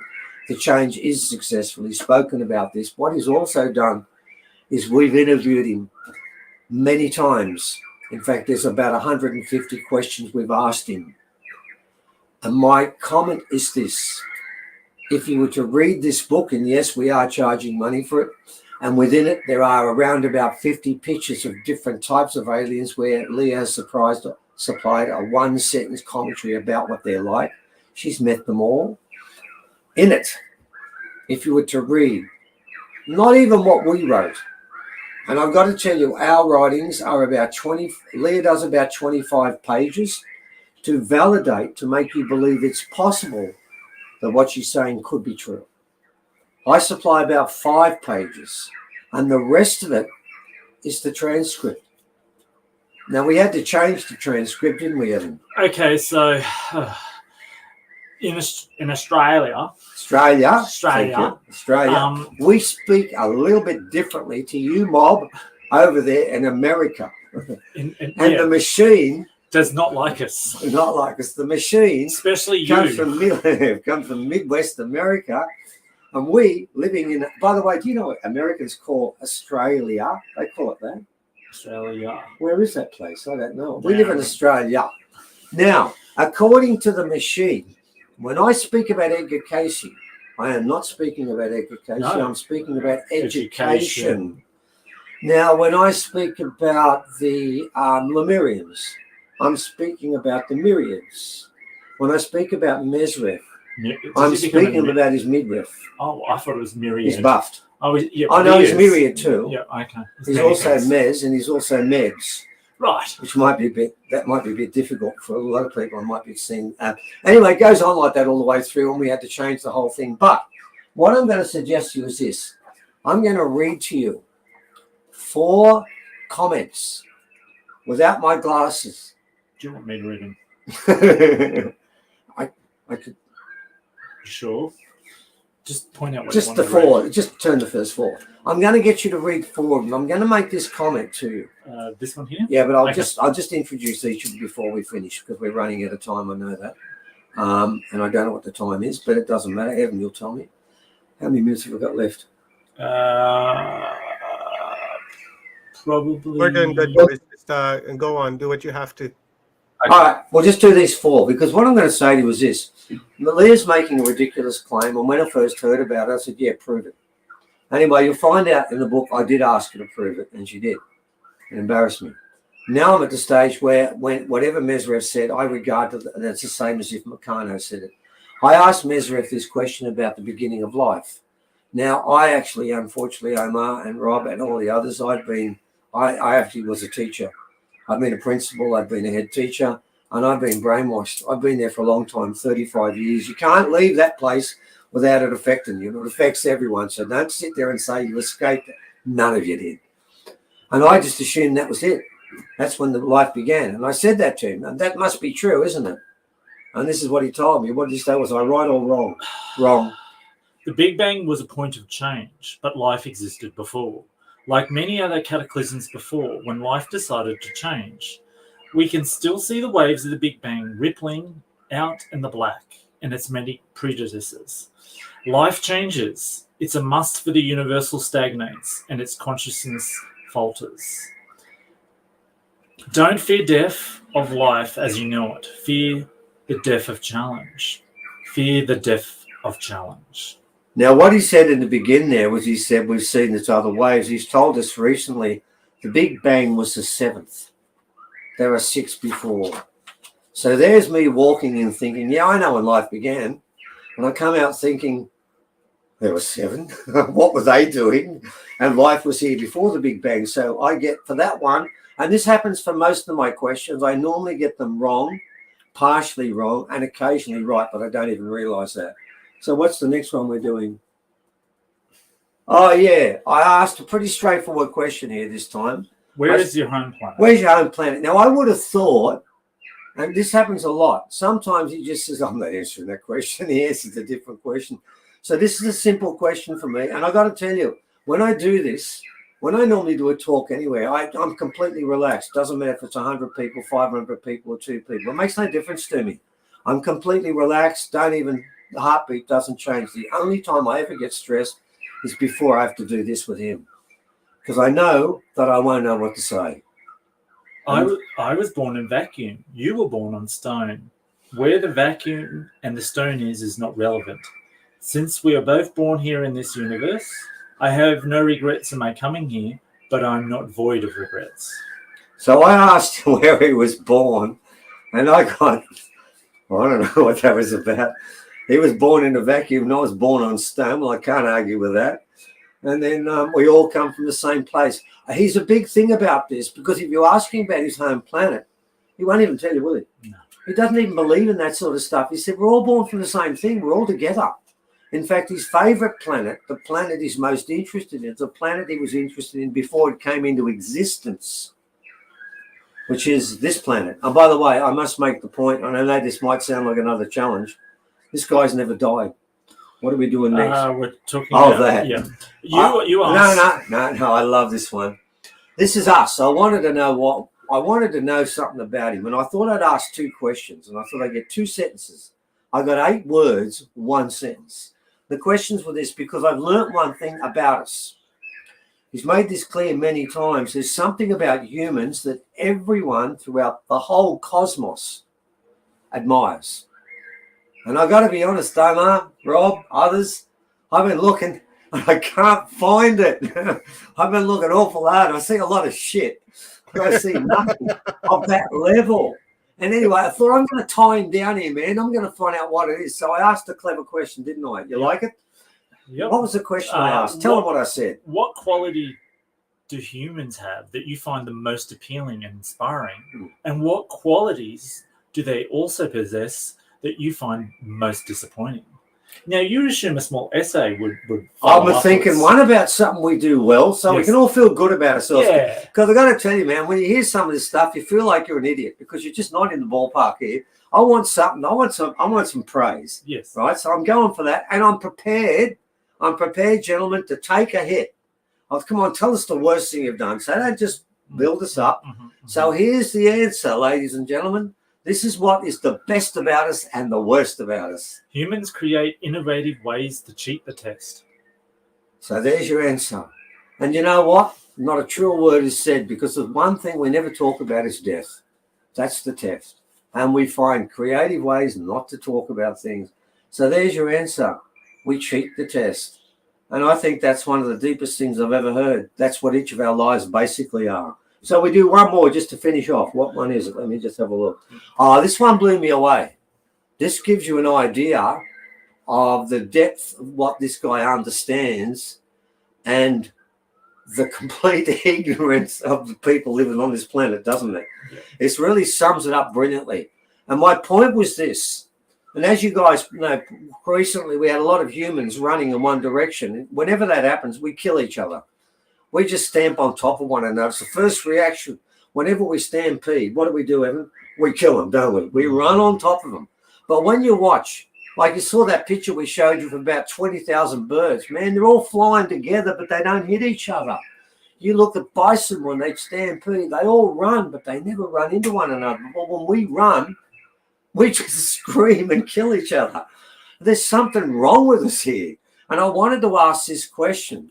And the question was about the fact that when birds, which is a simple question, when birds all change direction, how do they know when they're going to do it? Because when we change direction, it's a state secret for all of us. Nobody knows, do we? Yeah. Oh, shit, old mate at the front's running in the opposite direction. What'll I do? I'll go that way. Yeah. And the guy behind you thinks, oh, I thought I was going there. And then it's gone. It's chaos after that. We're in misery. So I asked this question. How do the birds do it? Have they got one bird that whispers like a bird whisperer, or do they do it telepathically? And, of course, I thought it was one of those two. So do you think I've got a chance of getting it right, Evan?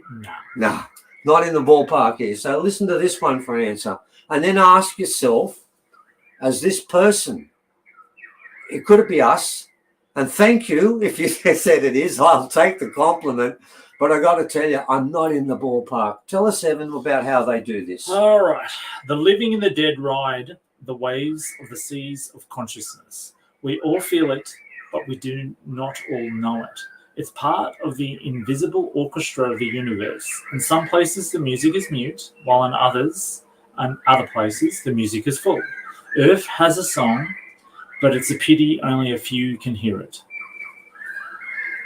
I thought that last line, that last sentence, summed up humans on this planet over the last 5,000 years. We just can't hear the song. And of course, the birds, if you can hear right now, they're outside our place right now. And what are they singing? A song. They are, yeah. A song. Yeah. They're singing a song. And guess what? They can hear it, can't they? Yeah. There was a great musician that was doing they were doing an interview with him. Said, "Where do you get this from? Where do you get this music from?" He said, "Oh, the earth is singing a song. Every now and then, I hear a note or two, and I write it down, and we make music out of it." The birds right now, they're singing that song, and there's one being on this planet that can't hear the song. You know who they are, don't you? It's us. It's us. We're the ones who can't hear the song. Well, I'm telling people, there is a magic box in Australia sitting at Uluru, and it's about to break into permanent song. It's going to open up two lines. There's always different lines. Nostradamus said 2 days before he died, he was relieved when he realized these predictions I've got are aligned. There's one way that things could happen. There's other ways, and you guys have been talking about that earlier. Well, now there's two lines, and this time there's a difference. One of the line has consequences, and so does the other. But one of those sets of consequences mean you are not able to come back here. Sometimes it's a lifetime, sometimes it's many lifetimes, and when it's the Cabal, I'm going to be bold. I'm going to say never. But never say, that's a pretty dangerous word on this. That's one thing I've learned. But if they are going to be coming, it's going to be so long. And by the way, I don't want you to think that the people who don't come here are being punished if they're going to hell or something, because that's not it. It's nothing like that. Some really, really, really good people will not stay here. because you've got to learn the lessons of why you're here. They may be wonderful people at loving other people, caring for other people, and that's to be admired. But they didn't learn the other lessons that are needed when you come here too. You have to learn why you're here. You have to learn too, not just love. You got to do both. And for those people, they need maybe one more word, one more deed on another planet that vibrates at the level this planet used to. But my understanding is come the 21st of December this year, the vibration begins. And this time, it doesn't have a period where you can't see it, and then it comes back. It stays vibrating, and then it gradually increases. And as it does, things will become more comfortable or more uncomfortable, depending on which way you sit with the box, with the magic box. And primarily, ladies and gentlemen, we will stop now because we've probably gone over an hour and a half. And thank you for listening. And we, as always, we thank Omar, Rob, and all of the mob that do this each time, because what they're doing is they're trying their hardest to get this information out and point out to people. All the others have been telling you, it's a rotten road they've made for you. Get off it. And what you've got to do now is get on it. And watch this for a final last plug. And if you want a road map upon which to get onto that road, Evan, quick, hold it up. There it is. And it will be out in about 2 weeks. Yes, our publishing group now have had 9 different mistakes, and let me share you with one of the mistakes they had with us.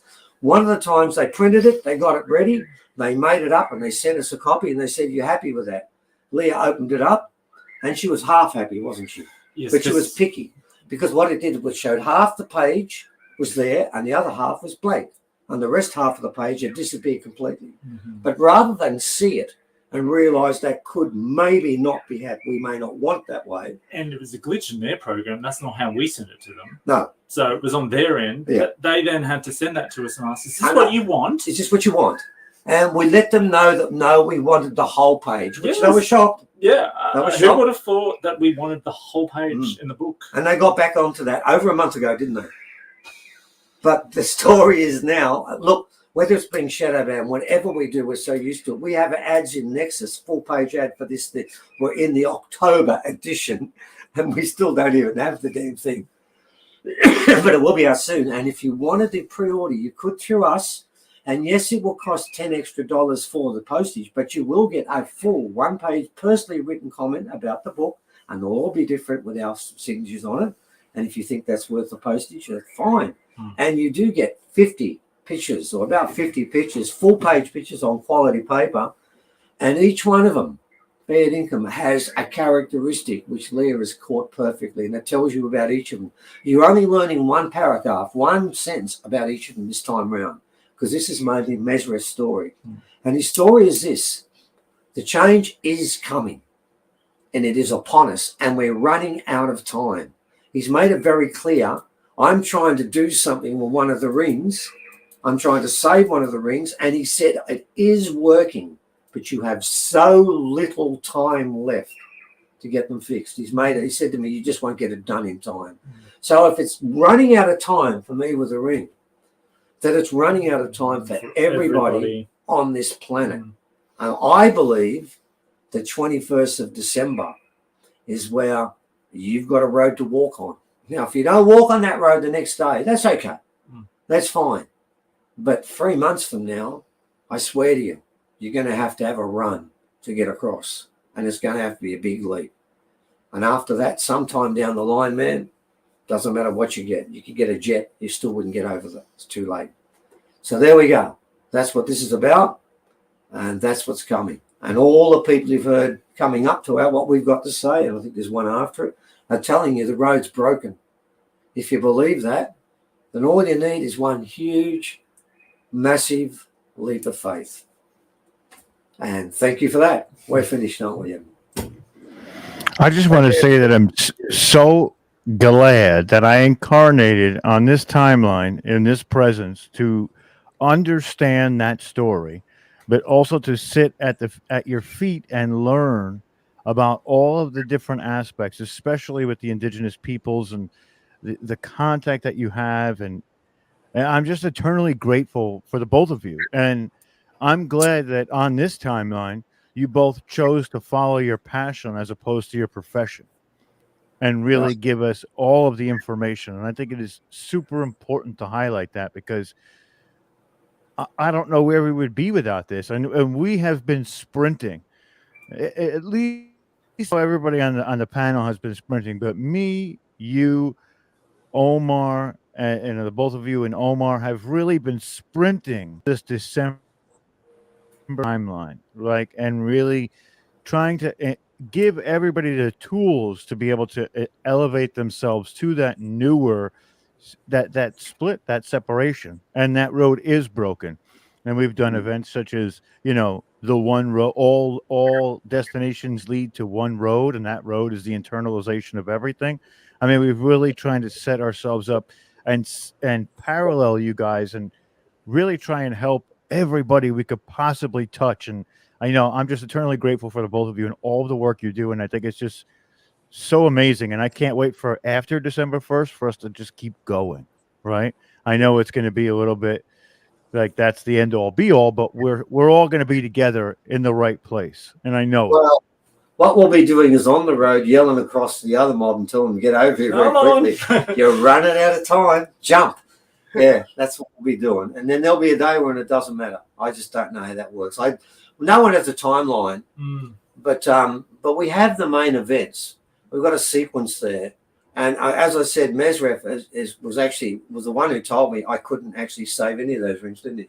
Yeah. He actually said you can't save in, but he said you could save one, but he just doesn't think I've got the time left to do it, which means, honestly, we are really talking months, not years. Mm-hmm. We're not weeks. Talking.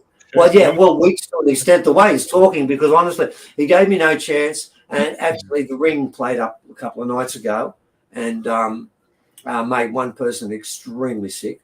And I'm not happy with it. It's been put in jail for a week.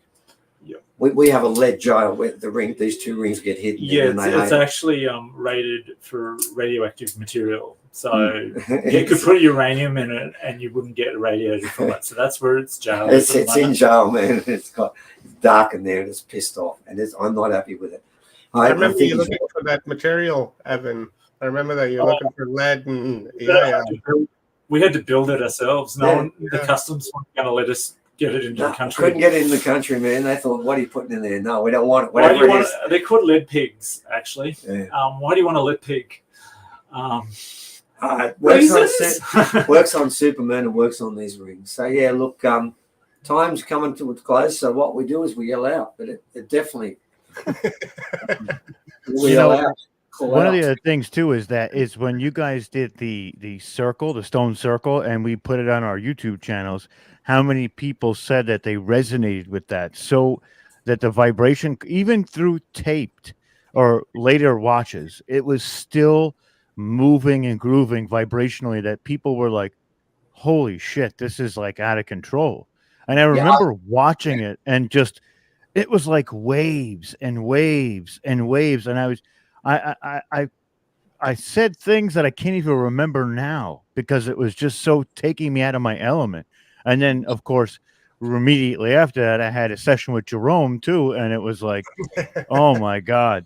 So everything was going crazy, but I remember it and I put it up and I'm like, people are going to be impacted by this. And it sure as shit they were. Absolutely. Yeah. I think that could happen again because we've actually had about 120, 130 people sat between it. And it's now getting to the stage where we're getting medical professionals are asking if they can lay between, because the results have been so uniform, like literally everyone bar two people who actually didn't pay for the event and should never have come. Everyone has had a reaction with those rocks when they've sat between it. And I've got no doubt when we do the presentation, we'll just put it on that period. We know what time it is and we'll leave it there for half an hour and just leave it there with it. So yeah, I know it'll work. I don't know if it'll work for everyone, but I know it'll work for a lot of people because I got the same feedback too. And I think they need to be in formation at that time, irrespective, to complement and to finalize. And then after that, just pick your team and sit in the stands with the team you think you should be with. It's that simple. And there's only Yeah, two. I metaphysically walked through those stones. I was sitting in Indian style in the middle of that circle, but even though I have not physically walked through it, I was there. I was definitely there. Well, you can be there again, mate, because we'll put it in there for we're going to put. That's basically all we're doing. That's the only thing we're doing leading up to it now, isn't it? We're leading up to that. Yeah, that's all we're doing. Just focusing on that one. So yeah, I can't wait. I can only imagine what it's going to be like this time. All the things that we've learned over the last year compared to the last time, it's going to be insane. And I'm ready for it. Compared yeah, we've got a lot of new rocks. Yeah, we've got some amazing rocks that have turned up. Compared to the first conference, and then last year's conference was Level Up, and then this year's conference is going to be amazing. Really looking forward to it. And Steve, when you said the road is broken, all I gotta say is just grab a shovel and some pick hammers and fix the road and just carry on, right? We're not dig it out.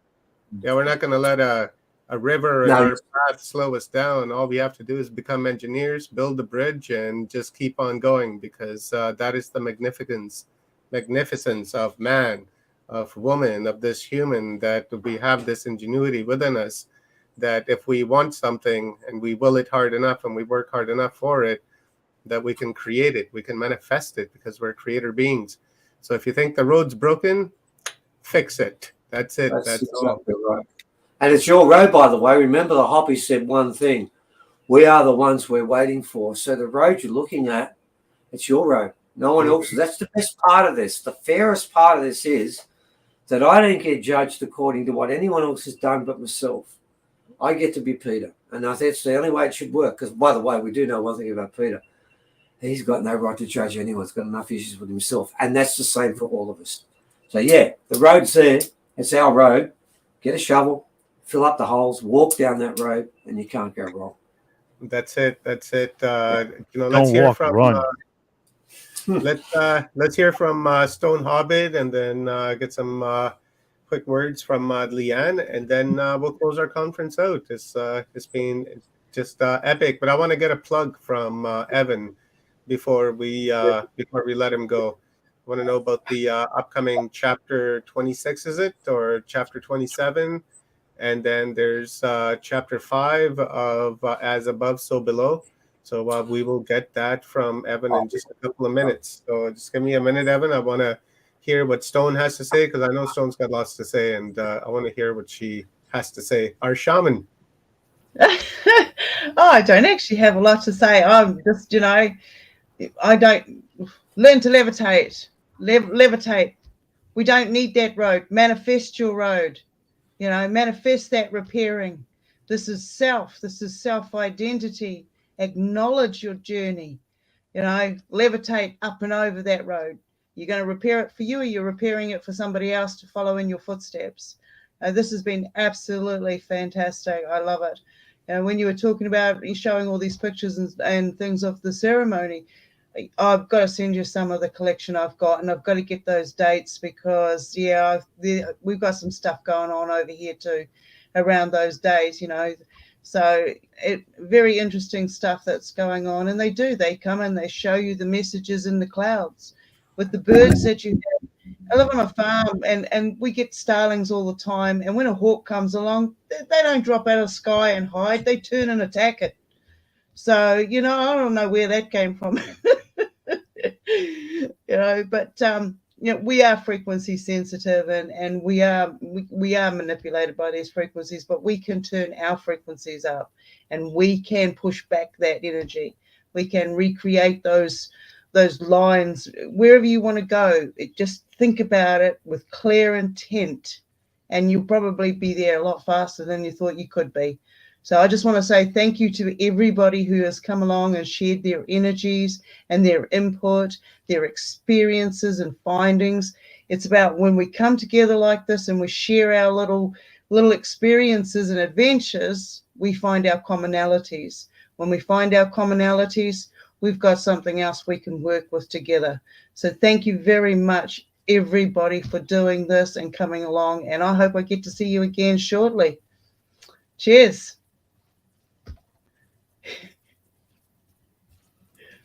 Beautiful. That Big Bang, that was me headbutting my the mic here. I was like, I leaned I down. knew it. I knew it. Yeah, I leaned down. Bink. I dropped my Loved lighter. I it. was going to hit a bowl, but you know, that's Well, the that future was coming in. not Said, me. no, I went to a boom, and I was like, okay, well, maybe not a good idea. Leanne, go ahead, please. Well. I am just in such a state of gratitude, really. Pretty much 24/7.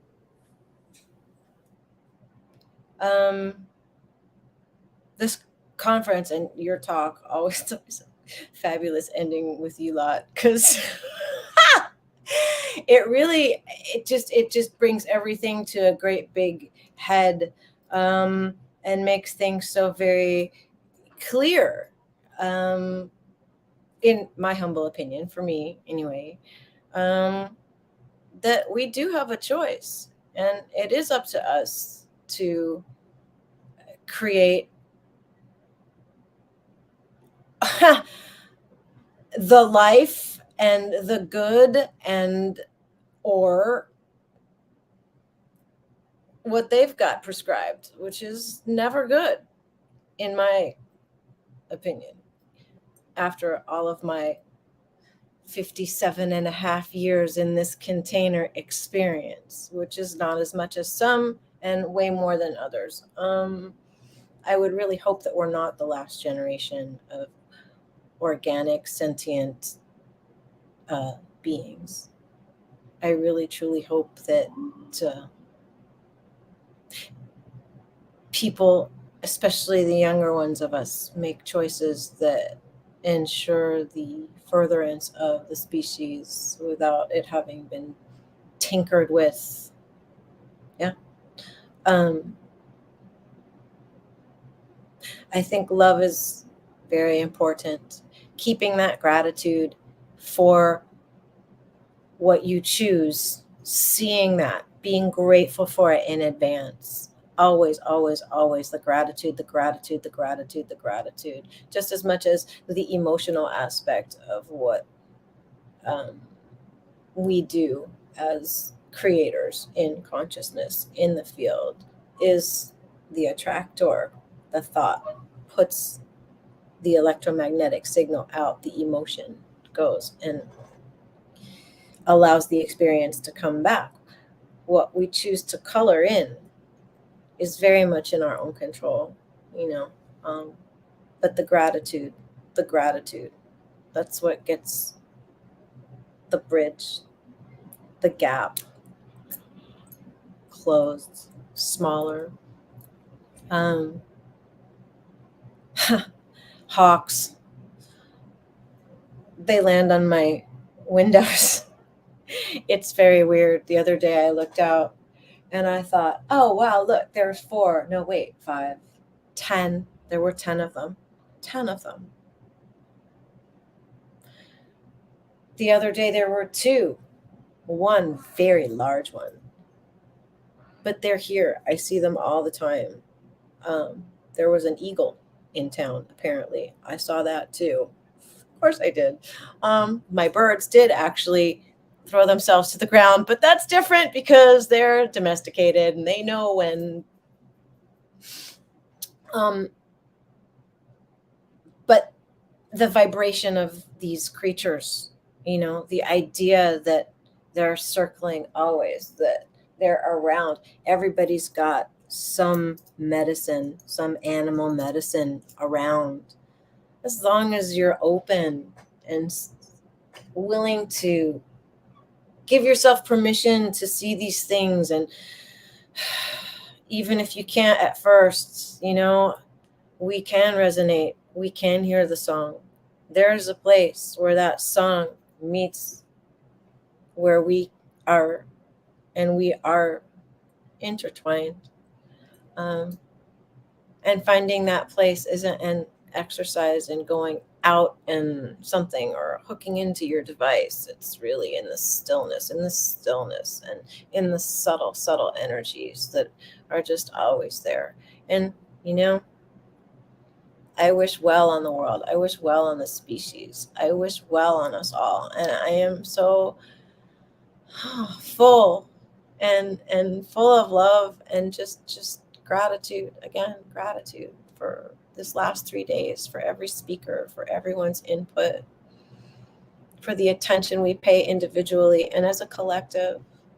Just so grateful, so grateful. Thank you so much for involving me and letting me participate. Just, thank you. It's great. Wouldn't be the same without you, Leanne. It just wouldn't be the same. Love you, I was Star thinking Sister. the same thing. Yeah, and same with Stone. You guys are part of the posse.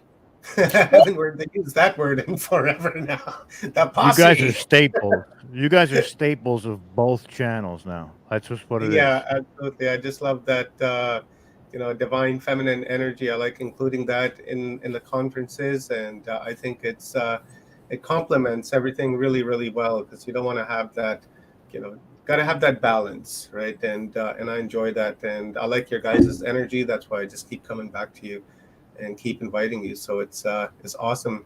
So Evan, give us a download on our alien ancestry and forgotten origin, what you got coming up. I'll share a screen. I don't mind. I'll do that because I already got her loaded up. Yeah, so we've got a few things coming up. As for the conferences, number 26, we'll probably start doing that after in the new year. December and January a little bit hard with everybody running around doing their Christmas stuff and whatnot. So we'll start that off early next year. And then we'll obviously. What about the one we've got now? You still get that one covered? Yeah. The last one we just did about Mary Magdalene is available to watch as a replay. And I think next year we're going to start doing things a little bit differently, where people can come on the day for free and watch the conference. But if you want to see the replay and the archives, that's when it really pays to be a member and subscribe. And it's only about $25 Australian, which is nothing in other countries. Yeah, $1's terrible. Able to come and get all those benefits for being a member.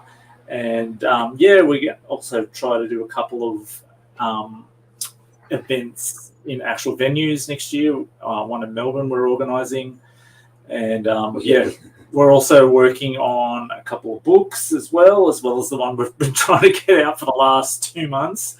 Another one ready to go. Yeah, we've got another one almost ready to go, and then I'm working on a huge one as well.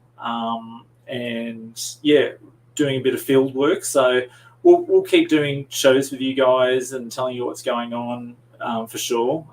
We're not stopping by any means. So, and Steve just put an article out the other day. It was the smallest article he's ever done. It was quite exciting. It was a page and a half. So, yeah, a few changes. But next article won't be. Yeah, no, I'm assuming it won't be. But, looking forward to starting the conferences back up early next year. And we'll have new guests, as always. And, so that's my little plug. And clairvoyance for the immediate future. But anything you need to add? I appreciate that, and I was going to say something, but then now my stoner brain forgot it. Boom. That's called getting off. Are we not? We're all in that same boat here on this screen. Perhaps everyone in that chat too. Happy, lucky, joy. Yeah.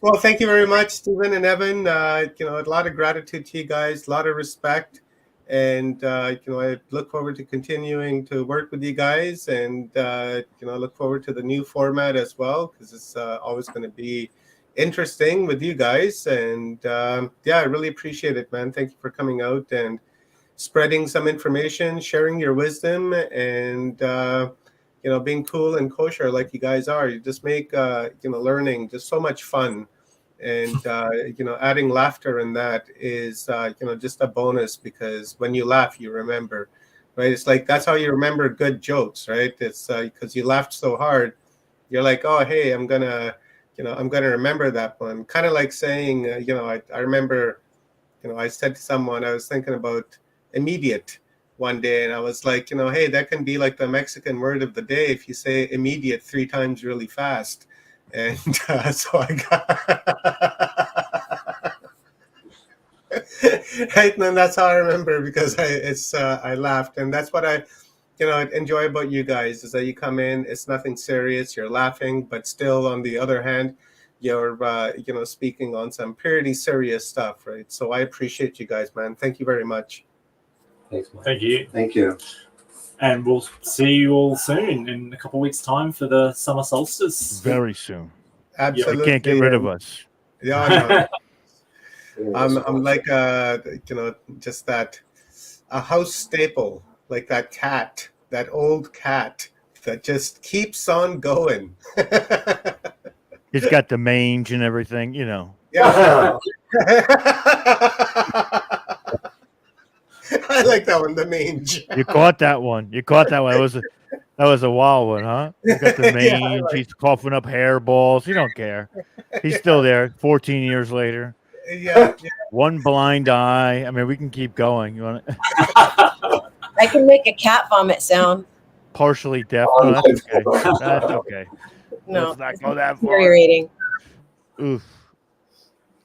I might dry heave at that point, but this It's has kind of been. like it's kind of like this joke is so funny that I don't think I'm ever going to forget it. I just put it in the chat, right? I seen it on Facebook not that long ago, and say Mike, who, cheese, Harry, right? You got to say that really fast. No, that's a euphemism for something. No, Yeah, exactly. but some sort of Guys, metaphor. I'm sick But 3 days, and 30 hours later, here I am just cracking some pretty cruise control. bad jokes. I didn't know this car came with cruise control. So let's do some closing here. Evan, I'll take you off screen now, and I will see you soon, and I'll message you, brother. Have a wonderful day, and I love you, and I'll message you soon. Yeah, love you guys. Bye for now. See you later. All right, guys. So that was a fun weekend. We started on Friday, and here we are on Sunday or Monday, wherever Monday. Monday, wherever you may be in the world. This was just an amazing, fun conference. It's nice to get together every few months like this to update and share new information, exchange energy, clear out the old energy, bring in the new energy. Oopsie, I did it again. And it's fun to have these conferences. So let's just quickly go down the list really quick and give gratitude and thanks to all of our speakers that were here this weekend. So we started off with Patricia Corey, and then we had Constance Victoria Briggs, then we had Rodney McGilvery, and then we had John Shaughnessy. Charles Hunt couldn't make it, so Leanne Stone Hobbit and myself, we improvised, and turned out to be very good and very enjoyable. But thanks to Charles, anyways, for agreeing to come on. But shit happens when life is going on. And then we had day 2, on which we had Frank Jacob. That was followed through by Brad Olson, which was followed through by Michael Feely, and then to Saul Rita and Taria. Unfortunately, Paul couldn't make it because of the springtime, pollen and allergies and kind of what have you. And if you know Paul, like I've known Paul now for several years, and it seems that every spring this kind of happens to him. So I should have kept that in mind, but I couldn't make it. But we will do a one-on-one next week sometime, or maybe in about 2 weeks, once he's over his allergies. And keep an eye out for that talk coming up. Thoughts and prayers till he gets better too. Yeah, exactly. And then we had Saul Rita and Taria, just beautiful energy. So thank you to all of them. And then, of course, today we started off with Bibu Dev Misra. And then we had Matthew Mournian come on. That was an incredible download that Matthew gave. And then we had our panel discussion, and then Augie Nost. And then, of course, we had Stephen and Evan. And a big, huge thanks to Nori Love, John Shaughnessy, Michael Feely, especially Michael Feely, just tried so hard to get onto our discussion, but unfortunately it wasn't possible.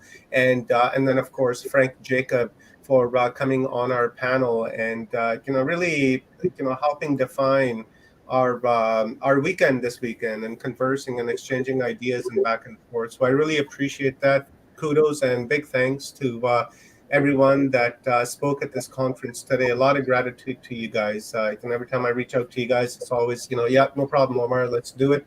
So, thank you. I appreciate that. And then least but not last, everyone in the audience who's come out and watched. As you guys know, you may know me or you may not know me, or this is your first time seeing me, or maybe this is your 500th time seeing me.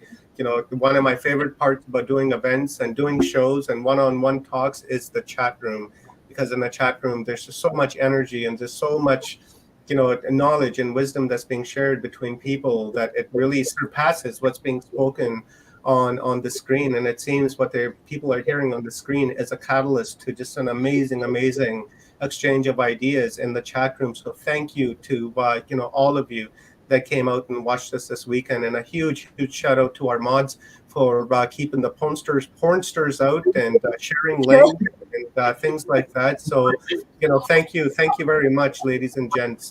Really appreciate your guys' service to our channels.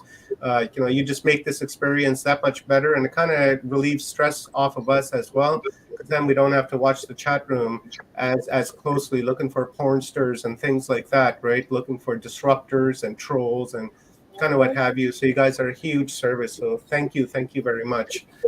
Let's jump over to Stone, and then we'll do Leanne, and then we'll close out with Rob and say good night, everyone. Just want to say thank you again. It's just hit 4:22 in the afternoon on Monday. So, it's time to relax and put your feet up and try to calm down a little bit. It's pumping. The knowledge is going to be, it's going to be doing all sorts of cleaning out these portals. We're going to be moving so much faster. If you get a moment to take a breather, enjoy that breather, because we're picking up some speed now. This conference has been absolutely, once again, fantastic, absolutely fantastic. Every time we come together, the energy is getting higher and higher. We're putting out more and more frequency, clear with clear intent. We're stepping into ourselves. We've got more control over our identity. We're knowing ourselves that much more. So thank you, everybody out there, for being part of this fantastic journey. And I look forward to seeing you guys all levitating with all of us together up there. So don't be afraid of communication. It comes in many different forms. Know what go with your knowing state. If it doesn't feel right, then it's possibly not. First instinct always is the best key. So thank you once again. I look forward to korero another time. Cheers. Love you, Stone. That was awesome. Leanne? Well, I kind of feel a little silly, but that never lasts long, does it, Leanne? No, it doesn't. Ha ha ha. I said my goodbyes before with all the gratitude stuff. Like, instead of like fawning over Evan and Stephen and their talk, which is what I should have been doing. Like, sometimes I get a little crissy-crossy, but Crossfires, that's all. That's okay. So I'm just gonna tell you guys how fabulous Evan and Stephen always are right now, because I didn't do that before, and they're right. They're right. Listen to them. That's all I'm saying. Please, literally, for God's sake, take what they say and do something good with it, because it's true. It's the whole magic box and timeline again. Like, you got a choice. You've got a choice, and the gap's gonna get wider the longer you wait. So listen to them. All right. Thanks, Evan and Stephen. Always love you so much. And Coco and Bean. Those are their bunnies. So cute. Anyway, Now, the rest of yous, thank you again for spending all your linear time here with us this past 3 days. You guys are awesome. Like, the idea that the collective has expanded the way it has, just of us, and then each of us get to go out into our little worlds and our little societal whatever and keep having these conversations. It really does work. It spreads. It spreads. We like that kind of spreading, you know? So stay happy, you guys. Try, stay happy, happy, happy. And when you catch yourself in that moment of, oh, God, look what you did again. Laugh the best you can, and then be grateful to yourself that you caught it. Right? All right, y'all. Keep rewiring your brains by choosing a good path when you have the option in front of you. I wish you all well, and thank you so much. Awesome. Awesome, Leanne. And, to piggyback off that a little bit, it really is up to us, right? We keep hearing things like we're waiting for. And if not us, then who? And these aren't just monikers. This is what we live by. Myself, Stone, Leanne, everybody that was here, Omar, we live by that. We live by that in the sense of saying, when we find something out, we put it out there, whether it's received a certain way or not, it doesn't matter. We've done what we've been asked to do and put it to the people and let the people decide what is, what isn't, what could be. Remember, truth is subjective. Perspectives are real, and everybody has their own truths and their own perspectives. So therefore, the congregation of everybody coming together gives us the ability to examine, evaluate, and discern together. And this is important, especially, over this last, I want to say, 6 months, my community on Full Spectrum Universe has grown tremendously. And I'm so forever grateful for that, because it has brought so many amazing people into my life. And it's also brought a ton of amazing speakers that I didn't know before onto the show, and we got to talk about things that I never really dove into. It's all about these little awakenings within the big awakening. And I'm eternally grateful for everybody, because every new perspective is a new way of thinking, and every new way of thinking helps me refine who I am better. And that, to me, is one of my ultimate goals, is to keep being a better version of myself than I was yesterday. So without the collective and without all of us, I wouldn't be where I am. Without people like Omar and Clarence, I wouldn't be here doing this. They gave me a chance when they didn't know me, really. And it was beyond anything I could imagine. And it's manifested into anything I could imagine. But I've wanted it to manifest to newer heights, because I think that what we do is connect. And when we connect you to other connections and other people. And that's why we've created Telegram chats and multi-platform kind of spread this out. And something I heard today that was pretty wild, and in the conference, I'm not really sure. My presence wasn't huge in this conference. I was out doing other things and scheduling conflicts, but I tried to listen to everything I possibly could. And somebody said that I use the devices of those who I'm deriving against to create connections and bring people back to the fold. And that hit home like Babe Ruth hits a baseball. This is what we do. Now, we tote this line and we walk this line, and it's crazy because when we walk this line, we can't get consumed by all of this technology and all these things that we do.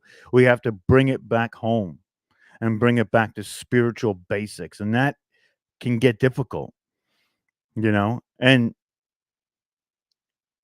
it's turned into something powerful, not because of us, but because of the people. And I can't give enough back to the people. And that's why we do whatever we can to bring a little bit of entertainment at the same time of information. Because like Omar said before, when we laugh, we learn.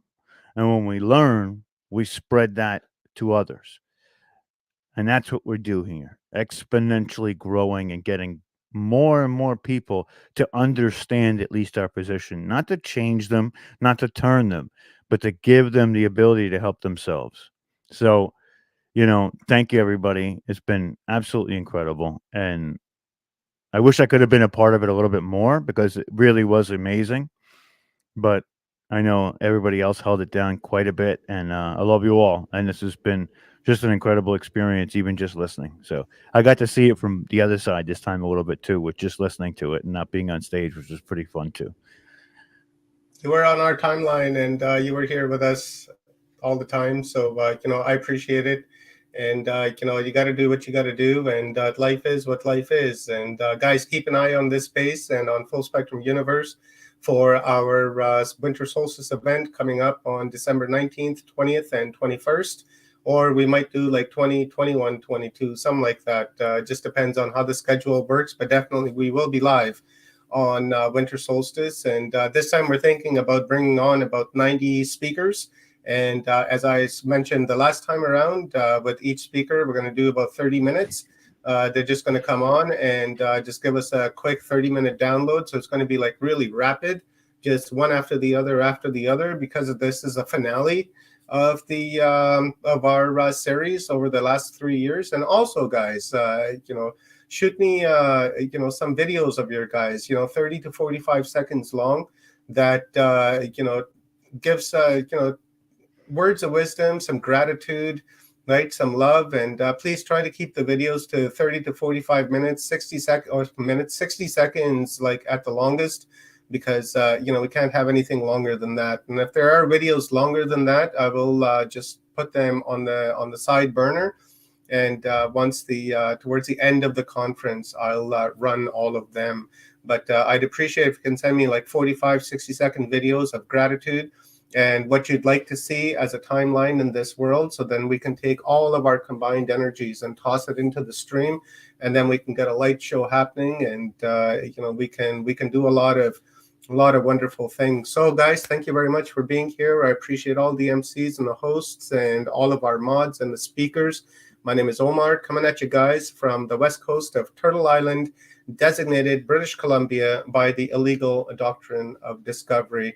Be happy, be well. Don't forget to say I love you to yourself.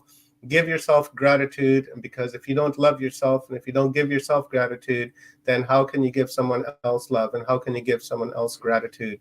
You have to look out for the number one. And as we know, that the love is the only vibration and everything else is just an illusion. And Dr. Emoto has shown us what happens when we put intention into water. And, you got to remember, you're 70% water. The earth that we live on is 70% water. The air that we breathe is water. So when we make that intention, not only does it help you, but it helps everyone that's on this planet, every living being, every single tree, every leaf, every blade of grass, every ant, every bird, every animal, every fish, every organism on this planet. We help it all. So love yourself. By loving yourself, you're loving the entirety of humanity. So until next time, my friends, be well, be happy, and see you next time.